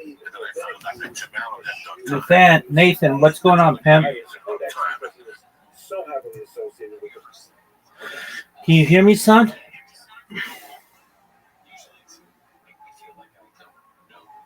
All right, well, that's cool. Lenny Bruce had been arrested a few times, so I felt in a good company. And then I read a Lenny Bruce book, and he broke it down. He lived at that hotel in Chelsea, and heroin, and he fucked strippers, and he slept all day, and I'm like, I'm in. That's what I was going to do. So you identified. Lenny Bruce would play in the jazz club, being a comedian at the strip club at night, and then going back to a hotel with no responsibility, no rent. You know, you pay rent, but it's not a big house. You have to pay HOA to mow your lawn. It's just a fucking room, a woman, and a fucking syringe. And you're fucking sucking, and you're writing comedy. one can be better than that. But it didn't work out for me that way because I didn't want to do it. I didn't want to do comedy. So what that meant to me was that you were you didn't want to be part of society. It was like joining Hell's Angels. It was like So you were joining the mafia. I was a rebel because I had no choice. Because I couldn't get a job. And I'm one of those guys. Saying anything bad. But as much of a douchebag as he is, I'm not saying this. I'm saying for people's opinions. People don't like saying that, but I got no space. Having a bull, nobody likes it. I understood why. But that motherfucker could run a CEO. He could be a CEO of any fucking company. And there's a lot of those gangsters that could have been CEOs of any one of those companies. I just repeated this years of lead these guys one day. I learned good things from bad people. Okay? No matter how bad they are, they have one good fucking trait. Maybe it's remembering something. Maybe it's mathematics. I mean, what's the famous Jew? The fucking Maya-Lansky, these guys, he was a mastermind. He dropped out of school once he was 6. He was dyslexic and with a bone leg to boot. It doesn't matter when you're fucking, well, I have an IQ of 180. Well, but if you send money to Africans when they humiliate because your mother left you a will in Africa, what good is that 180? What good is if you go 10 for 10 on Jeopardy? I don't give a fuck about that. It's when you translate into the street. It's like functional fitness. Well, my kids, we do curls and squats. I still do squats, but it's more function now. I use bands and fucking, pulleys and whatever the fuck. So it's the same thing you adjust. My point is, I have no idea because I took the same pills to sleep.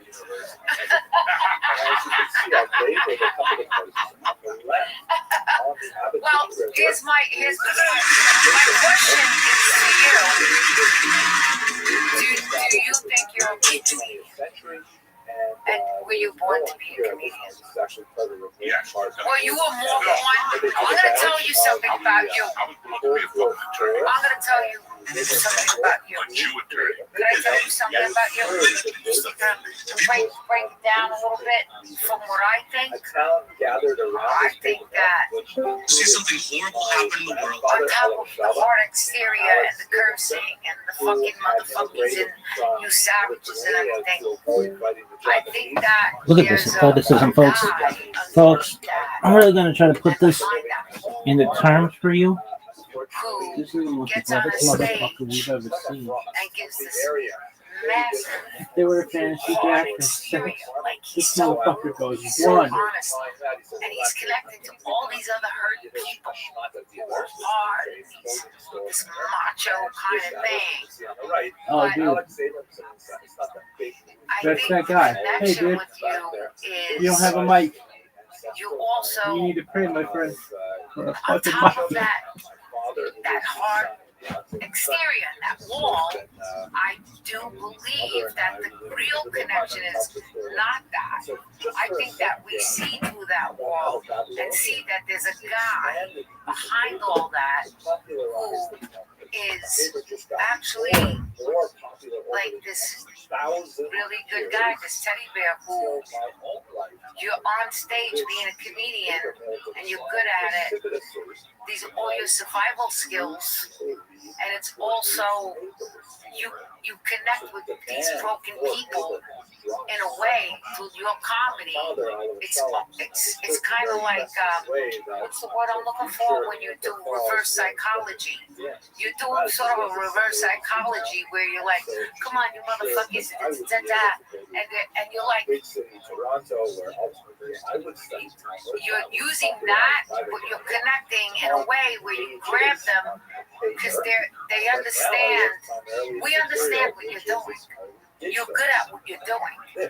Like you're making a connection with these people with that hard exterior. This guy is having a meltdown behind the scenes. look You at gotta know that. No, you really are. You're like this guy that really connects in a way that it's almost like it's sort of like a psychology thing that you do where you come up with the hard exterior, but you're also connecting with people and helping people in a way where it's like, show me you're helping me without showing me you're helping me through your compliments. to answer your question from before. Yeah, I feel like an actor at times, but the last 5 or 6 years I haven't, because an actor wants to get out there, whether they pay him $1, whether they pay him $10,000. So does a comedian. But the problem the last couple of years is the money is getting so bad that they want you to do weird things. And I'm just saying, you know what, I'll pass. Yeah. So that's why my hesitation, that's why I hesitated. And he writes That's why I hesitated answering your question. explaining a lot. That's why I hesitated answering your question. About the human actor.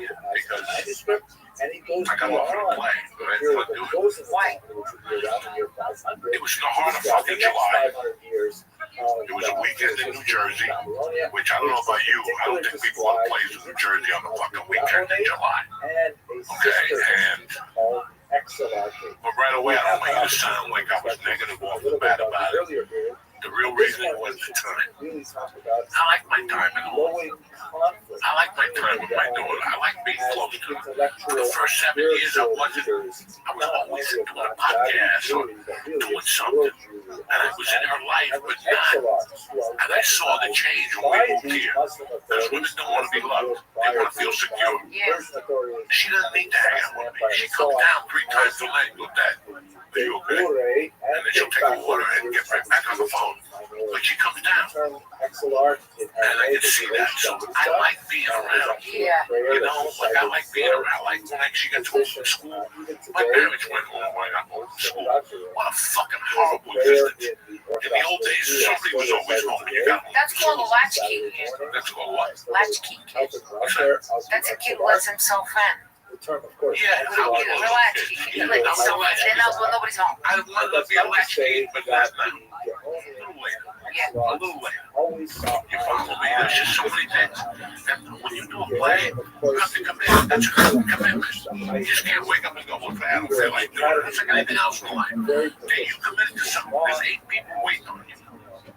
8 people waiting on you. Again, I'm getting to an age where I wake up in the morning. I may have to go to the wrong to see you. I smoke a joint. I change my mind. There's a lot of politics I'll involved. go let you know. Eat class today. I don't feel like eating spaghetti. So what you see Well, you know what? I have a T-shirt that I had made, and it says, "I'm not a planner. I'm a canceler." I cancel everything. I make plans and I fucking cancel them. I'm a professional canceler. I'm lucky I'm here today, but I'm happy I'm here. I'm happy I'm here. I got to meet this whole great. Let me tell you, by the way, people, his behind-the-scenes crew is the best. The conversations behind the scenes should have been filmed. It should have been filmed. You missed the goal. The goal was behind the scenes. Who's foodie? Foodies. You like foodies. You don't want nothing but roadies. You want no frills, in and out, no small talk. I want to eat. I want to be in and out. And you only want his chicken cutlets. Your chicken cutlets. Your chicken cutlets. Oh my God, the best. Listen, in today's world, we used to think where you came from, where you are today. All we have is a little bit of loyalty. But we become these people that every time, oh my God, there's a new Rico open. That's great. And something. I gotta go to Rico. You know what? Who gave you fucking food on the oven when you were broke that time? And that's what we've all forgotten. Everybody forgets. We don't eat that. We eat anchovies and Staten Island. We have a little water in it. Leave me the fuck alone. We all grew up, we have one place. That's all you have. Keep it simple. This fucking jerk off goes to a pizza place. And all these saps run after him. They annoyed. A skinny fucking Irish kid who bought them. They point like, I've never seen a society of such suckers. Because the East Coast is made of great pizza. We don't, there's so much good pizza now that if you make bad pizza, you get ousted. So everybody has a different flair to it.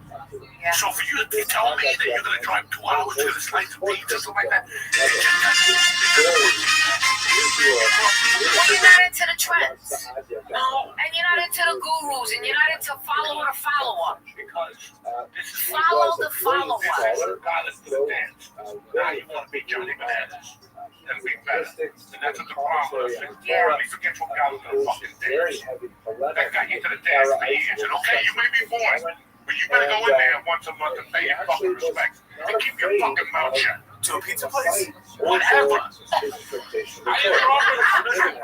grew up in Roma part-time. See, you're not from that world, so you would never understand. She grew up in the Bronx. And there was, where the fuck you grew up? And there was 1,000 fucking places to eat pizza. But there was one that your mother and father went to. And you went there every day. And you went there to school. And Mr. Nicky, whatever, he gave you a slice, he gave you Italian ice. Your whole life was in there. Until you went away to college. And when you went to college, no matter where the fuck you went to college, you kept saying, man, I can't wait to go home. To get a slice of that fucking pizza, okay? And you went back home and you got that pizza. But now you moved to Asbury Park. You know, I like the Sicilian with the whatever. Leave me the fuck alone. Leave me the fuck alone. I get it. But every time you come up, pay your fucking respects. Pay your fucking respects. We grew up in that fucking place. What the fuck is wrong with people? Oh, so you feel like people are jumping ship? All the time. All the fucking time. Jumping ship. All the time. To the hottest restaurant to impress somebody. Oh, we went to the lowest. Shut the fuck up. Yeah, I get Shut the fuck up. I get what you're saying. Shut the fuck. I just moved from LA. But there's no loyalty. 20 years I sat there. No loyalty. Nobody. No, we went there. Only no. You're from fucking Jersey. Why are you eating that shit? Because it's good or because? No, because this one said to. The forces of being, or what is it?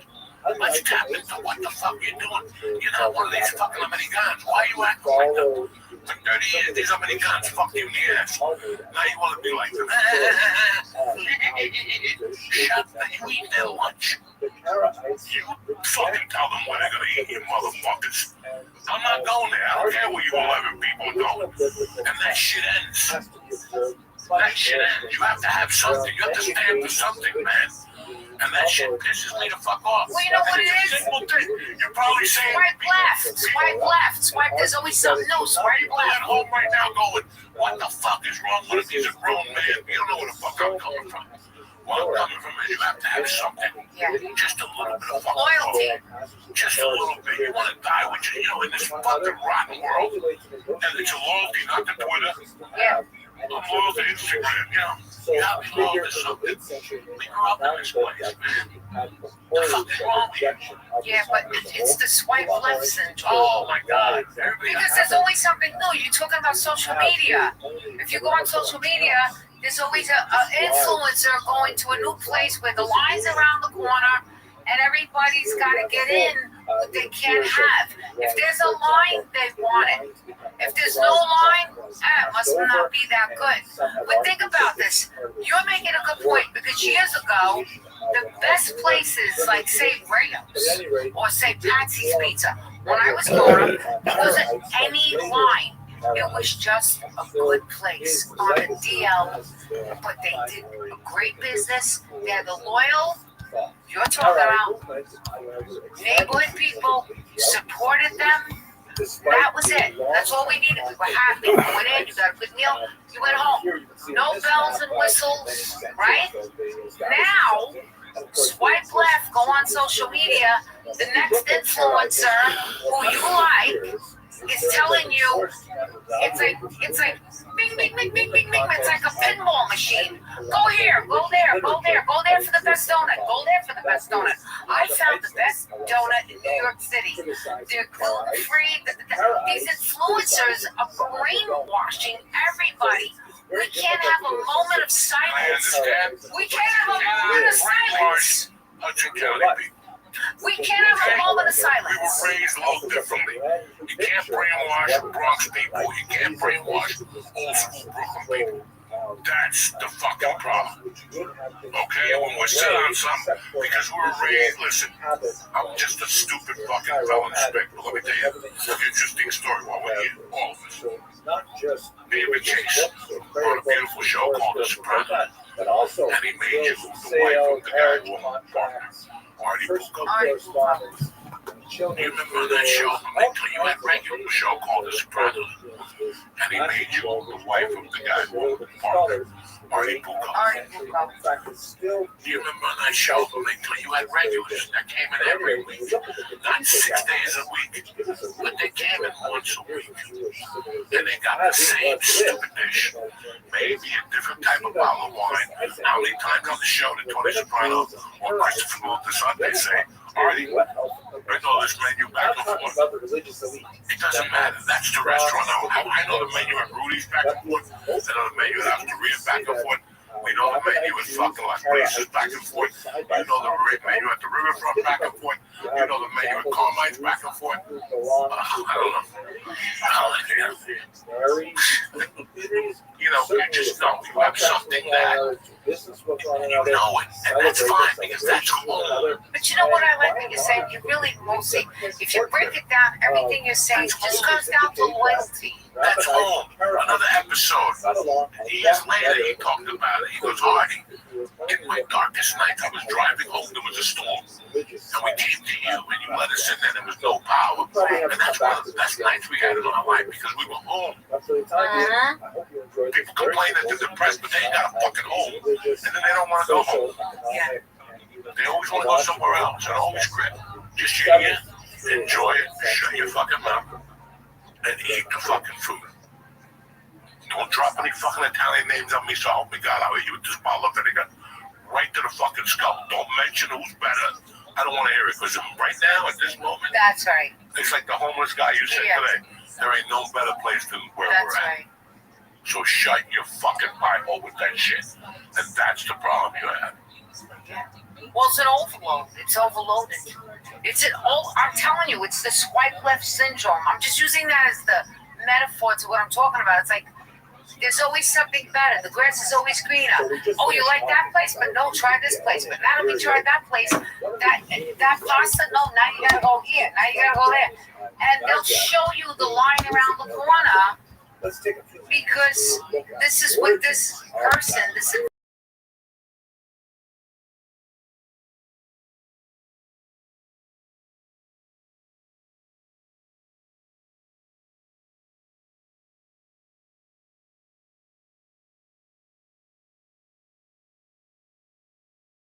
another place now.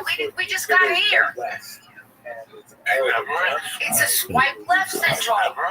It's the ADD. Swipe left syndrome. You know, I live in central New Jersey. Since I've been there, I like 2 restaurants. Both of them are like weird now. They've opened up all these restaurants. But last December, or December before that, they opened up a Mexican restaurant that people who have car accidents blown into. My neighbors would say, parking lot, they had cars on top of cars. They had to use the parking lot to fuck other businesses at night.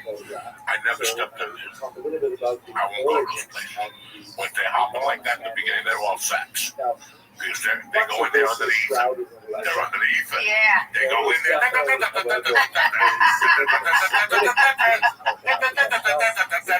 We're all great. Let's take a picture. And they pick up that margarita not knowing it's $22. And they're just pumping into like Vegas. And now your girls come. And more. Now nachos and chips. Everything sucks. I'm getting it. You were drunk. You dropped 300. Now you get home after fucking and sucking. And you correlate the fucking and sucking with the Mexican bar and the Mexican drinking you went to do the night before. Trust me. The mind works so fucking weird. So you can't wait to go in there again. Then you go in there one day without your girlfriend when you're sober and see if everything sucks. Okay? So that's ether. I get the ether now. Now you get the ether? I get it. They suck you right in. They suck you right the It's fuck almost in. like you're under the influence. And right away, yeah,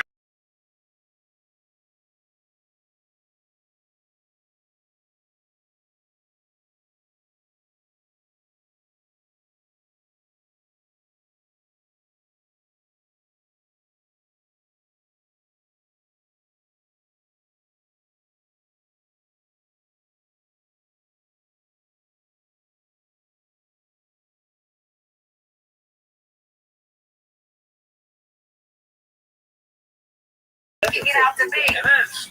right? There's an article or a book around. I read this the other night again. I do not know if this is true.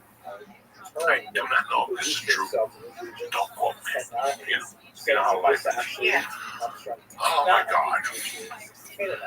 8 women come together. 8 women have got together. And what do they do? You ready? Yeah. Come together from the metropolitan New York City.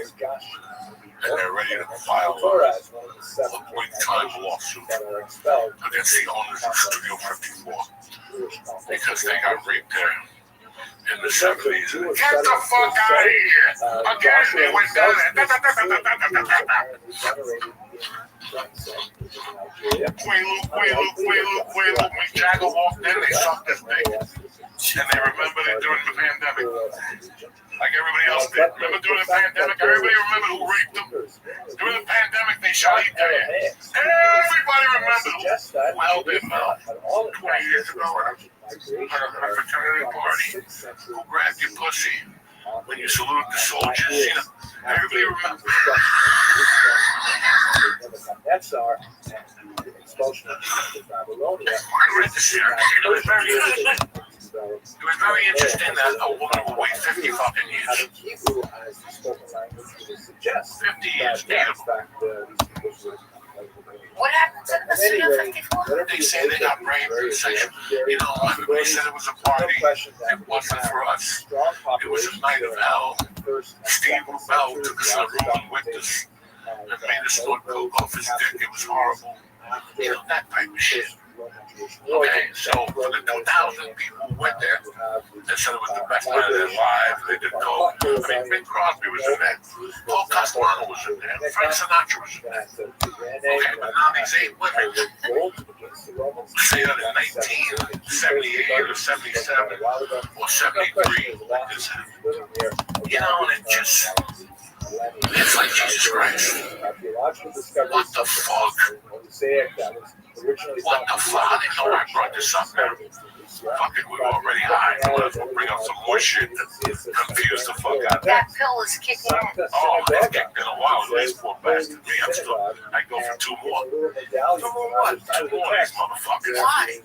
Why not? It's Monday night. It's Labor Day weekend. You ain't got dick. I ain't got dick going on. It's Labor Day weekend. That's it. It's Friday, Saturday, Sunday, Monday. It's over. Summer's over. It's over. Wow, that's scary. You can't wear white no more.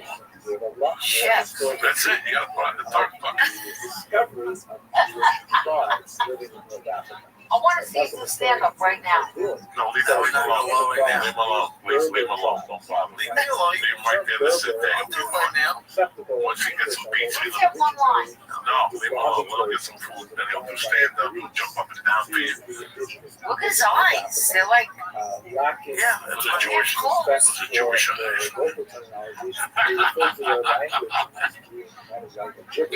you have a good time shooting out all night? I really did have a great time. I like being away. I like being out of my environment and on location and not around familiarity. You know, I like shooting in New York because I love New York. I'm a born and raised New Yorker. On the island of Manhattan, not the Bronx, but I do like the Bronx. But I am born and raised in Manhattan. I like shooting at. But I like getting away to shoot films. I like being away on location. Because then you're not around familiar faces and places. And I feel like when I'm at that point, my imagination is on a much higher level. Anyway, imagination, let me ask you something. Yeah. You ever walk into one of these hotels, you go to your room, you put your shit on the bed, you go, how the fuck did I get here? When you're working? Yeah, like when I check into a hotel, they're like, hi, Mr. Diaz, welcome. We have a basket for you. And you're like, these motherfuckers don't know 10 years I was robbing these baskets. You know what I'm saying? They're like, we got a basket for you. Welcome. The movie welcomes you, and then you go to your room, and you sit down. It's a nice room. You got buckets and saunas. But I gotta tell you, those are my proud moments. I understand, but you have Because I go, shit, man, I earned my freaking way. This little shit cockroach from Harlem earned her way to not a hotel room. I could get myself a hotel room. I understand. But those moments that I'm answering you, how I feel about that, are surreal for me and proud moments for me. Because I'm like, boy, you know, my ex, Joe Maruso, he's an actor too. He said to me, Kat, every now and then, every night, my therapist told me, when you're feeling really bad about yourself at night, when you're alone, and you're about to get in bed, you give yourself a pat on your own back, like literally, you go like this. You did good today, kid. You did good today, Kat. You give yourself a pat. You tell yourself you did good. When I walk into a hotel room on location, and I go, it's not about, oh, I'm in a hotel room. It could be a shithole hotel room, and I could be doing an independent film for $100 a day in Massachusetts. But I still have the same feeling I have as if I walked into a hotel on a studio film in Hawaii, that you believed in yourself enough and you did the work to get here. And you're here and you did something good. That's something good. That's the one time I give myself credit and go, don't be hard on yourself. Did something good. Give yourself the pat on the back at the end of the night and say, you did good, Kat. You did good, kid.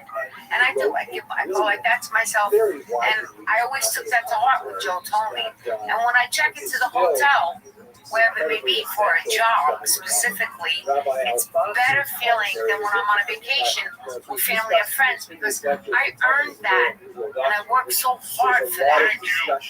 Now you know I don't like fucking vacations.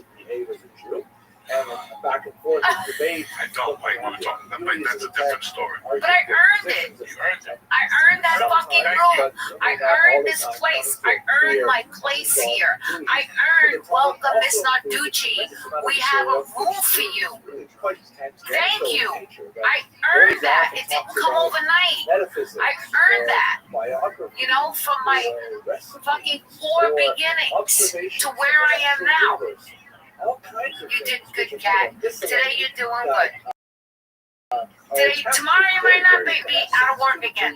Right now, you're checking in to do another movie you earned. You got anything coming up?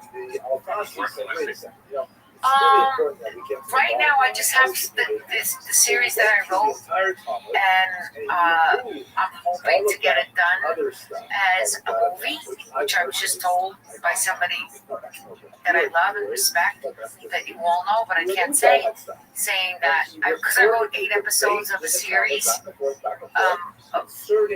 my life, and the person read it and said it's going to be a movie, so I'm going to be like trying to get that made right now. And hopefully Godfather Hall is coming back for season 5. No. They destroyed it already.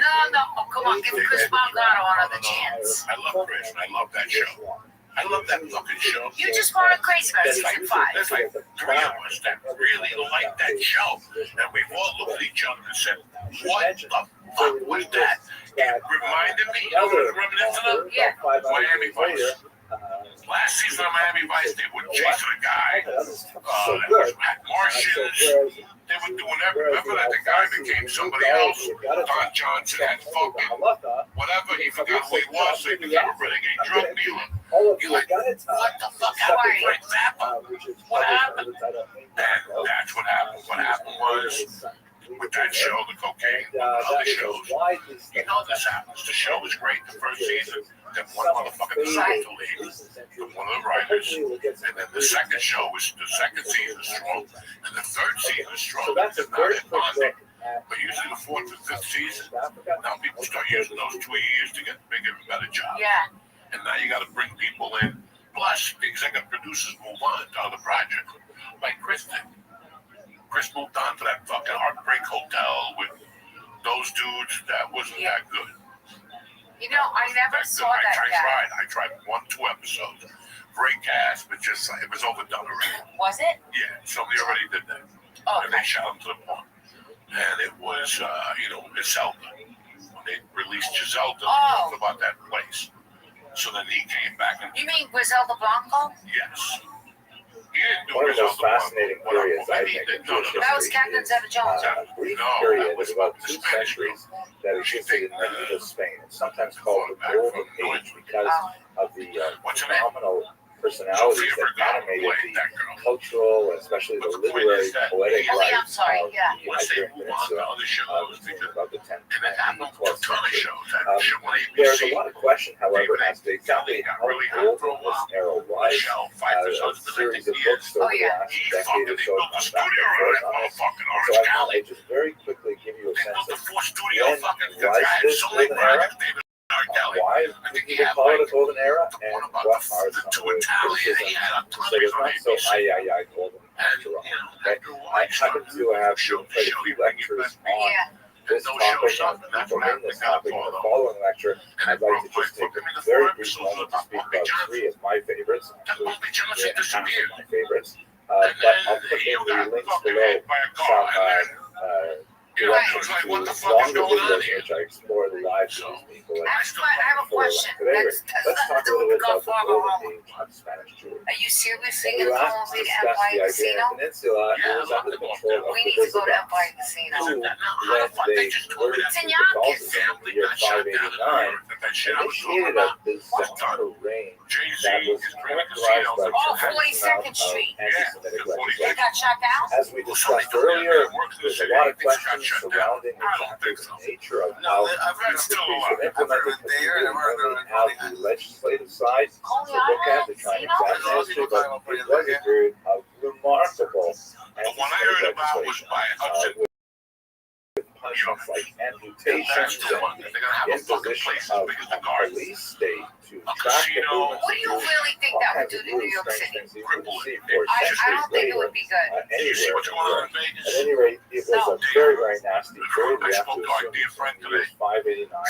and 711, which is when the Muslims entered the peninsula and conquered it in very short order, along with their rapid expanse across the southern part of the Mediterranean and into southern Europe as well.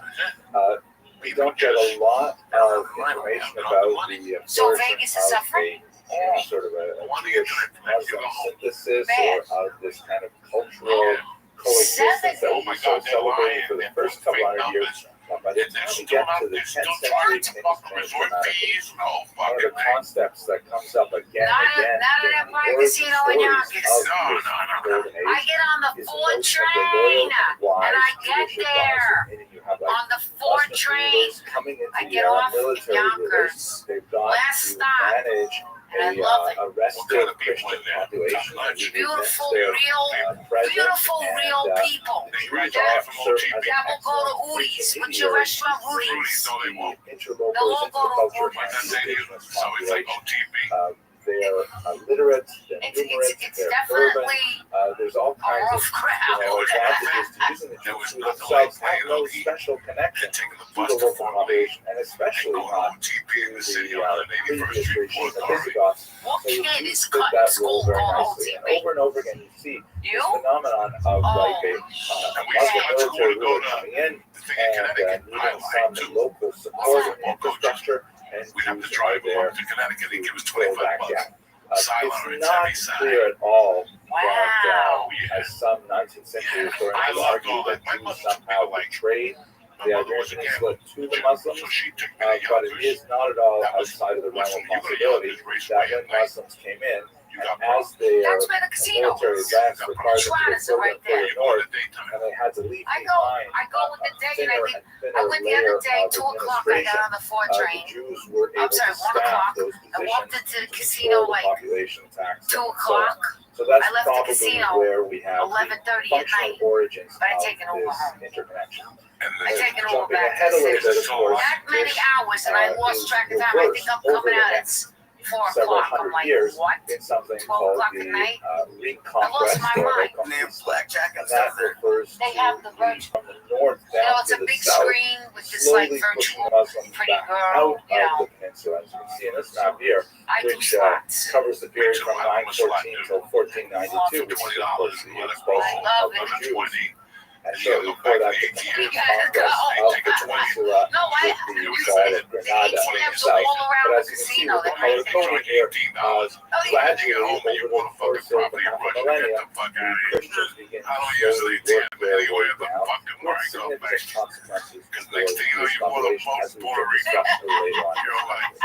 So speaking specifically about the Golden Age, what we're talking about is basically the era from Hashtai to the Shatu to Yehuda Halevi. Those are kind of the major figures who took hands in this period, and that dates from the 10th to the 12th century. I like this one. It's The area called, in which this Golden Age is especially expressed is in the southern region, which what is it? is known as Mayan Al-Andalus, the Muslim region, The Mayan and it chief. works And I like within this other a one, Muslim Slade, cultural Dragon ecosystem. In Slay. particular, And then the one attitude other to is, poetry that we it's shall see called, like, my so nickname is significant. Kitty. I'd like to suggest, I don't think I've And ever I seen like this kitty term cat. It's used like a before, cat but that comes, maybe I if you can hit coin it, unless the I'm cat stealing comes it. out, I'm not meow, sure meow, it's goes coming around, out. and drops the There was money. kind of a silver age that followed it, not nearly It as drops the money. amazing as the It's like a Golden whole Age, fucking but there movie were I'm watching. It drops the money, it waves to figures you, like and I'm like, Maimonides, Kitty, or I the love Rothschild, it. phenomenal figures who were in Spain shortly after the Golden Age was coming to a close, and they existed within a Christian cultural ecosystem. Oh, I punch it. Yeah, Quite oh, I a knew different it. experience in Yeah, many ways, as Yeah. we shall discuss as we go further along. I love people. So basically, that's what we're talking about. Big machine. These 200 years I love you. between You know, the conquest of the peninsula in 711, it really comes to its golden period in the 10th century, up until the 12th century when the Reconquista began to slowly make its impact on this unique and fascinating period. I gotta tell you, the ferry Now, coming what in is makes it so unbelievable. golden, perhaps one of the most You know, it's significant crazy. You things, say is something that is you're known bored, in what do scholarly we do? research as You la either go out to convivencia, eat, you go or to as a I think movie. the Spaniards I go to say, galleries because I'm la an artist and I like to look at art. convivencia. That's always Makes me good laugh, for me. It but, may not be good for everybody. I like it that. means You go literally to a movie, the but then you living think about the other togetherness, things that right? you don't The do. coexistence, Taking the which is a ferry little bit here, stronger, I think, in now Spanish. that's The just that idea that ferry. New York to these New are, York, right? you know, Okay.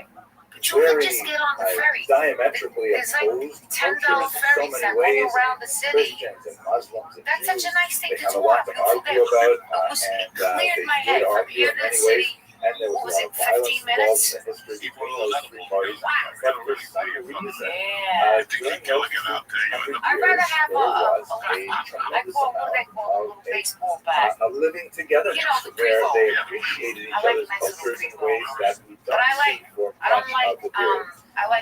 There's indica. certainly several key examples of this I don't convivencia, like, which is not, a sativa. perfectly round Because I'm convivencia already with, hyper. Jews and Sativa Christians makes me and Muslims all more sharing hyper. I equally. like indica. It tends to be lopsided towards the Muslims in terms of political authority, for example, towards the Jews in terms of physical activity, let's say.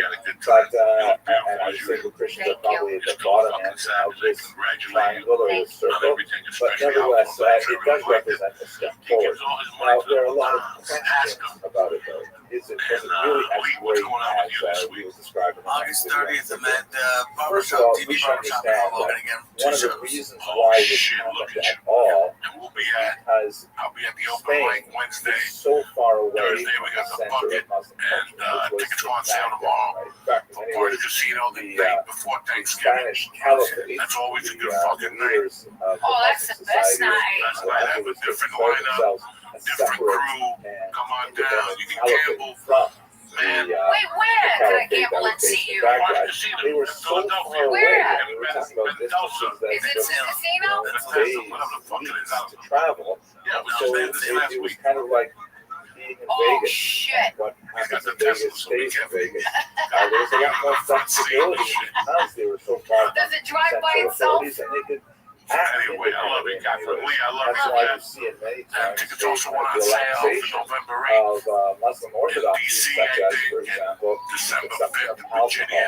which was a very big part of the We're in Maryland and Virginia. salons One in that November, one in December. held Yeah, where we're Muslim going to Florida and next Jewish week. Christians would get And that's together all that matters. and September recite 6th. poetry. Hard Rock Live, and Friday night. This was It's something Casey that the you wouldn't Sunshine see Man. happening You in know what I'm saying? Baghdad. Jules There would be some elements of this in the Ottoman Empire, but centuries and centuries later. Bring the fucking So glues. the Bring whatever you got. Glue. control I don't give a of fuck. Orthodox It's KC. He's only got Islam 2 songs. did not And have we the jumping same up and kind of down for an impact hour. as Spain What's the would other have one? in the center. There would be ups and downs Cause to I'm this. your There would be boogeyman. visits Boogeyman. from So he'll do like a North trio, Africa, Boogeyman, from much more something else. Like he'll documentary do a, this is who a new would song. insist on a This is return KC. to Don't some play of no those new values. songs, all right? But for Coke ain't even the golden same era that anymore. we're talking You got about, one there's a song, lot of center just versus stick to it for an periphery hour. issues with Do the a little version. dance, And bring by a the little way, up, the same let thing down holds the true night. for the Come on, keep Jews, going. Keep going, because their KC. center of gravity That's intellectually it. I was love still in motherfuckers. Mesopotamia, Have a with great the week. Stay great black. economies, And God bless you and your for families, for cocksuckers. themselves moving to Baghdad, but the only were based there as well. So they're very far away from the central authorities too. Let us not forget as well that although we speak about the intelligentsia, it wasn't completely equal. It wasn't like Wisconsin. It was a situation where the Jews were definitely limited in their authority. There were some phenomenal figures who reached great heights, but always subordinate to the Muslim rulers. There was no question that somehow there could be an independent Jewish state or anything like that. And so there were similar kind of boundaries on Jews and on Christians within their community.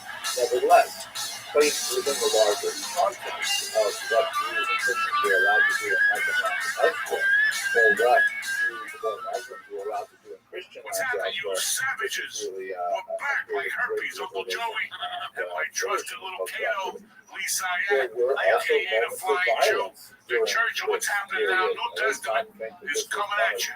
What's happening, brother? peace Good to see you, and dude. Good to see happiness. you. How was your There was weekend? a rather I had a remarkable great time at pogrom Parks. in the southern Parks was fucking really cool. 1966, I had after the really good New death of Jersey. very Actually, important Parks, Pennsylvania. But I figure started, I did our buddy discussed Pedro show in New video. Jersey, which is His my. son, who I love my succeeded him, favorite was shows unable now, and I love to doing live shows up with you, but our shows to are like, the I have to, it's basically like a fist fight. the Like, it was larger just at a population. bar, And there was people were heckling the whole, just popular talking, attack on and they were funnier than some of the comics, which is my favorite. that resulted Is when in the loss people at of the life. bar, This was especially in New Jersey, definitely are funnier than some of the not comics. kind of thing to do. And that was a But it just blast. serves to George illustrate came. that Thank you we very much. can't And then we did purely Parks, which encourage was, rose-colored glasses. I And probably finally, did Parks like 6 one or so of the times. We did it most before striking we had examples, this perhaps, residency. is the flight I think of this was the Maimonides. best I've done He there. is It was often considered, and it's because since you he was fucking a made me native cut of 20 southern minutes of Spain, my act. he's often considered one of the great exemplars of Latin dementia. But in reality, the vast majority of his And you still say work, a year his ago, scholarship, he's chubby his and all that shit. activity as a Jewish leader occurred in Well, Egypt it worked. It was, I know both it's gonna of them work. as It's crazy. an older But you see how individual. material works, you have to let it His go like period a in Spain fucking. was fairly I'm brief. cracking with herpes. You gotta let him go. You He can't was call still a him young back. man, primarily because of migrant persecution from those North African invasions that occurred. So this is just kind of like the caveats to the overall idea of intelligentsia. In the next video, we're going to look at several figures who embody the ideas of intelligentsia. But you get rid of stuff like a Finally, weekend. I'd like to give just a little bit of a historiographic perspective on the reason why we get to this whole concept of the golden age in the first place. a lot of it has to do not so much with the 10th to 12th centuries, but with the 19th century, specifically Germany in the middle to late 19th century.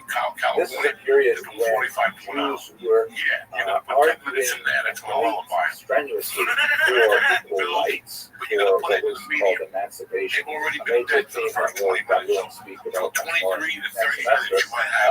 One of the important historians of that era was this man, who wrote one of the first major encyclopedic histories of the Jews that has been translated into a 6-volume edition. I thought it got laughs in certain rooms, but it had started to wane off. And when you told me to get rid of it, I was not mad. I don't say mad.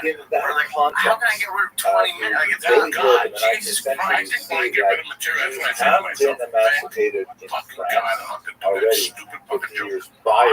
I'm at the point where I'm just trying to get material. Tremendous strides similarly in England and even in Austria.